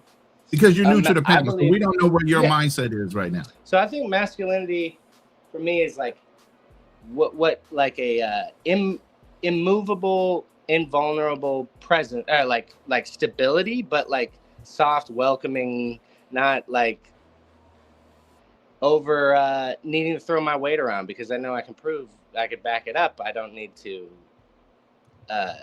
not over domineering, but solid. You know, it's rock it's solid, like base, it's like a good base. they break upon me type of thing. It's like I don't need to prove it; it just happens. Like that's a mix of the masculine part of like I you know I know the ways that it goes like for violent shit, but I don't resort to it. I don't need to. It's just like that's the end of the we tried line, you know. It's like I don't need to project my masculinity. That's what keeps me stable.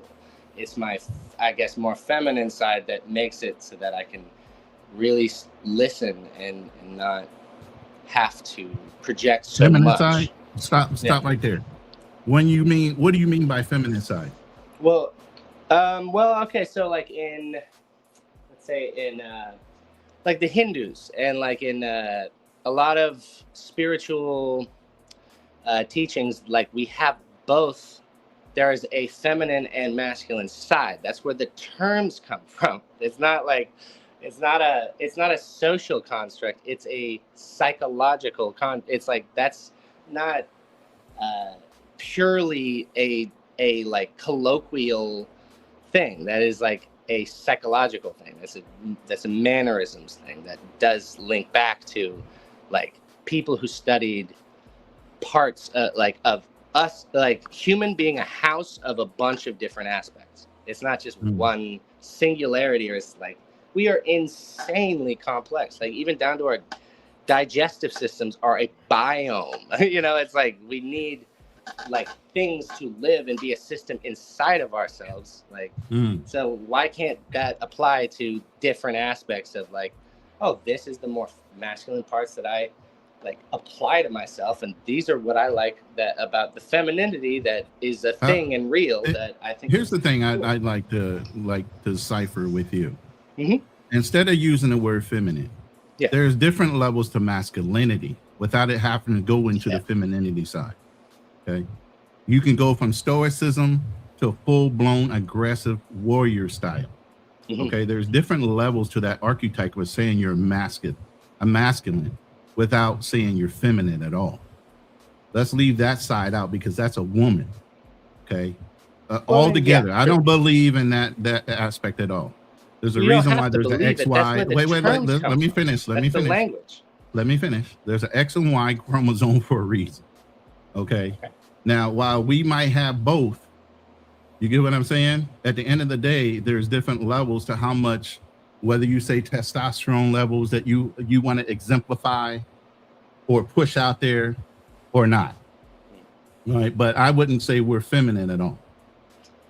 Okay. I'm not going to introduce that into my vernacular at all.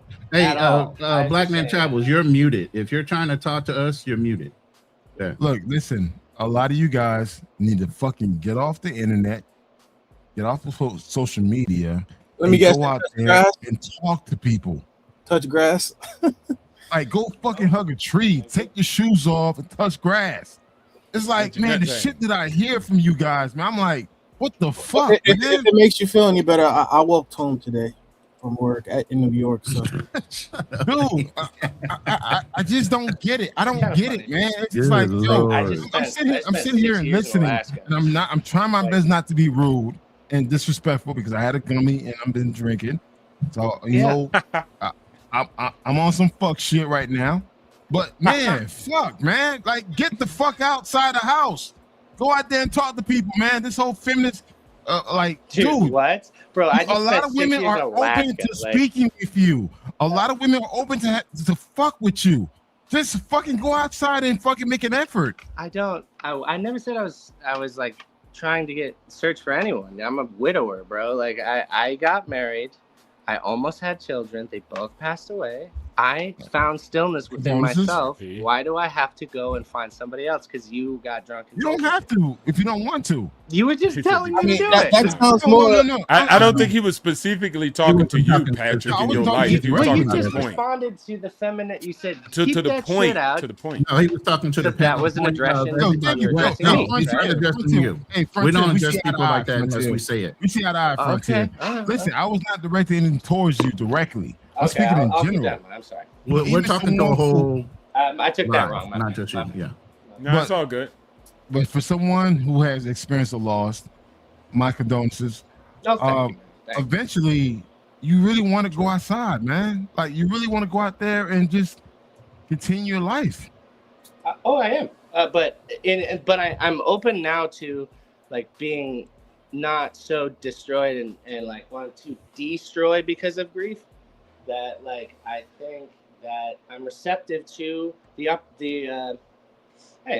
meeting someone that I'm not. So you've gone through like, your stages, and now you've done your mental work. I just got back from the last stages. Well, like you've done your years, mental work, and you've got your stages. You've gone through your stages of grief. You've done your mental work, and that's what we tell a lot of men. They need to sometimes do a lot of their mental work and do some work on themselves before they go out and try to introduce somebody into their life. So I don't want to the fact that you said that is great, right? That's awesome that you've done that work and you found a place where you could be stoic and do that, which is going to Alaska, where it's a little more sparse as far as population, and you can be within yourself in order to go through that process. Yeah. But my thing is really, really good for you. Well, Patrick, ain't no bitches in Alaska, bro.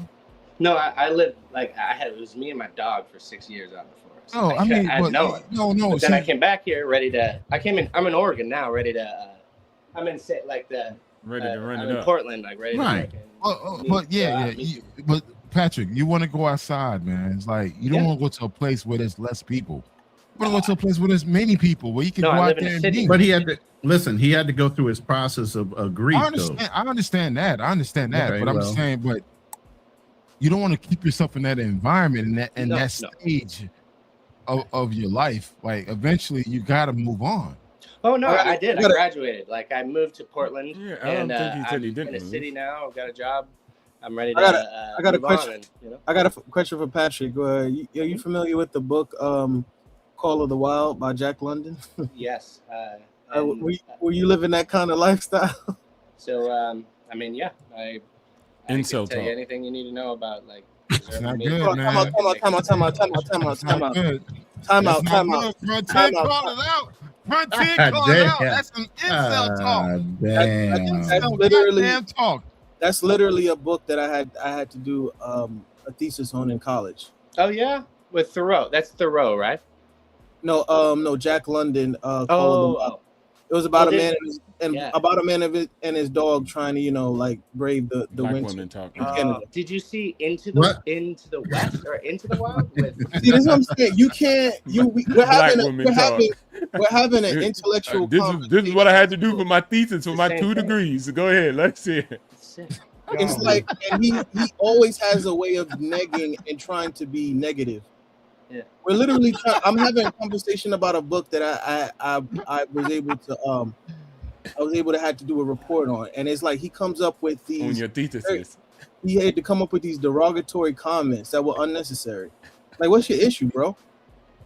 Yeah, that's a bummer. It's like I feel like we hold on to all this aggression and fucking like urge to just fight each other that we absorb through the system we're forced in. So like when you step outside of it and you're no longer in this like structure of like we all have to be mad, and then you go back into it, you have like this different mindset that's like actively trying to not choose that like aggressive thing like I did. Well, I guess when I mistook, I thought you were addressing me, where I should have just listened, you know, and just been more patient and not reactive. And I guess. Well, Patrick, it's time to move on.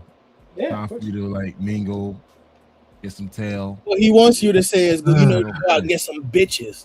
That's what he basically want to say. Yeah, pretty much. I mean, honestly, look. Here's the thing, Azriel, you know how you just did that? Look, that's called friendly ribbing. Financial ribbed you, then you turned around and ribbed black man, but black man didn't get offended. Hold up. Black man didn't cry, did he? Did he? No, he didn't. Ain't no ribbing. No, hey, listen. We get around. Listen, we get around a lot here. Nothing is directed. And this is not personal. We really kind of kid around. I don't give a fuck. Yeah, I get that. So if somebody gives you a little bit listen, if anything, don't react that way. Yeah. Patrick, it's not a personal attack. I got it. Being a fearless go head to head, man. I mean, literally arguing with each other. Enjoy yourself, man. Because you know what, Patrick, you got one life to live, man. Condolences that you lost a wife. Definitely, I want you to overcome that. But you know what? You gotta live. And you got one fucking life to live. Live it, man. Yeah. Fuck it. Yeah, definitely. So I said goodbye to Alaska. Excuse him. He been Listen, drinking. listen, not only that, you got to understand, black man travels. He just went through. Listen, he just went through a whole. Listen, here's the thing. He just had a show, and he just said that he went through a whole physical and health scare. He literally almost died. He just went through surgery and everything. Can I share my story? So that's where he's at the edge, and y'all are missing that point about his background. That's good so context. Go ahead and share your story now, black man, because you haven't really shared it on this channel. Yeah, you did it on your own. I'm gonna say this, man. Listen, guys, I have no diabetes, no high blood pressure, no cholesterol issues, nothing. But I was losing blood. I was getting poor blood circulation to my heart and to my lungs, to the point where if I walk a few steps, I'm breathing like I ran a sprint. I go do my blood check, find out my blood level is at a 6, where it should be at a standard 17. My doctor told me, you need to rush to the emergency office right now, to the emergency hospital right now.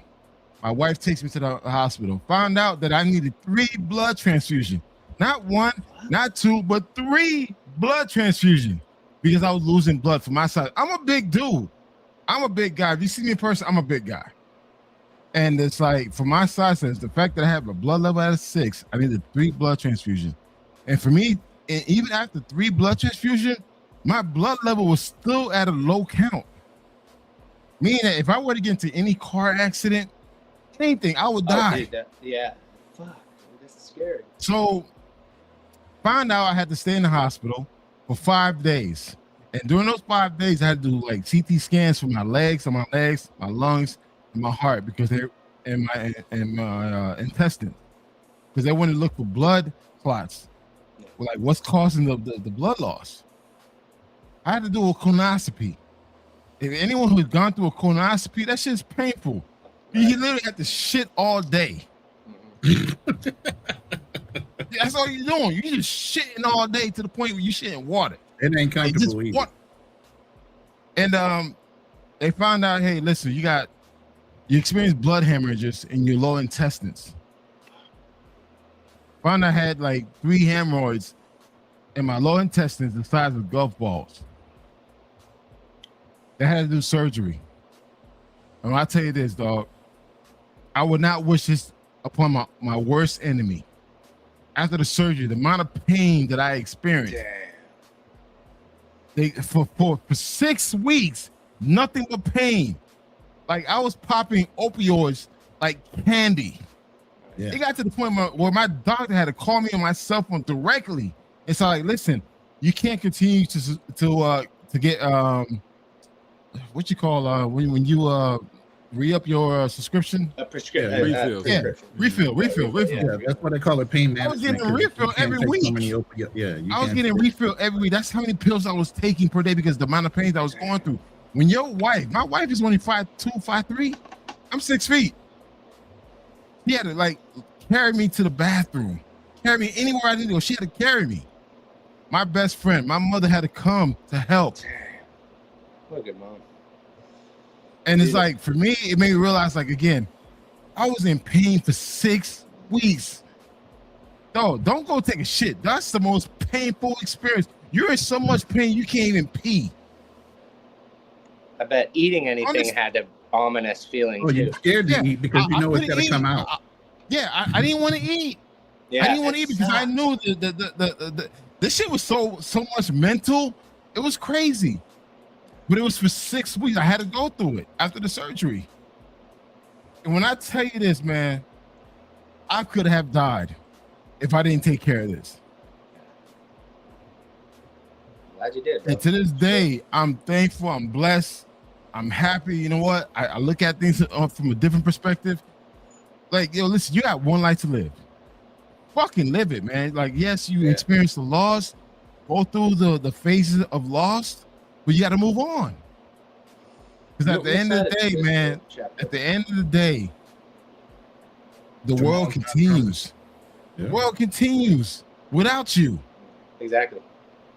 Black man, let me ask you something. Was there any symptoms or anything? How did you know to go get the blood test? Yes. You felt like dizzy? Or go ahead. I'm gonna get very emotional about this because again, I put my son in a very hard situation. I passed out at the traffic light.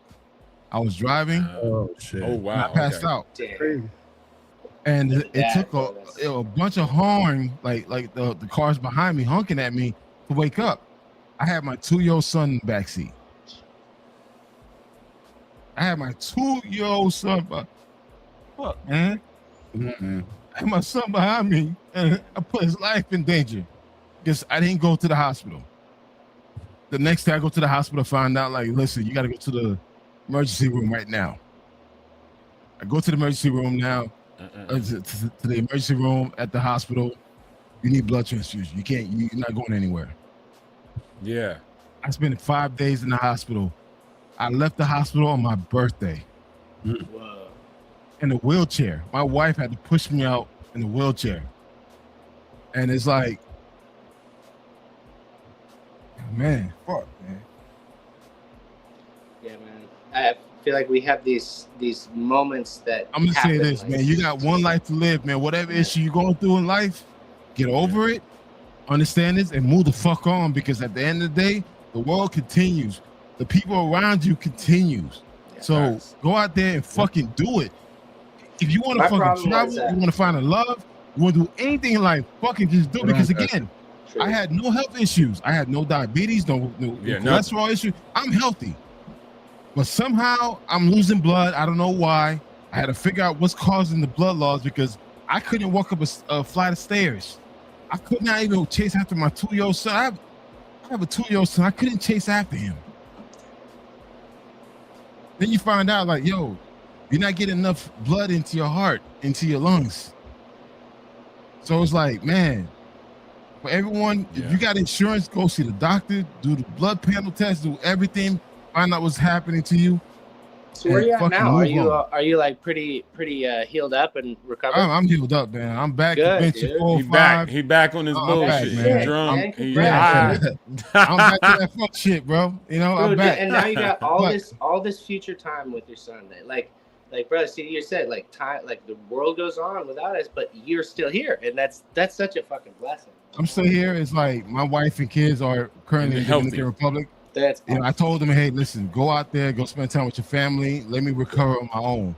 So for the past a month and a half. I've been recovering. I've been exercising, been trying to get my blood level back up, taking all my prescriptions, everything else. I'm 99%. And shout out to the wifey for holding it down too. Yeah. So, dude, I mean, that's the true test right there. Exactly. That's why I be saying, like, sometimes when I be on the channel and everybody be thinking I'm like, oh, you're always optimistic and you say everything's excellent. It's because I use OPE. Like when Black Man Travels is really talking right now, I'm thinking like there's some guy or there's some girl somewhere saying, oh, somebody cheated on me. And they're depressed and they're saying they want to delete themselves. And I'm like, bro, you're thinking about the option. Some people don't have the option. Yeah. Like shit that you just said, that's real. That could happen to me. That could happen to anybody. There's nothing like, this guy's healthy. He's not a bum. He's not eating McDonald's every day. Life is like that. Somebody's always having something that's way off worse. So the stuff you're talking about is usually nothing in comparison to the struggles that somebody else is walking to right at that time. That's why I say it's not I don't care about women. I don't care about this. I care about having life. That is so important. That is the basis. I'm happy, period. I don't need $50,000, $100,000. That's why I got money. I'm still happy. It's not the money that makes me happy. It's waking up alive with my health. That is a blessing. The richest man, Steve Jobs, he got his illness. It didn't matter how many billions he had. He was out of here. Money doesn't save you. And so at the end of the day, you have to appreciate and live your life, as Black Man was just saying, period. Can I say something? I want to take a moment to acknowledge my wife, my best friend, my mom. Those 3 weeks after the hospital, when I say the most painful, I wouldn't wish this upon my worst enemy, man. Like, you go to do anything, you need help. Like, even using the bathroom, my wife had to hold my hand because I was crying in pain. I'm blessed for my wife, man. You know what? People against about bringing your foreign wife back to the States. Listen, man, honestly, I love my wife's fact that she held me down during my weakest moment. Again, I'm a strong dude. I could bench press 4 or 5 easy. 10 reps, squat, everything. I worked out with Fearless, everything. I could do all that. But you know what? During my weakest time in my life, my wife had to carry me to the bathroom. I'm good, dog. I'm good, man. Like, I lived a life. I traveled the world. I've been to 6 continents, been over 40 countries, dog. I lived the life, man. But you know what? What I'm experiencing now is true living.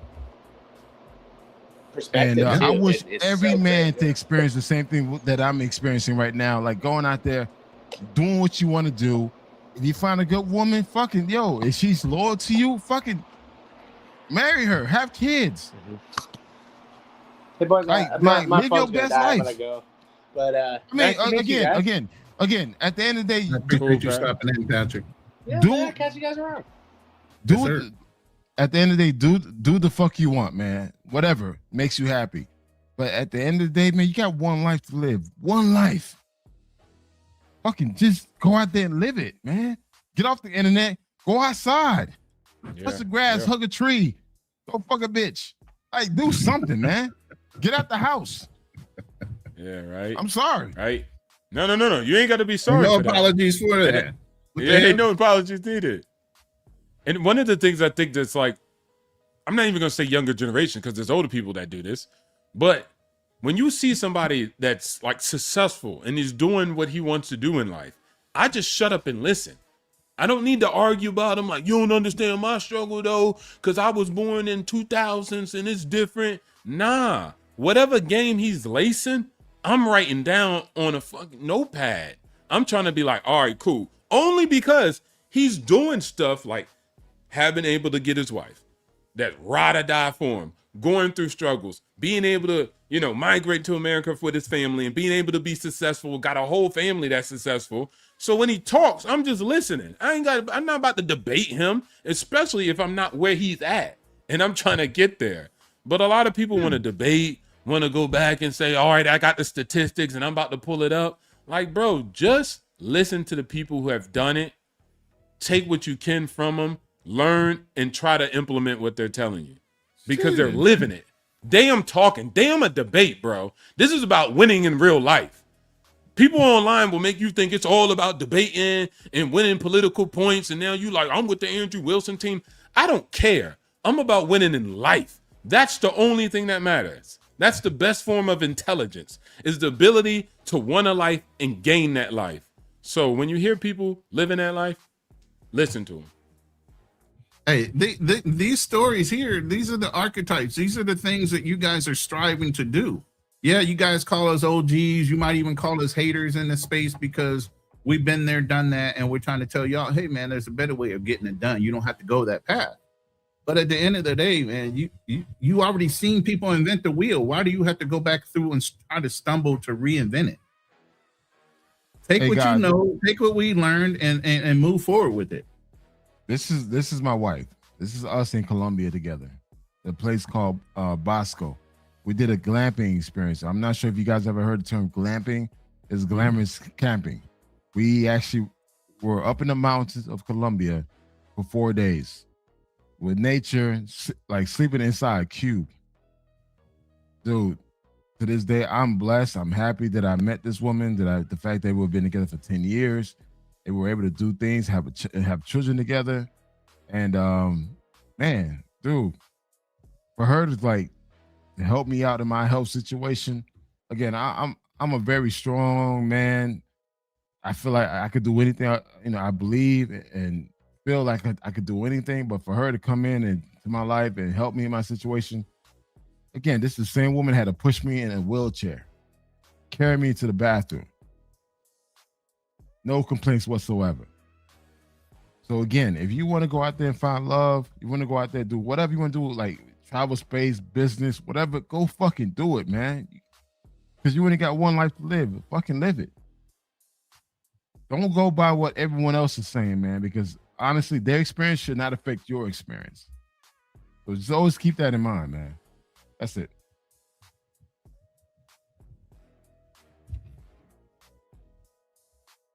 Hey, you already know, man. We've been talking in the background a long time. You know, we talk about men's health. We've had different shows about men's health, and we've talked about it. It can happen anytime. My business is insurance and retirement investment. That's all I talk about. Retirement, trust, funds, this, that, and the other thing. There is no time limit on when you're supposed to go. You just don't know. The phrase I used to use and we use in my agency was, while you might look good on the outside, God only knows what's going on in the inside of you. You could be the healthiest individual possible, so you think, on the outside. I mean, Bruce Lee, brain aneurysm. Christopher Reeve falls off a horse and eventually dies. So all these things are factors of, you don't know that's not going to happen to you, but you don't know if it does. But you can't live in fear. You're going to go out and experience life, but live every day to its fullest.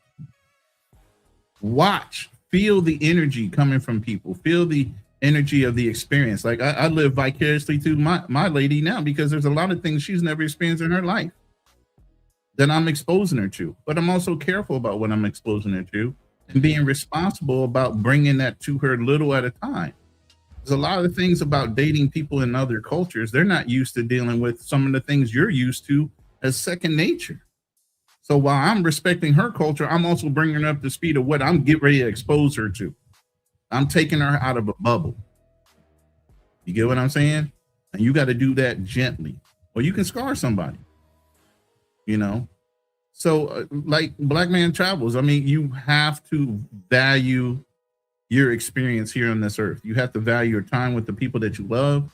You have to value your own experience. You have to take time out for your own personal health, your own personal well-being, your own personal mental health. That's a big thing. Men have a lot of mental health issues because we don't know how to address them. We're always told to suck it up. You shouldn't be emotional. It's not to say that we shouldn't have emotions. We absolutely do. We're just told to deny them. In the military, we call it compartmentalizing. Guess what? Even in the military, they never tell you how to decompress from compartmentalizing all the bullshit you went through.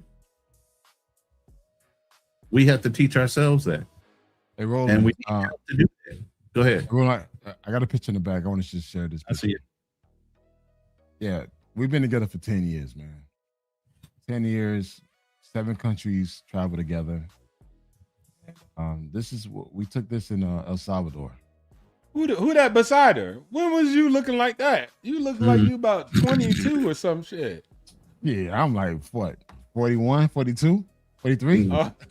Hey, you know black don't crack, dog. You know yeah, what exactly, right? You know what it is, dog.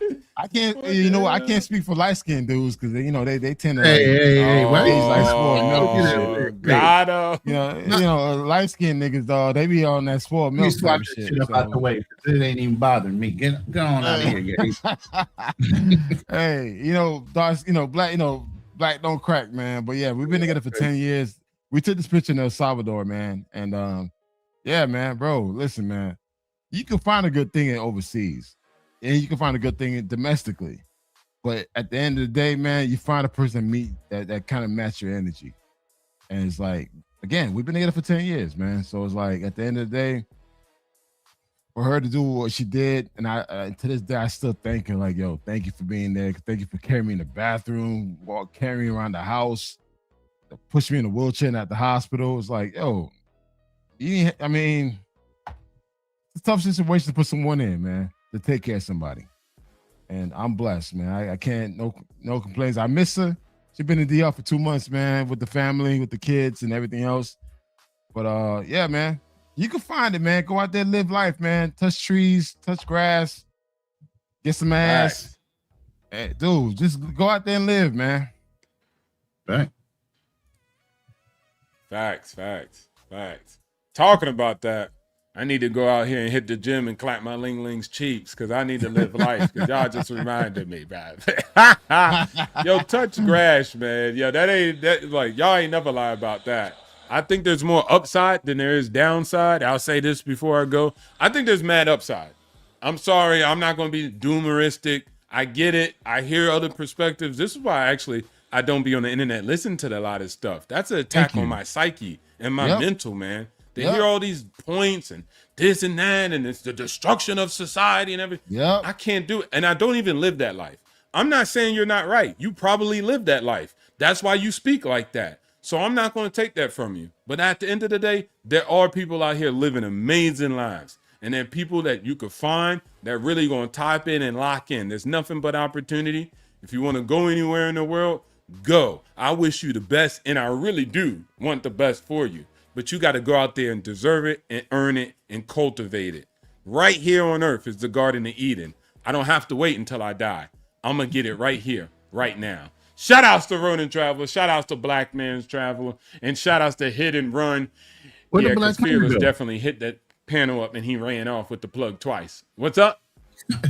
Black Cleaner just showed up on the panel and then he just disappeared. Black Cleaner, you can come back up. Yeah, I ain't about to talk to him, man. You know what I'm saying? And guess what? Nakneezy better not show up because I'm still the undefeated, the heavyweight champion of Thailand. So Nakneezy, get at me if you see this. You know what I'm saying? We can set up that fight. No, I'm just kidding. Shout outs to everybody, man. Much appreciated. And I'll see you guys next time, man. Stay masculine. Yeah, man. Like I said, we still got the conversation we need to have. No, Frontier, before you get off, we need to have financial. Frontier, before you jump off, I want to say something. Listen, guys. There are not too many guys that I follow on YouTube. Frontier is one of the guys that I follow. I'm having internet problems, I see. Hey, Frontier, I wanted to say, man, listen, the Can stuff y'all you hear say. me? Yes, we can hear you. Hold on. I want to take a moment to acknowledge and give his flowers to Financial Frontier. Yo, brother, I love the way you move. I love the way your swag, man. It's again, I'm getting it from online. I like what I see. I hope people are really taking the message that you give off to people. I know some people may take it as you being arrogant or whatever, but like, no, I see confidence. I see a sure thing. I see someone that knows his stuff, man. So I want to give your flowers to you, Financial Frontier. And man, I'm a big fan of your work, bro. So hey, man, much appreciated. The same goes back to you, my brother. And all I want to do is see you keep winning. And like I said, my information is just there.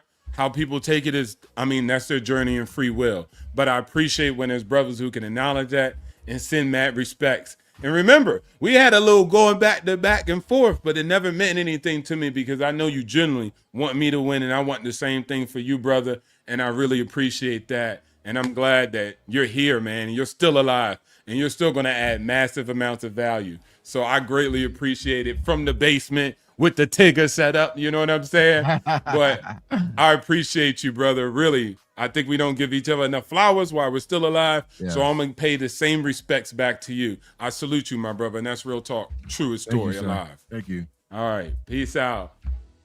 Peace, bro. That ain't for you, Azir or Zao, whatever your name is. I ain't got no respect. No, I'm just kidding. Much love to you too, brother. All right. Hey, welcome Black Cleaner to the channel. What's going on, my brother? How What's you going doing? on? Salute to the panel. Salute to everybody. Man, I wish 020 stayed on. I forgot to say I apologize. I called him Magneto. He's not Magneto. He's Professor X. He's the one that want to be in harmony and live like and build the school and work with the people over there in America. I'm Magneto. I'm the one who wants to build Genosha and it just be us. But anyway, salute to him and salute to his plight and what he's doing. Definitely do respect what he was saying. Hey, I don't know if you're moving around, but you're dropping a little bit by little bit with your connection. I don't know where you're at. Hey, Black Cleaner. Hey, Black Cleaner. I seen your comment about did you not get scoped and robbed and glamping? Nah, bro. I'm in Bosco. I'm up in the rich area, man. So it's like there's no scoping and robbing. Exactly. Well, that's the point that I was trying to make. What you're saying, it's like everybody who goes out here, and I was just out here in downtown Panama, the Casco Viejo area, and I'm looking at the brothers out here that's on the hunt, looking for the mongering and all of that, and they're disappointed in what Panama has to offer, and I'm like, no, problem isn't Panama doesn't have anything to offer. The problem is you all are over here looking for the wrong thing. There's plenty of stuff here in Panama. You can't, and like what you all was just talking about earlier, you can find love, you can find things, but you just have to be looking, for love. You got to be looking for growth. You have to be looking for things other than, what's in the gutter. As I say, people, if you're out here and you're being thirsty, you're going to find a thirst trap. But if you're out here and you're looking for the good things in life, there's a plethora and an abundance of it. And I land there. All right. I'm sorry. I was just checking a message. Sorry about that.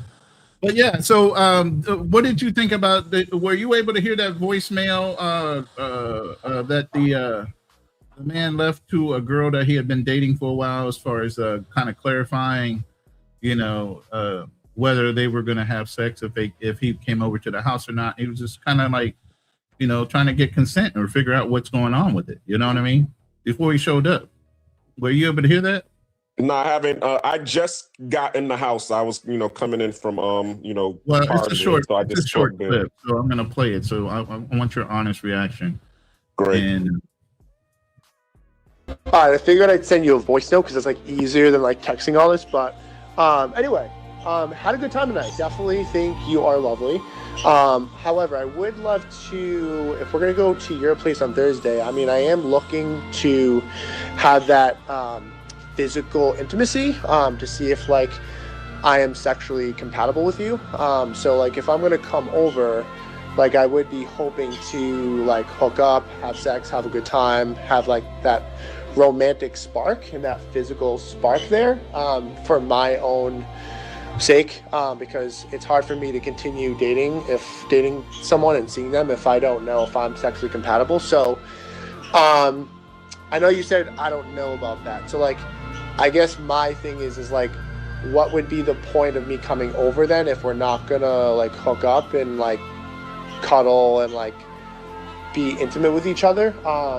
And if that's what you don't want, that's fine. But like, I think we should just like end it here then, respectfully, just because first date, that's fine. Like, you want to get to know each other, I'm all about that. But like, I am looking to have that physical aspect there, and I don't want to continue seeing someone if I don't know if that's good, if that's not there or not. So up to you. Let me know. I'm happy to, if you do want me to come over, I'm happy to do so. Would love to have a good time, and we can have some wine, hang out, and chill. But if you're not trying to hook up, then like, I think we should just go our separate ways. So what do you think about that voicemail that he left for her? Wow. That is crazy. I mean, crazy good, crazy direct, crazy what? What do you mean by crazy? Well, you could tell that he was young, because a person who is a little bit older and more mature would not be coming just flat out, blunt. They at least, be able to put a little bit of sweetness, with, asking questions like that. I mean, nah, that's just whack. I don't. And also, what I noticed, he mentioned something about this is the first date.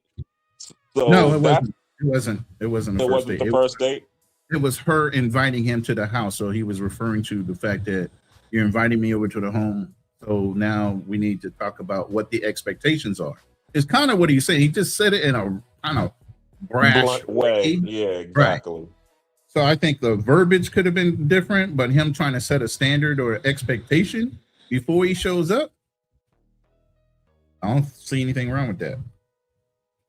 It's really the tact, because like it's funny that you say that, because I remember going out on a date with this female, and she says that's the one thing that always turns her off, is when a dude is just gonna come out and ask about the sex. 'Cause she's like, yo, it's obvious that's going to happen.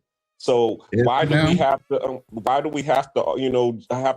just bring it up like that? I mean, can we get to know each other first or whatever? And I got that when she said that, because a person who is, not thirsty, and a person who, gets it on a regular, he's not caring about it. He's not bringing it up. He's like, it happens when it happens. You know what I'm saying? And normally if the person is attracted, she's going to, give you choosing signals if she's attracted to you. So you really don't have to bring it up. But I'll say this. I can agree, and I hear what you're saying. And I would say, if anything, that would probably be the approach. I'm not the person to be trying to like, I'm not on the mystical type vibes, if you know, because he's in jail right now for that kind of thing. But I wouldn't be aggressive with it. However, can you blame men for just being like straight up direct? Like, look, because I mean, there are women that will go on multiple dates with dudes and they know they have no intention with the guy. So you're making it clear, like, hey, we had a good time. You're gonna pull up the next time. Yes, I get it.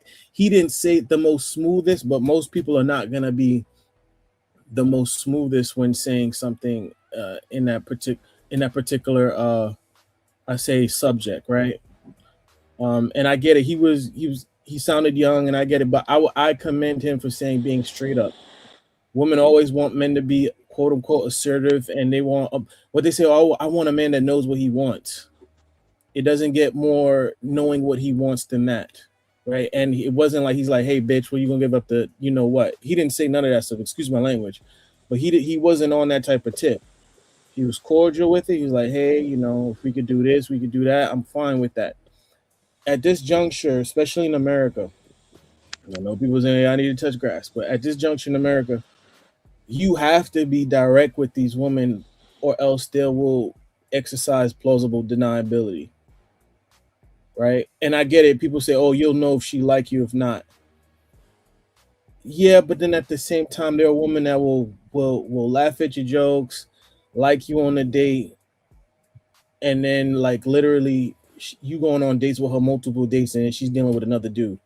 Like, I give you a prime example. I knew a girl that I was sleeping with at the time, and she wanted me to commit to her. But she was telling me, "Oh, by the way, I have a." She's like, "Oh, when can you come over the next time?" I said, "I can come over around afternoon." she's like, "Oh, can you come over?" Or I was like, "Oh, I could come over around like 11." She's like, "Oh, can you come later after the noon time?" Because she said, "I have like a little lunch date at 11." She was basically trying to strong arm me arming me into dating her, right? But it's like she's going on dates with other dudes when she knows she just wants me, but she's stringing along other people, right? So I don't blame men for saying, "Hey, like, where is this going?" Like, women say, "Where is this going?" Men are saying, and they ask that usually by the first or second month. I don't see no issue with a man asking that, because like I said, when women say, "Hey, where's this going?" no one tells her, "Oh, she's being awkward about this. She's not letting it flow through." When always women complain about, "Oh, I don't do vibes no more. I don't want men wasting their time." It's the same thing with men.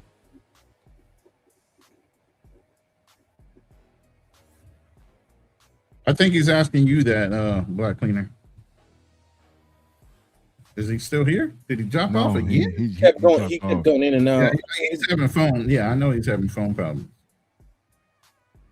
Is there any question for me? I mean, I think it was to Black Cleaner, but since he dropped off the panel, I guess it can't get answered. But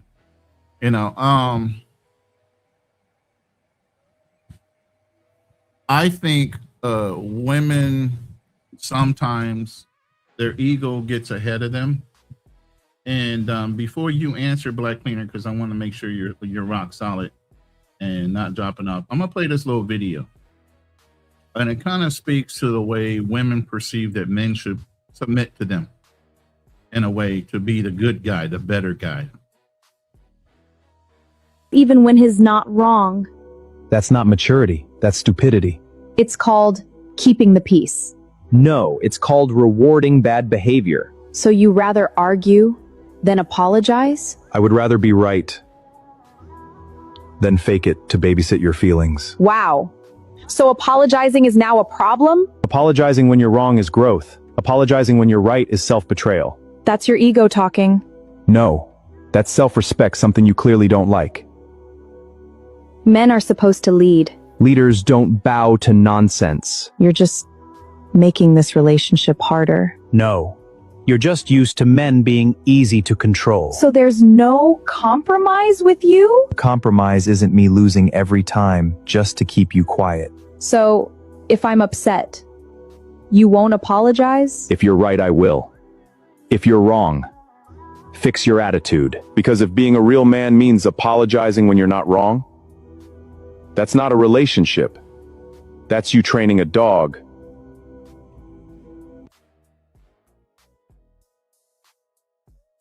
All right, I don't know. Black Cleaner, are you stable now? Yeah, I was my Wi-Fi. I wasn't on my Wi-Fi. I was actually still on my phone. Okay. But to answer your question, yeah. See, what I realize is with this, okay, the moment it's like a game of chicken. The moment that the woman brings up the cash, he loses. The moment the guy brings up the sex, he loses. So you really don't have to, you know what I'm saying, make it known what you're looking for. And trust me and believe me, I've been the steal a meal dude, that, the one that's in the phone with food by his name. So I understand what all of you all is talking about. I've been the one that girl is taking advantage of. But see, what happens with them is, me and them is this, okay? I already have, an idea in my mind, what my maximum is in terms of dating, which is usually, I go by the 4-date maximum, okay? The moment that we have that 4th date and you haven't invited me over to cook for me, you haven't done any type of reciprocity, it doesn't necessarily have to be, the sex thing. As long as you are not draining me, okay? If you actually say, hey, this time I'm going to pay, that lets me know, at least that, my time and my money is valuable to you. I can respect that. I can respect you as a woman. You know what I'm saying? But the moment, if the 4th date comes and you haven't done any type of reciprocity, I don't just get mad and say, hey, this is the 4th date. We haven't done any reciprocity. You haven't put out or anything. No, I just fall back. I don't talk to you anymore. You know what I'm saying? And either one, you're going to get the picture. And if you like me, then you're going to, call me and be like, hey, what's up? I haven't talked to you in a while or whatever. And then, we can have, a conversation based on, hey, I've went out, done things for you. Or you might just get the picture and be like, okay, well, I didn't like you. He saw I wasn't interested in you, and then you move on. End of story. This whole thing with I hate the modern dating game that goes on, because I'm the type of person, I'm truthful, and I am like the guy who was on the phone with the answering machine being blunt in a manner, but I do have a little bit of tact to it. You know what I'm saying? And that's really what I'm just saying is, he could have at least had a little bit more tact to his process of doing things.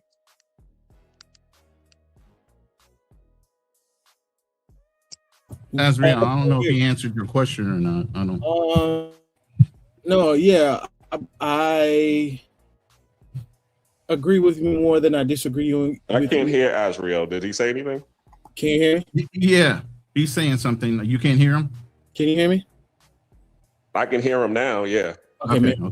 I had my volume down. What I was saying is I agree with you more than I disagree, particularly on the point of if a woman brings up money first, you lose. If a man brings up sex, you lose. But at this juncture, man, with dating in America, it's about who's going to get who first. That's why I don't date here. I don't at all.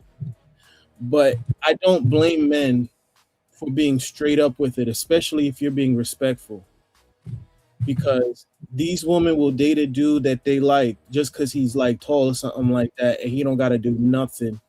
And then have another dude that's not, it's not like he's ugly or he doesn't have any personality, but just because he's not the quote unquote dude that she likes or her type of dude, she'll have him take him on dates. And he's thinking, oh, this is a good woman. Let me, build some kind of rapport with her. Meanwhile, she's dealing with a dude that don't have to do nothing for her. Guys see it all the time. Guys have either been the good guy with the food date, or they've been the guy that just got it off the second, right? Off the first date, right? Off the first link. That's why women are complaining men don't go on dates no more.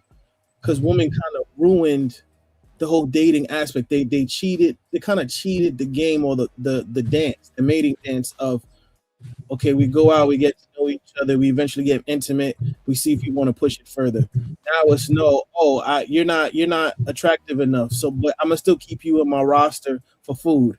Oh, this guy I like, so he don't have to do anything for me. We just gonna smash. Oh, why isn't? But now I'm developing feelings for this dude, but he don't want to do anything with me because he never had to invest, right? So guys see that. Guys know if you're the guy that's doing the taking out for the dinner, you're probably not the guy that's getting the cheeks. And women are not, they're not abiding by the contract, right? I mean, you got a guy sitting on the panel that was that outside guy that would get food delivered to him while she came off a hot date. Hey man, I've witnessed so many stuff, man. Like to me, that was a turn off. You hang out, you smash this girl a couple times, you see on Hinge, and then she's out still dating other dudes, but then as soon as she's done with the date, she's like, hey, can you come over? And it's like, damn, like, okay, so and the ironic thing is, I'm thinking, okay, this is gonna develop into a relationship. She's like, with her, she's like, no, you're for the D, and that dude is for the taking out. So it destroys the social contract.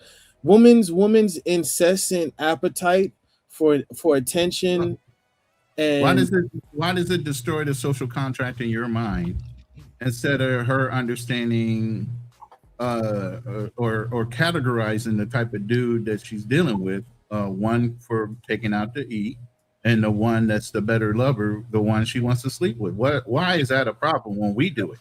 Because the contract, when she does it, it's an issue. Because the contract, it was made for a reason. It's for guidelines. It's just like when you have a railing on a highway, right? You engage with a guy on the purpose of dating, right? Dating was not just hookup culture ruined it, and that's why women are complaining that guys are not taking them out on dates anymore. That's why I say the contract was. Did we ruin it for them, or did they ruin it for themselves based on their behavior? They definitely ruined it because no one told them. First, two things. No one told them that, okay, if you're extremely attracted to the guy, have him not do anything for you. And then don't come back a month or two later and be like, damn, he don't do nothing. He don't take me out, go nowhere. Well, you socialized the men that you're attracted to not to have to do anything for you. That's why you don't notice guys say, oh, what to do on a first date. No, they say, oh, get in the gym, work on your money, make sure you are as sexually attractive as possible. They don't say, oh, what to do on a first date to have a personality. People don't. Since when dating becomes this difficult, man? Like, man, you tell me, bro. You tell me. This is why I don't read America. Honestly, look. Okay, listen. I'm 48 years old. I could compete with the younger dudes. Thank you. Because I could go again. I'm 48, 6 feet tall, over 250 pounds. When I walk in the room, I draw a lot of attention towards myself. I don't have these problems, man. It's like, dude, I'm so fucking direct, straight to the point, transparency.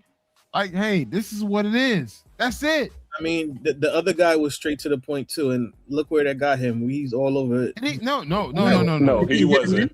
It was the woman that put his voicemail out there. It was the woman's ego that was shattered that he was being that direct. I'm sorry. Listen, I have a son. Wait, hold up. I have a son who's 23 years old.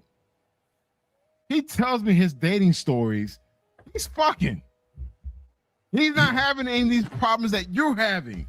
And I'm like, not you directly, but I'm just saying. I mean, again, I hear his stories. I hear his friends' stories. They fucking having fun. They're having fun out here in the dating scene, man. It's like, while I'm hearing your story is so like, listen, crybaby. Women are complaining that guys not even showing up on again. Get off the fucking internet. Get off the fucking computer and go outside and experience the world, because you know what? It's not like that. Why are men not approaching women? This is not about you saying, where are you getting this from? Hold up. Well, that's because it's the new millennial, and a lot of people are just antisocial. They grew up on the phone. They grew up on, TV. They grew up, playing Roblox and Fortnite and all of these things. So yeah, there is a social awkwardness that's going on that wasn't there when we were kids. I'm 49 years old. We went outside and played. Listen, parents were good about getting tablets for their kids and letting the fucking video games babysit their children. That's where the fucking shit is problem. That's where the problem is. They never made them go outside. They let them buy them fucking game systems, sit in the house, and that'll babysit your kid for you. You don't have to worry about the shit. Outside of Black Men Travels, outside of your son, do you talk to guys that are under 25? Do you tell them, hey, his friends? And what do they say? His friends, and also too, I have nephews in the same age group, and they say they don't have no issues at all. Nothing. No issues. They out there living. They going out. They're having a good time. They skating. They bowling. They doing things. They meeting people. There's no issues in dating right now in America.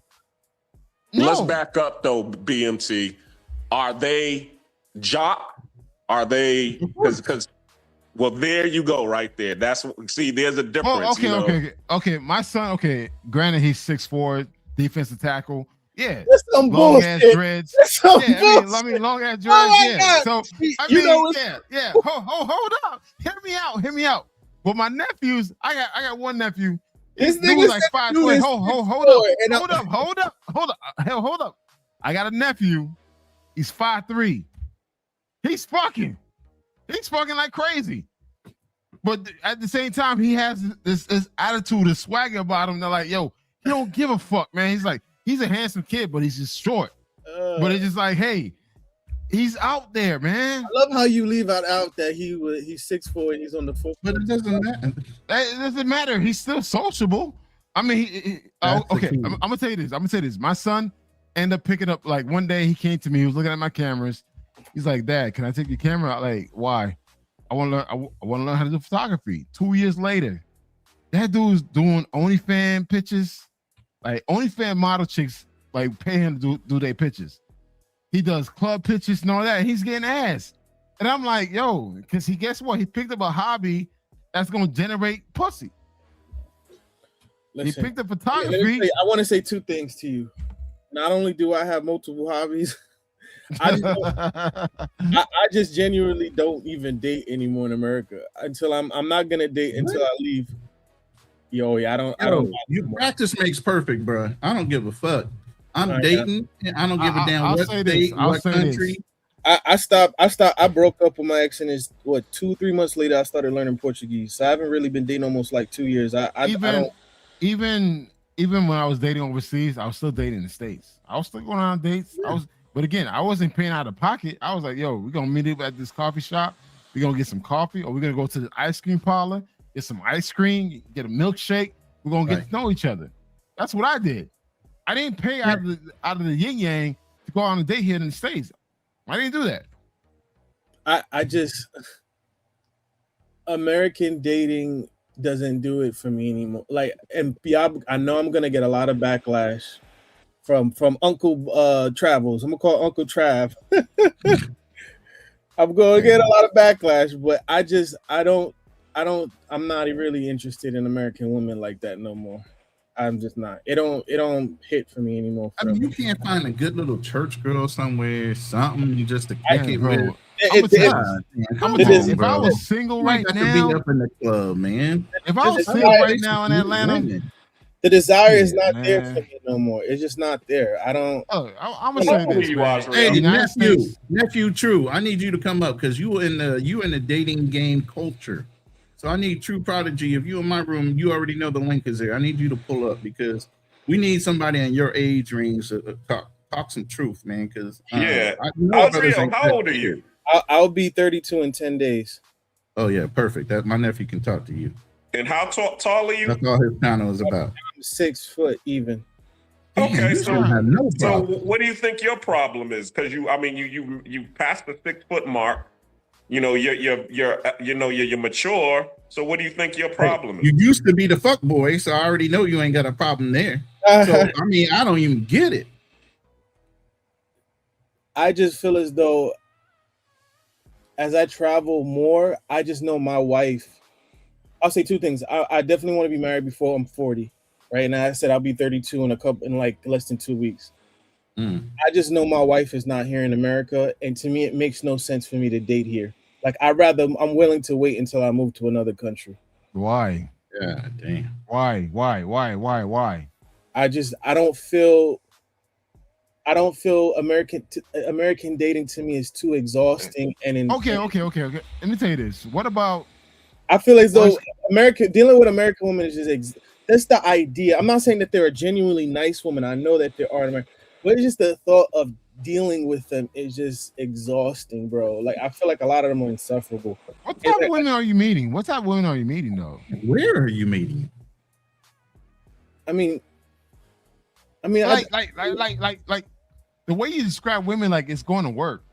Like it shouldn't be like that. It do kind of feel like that low key. Like I used to say to people, like I used to joke around. I was like, damn, like talking to women nowadays feel like doing dishes. Like you hate to do that shit, but you don't wash the dishes. No, that's the way he said talking to them. I'm like, what? Yeah. I'm not talking about like I can have a conversation. I'm talking about in a romantic sense. Like it just. Oh, American women are easy, bro. What the fuck? People are shocked. Like, damn, no. Wait. I'm willing to guys. It's a lot easier. Look, American women is easier to sleep with because you speak the same language. You understand the custom, the norms, the values, everything else. It's just you got to find the one that fucks with you. Like, I don't even at my job. At my job, people ask me like, "Yo, you don't go to the club? Like, what do you do? You don't hang?" You know, I'm like, they ask me, "Oh, you don't go to clubs or lounges, stuff like that." I take my money. It's gonna sound crazy. I take my money and I buy, because I'm a big fragrance guy. I buy like This is like Okay, Chanel. so you buying all that fucking You cologne buying all for that what? fragrance for nobody you're dating.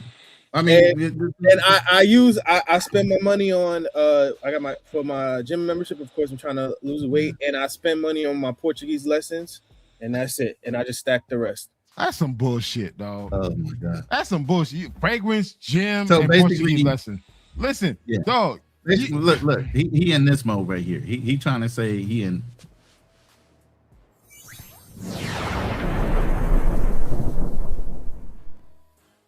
No, I'm waiting until I move to Brazil. That's my goal. I'm trying to move to Brazil. How long ago? How long is that gonna take? Ideally, in the next 6 to 8 months. I'm willing. I just gotta get my stuff in order by February. That's my goal. It was at the end of the year, but by February for sure. How long you been working on it for? I would say beginning of earlier this year. It's not that I can't get, like, I don't have an issue finding work here. It's just to be able to find work where I can live over there. Like, I already know the website to get a rental. I literally have the app called Quentin Andar, and then another app called Imavice. I'm in all the Brazilian WhatsApp groups. Looking at doing your digital nomad thing, but Yeah, I know what it takes to get a digital nomad. You have to have at least $18,000 to live in Brazil with a digital nomad visa, or $2,000 a month. Like, I know, I just got to work on creating the streams of income. But you understand, Brazilian women are no different than American women, though. Let me tell you something. There's something about. Tell me. Tell me, because I've been traveling to Brazil since 2017. No, Please tell me. I'll put it to you this way. When I'm talking to like non-American women, like, I'm motivated to be like the best version of myself. And That's sad. That's fucking sad. I know people are saying, I'm sorry. I'm going to interrupt you. That's fucking pathetic. What's pathetic? Why the fuck you need a fucking woman, or you talking to a woman that No. become a What I'm better saying version of is yourself? their feminine energy makes me want to be like, yo, I fuck just all wanna... that shit. No, if you want to become a better vision of yourself, it's for you and you only. Fuck a bitch, dog. Oh, I agree. Let come and go. I'm gonna tell you this. You going to Brazil? I've been to Brazil. I've been to São Paulo, Bahia, Rio. I've been there multiple times. They ain't no fucking different than American women. Trust me. They're gonna run game on you. They're gonna do on that fuck shit. It's the same shit gonna happen. The only difference is the language. I'm trying to explain to you, like, when it comes to American women, I kind of got American woman fatigue, bro. Like, I'm not really like, they don't mean anything to me. They don't really like that fire. No. Just say you gave up. That's no, it. I mean, I broke up with my ex. She's been trying to get back with me, but it was like I broke it up. But you decided to give up on American life. Because the thing is, by you becoming a monk, you decide to shut down your whole entire life for something that you think you're gonna have in 6 to 8 months. You think you're gonna have 6 to 8 months. But I'm willing. Hold up, True Prodigy's your nephew? He's my internet nephew. Oh. Y'all look like related though. I wasn't sure. Good with y'all, man. Yeah. What's good with y'all, man? My fault for the avatar, or whatever. I forgot to change it from my I'm last in the one. bind, Nate. I need an advance. I'm in the bind, Nate. I know what you're doing. Go ahead. But yeah, I haven't really. Well, I tuned in at the very beginning, but just coming back. But yeah, man. In my humble opinion, I think the problem is, at least in the States, guys struggle getting women that they genuinely like and find attractive. I think guys could typically can get a woman. It's just the women, like the more conventionally attractive women that's higher on the scale. Guys struggle getting those women. So they do with Azrael. I think he go overseas to get those women because he believed that those women are more feminine, submissive, and cooperative, and easier to get along with. So that motivates him, right? But that's what it is in America, at least from my experience. Like, guys just struggle getting the more attractive women. Like, it's easy for most guys just to get a woman. Most guys just settle. You know, like, I should say, like, the white guys, the guys of like the Asian guys and guys of other ethnicities, those typically are the guys that struggle the most because those guys have a higher standard of the women that they want to get. And they say I'd rather be an inkwell, well, I say the term incel, right, than to lower my standard. But I say like black guys, they say I don't care. I want what I want. I just want vagina. So that's what I'm going to get. Rather, like it's the old saying, like vagina don't have a face. So they just gonna get what they can get. But the thing is, like we give ourselves time to get experience with women. So that actually leads us to get the more attractive women because we going to experience along the way of us just settling for women that's mid or whatever, but we actually are able to get more attractive women like down the timeline, right? Versus the other ethnicities of men, they never give themselves time to like go on their experiences just interacting with women. So they just say like they just stay in that derp state that they're in, right? So that's my, I should say description of like what's going on in the dating game, bro. It's just a lot of guys, like they're not motivated to like date in the States, and I can understand that to an extent, but it's really still no excuse. That's some well, bullshit. I can understand it to an extent, but it's still no excuse. I'm gonna tell you this, and the sad reality: a lot of these guys are gonna go overseas. They're gonna get fucking hurt. Yep.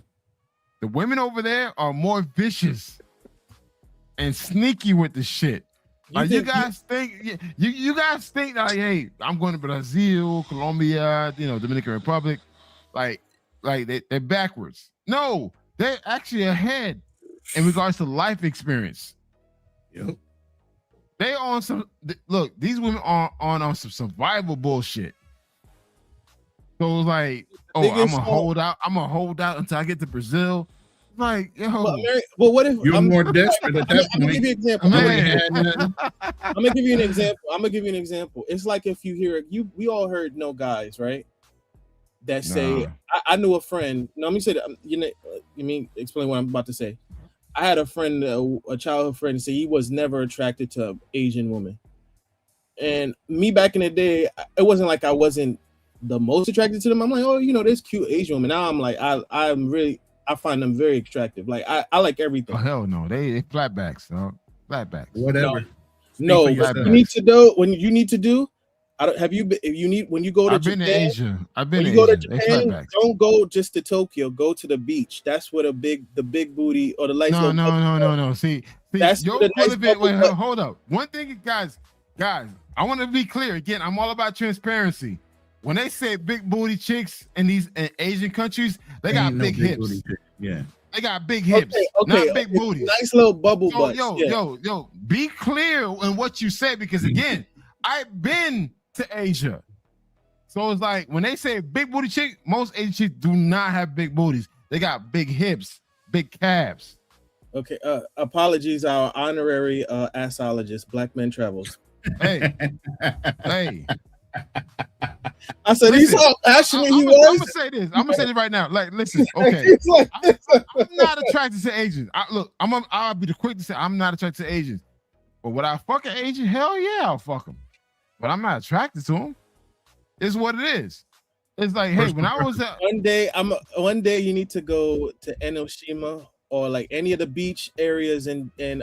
Oh, Thailand chicks are more thicker than Japanese chicks. Yeah, but they got a nice little Japanese. No. Thailand chicks, Filipino chicks are thicker than Japanese chicks. Japanese chicks are fucking flatjacks. Hey, don't discredit Cambodian or Myanmar. Right. So, I want an Asian that has some type of melanin, and that's you gotta go to South Asia. You can't go to Japan. You gotta go to fucking Philippines, fucking Cambodia, to say Singapore, Thailand. They got asses. Japan, China, Korea, no asses. No fucking ass. They got big calves. They're Cambodian. They're Cambodian built like Cambodians. That are built like Dominican chicks. So for sure. Japanese got no ass. No ass at all. I was gonna say hold on. I lived in Japan for 4 years. Yeah, I mean, you might have it's a small the thing about percentage. Japanese You have to is say this, one, okay? like let's the say Japanese 1% of the girls Japanese that they population. consider to be traditional. Okay, because that's how the traditional Japanese like them. Anytime a Japanese girl gets a shake like a sister, they consider her to be fat. Yeah, she's shamed. She's shamed. That happens in Korea. and they reject her. And I'm gonna say this, guys. Guys, one thing to keep in mind: if you go to Asia and your peck is kind of abnormal on a larger size, it's gonna be painful for them because they ain't used to that shit. They ain't used to it. I'm gonna tell you, dude, straight up, dog. They're gonna be like, "Oh shit, I'm afraid of it." Itai. That's Japanese for hurt. Yes. Yes. So as a man, again, guys, listen. As a man, if you are abnormally sized, trust me, they're gonna look at you and they're gonna like, "Fuck, you Godzilla. You Godzilla." They're gonna call you Godzilla. Yeah, That's what they're gonna call you, Godzilla. Yo, I want the point that I was trying to make is, you see how for Asian women they don't do it for you. Not that they're bad people or you're like, oh my god, they're ugly, but they just don't do it for you. I'm at a point that I've traveled enough and I've been around enough like non-American women. I'm like, I kind of feel like I'm settling if I'm dating an American woman, even if she's genuinely a nice person. I just feel like it's just I don't feel it's not doing it for me anymore. I noticed that, and that's why I wanted to leave too, because I'm like, damn, I feel like I'm settling being in America. I need to move out. What I meant by that when I said motivate, meaning that like when I'm outside the country, like I'm more focused on, like when I used to go to Paris a lot. Like I would spend even more time in the mirror, making sure everything was on point, like my teeth were good, my hair and everything. I was so that motivation that's what I had when I was in my late teens, early 20s, and I lost it because of just dealing with American women here.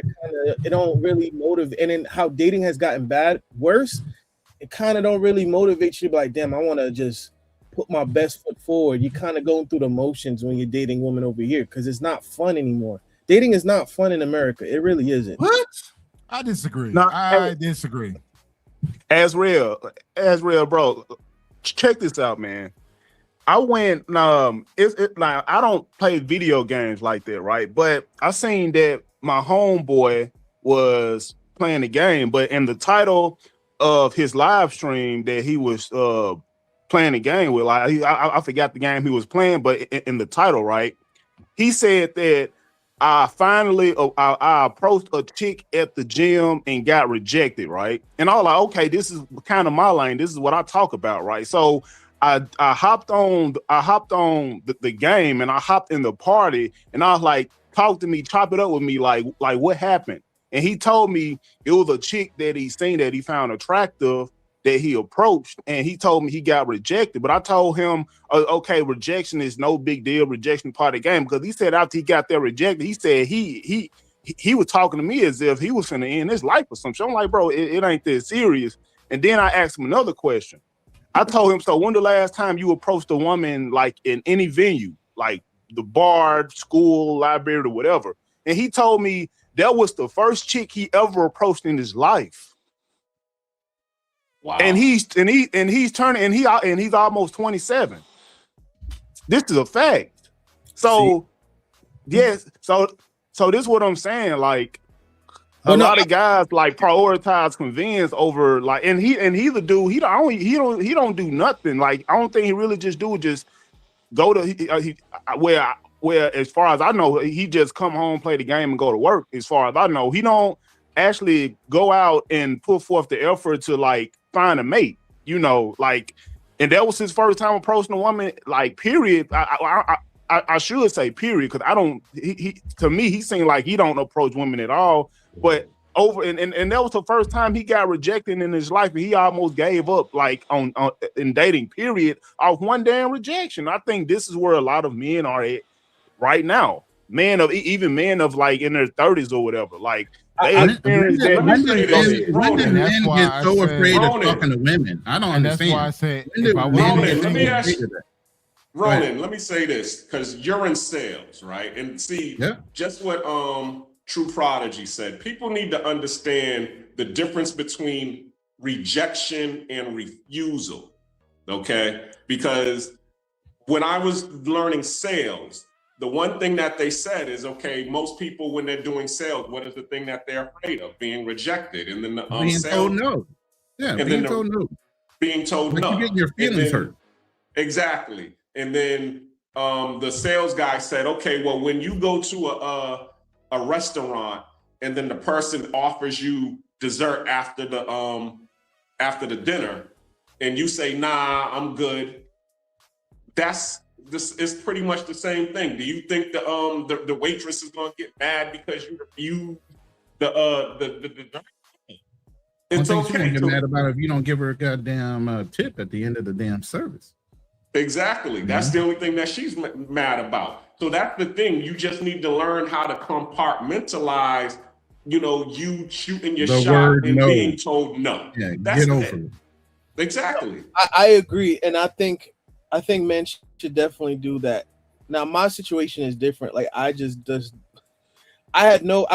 lost my virginity through cold approach. So I've never had that issue. But I actually enjoyed it when I was younger, but I'm at a point now. It's like, I want something different. I want something. That's an interesting way of you saying that. I've lost my virginity through cold approach instead of just having a conversation. No, what I'm saying is that's not an issue that I've ever had. Randomly talking. But the way you said it, you referenced having a conversation as cold approaching. No, I mean, it sounded like some Lucario talking point. But go ahead. It's funny. I can't stand him, but yeah, I can see where you're coming with it. But the point I was trying to make is like I've had to cut my teeth, as they say, in terms of approaching women. Like when I used to work, when I was like 19, 20, 21, used to work in the city. I live in New York, so you go in Soho, you see all the like girls that are like trying to be models or into fashion, or they're in like they work for Abercrombie and Fitch, like where they always have to be like the prettiest girls or whatnot. So they're all in Soho. So what I do to my lunchtime, approaching like 5 or 10 chicks a day. So that was never an issue with me. Now I'm at a point like I'm an older dude. I just don't want to. I just don't want to deal with American women no more. Like I'm good on them. I'm cordial. We can be friends, but romantically, I'm. You sound like Austin Holloman, bro. I exit stage left. My thing is, you ever throw it back at a girl like, yo, what are you gonna do? And they'll be like, what you mean? What are you gonna do when you get a little bit older? If this is all you got to look forward to, what happens when you hit 30, 32? You're like, what? You start a whole conversation a different way.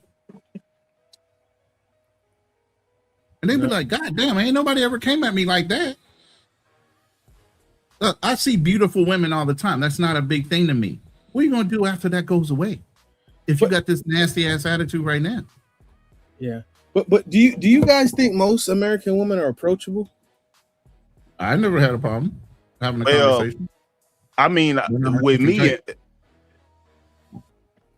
in my opinion, I think it's like location. It depends on like where you're at specifically. Like if you're in the Midwest, it might not be as bad. But if you're in like superficial places, like like I should say New York and Miami and maybe even Atlanta and like the big metropolitan cities, then it can be sort of it. I don't know. Like I disagree. I'm from Miami. I lived in Chicago for 10 years. Never had a problem in Miami. Never had actually shit. Chicago was too easy. You think women was too fucking easy. Wintertime, they looking for somebody. You think women in Miami are? You think women in Miami are approachable? Yeah. Yeah. No, again, I mean women. Hold on. I'm from there. Listen, don't believe the shit you see on social media, dog. That's South Beach. Once you go over the bridge, it's a whole different world, man. The shit is not that hard. It's not that hard in Miami, man. Like you guys are so stuck on fucking social media, like you don't understand. Like once you go over the bridge, South Beach, Miami, 2 different worlds.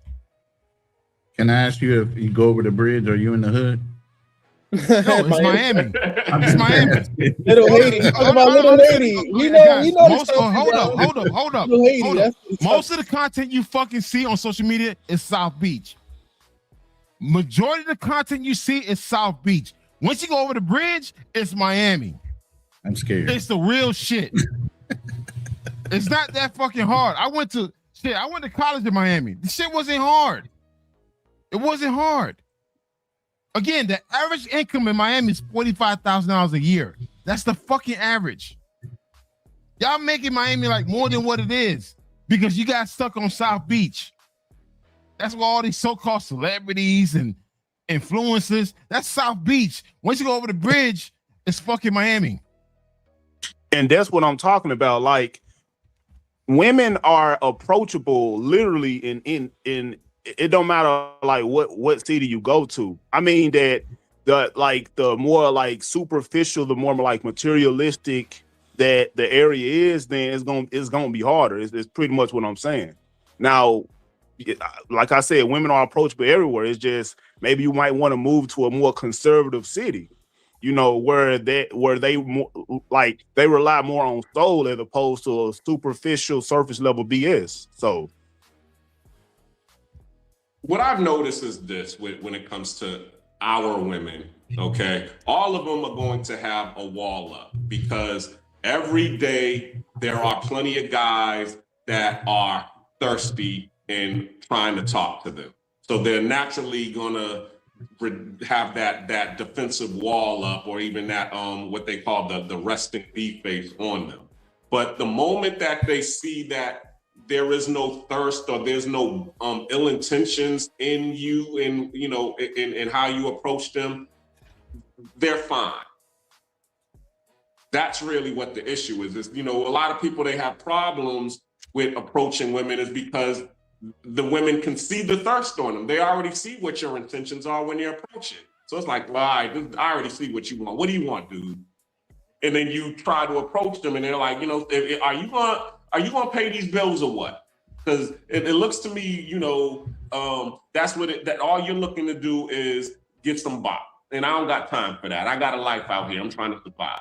But the moment that you come there and you're there and you're nice, that wall and that defense shield starts to go down. Yeah. That's why I say, like, in certain situations, I don't even really approach women to get their number right away. You know, because I mean, personally, like, if I'm at the gym, I don't talk to a woman and get a number right away a lot of the time if I know I'm going to see them again, because I want to be different from the other guys. I don't want to exude that thirst. I tell her, walk up, tell her, I see you putting in work at the gym. You know, hopefully I see you again. And maybe I say in my head, if I see her again, I ask her for a number. I just want to build a little bit of comfort and rapport. But a lot of guys go for it right away in a lot of cases, and that can be the wrong move. So I do agree with you said, Black Cleaner. You know that, like, I know a lot of guys don't adhere to game. A lot of guys like game is bullshit, but I know this for a fact. Game does play a factor in like getting a mate, I should say. So it is like a skill component and a strategy to it. I don't think game is everything, but I do think game is a factor. But can I ask you a question then? Right? You said that you got it. You don't try, like, if you said in the case that in the instance that you're in a gym, you're not gonna get the phone number on the first because you don't want to be thirsty. Right. Well, yeah, that's if I know I'm gonna see him again. If I know she's a regular at the gym, but go ahead. Let me ask you: do you think that if you were in Brazil or anywhere else, do you think you would have that issue? Don't you think? You think? What? I think the women will probably be approaching you. No, they won't. They won't. No, what I'm saying is no. What my point is, yeah, and I kind of agree with him. But my point is, like, you don't have to think about, damn, if I approach her on the first tip, she's gonna think I'm thirsty. Like, there's no such thing as that in Brazil. Either she's receptive or not. It's not a thing of, oh, you're thirsty. Why are you trying to talk to me as soon as you see me? Or like, if you do get her number, it's nothing. It's not taboo for you to text her like 30 minutes after you meet her. Like in America, let me just say this, man, bro. I'm like, in America, every woman that I've met, hold up. Every woman that I've met, That's what I did. I called her the next day. She answered the fucking phone. I'm not talking about the next. I'm talking about 30 minutes later. She gonna be like, damn, this nigga on me. Like in America. Well, yeah, that's kind of thirsty, dog. I mean, I'm sorry. That's only yo, listen, after I talk to you, listen, I'm gonna call you the next day. I have no reason to call you 30 minutes later. Like, what's there to talk about? I'll be like, hey, that was nice meeting you. You said that shit while you were talking to her. Literally. Why you didn't feel the need to call her? No, but I didn't say call her. I said you text, like, hey, it was nice meeting you. Why even text? That's the thing. It's like for me, you see how that's an issue in America. No. You're not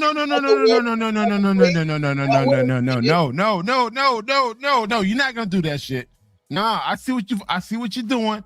You're not gonna do that. So women don't get the ick from you. Look, at the end of okay, listen. If I'm talking to the woman in the States and I got a number face to face, when I get home, nice to meet you. Look forward to talking to you in the future.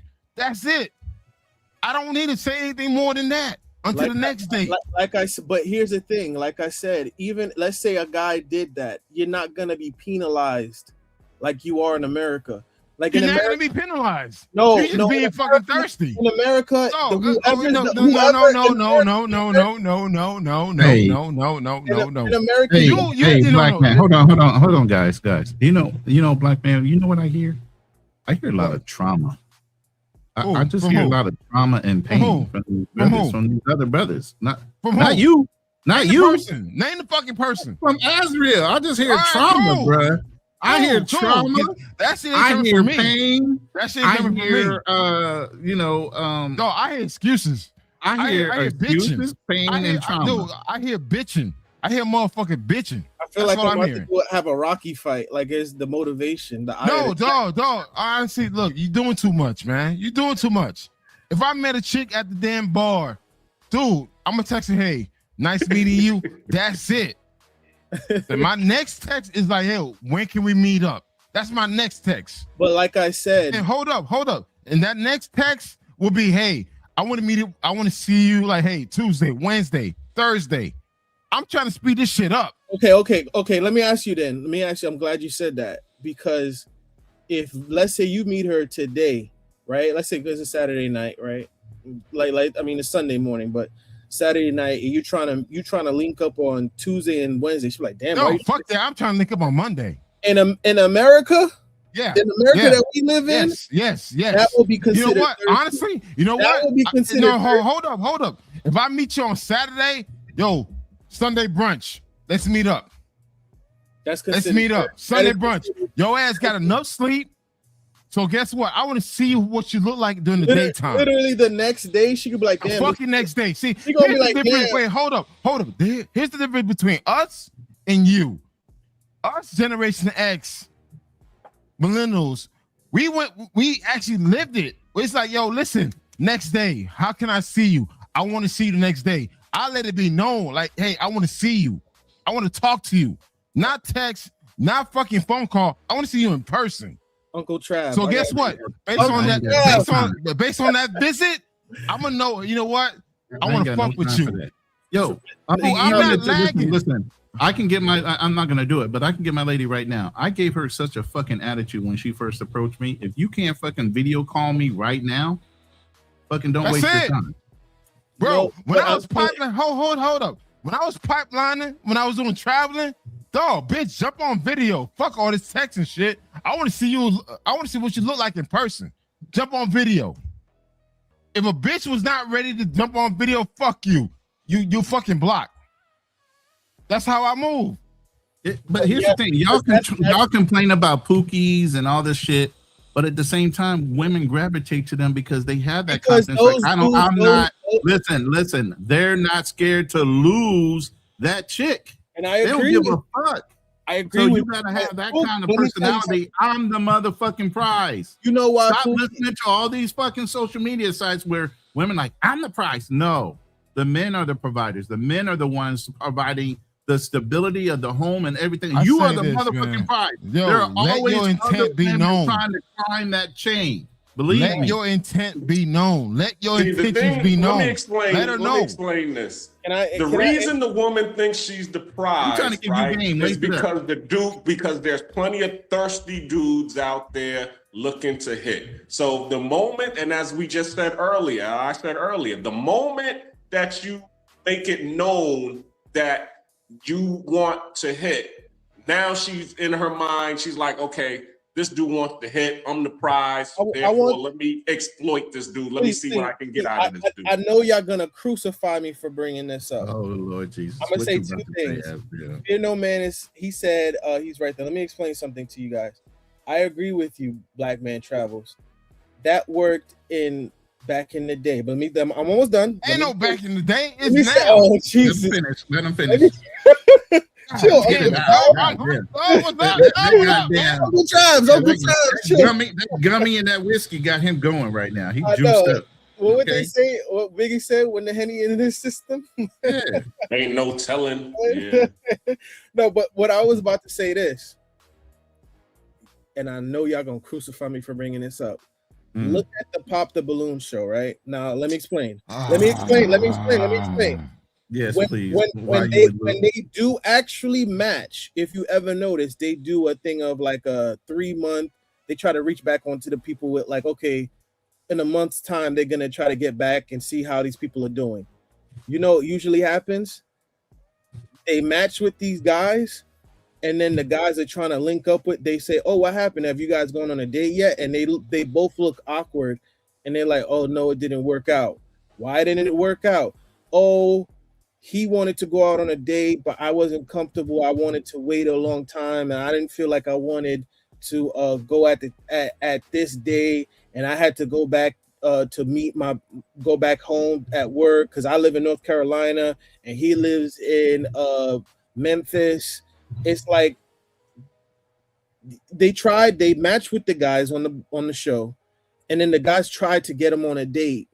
And then they're like, oh no, they make up all these excuses, right? Yeah. I get it. People are saying, oh well, they don't like them, but it's the fact that they were literally they were attracted to the guy, they matched with the dude, but then it's like, oh, the guy tried to make the date immediately, and they're like, oh no, I can't do that. I'm telling you this right now.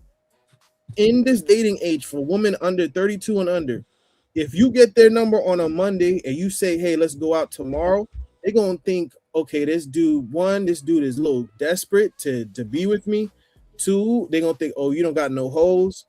And 3, they're gonna be like, okay, why is he That's trying all to, in your head. That's why all in your head. Why is he trying to get Shout me? out to Charlie Chan TV, bro. Hit the link if you can. If not, I'm not saying that that's right, because I would love to be able to meet a woman on Monday and we go out on a date 2 days from now, but that's not what they think. I'm gonna tell you this, Azra. When I was single, dog, I meet a girl on Saturday. I'm trying to see her Sunday. Dog, I moved that night. Not Sunday, Monday. And the reason why I did that, because during the week it's cheaper. I agree with you. But you can't do that. These women, they will say no. You can't, because I taught my son that shit. And he's doing it. He's fucking doing it. No. Here's the thing. If it's Saturday, you meet her Saturday. You met her Saturday. That means she's available. What are you doing tonight? I passed the baton to my son. He's fucking doing it. He's doing the Sunday, Monday dates. These women, you'll be like, hey. Come on, bro. You making excuses, man. Fuck all that shit, bro. You making excuses, man. I'm sorry, man. I don't understand how these young women. No. You bitching, dog. You bitching, dog. You meet them on Saturday. They're not going to go out. No. You bitching, dog. I'm sorry. They're not going to go out. No, listen. You going to Brazil won't change shit. You're going to experience the same exact fuck shit that you experience in the States over Brazil. It's the same shit. Because you know what? You're getting rusty. Hold up. You are the problem. It's you.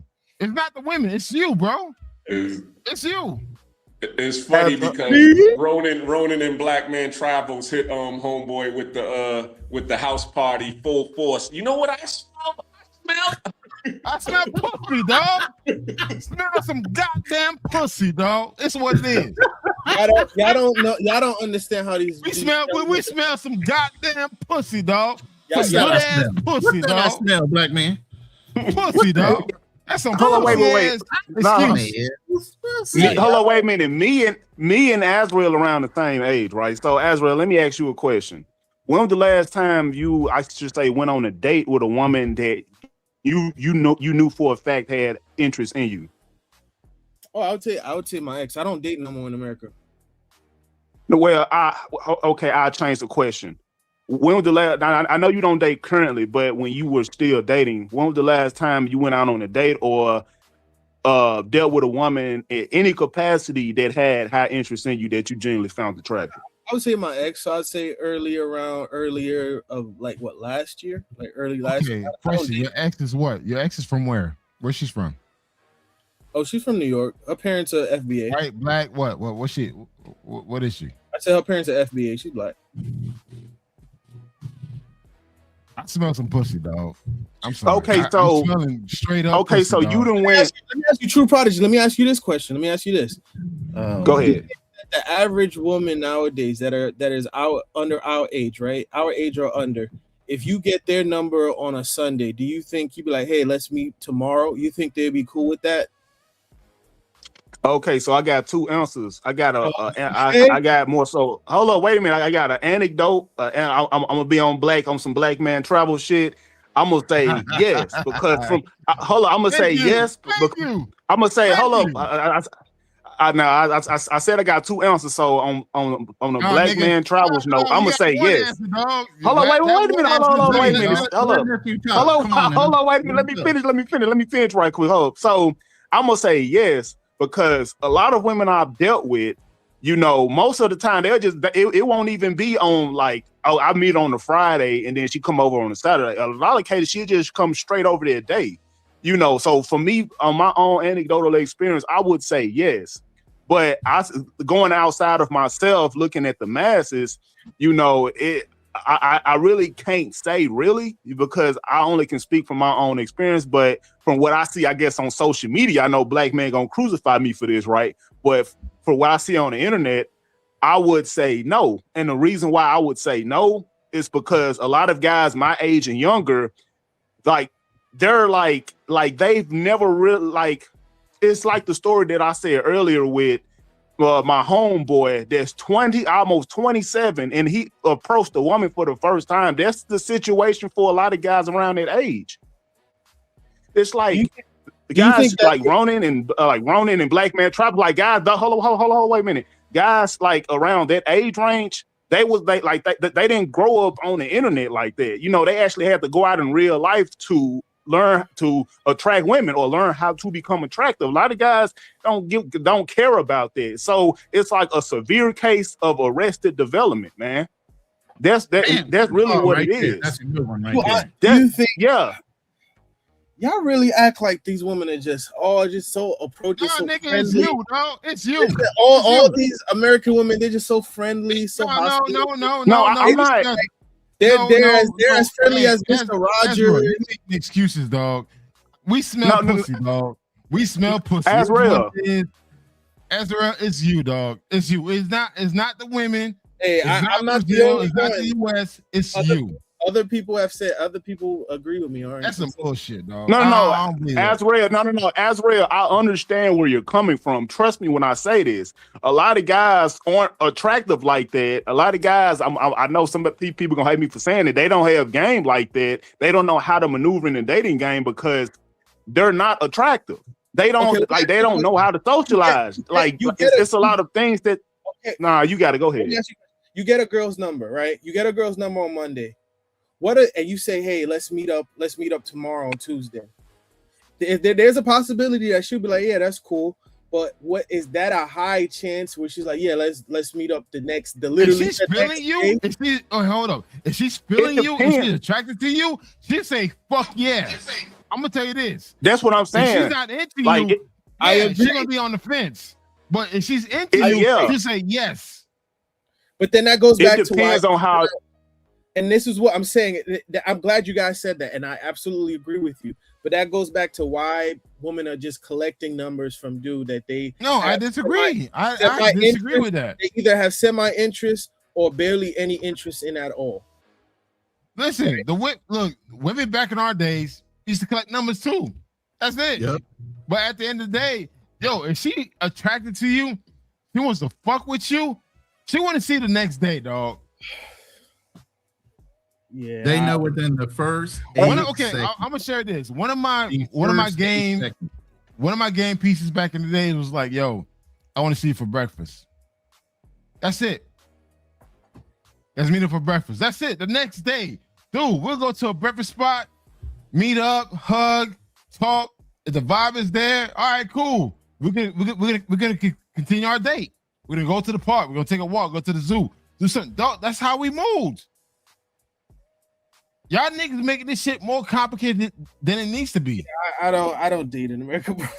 I will never do this. But, here's the problem. I will never date in America. Ezra. This place is because I date so successfully in the States. Going overseas was easy work for me, man. I was able to conquer the US dating wise. I was able to go overseas. That shit was easy work. You look good, smell good. Wait, hold up. You look good, smell good, talk, smile. That's it. That's overseas. And you being American put you in the top tier of men, period. I just dealing with American women feel like a chore. I'm not. Nah, nigga, it's you, dog. It's you, dog. Just stop it, man. This is a very important question I want to ask you. Have you ever dated women outside of New York? I've dated she was from Cape Verde, but she was from Paris. But yeah, I get what you're saying. You're thinking it's a New York thing, bro. Like I genuinely just don't want to date like I don't even want if English is your first language, I don't want you. I'm probably pretty probably not. That's real jaded, dog. I'm sorry to say, dog. You are jaded, man, dog. You jaded. You are officially jaded, dog. And it's not even about jaded. Like it don't. Welcome to Charlie Chan TV. Hey, this is a active conversation, Charlie Chan. Welcome to the channel. Appreciate you, brother. I'm glad to see you. I was checking on you. I was making sure you okay. I ain't heard from you. I ain't seen you. I'm glad you on the channel. So chime in when you can. I don't know if you picked up on the conversation yet, brother, but welcome. Oh man, thank you, man. Salute to you, brothers, man. I've been listening for some time, so yeah. I see the two brothers going back and forth. So I'll just Charlie, give us some of your wisdom, man, in the dating scene in America, because I know you date American women. You know, you got that PIMP type of personality. So you tell young Azriel, you know, what's the deal in America when it comes to dating women and how to get past that jaded kind of like trauma that he's dealing with. Jaded. Well, here's the thing. It's just like now I got it's twofold. It's just like when we was growing up, we was outside and we had to use our imagination. Nowadays, you barely find kids outside. There's no kids at the park for real. That was our reality. We had a stick flipping contest. We used to throw rocks and stuff. I'm saying that to say times was different back then. Cold approaching was all we had. Cause how else was you gonna approach? You know what I mean? You seen a chick, right. You liked her, you walked up, you talked to her. Point blank, period. These young guys that's around Azriel age, they didn't come up in that day. So in that age, so they kind of shell shocking. What I see that happens a lot, they get shell shocked from other people's experience. You know what I mean? Like men like myself coming up and knowing that going out, you have to speak to women, you start to realize it's a numbers game. If you go out and you speak to one woman, the chances of that working well is slim. But if you go out and you speak to 10 of them, you might got you something. My issue is not about the speed. Trust me, I can talk to it. There's not a woman you put me in front of her, I can have a conversation with her. It's just that I know American women are not for me. I've told people this. I've had people you guys age tell me, oh, don't say that. That's not right. I know my wife is not in America. I know it for sure. I know it in my heart. I know gut instincts is telling me it's not here. I don't even I don't even want a family here. That's the thing too. I know the woman that I want is not in America. I just know it for sure. Azriel, me and you around the same age. So, I mean, I date women too, actively, right? So I'm not necessarily against what you're saying because it's your reality. It's how you feel. It's your experience, right? My thing, and that's why I asked you earlier, like, have you ever dated women outside of New York? Because I'm from the South, but I don't live in the South currently.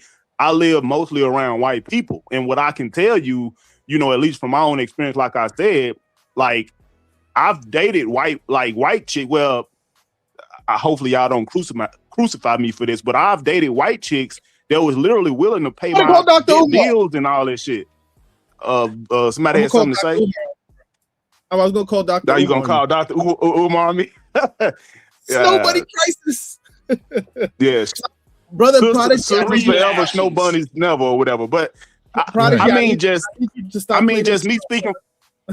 I mean, just me speaking for myself, right? I'm not really super attracted to white chicks like that. But what I'm saying is I have had that as a reality for me because back home, that wasn't happening. But when I moved to the Midwest, I had a different experience. And that's why I told you that if you sort your royal oats and like date women in different cities in America, maybe you could have a different experience like me. So and like dating, going to the Philippines, going to Portugal, going to Colombia. I can't believe I just said date woman in Colombia. I wouldn't advise that, but just like having those different experiences. I'm not gonna say don't do it. Like you do whatever you want to do. My whole thing is since I like just me living my life and like going to like I should say dating in different cities. I just know that I was having like unique experiences as far as like women going above and beyond for me. And I don't mean trash. I mean women with money, women that was physically attractive. This is just like being my reality. So I'm just saying, before you move overseas, maybe you might want to just date a woman in a different city, like in a different state. So yeah. Yeah, get back in that groove before you leave. My question to Azriel is, what you think that you're gonna find out of the country that they don't have in America? I like the feminine energy of non-American women, man. That's all in your head, dog. That's all in your head, man. American women don't do it. That's all in your head, bro. Yeah, I think so. It's just let me ask you a question: is this a food that you guys ate growing up that you don't like no more? No. No. Yeah, absolutely. I don't like okra. Anything okra related, I don't like. Right, but I know one thing: lima beans. I don't like lima beans. Right, but you grew up from the South. I grew up. Them old folks to feed you chitlins, gizzards, liver, all this shit. I never liked chicken gizzards and listen, when you young, your grandma feeding that to you, you don't know. Just the smell of have me vomit. I can't stand chitlins and chicken gizzards and pig feet. None of that stuff. Bro. I still love pig feet, and my mom said I love chitlins growing up. But I like oxtail, but no. Yeah, but. Okay, so with that being said, like, would you probably say spam? God damn! When the last time you guys ate spam? Here in the Philippines, spam is popular. No. Spam is very popular in the Philippines. So hey, I haven't eaten spam in like 30 years, man. I'm like, spam is popular here, Hawaii, and other Asian cultures. Spam is a big deal. Fucking spam? Ew. Yeah, spam. When I heard spam, I heard like motherfucking annoying the hell out of you. That's what I heard when I heard spam. Like when I first heard spam, like motherfucker annoying the hell out of me. You leave me alone. When I hear spam, I think of King Vitamin and goddamn it, the government. God damn spam, that shit's all nasty. Slimy and everything. Then it makes a terrible sound. Yo, you take the spam and take the shit out of the fucking can. That slime come out of it. Ugh. And it don't even fall out. No. It plops out. Nah, we used to. Yeah. Nah, we used to prank each other with that. Yeah. Nah, we used to prank each other with that. I remember like I remember back in the day, man, like me and my brother, we used to prank each other with that. Like motherfucker go to sleep, we'll grab a small portion of spam and fling it at a motherfucker in their face like monkeys throwing shit. Spam, dog. No, spam. Ugh, shit. Yeah, spam is a big deal in Asian cultures, man. I'm sorry. Well, that's like That's not even fucking real meat. Yeah, it is. That's potty meat, paste. right? That's like Potted paste. meat. Yeah, it's basically pork potted meat. Yeah, Yep. compressed. I used to like sardines when I was younger, but when I got older, I can't stand it no Oh more. man, I eat the shit out of some sardines, some Kiplings, anchovies, all that canned fish. Oh yeah, tuna. Yeah. I just take the omega-3 vitamins now. I don't even eat the sardines no more. Oh, I'm salmon all day for the omega-3s, real quick. Salmon. That's what's up. Yeah, but the point was I was trying to make though is the things that you had to, more than likely you had to eat that because that's what your parents could afford at the time, or that's what was only available at the time. Now I feel like my tastes have like kind of refined. And refined. Really? I feel like it hasn't refined. It hasn't refined if you're going to Brazil. I feel like low key, honestly, I feel like I've kind of outgrown dating American women. To be honest with you, it's not. How do you outgrown? No, just say you checked out. Honestly, I will totally respect if you were to say I checked out. What do you mean? Just by say that I checked out. Like I'm done. Like I checked out. It's like, but no, I feel like it's like if you say, hey, like. You go back to the hood and you've been out you've lived in a nice neighborhood for like 10 years and you go back to the hood and you see your child, some of your friends that you grew up with, like you outgrown them. You understand what I'm saying? I've outgrown. I think that's the issue there, Azrael. You comparing dating in America is going back to the hood to where it's violence and drugs at? Seriously? That's crazy, brother. That's the trauma. That's that trauma I'm hearing. I'm telling you. I'm gonna say this, dog. American women still got that good pussy, dog. American women still got good pussy. Some of the finest women in the world in America. They still got good pussy, dog. Hey, listen, man. You ain't got to go nowhere. 40 countries, dog. I'll still smash the United States, dog. I'll still smash the United States. 40 countries beyond. I'll still smash in the US. Fuck that.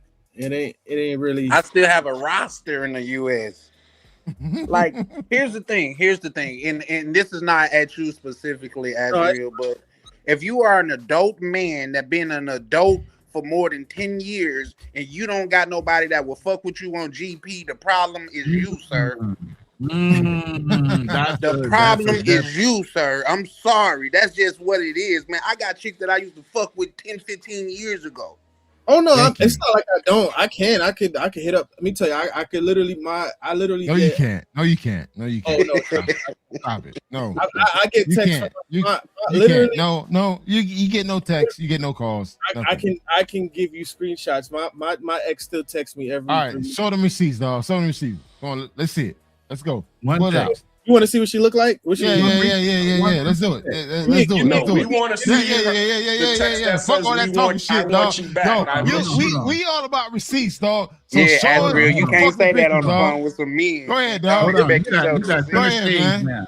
I don't want to put. No, dog. No, I ain't going backwards, dog. So that picture, dog. Give me your email. Give me your email, and I'll send you a picture. No. You gonna show that shit on the live stream? Pull the phone. Damn, not the Summer Jam stream. Summer Jam. We got scared. No. Hey, Roland, put him back on the Summer Jam screen. Hold on. All right, put his ass up. Put his ass up. Yo, we want to see them goddamn receipts, man. Let's go. Show him. Give me. Hold on. Yeah. Come on, show him. All right, just cover her face with your hand or whatever. Yeah. That's what I would do. And we want a full body picture. A full body picture, dog. Yeah, okay, calm down. The gummy is really talking, bro. No, hey, that gummy's gone already. I've been drinking. Honestly, I don't want to put her face out there. If you give me an email, cover her face. No, nigga. Yo, Azrael, cover her face with your finger. Cover her face with your thumb and show us a full body picture, dog. Yeah, you can do it. A full body picture of what the text? No, just what she looked like. Okay, all right. Give me a sec. He don't sound comfortable. I mean, he don't have to do it if you don't want to. He don't sound comfortable. Yeah, so. man. He don't sound. No, I it's think. not comfortable. Black man travel. You won. We got it. We got to let him. I'm willing. It's not comfortable. It's confident. He don't sound. No, it's not that. It's I don't want to put her business. Well, yeah, he don't sound confident. That's another way to say it too. Yeah, No, I'm willing. You can take your thumb and put it over top of her face and still hold the picture where it stays live. My thing, as real, you on the call. I mean, you on live with some older gentlemen. So when you creating a receipt, all the person gonna do is say, "Yeah, show the receipt." You know what I mean? Yo, Ezra. All right. Hey, Roland. Show my receipt in the back. Show my receipt in the back. Okay, I can't. Well, I mean, you're always gonna show yours. This is my receipt. I'm not ashamed. This is my receipt. I don't want to put my ex's business up. Like, dude, look, I ain't got shit to hide, dog, because that shit on my website. This is my receipt. Dog, this is the PG version. I can show you some real shit from my travel days. Again, I don't want to put myself on blast, but yo, this is me. Listen to what I'm trying to tell you. I said I'm willing to send it to you through email, but I don't want to. Bullshit, dog. I just posted me and my wife on the fucking live stream. Yeah, but they're not in a relationship, so he doesn't necessarily. No, well, I'm just saying I'm putting my business. Well, hold up. I'm putting my business out there. But I'm just saying, like you fucking a random chick. Shit, dude, I got tons of pictures I can show from various countries with chicks. That's easy work for me. You're not understanding what I'm saying. I don't. You know what? I'm not dealing with this woman to the point that I can just put her face out there on a YouTube stream out of discretion. I'll agree with you on that. I wouldn't advise putting nobody's face out there. No. Black man, trust me. Hold up, black man, trust me on this one. I've dealt with consequences doing it. I'm like me personally on YouTube specifically. I've dealt with consequences putting chicks' face on there, and I lost women because of that. And what I lost women because of that. I'm saying is that I will email you screenshots of what she looked like, me and her on vacation. I'm willing to do that, as God is my witness. I just don't want to do it on YouTube where people can take it and be like, who so and so this, and they look up her information. Like I just out of private respect for her. In your defense, it is some weirdos out there. It's a lot of weirdos. All right. But here's the thing: if she's so fine and she's so great, what did she do to turn you off from American women? Hey, Roland. Let's get back to that. Yeah. Hey, Roland, put this video up, bro. Listen, okay. I'm all about receipts, though. I'm old school. Bro, I don't want you doing that and junking and then all of a sudden say, "Damn, I shouldn't put that up play there." The fucking video. All right, I'm just checking. I'm just checking before. Oh, okay. I've seen that video before. Now I gotta go take a drink after a year. Damn, dog, shit, man. Listen, this is my receipt, dog. See, again, I'm old school. When a motherfucker say he travel, I want to see receipts, dog. This is my shit.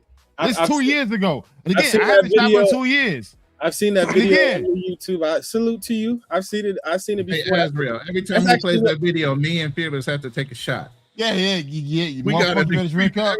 Drink up, dog. Look. Understand this, bro. I've been doing this shit for a long ass time, man. Even as a married man, I still get it. Well, I ain't gonna say I get it in, but yeah, I got travel receipts. So, shit, I want to incriminate my ass. Hey, listen, man. Look, this is all it is, man. It's not that fucking hard. If I'm not mistaken, aren't these Colombian or Brazilian women? No, these Colombian women. Cali, Colombia. Now, fuck Medellin. I'm in Cali, dog. See, niggas, hold up. Niggas get stuck on Medellin. They want that white pasty looking chick. No, I want black. I want sisters, dog. I want sisters. I want black women. You are the Cali for black women. Again, this is all Cali right here, dog. Authenticity or authentical. Oh my God, I can't even say the word right now. What's creepy? Hey, shout out to my boy Bacchus. He's a photographer. Dog, we had a good time. We had about 10 women came to the place. Oh damn! Took pictures with us. Had a great time. yo, it's what it is. Again, I'm a married man. I ain't doing anything wrong, so it's what it is. Well, yeah, the house full of people there too. So I mean, anything a man do nowadays is gonna be creepy to a woman. Like it just is what it is. So Ezra, no excuse, dog. You just bitching, dog. Nah, I'm just talking about. I'm referring to the text where the lady just put up creepy. Like, what's creepy about a man taking pictures? Oh, somebody dropped a comment. Somebody made a comment. She sounded like she hating. Where's he at? Oh, there he is. No, he's up here. Okay. I'm like, Oh, damn, okay, did I yeah. put you? But yeah, no, it's your life, and it's up to you to live it as you see fit. But I wouldn't just when you say American women and I know it's not As severe as that, but that's almost like a racist white person plaguing a whole race of people because of few encounters. Because if you haven't dated the women down south, you cannot say this, that, or the third. If you haven't dated the women on the West Coast, you cannot say that. And I truly still know some feminine women down south. That can cook cornbread. That's from what I was scratch saying. Like, you anytime. need to go to like different states and. No, I agree. Like for me, again, I'm Haitian. I'm not FBA, whatever, but I did a lot of FBAs. They cook and clean, dog. I dated women from Mississippi to New York to Chicago, whatever, and it's like they still cook and clean, take care of you and fuck and suck you good. Oh my god. Oh, what? The fuck, man? We're adults here. We can talk about these things. I'm just saying, it's like, yo, that's what when I hear dudes talk about, oh, I gotta go overseas. Dude, you can get the same feminine, fit, and friendly chicks here in the States. You can. Oh, my ex-wife, fucking 6 I feet can tall. purposely come here. Dog, Yeah. my ex-wife is 6 feet tall, Mississippi, Cleveland, Mississippi. So she that Oh, country. she can country crawfish, But you guys, catfish, Yeah, cornbread, collard greens. all that good shit, man. And Yeah. guess what? Dude, she was, I mean, granted, we were married for 10 years, and things didn't work out, but it's what it is. But you can still find a good woman here, dog. Yeah, I agree with that. I agree. Hey, with that. black man, let me ask you a question. When you guys went out, how high were the heels when you guys went out? Like 4-inch? Like, tell me. Oh, yeah, no, she was taller than me, man. Like easy. 'Cause I'm 6 feet, so okay. 4-inch heels. She's 6'4". 4-inch, 5-inch. Yeah. No, she's. But the thing is, she's bad, though. I ain't gonna lie, though. She's got some nice ass legs. I mean, for me, I dated 6'4", 6'3". That doesn't Dang. bother me, man. Yeah. That's why your son's so damn tall, right? Oh yeah, man, yeah. My 14-year-old, dog, he's my height. I'm like, shit. My 20-year-old, he's 6'4"-ish. But yeah, but here's the thing. You making sure they got a competitive advantage. Well, here's the thing. I married to a Dominican chick. She's 5'2". So I'm like, God damn, I got a son with her. So I'm like, yeah, he's kind of short. Nah, sometimes it doesn't work out that way. My ex-wife is 5'4", 5'5", but my sons are all 6 foot and 6'2". So the height don't matter. My mom's only 6'5", 5'2". I'm 6'2". Well, That's one thing is genetics. one thing about my ex-wife and I is weird. We were great friends. We decided to get in a relationship, and now we're divorced. We're 15 years removed from our divorce. We're good friends, man. I sit down, have drinks with her boyfriend. Oh, I go to the house, have drinks with them, talk shit, and leave, man. So I'm happy for her, and she happy for me. Yeah. At the end of the day, man, there's no beef. We're co-parenting, man. We got 2 kids together, and then guess what? Fuck our ego. It's about our kids. Yeah. I talk to her boyfriend like, yo, dude, if my son ever disrespect you or do anything that's out of pocket, let me know. I'll take care of it. That's it. No issues, man. I'll sit down and have a drink with them. Yeah, I had to have a conversation with my youngest son from my first wife. Same thing. You know, look, if your mom respects him, I've talked to him. He's a respectful guy. Listen to him. I don't want to hear no bullshit. You know, and I only had to say that once. Yeah. And yo, I want to say this last thing before I exit stage right quick. And it's really geared towards Azrael because me and him around the same age. Azrael, I didn't see it. You didn't put a lot of effort into learning the language. You didn't already got your mind set up. I mean, not set up, but you already got your mind made up because you already said it in your head. American women aren't worth the effort. You know, I'm not gonna tell you not to go overseas and do what makes you happy. You know, I'm 100% for that mindset. Do whatever makes you happy. You know. Only thing I'm saying is maybe while you're in the States, maybe you want to have a little bit of fun, but until you actually overseas, you know, just try to make it worth your while here. But that's really all I got.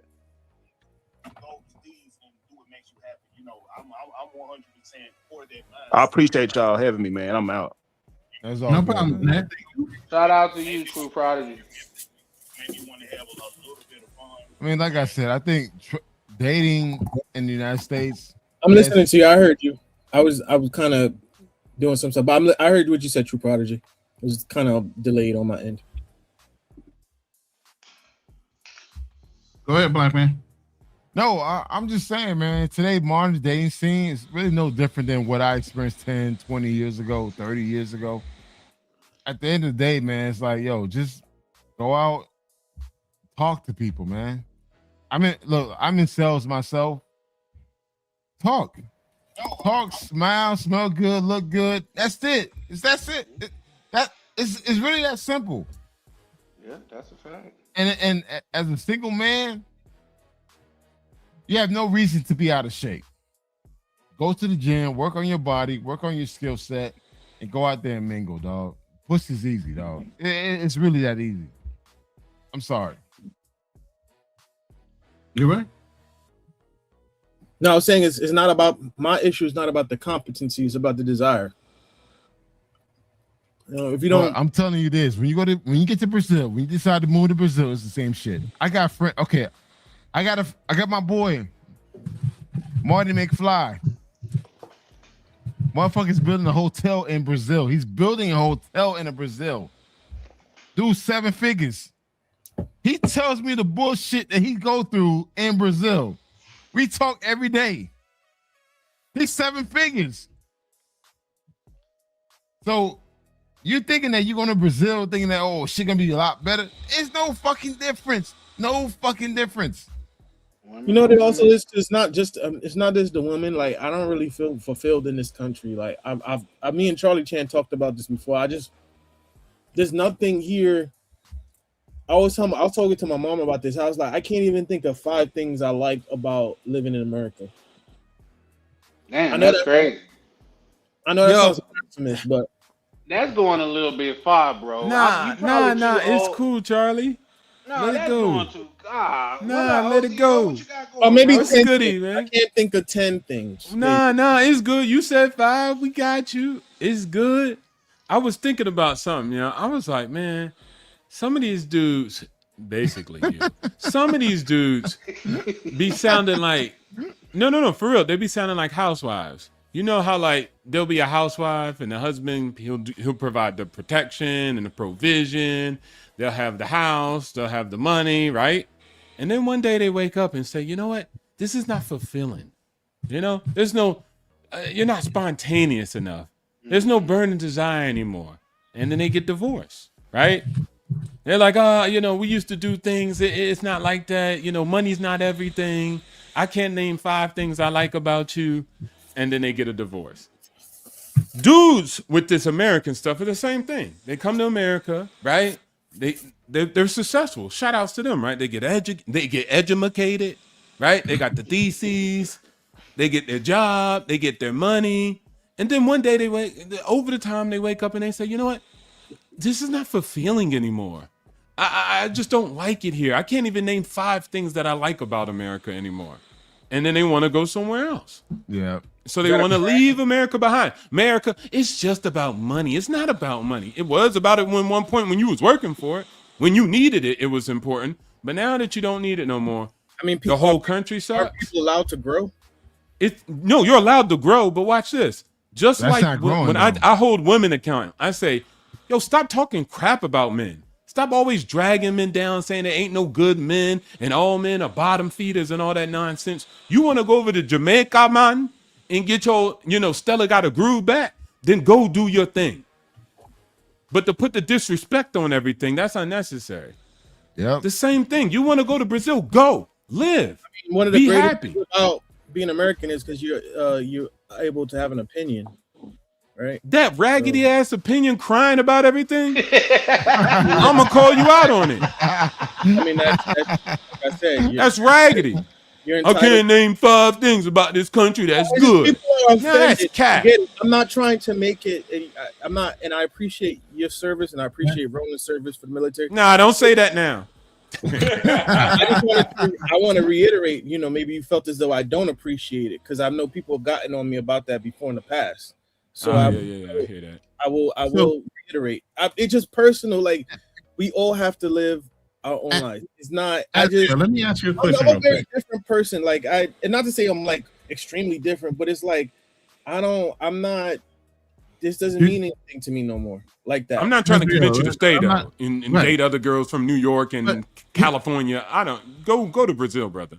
Here's the thing. Let me ask you a question. Now, you're first generation Jamaican, right? Your family came over here, and you said they came over here on a mission anyway, right? They came over on a mission of just making money and sending them back home. And my mom feels the same way too. Like she's a hygienist, but she's like she can't wait to go She back. came here too, though. Okay, so listen. So, do you feel like you really identify with the American mentality at all, or have you disassociated yourself?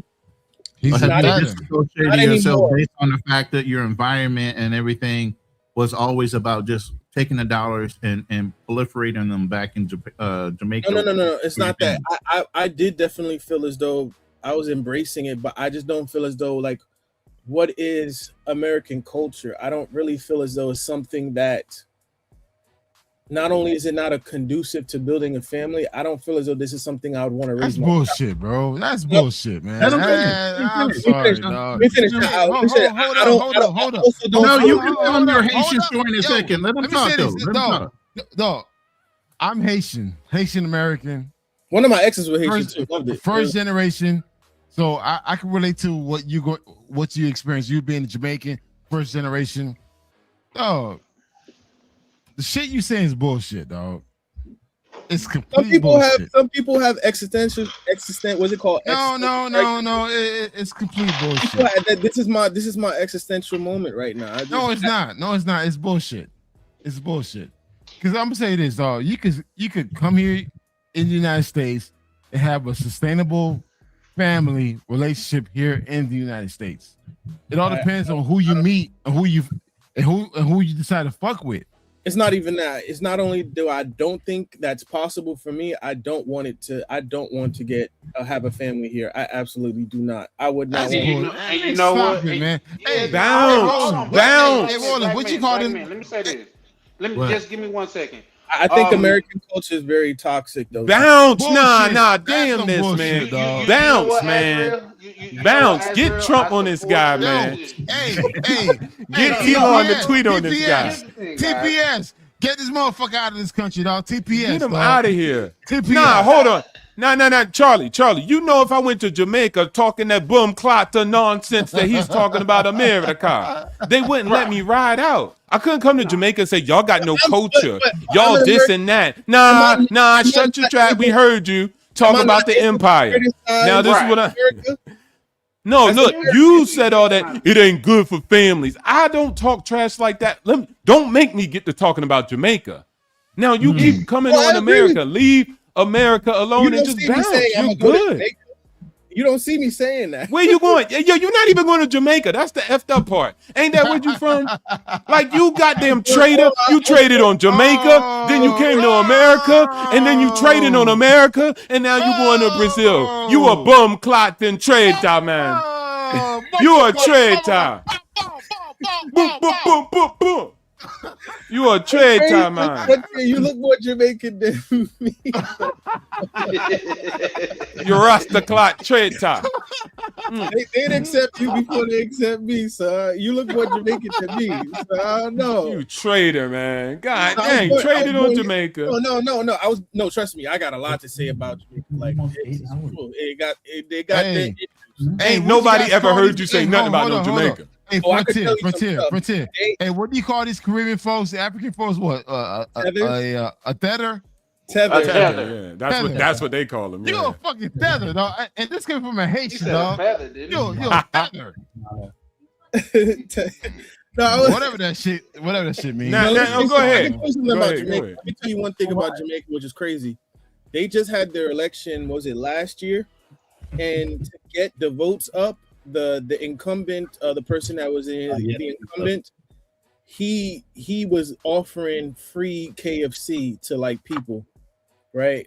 So trust me, I hold no bars against Jamaica. Like we don't even control because I'm working on getting my citizenship there. It's in the process. Jamaicans don't control shit. They don't. You getting your citizenship there? My dual citizenship. Yeah, I want dual citizenship.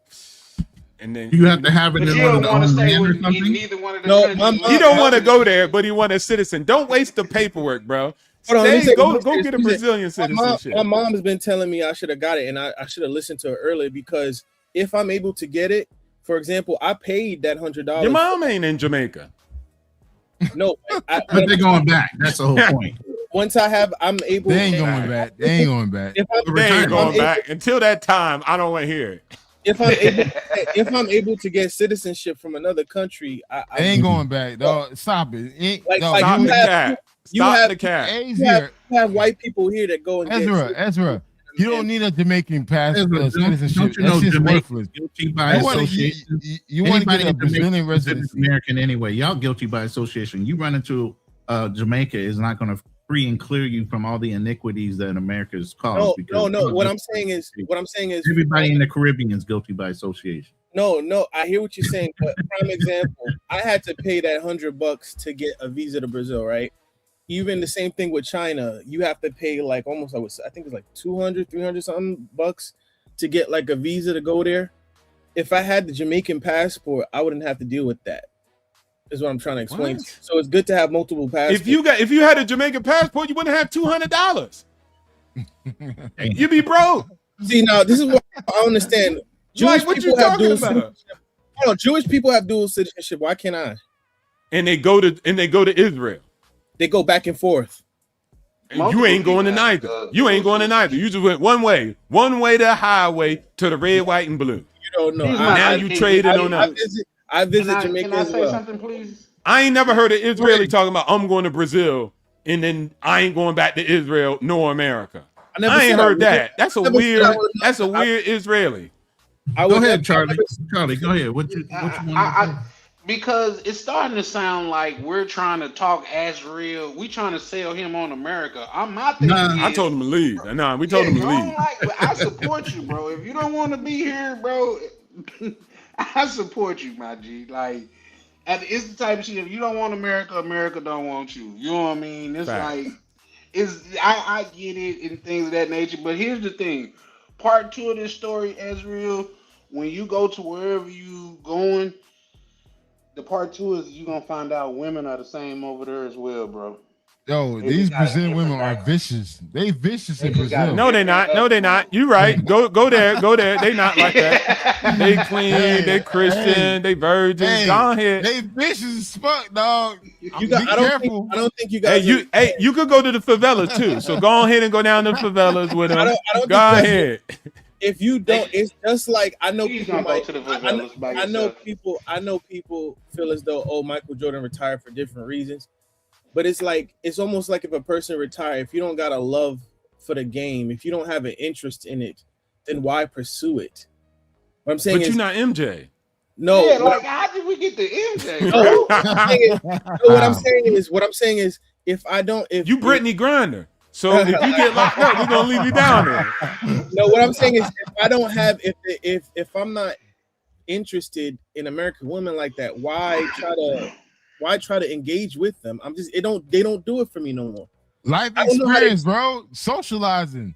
You don't fucking go outside. You don't go out and have a drink outside. They don't do it for me no more. I'm telling you, I'm honest to God. I'm telling you. I mean, dude, you don't talk to people just to talk to people. I do. You don't do that? Absolutely. So what's the problem? Charlie, I'm yes, cordial. Charlie, did you hear the video or the voicemail that the man left to his potential date after dating her a couple times because he was invited over to her home? Did you? No, hear that? sir. No, sir. All right, let me play that because I want your honest opinion, and that kind of brings you up to speed of what the actual live is about. Plus, I see some new people in the chat that probably haven't heard the file, so I want you guys to be on a similar page while we're having this off conversation. Absolutely. All right, I figured I'd send you a voice note because it's like easier than like texting all this. But anyway, had a good time tonight. Definitely think you are lovely. However, I would love to, if we're gonna go to your place on Thursday, I mean, I am looking to have that physical intimacy to see if like I am sexually compatible with you. So like if I'm gonna come over, like I would be hoping to like hook up, have sex, have a good time, have like that romantic spark and that physical spark there for my own sake, because it's hard for me to continue dating someone and seeing them if I don't know if I'm sexually compatible. So I know you said I don't know about that. So like I guess my thing is like what would be the point of me coming over then if we're not gonna like hook up and like cuddle and like be intimate with each other, and if that's what you don't want, that's fine, but like I think we should just like end it here then, respectfully, just because first date, that's fine, like you want to get to know each other, I'm all about that, but like I am looking to have that physical aspect there, and I don't want to continue seeing someone if I don't know if that's good, if that's not there or not. So up to you. Let me know. I'm happy to, if you do want me to come over, I'm happy to do so. Would love to have a good time, and you know we can have some wine, hang out, and chill. But if you're not trying to hook up, then hold up. Stop the fucking video. Fucking rolling. No, hold up. For one, you know this is a white motherfucker. Definitely a white man. Yeah, definitely a white man. Yeah, that's the white man. Hold up. My thing is this, dog. I ain't trying to cut it. I'm trying to get them guts, dog. Like I'm trying to get it in your goddamn guts. Can y'all imagine him saying that on the chick voicemail? I'm trying to get in those guts. What's up, baby? It's like shit, man. It's like the fuck, cuddle. Oh, you want to fuck? Right. No. But so this is what the meaning of what we're talking about with masculinity and modern dating. Now, this woman chose to put this voicemail out on the internet as a way of maybe her ego got hurt or the audacity, whatever way it's backfired. And we actually have feminists that are on, or females that are on the guy side for being upwardly forward about his intentions and setting some kind of expectation, because she, as he referenced, invited him over to her house.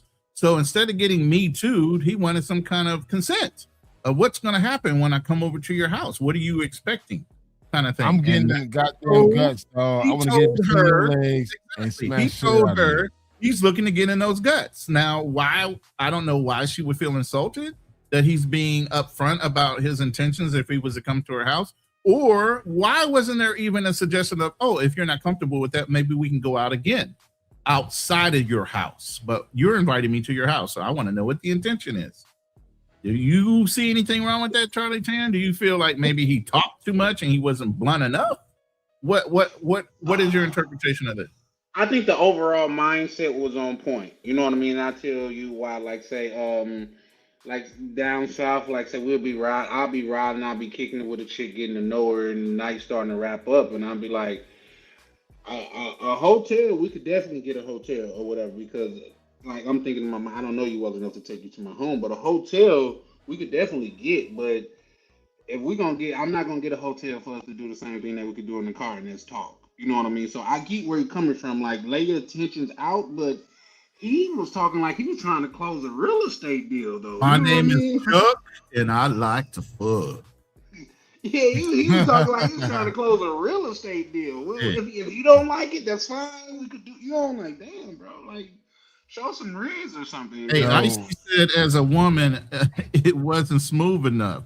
Back So in the you being days, smooth, I don't think that was smooth at all. no, Icy, it do you wasn't. feel It like she wasn't. shared That shit voice? lame Hold as on, fuck, hold on. man. Icy, Listen. do you feel like the way he said it might have been insulting to her, to where that's why she wanted to publicly put out his voicemail as a way of saying, No, "Hey, you insult no, me she like wanted to that"? put it. She wanted to put it out because a lot of individuals are evil.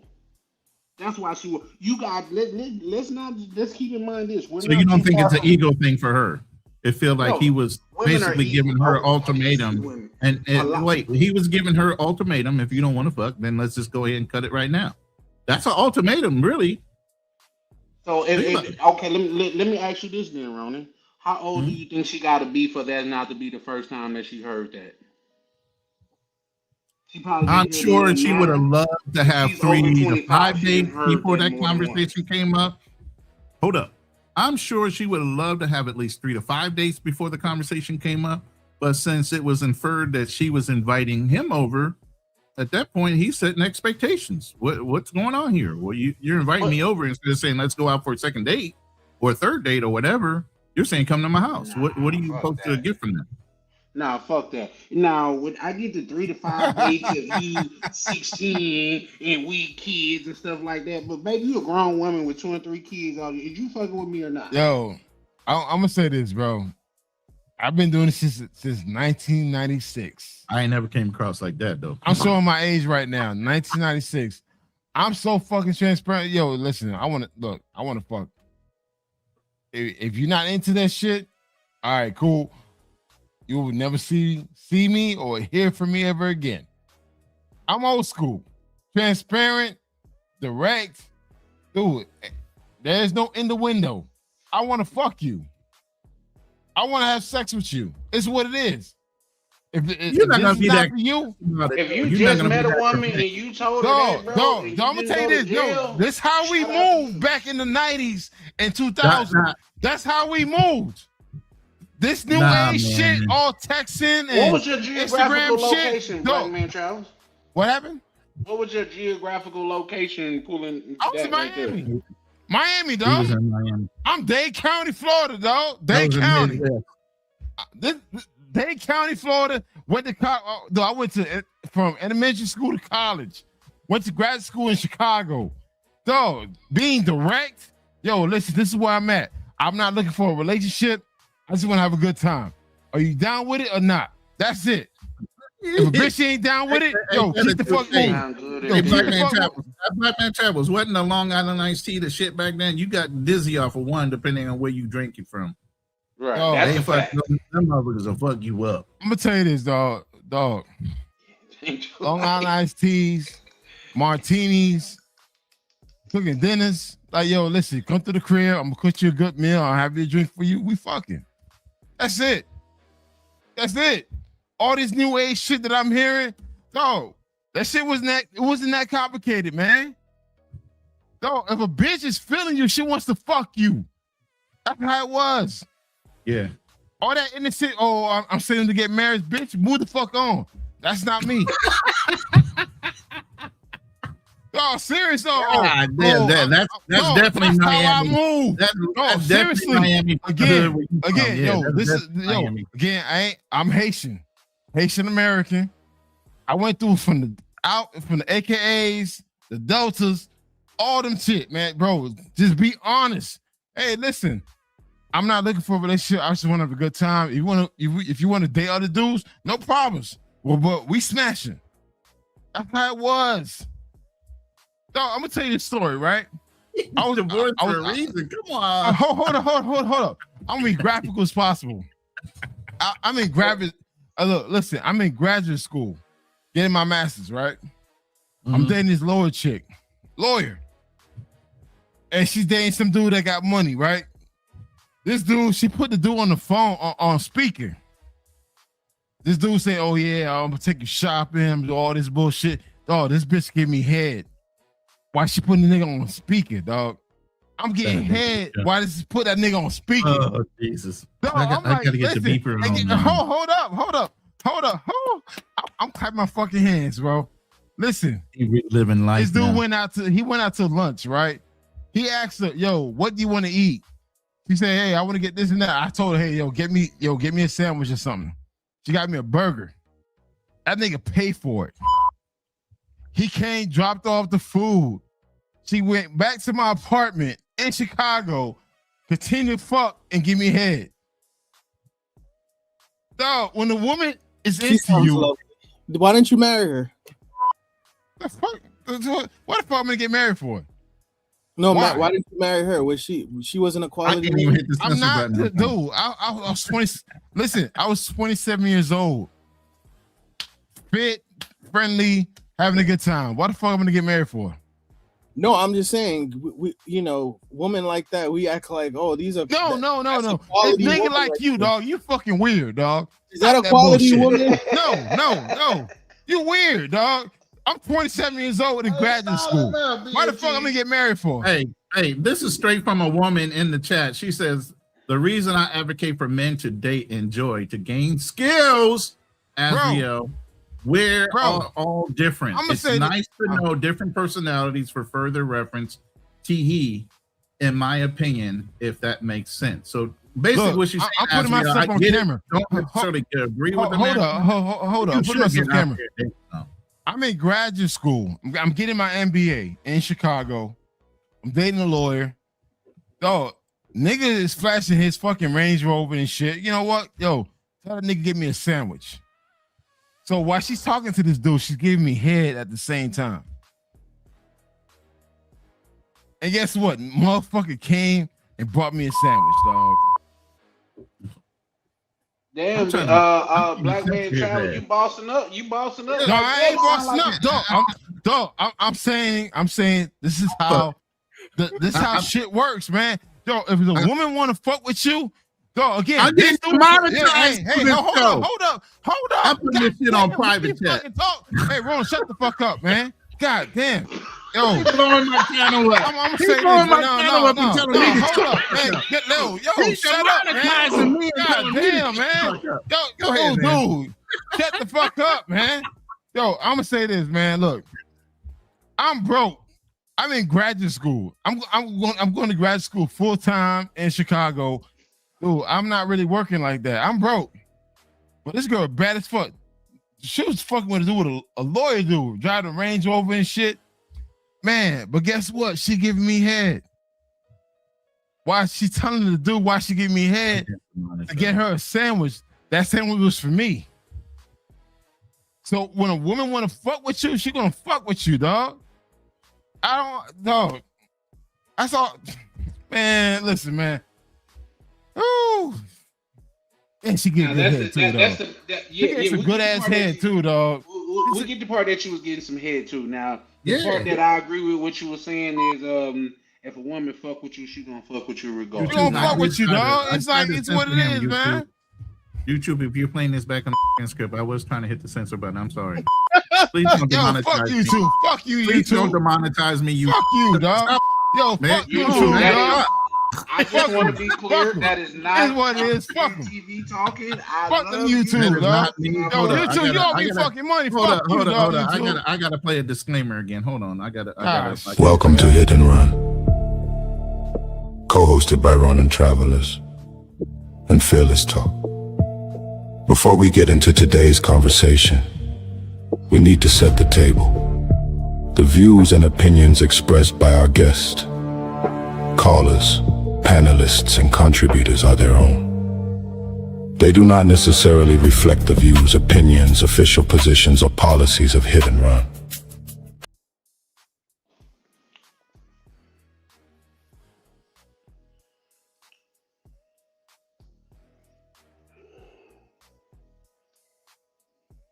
You're muted, Ronan. We can't hear you. You're muted.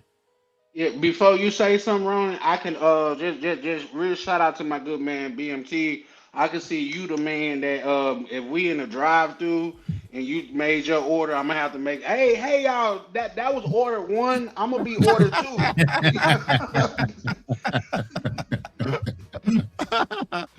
Hey.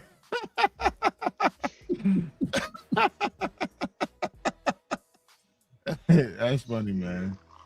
All right, go ahead. I'm just You can saying, go on though, with your women, rant. look, listen, women are women. If a woman is interested in you and she wants to be with you, oh, nothing matters, man.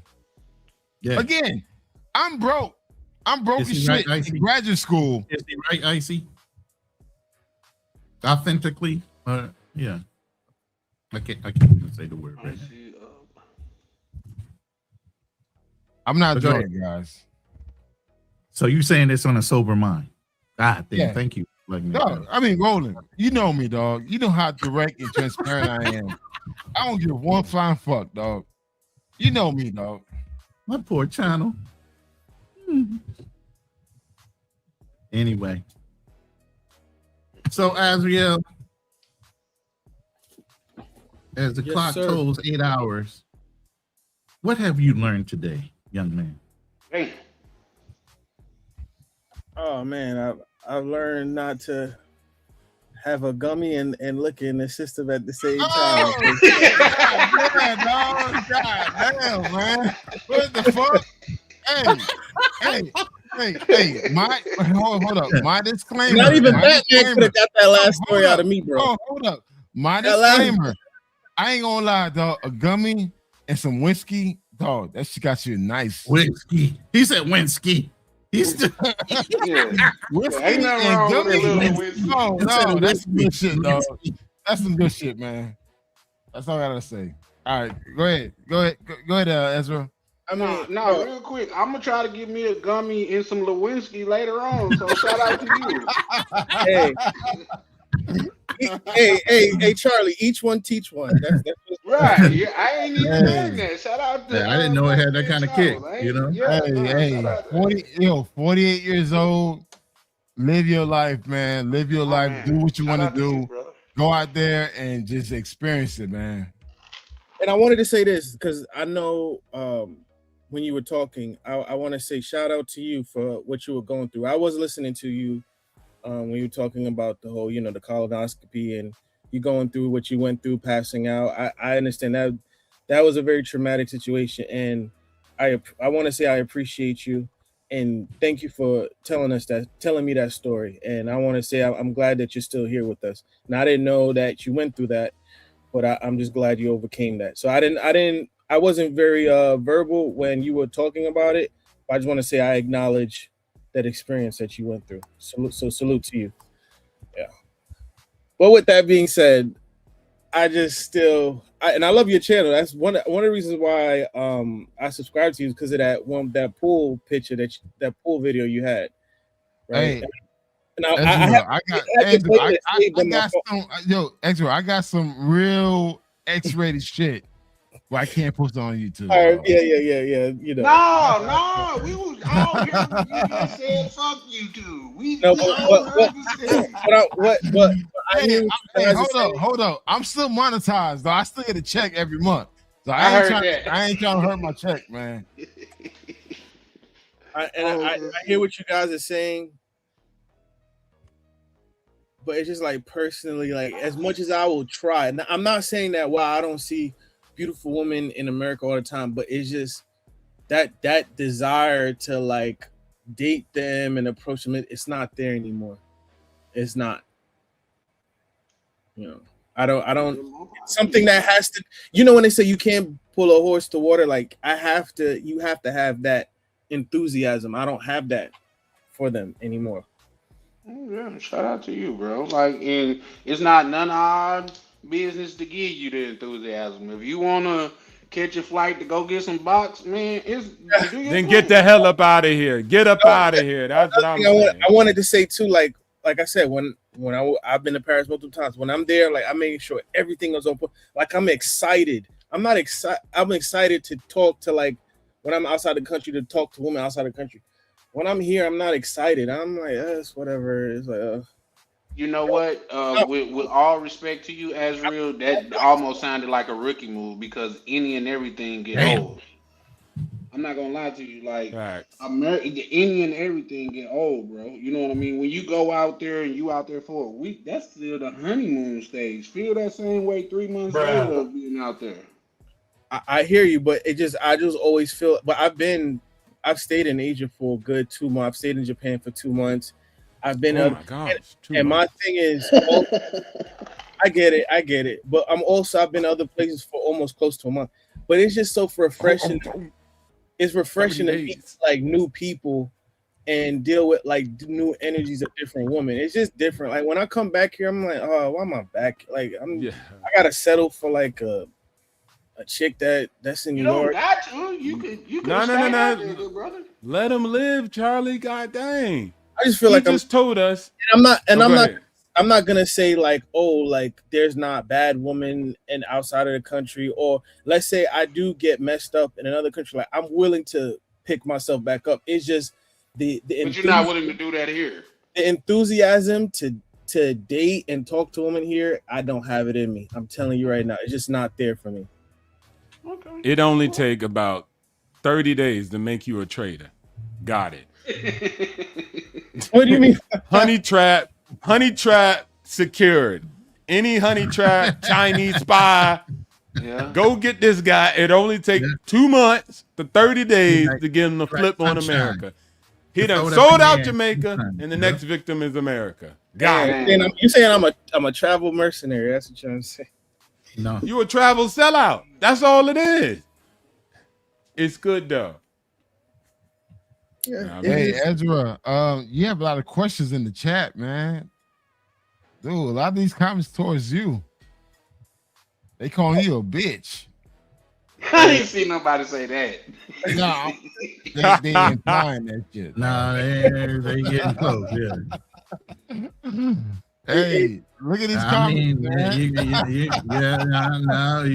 gotta read them on your own. That's the woman. That's the woman.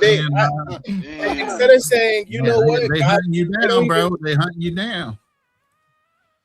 Be a man, a real hunter. You know, they're saying, oh, date, man. It's like they take it personal. It's nothing personal. It's not like I'm rejecting you per se. It's just, you know, because I've heard women say that, oh, why then get you on, you must be gay or something. It's like, no, it's just the person if a group of people don't do it for you anymore, then it's just time to move on. It's just like in your relationship. You people lose Well, hey, I support you, Ezra. Why are they attacking you and your sexuality, but not attacking me or anyone else? Why is that? Them, they probably were hurt by the fact when I said feel like a chore to talk to them and date them. It's like prime example, when you hear the guy having to do a whole voicemail, it feel like so much work to date women in America. It sounds exhausting, bro. Yeah, I know what you mean. Honestly, look, you gotta talk to them. Like, American women are easy. You talk to them and shut the fuck up. It's so much work. Hold up, listen. I'm Haitian, first generation. I learned to understand black women. Nabule men, Nabule ICMM. Yes. So again, my thing is this: what I learned about dealing with FBA women, shut the fuck up and let them talk. Mm-hmm. Sit there and just nod. Okay. Once they done talking, you fucking them. That's it. I would share some game. I learned this shit in one generation. I learned that shit in one generation. Don't share no game. I read a comment. That's crazy. Why she feel so hurt? Hold up. You let them talk. Then you ask them, hey, you want to grab a drink? Grab a drink? Yo, you smashing. No, you smashing cheeks. You smashing cheeks. That's it, man. They is slicing you up in the comments, though. That's funny. I know. It is, but they're taking it personal. Like, they pissed off. I mean, like it's not. But you do see how it does look like you living in a closet right now. So it does correlate. I mean, no, it isn't, because I never said that I don't date at all, like women at all. It's bro. I don't know. It's like, hey, Roland, go back to Bobby comment about dating should be fun. Dude, that's what dating is, dog. When I was dating, isn't fun in America. It's not. I was having fun. Dude, it's I not always that have fucking fun. complicated. It's not. Always. That's the baseline. Dude, I was doing ice cream dates. Why would you go on a date dates, that's not fun? I milkshake just dates. don't I was just going to understand say that. that, Guess bro. what? You know Guess you what? can leave. Dude, it's You're the so one fucking setting up the easy. date. Why wouldn't you set up a date that's fun for you? Oh man, Because he the type to ask a girl where she want to go. Not He the at type all. to be like, Yeah. what you want to do? It's up to No, you. what I'm saying is the thought, the idea. I'm like, damn, that shit. That No, you making the shit more complicated. You making the shit more complicated. You So let me making the ask you shit more this. Let me complicated, ask dog. you this. When you go to Brazil, you're not gonna take them women on dates? Or Oh, y'all just absolutely. gonna It just magically no. appear somewhere? I mean, it's no, absolutely. It's just I'm just saying I'm. Janice saying they heard you for an hour. They already made their assessment. Yeah, but they don't have to listen, and they taking it personal. Like I'm saying, oh, I don't want them. I don't know y'all from a can of paint. Like, take it easy, relax. But What? Oh, you must be. Hold Get it. up, They're guys. thinking. Hey, hold up 1 second. I want to spotlight this motherfucker right here, dog. Paul No, Miller, you know, whatever the no, fuck name is. Paul is just Yo, a professional troll, man. Yo, He I just know. having Put fun. him, He put don't him on mean blast. nothing. Yo, he said man. Paul don't mean this nothing. PNT cat married an uneducated Dominican from the village. Motherfucker, dog. Dog, I already know who you are, dog. I already identify who you are. So understand this, man. You know he's a troll, bro. Yeah, he's a troll, dog. Nigga, I know who you are. Having fun in the chat, bro. Hold on. Me and Fearless, we know where you live. Oh shit. We know who you are. We know where you fucking work, dog. So trust me, dog. That's real. That's real. Hold up. Okay. No, I don't want you. Again, I don't want you messing yourself up online, bro. Don't Yeah. Don't get that on tape, bro. Come on. Again, I'm gonna let him know. Nigga, I know who you are. Yeah, going right now.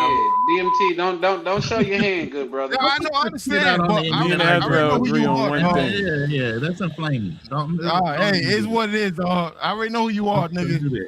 Me and Azrael agree on one thing. If he trips and falls over a rock, all of a sudden BMT had me hit. Right. Set up ahead of me. Don't do it. All I'm saying is this, man. Listen, man. Dating is fun. Dating should be fun. It's not a relationship. Go out there, experience, enjoy, and just fucking live, man. That's what dating is, bro. I mean, my boy Bobby Coltrane is in the damn chat, kicking at the ice. Icy, like, yo, you know, they having a little friendship moment here. You know what I'm saying? I like that. I hope we bring people together. Win heart and minds up in this. He must room. be Jamaican. You know what I'm saying? I think Bobby Coltrane is Jamaican, right? Bruh, come on. Because he said Bill. What does it matter? I'm talking about how he's chatting up Icy, and you talking about what his nationality is. I'm confused.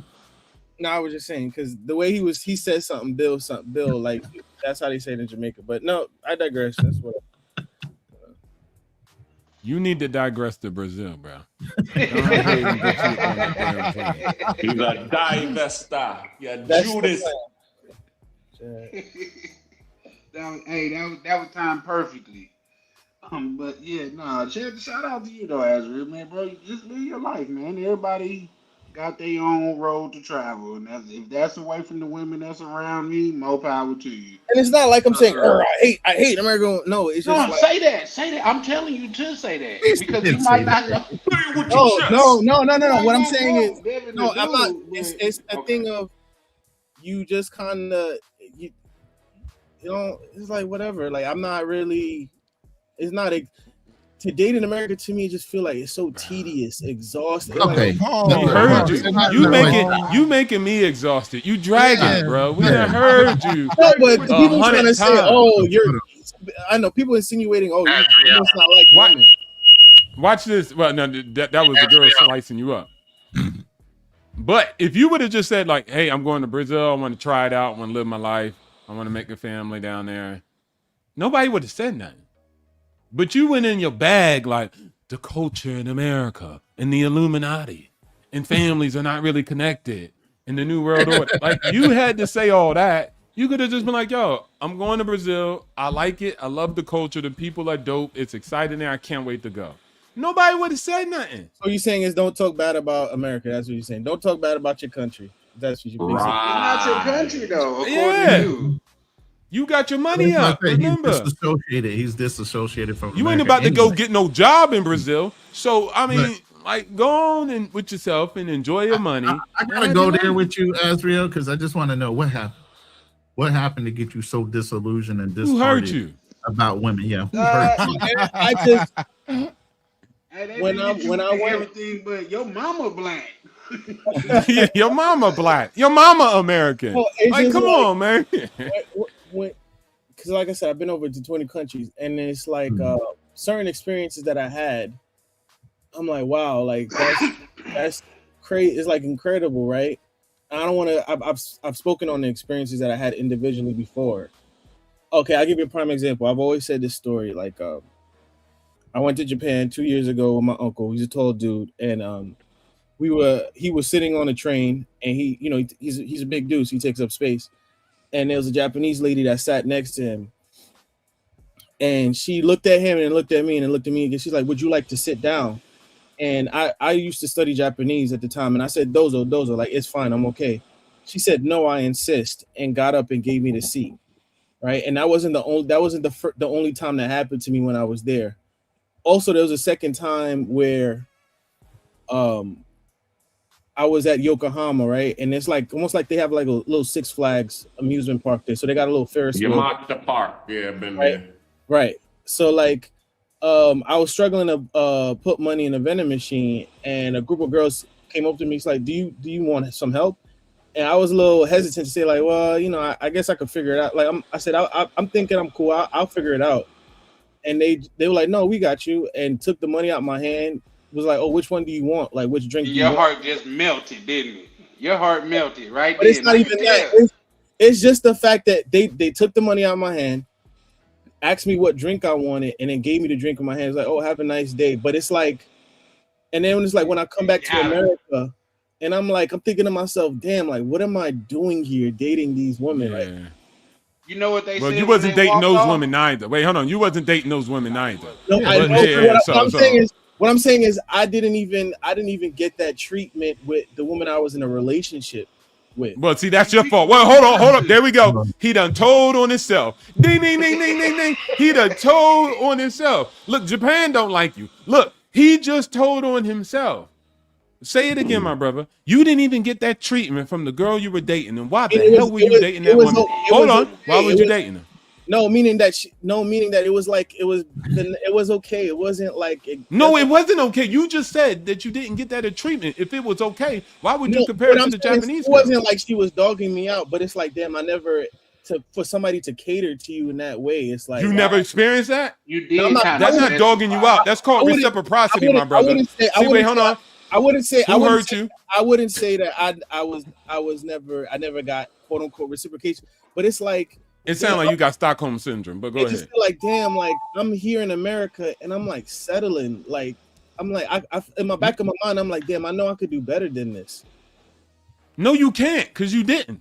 Like, you know what I'm saying? You dated, like Black Lady laughing. You dated that girl, bro. This is what I'm saying. A lot of guys be telling on themselves, and there's no problem that you've been in those bad relationships, etc. No, it wasn't no bad relationship. It's just okay. Like, wait, hold on. So stop the show.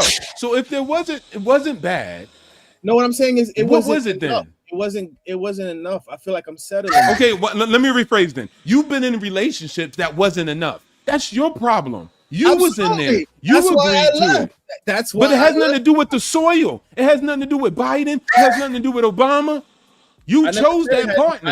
I never said it had anything to do with that. You said it had to do with the culture, American society, the CIA. It had nothing to do with that. It's just like if you had two choices of schools, and one was a Harvard and the other one was a community college. Bruh.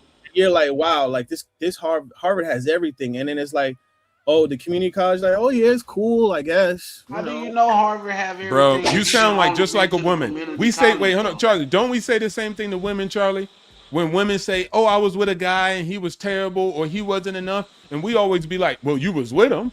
You was with the guy, you got pregnant by him, you had a baby with him. We say all that. But then when it come to you like, well, I went to Japan and girls took money out my hand and bought me a milk tea. And then because of that, I had to question myself because not because your girl wasn't treating you right. She never catered to you specifically. But then I'm back in New York, and it's like everybody. So I'm gonna give you another example. When I left, I had like a little slight rip on my suitcase, right? And I remember I was about to check in my bags, and I get it. People might say, "Oh, that's just Japan," but it's like the lady said, "Hold on, let me get. I'll be right back." Took my suitcase and like taped up the rip in my bag, and I get it. People, "Oh, that what does that mean?" But it's like when I'm in JFK, like people just everybody's aggressive. People just gonna say that. Right? I think your problem is that you stay in New York. You should probably try some stuff. I just feel as though, and then like when I remember the first time I went to Jamaica, I came back, and I'm like, damn, everybody looked miserable on the train. Like the But watch this. So negative. But you know, people came to America during the World Cup and said they enjoyed America. Are they wrong? Food, because of the food. The food. No, but they said they enjoyed it. You can't knock them the reason. You can't say the reason's not good. Wait, hold on. You said because some girl gave you tea. And that's what you said. Now, if they like the food and they like the culture, it's their prerogative. They're obligated to feel that. Each his own. You said that. I didn't say that. Obligated. Ask them if they would want to live here forever for 5 years. That's what you should ask them. Yes, I mean people try to bust in the border to try to get there. You think the many people do. Want to live here? You really think that?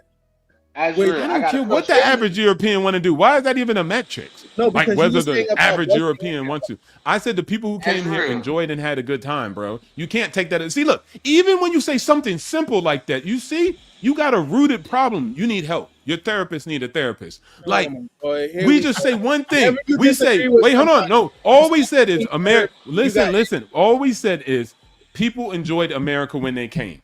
You could have said, yeah, that's true. Well, that's good for them. No, what you said is, well, it becomes the food. Well, you enjoyed Japan because your luggage or your whatever the hell got torn, or you enjoyed Japan because of the, the tea and them girls helping you out. Okay, cool. Yeah. I didn't say that's wrong.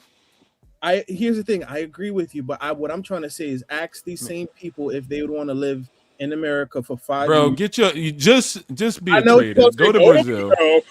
Go to Brazil, bro. Because this is drawn. This is drawn, bro. You keep saying it. You said it for the last 8 hours. Stop talking about Morocco. And you're not there. That's the problem. Go to Brazil. Go to Brazil. Stop talking about Go to Brazil. Stop bad talking Trump. Just go to Brazil. Hey, put him on a jumbotron. Go ahead, keep doing that. Yeah, he stopped real quick. He stopped real quick. He was like, you like me to pull out stop real quick. Yeah, that's hilarious. I don't like to soak up all the spotlight. That's what it is. I try to remain humble. Bro, you was just crying about your relationships for the last year. Your girl didn't even cater to you. I feel for you. Real talk, true story, bro. You never knew what it felt like. No. Real talk, true story. You said it. You never had the experience of a woman to cater to you. Wait, watch this. I'm gonna show you something. Wait, hold on. This drag things. They want to pick and nod at certain things and say, "Oh, did she?" I didn't say that she didn't cater to me. I just felt as though I was settling being in the situation. Wait, he didn't say that? He didn't say that? He didn't say that he never had a woman cater to him? He never said that. I never said that. That worked in a regular you did say that. I never said that. I never said that. Okay, so how are you settling? So let's say she was catering to you. Let's say she was being nice to you.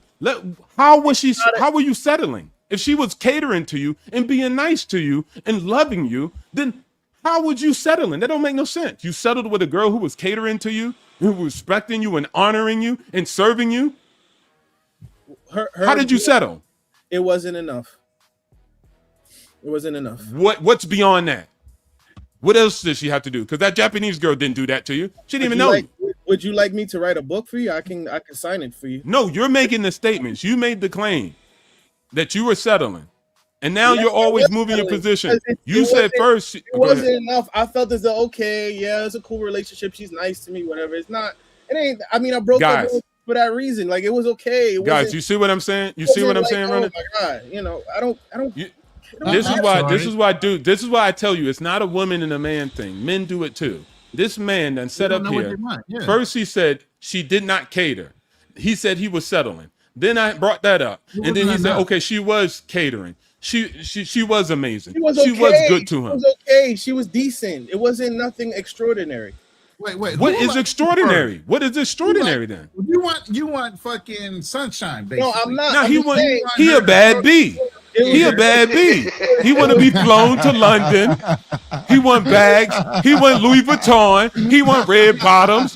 Show him, man.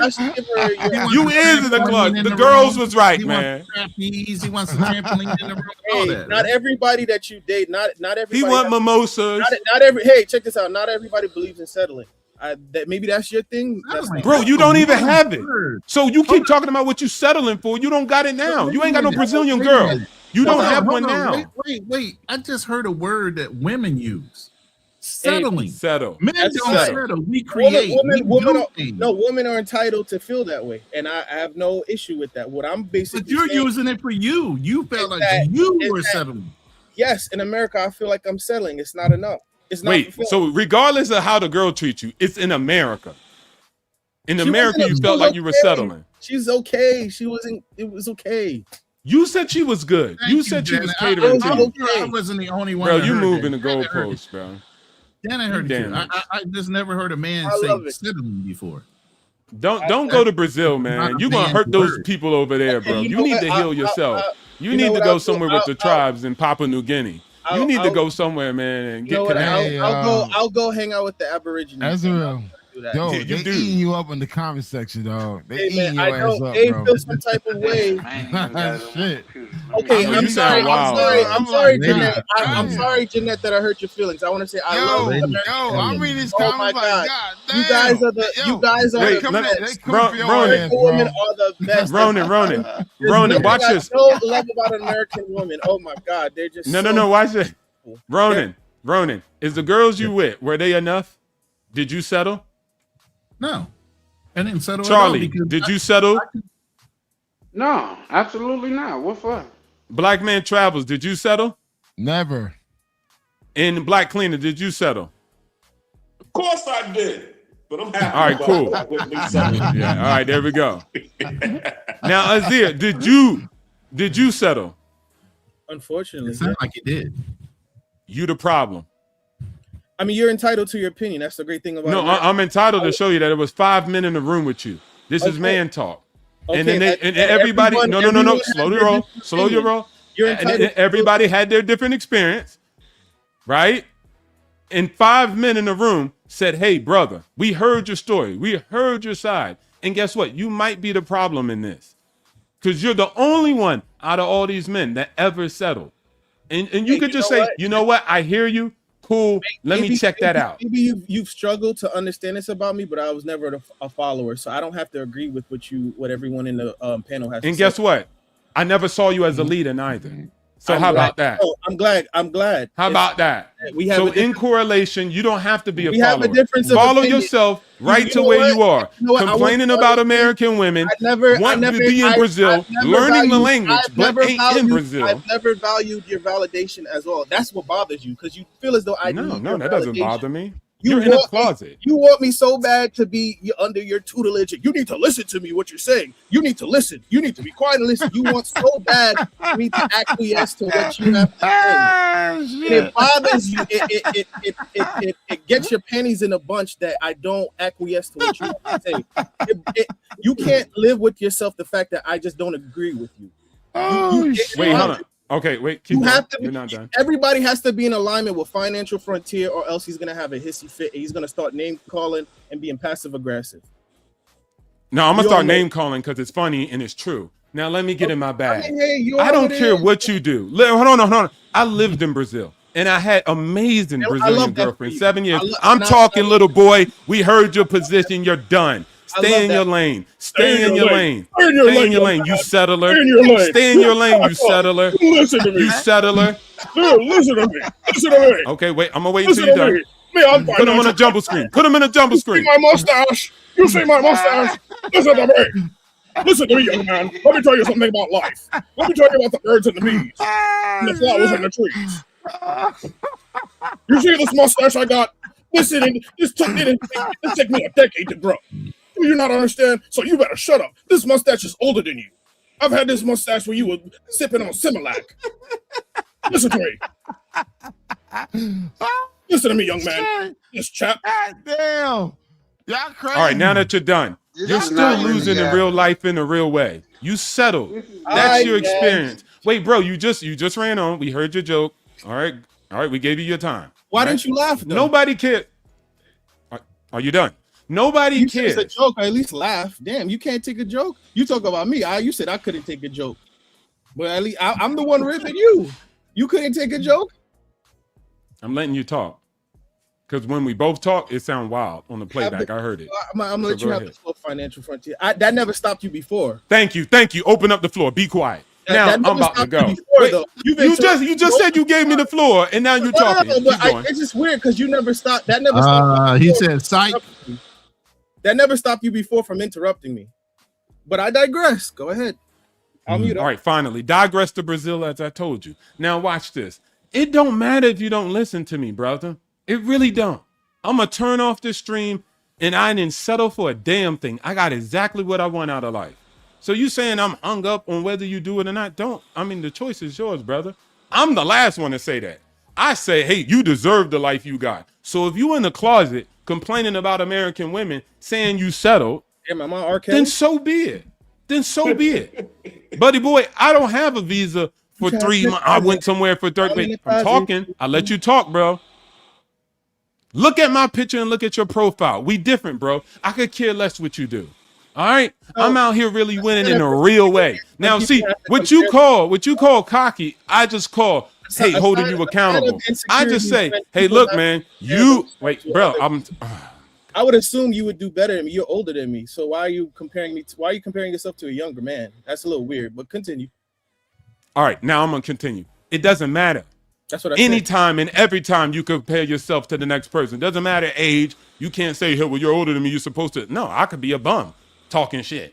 Right? Like that exists too, just like you. So at the end of the day, you should just listen, improve. Listen to you? No, listen to the 5 other people. You made it about me. 5 other men agreed with they did not settle. And I was pointing out that I didn't only use me. I used every other man that was in the room to solidify that you're the problem.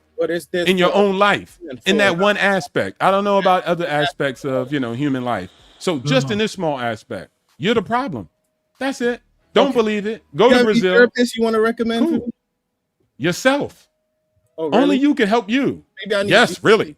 Or maybe I need to grow a mustache. No, I said you. You are your help, bro. Nobody else. Nobody else can help you. You know what? I'm going to read my Bible as soon as I wake up. I probably need Jesus. Okay. I need Jesus in my life, probably. Hey, they saying that you don't represent New York. Let me tell you, female tendencies, bro. Let me make this very clear. You can put me on the big screen. You can put me on the big screen. You can put me on the big screen. Put me on the big screen, real quick. Hold on. I'll put you on the big screen. Hold on. New York. Fuck this place. Fuck New York. I don't give a damn about you, dog. They cooking you, man. Everybody in New York, you can go. Anybody, if you're from New York, you can go play in traffic. I do not give a damn about this place. F this place. I care more about the rats than New York. New York. This is crazy. I do not. Crash out, bro. Like New York. Like, I don't represent New York. I would not want to. I'm embarrassed to say I am from this place. I don't know. All my life, I've been a Lakers fan. New York has been an embarrassment. Israel, they attacking you in New York. Your New York people attacking you, dog. If I had a New York card that I'm supposed to give in, I will gladly give it to you. Tell me, Jeanette, who I should give it to, because I don't give a fuck about New York. I've been a Lakers fan since before I was 12. I do not give a hell. Oh, they coming at you, dog. New York. I don't care. You can take my Metro card right now. I do not care. Not a Metro card. We don't want your metrosexual card. We don't want your metrosexual card, bro. You keep that. People in New York think it's a you flex. Can settle. Oh, you're not New York. Like, I don't care. The woman here sound like Tracy Morgan or Jada Kiss, and the niggas sound crazy as hell. Like, I don't care about New York at all. I don't feel no New York pride. I don't feel like, oh, Jay-Z's here, New York state of mind. I don't give a fuck about none of that stuff. I don't. LA, I prefer LA over New York. Oh, New York say fuck you, dog. Yeah. Hey, Wow. You know what is crazy? It's 6:45 in the morning, and all of these people are on the chat. That is It's crazy. 6:45 in the morning, and Hey, all check these this out. people are on the Check this out. chat. If I had the choice, I wish I was born in LA. New York. Oh man, he said application hold denied. up, guys. Yo, He said you've been denied. Hey guys, I'm in the eastern zone. It's 6:48 a.m. right now. I haven't slept yet. And the sun's coming up. The sun is coming up right now, dog. Yeah, the sun I don't even like New York accents. I think niggas sound like they're on this. Damn, you are really disassociated. Let me get a bacon, egg, and cheese. Let me get a chopped cheese. I hate They call you corny. They say you corny anyway. You corny anyway. Not because they feel some type of way. They know I'm roasting them. A woman in New York either sound like Tracy Morgan or Jada Kiss. That's either one of those two. I do not. There's nothing. I wish you ladies would just hit the live link, man. I swear to God, you will not get abused up here. You will be protected. We know Jeanette. I really want y'all to go at it. As soon as Jeanette come up, you're gonna hear, I got 100 cups of 100.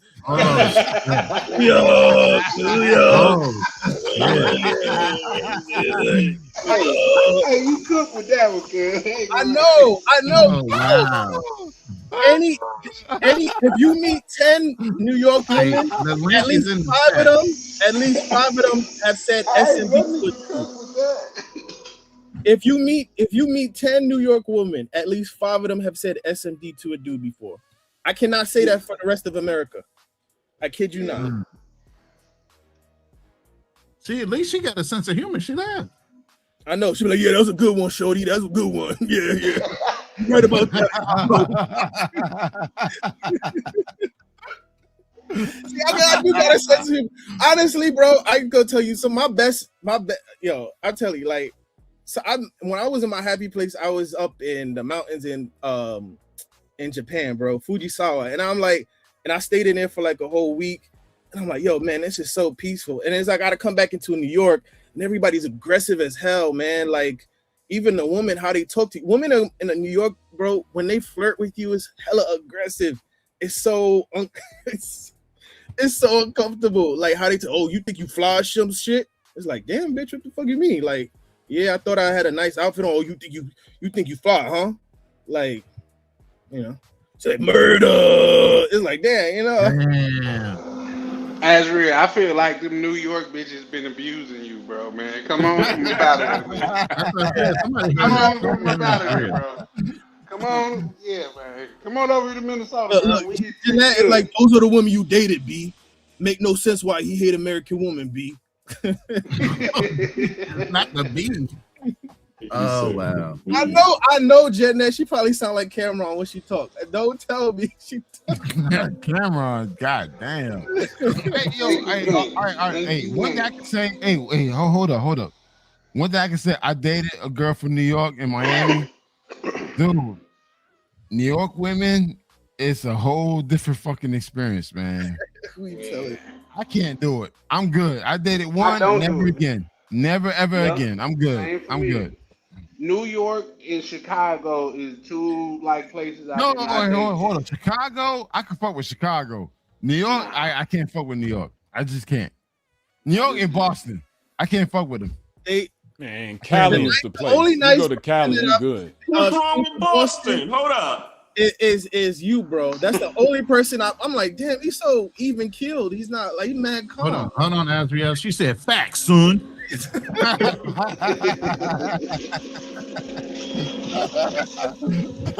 I know she's like, word to my mother. Yo, Boston chicks and New York chicks, I can't do it. I can't. I just can't. I'm sorry, I just can't. I like their accents. Which one? No, I like the New York girls. Honestly, I'm kind of afraid of them, dog. They on some other shit, dog. It's just like, you know what? I already stick with from Virginia all the way West Coast, New York, Boston, Connecticut, New Hampshire. No, I'm good. See, the thing about because I being in the military, I was able to see the difference between the girls that was from up north and the girls from down south. I'm sorry, Chalupe. Goddamn, bro, that's cold as fuck. He said my ex-wife from Queens. She still threatened to whoop my ass. God damn. Wow. But he just made the point for me. The girls from up north, they're your ride or dies. They're gonna be on the block chilling with you, and you know, I don't know people who saw Power. Chilling with you. Power Chilling was with you with Tasha. I mean, the girls from New York is like Tasha. They gonna hold it. Say it again. They have a Glock in their pocket. A 9. Exactly. They're gonna hold it down for you. They're gonna be able to do whatever you're doing. They're gonna be able to help you out. The girls from down south, they trying to be all cute and with the Southern hospitality and, you know, dressing cute as fuck. But they're not trying to do all of the things that the girl from up north is gonna do. The girl up north, she's gonna be on the block with you. The girl from down south, she's gonna be in the house waiting for you to come home. So see, that's one thing really about Chicago, one thing about Chicago, you get that New York type of vibe chick with a fucking 9. She got in her pocket, but also too, you got that down south Mississippi chick in Chicago. So like Chicago has that mix of you get that Rough Rider type of chick in Chicago, but you also get that Mississippi. Yeah, why you have to say Rough Rider? No, I mean that's the one thing about Chicago. Chicago, you can have a bitch, she'll shoot you. She gonna shoot you. Then you can have a chick that like she'll cook for you. So it really depends on where you are. If you're on the west side of Chicago, south side of Chicago, depending where you are on the south side of Chicago, like the Wild 100s, oh, that shit gets wild, man. So it's like, but New York, I don't fuck with New York chicks. I met a couple of chicks from Chicago. They were chill. Yeah, but don't get twisted, dog. They'll fucking stab you in a minute. Yeah, I know, but I mean, they that's what I'm saying. Like there's a certain edge, a rough edge to New York woman that I just can't deal with, bro. I'm just sorry. I can't deal with that, though. I can't fuck with New York women, dog. I'm good. Y'all New York dudes, you guys got it. Y'all can have them. Even Cameron said he don't date New York chicks. He said he'd rather date like a chick from maybe even Jersey at best. He said outside that, he said, nah, you don't deal with New York chicks anymore. But maybe that might be my thing. But it might not be America in general. Possibly it just might be a New York thing. I don't know. But still, I'm exhausted, man. I ain't gonna hold you. I'm like, damn. Japan will spoil you. That's the one point that you had, because I lived in Japan for 4 years, and it does spoil you. The treatment that you get from them Japanese women is definitely supreme. Right, and I don't want people to think like I don't. I absolutely trust me. If an American woman needed help somewhere, if it's domestically or overseas, I would definitely help them. I have no issue with that. If you ask people outside of YouTube, like how I act, oh yeah, he's so nice, he's so cool, this, and the third. I'm not an asshole to women, American women in general. It's just I observe behaviors and I'm like, nah, I'm good on that, right?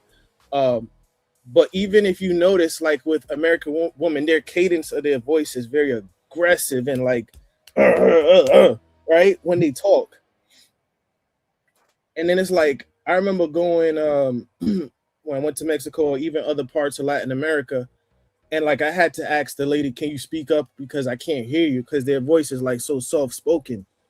It's like those little things to me is like a breath of fresh air. And I know people are like, oh, what do you mean? Like, but that's just me, man. I have to live the life that I want. I can't live through other people, but that's something that's refreshing to me when a woman has a more pleasant sound of her voice. It's just, instead of in New York, like, oh, what you want? You want something from the store? Like, I don't want that, man.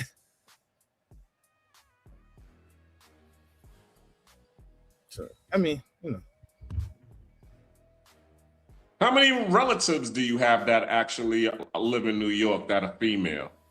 Oh, so on my dad's side, majority of them all live in Queens.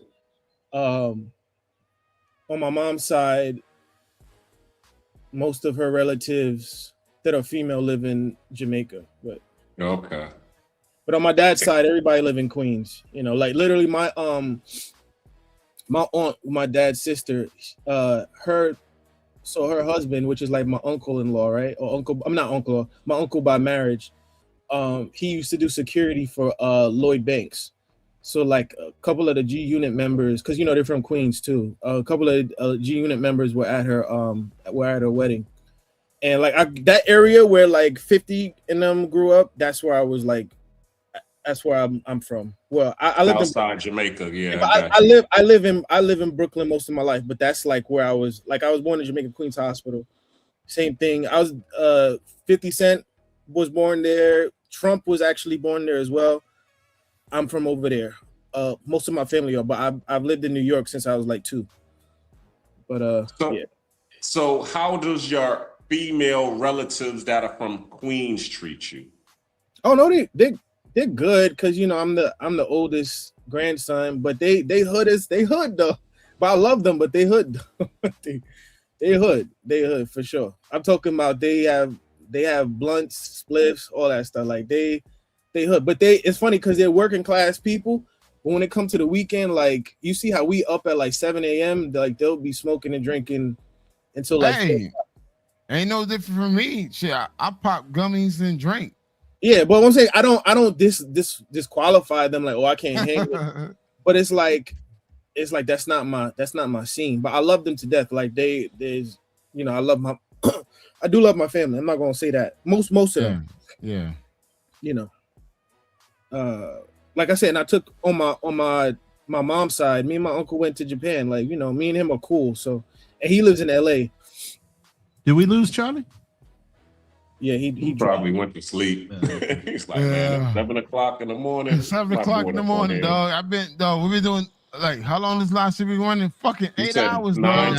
I'm done, dog. I haven't slept, and my little kid about to wake up, man. Tapping out. Can't hang. All right. Well, for me, a lot of the times it's because when I'm on these streams, it's hard. Because I'll work out or I'm walking home from work, and like I can't go to sleep automatically. So that's when I'll join panels late at night to like kind of take the edge off. Okay. Yeah, see, it's late at night for y'all. It's 7 a.m. Eastern. It's Yeah, 7 o'clock a.m., dog. It's literally 7 o'clock. Hey, right now I'm looking outside. The sun's about to come up. The sun is out. It's 7 p.m. here. Fucking sun is out. I ain't going to sleep now. Yeah, you might as well get up and just go on and take that, jog down the street a little bit. I know you can't do too much right now, but I mean, great topic, great conversation, man. Yeah, man, I can't believe you hung in this long. Shit, you usually the first one. That fucking gummy, dog. That Tapping out gummy, and shit, dog. bro. Hey, I think the gummy I took was like a money sunrise type shit, bro. Delta 9 gummy. That shit got me all white up, man. No, don't ever mix gummy with alcohol, with whiskey. That shit fuck you up. Fuck you up or make you relax? I'm relaxed. The difference. There you go. But anyway, I'm going to push this little button over here. I appreciate everybody for joining in. Please come back. Hit the like button. Subscribe to all these guys' channel. They all have great YouTube channels. Until then, I'll see y'all later. Yeah. We don't do rumors. We run facts. No smoke without structure. No noise without receipts. This is Hit Run! This is hit and run.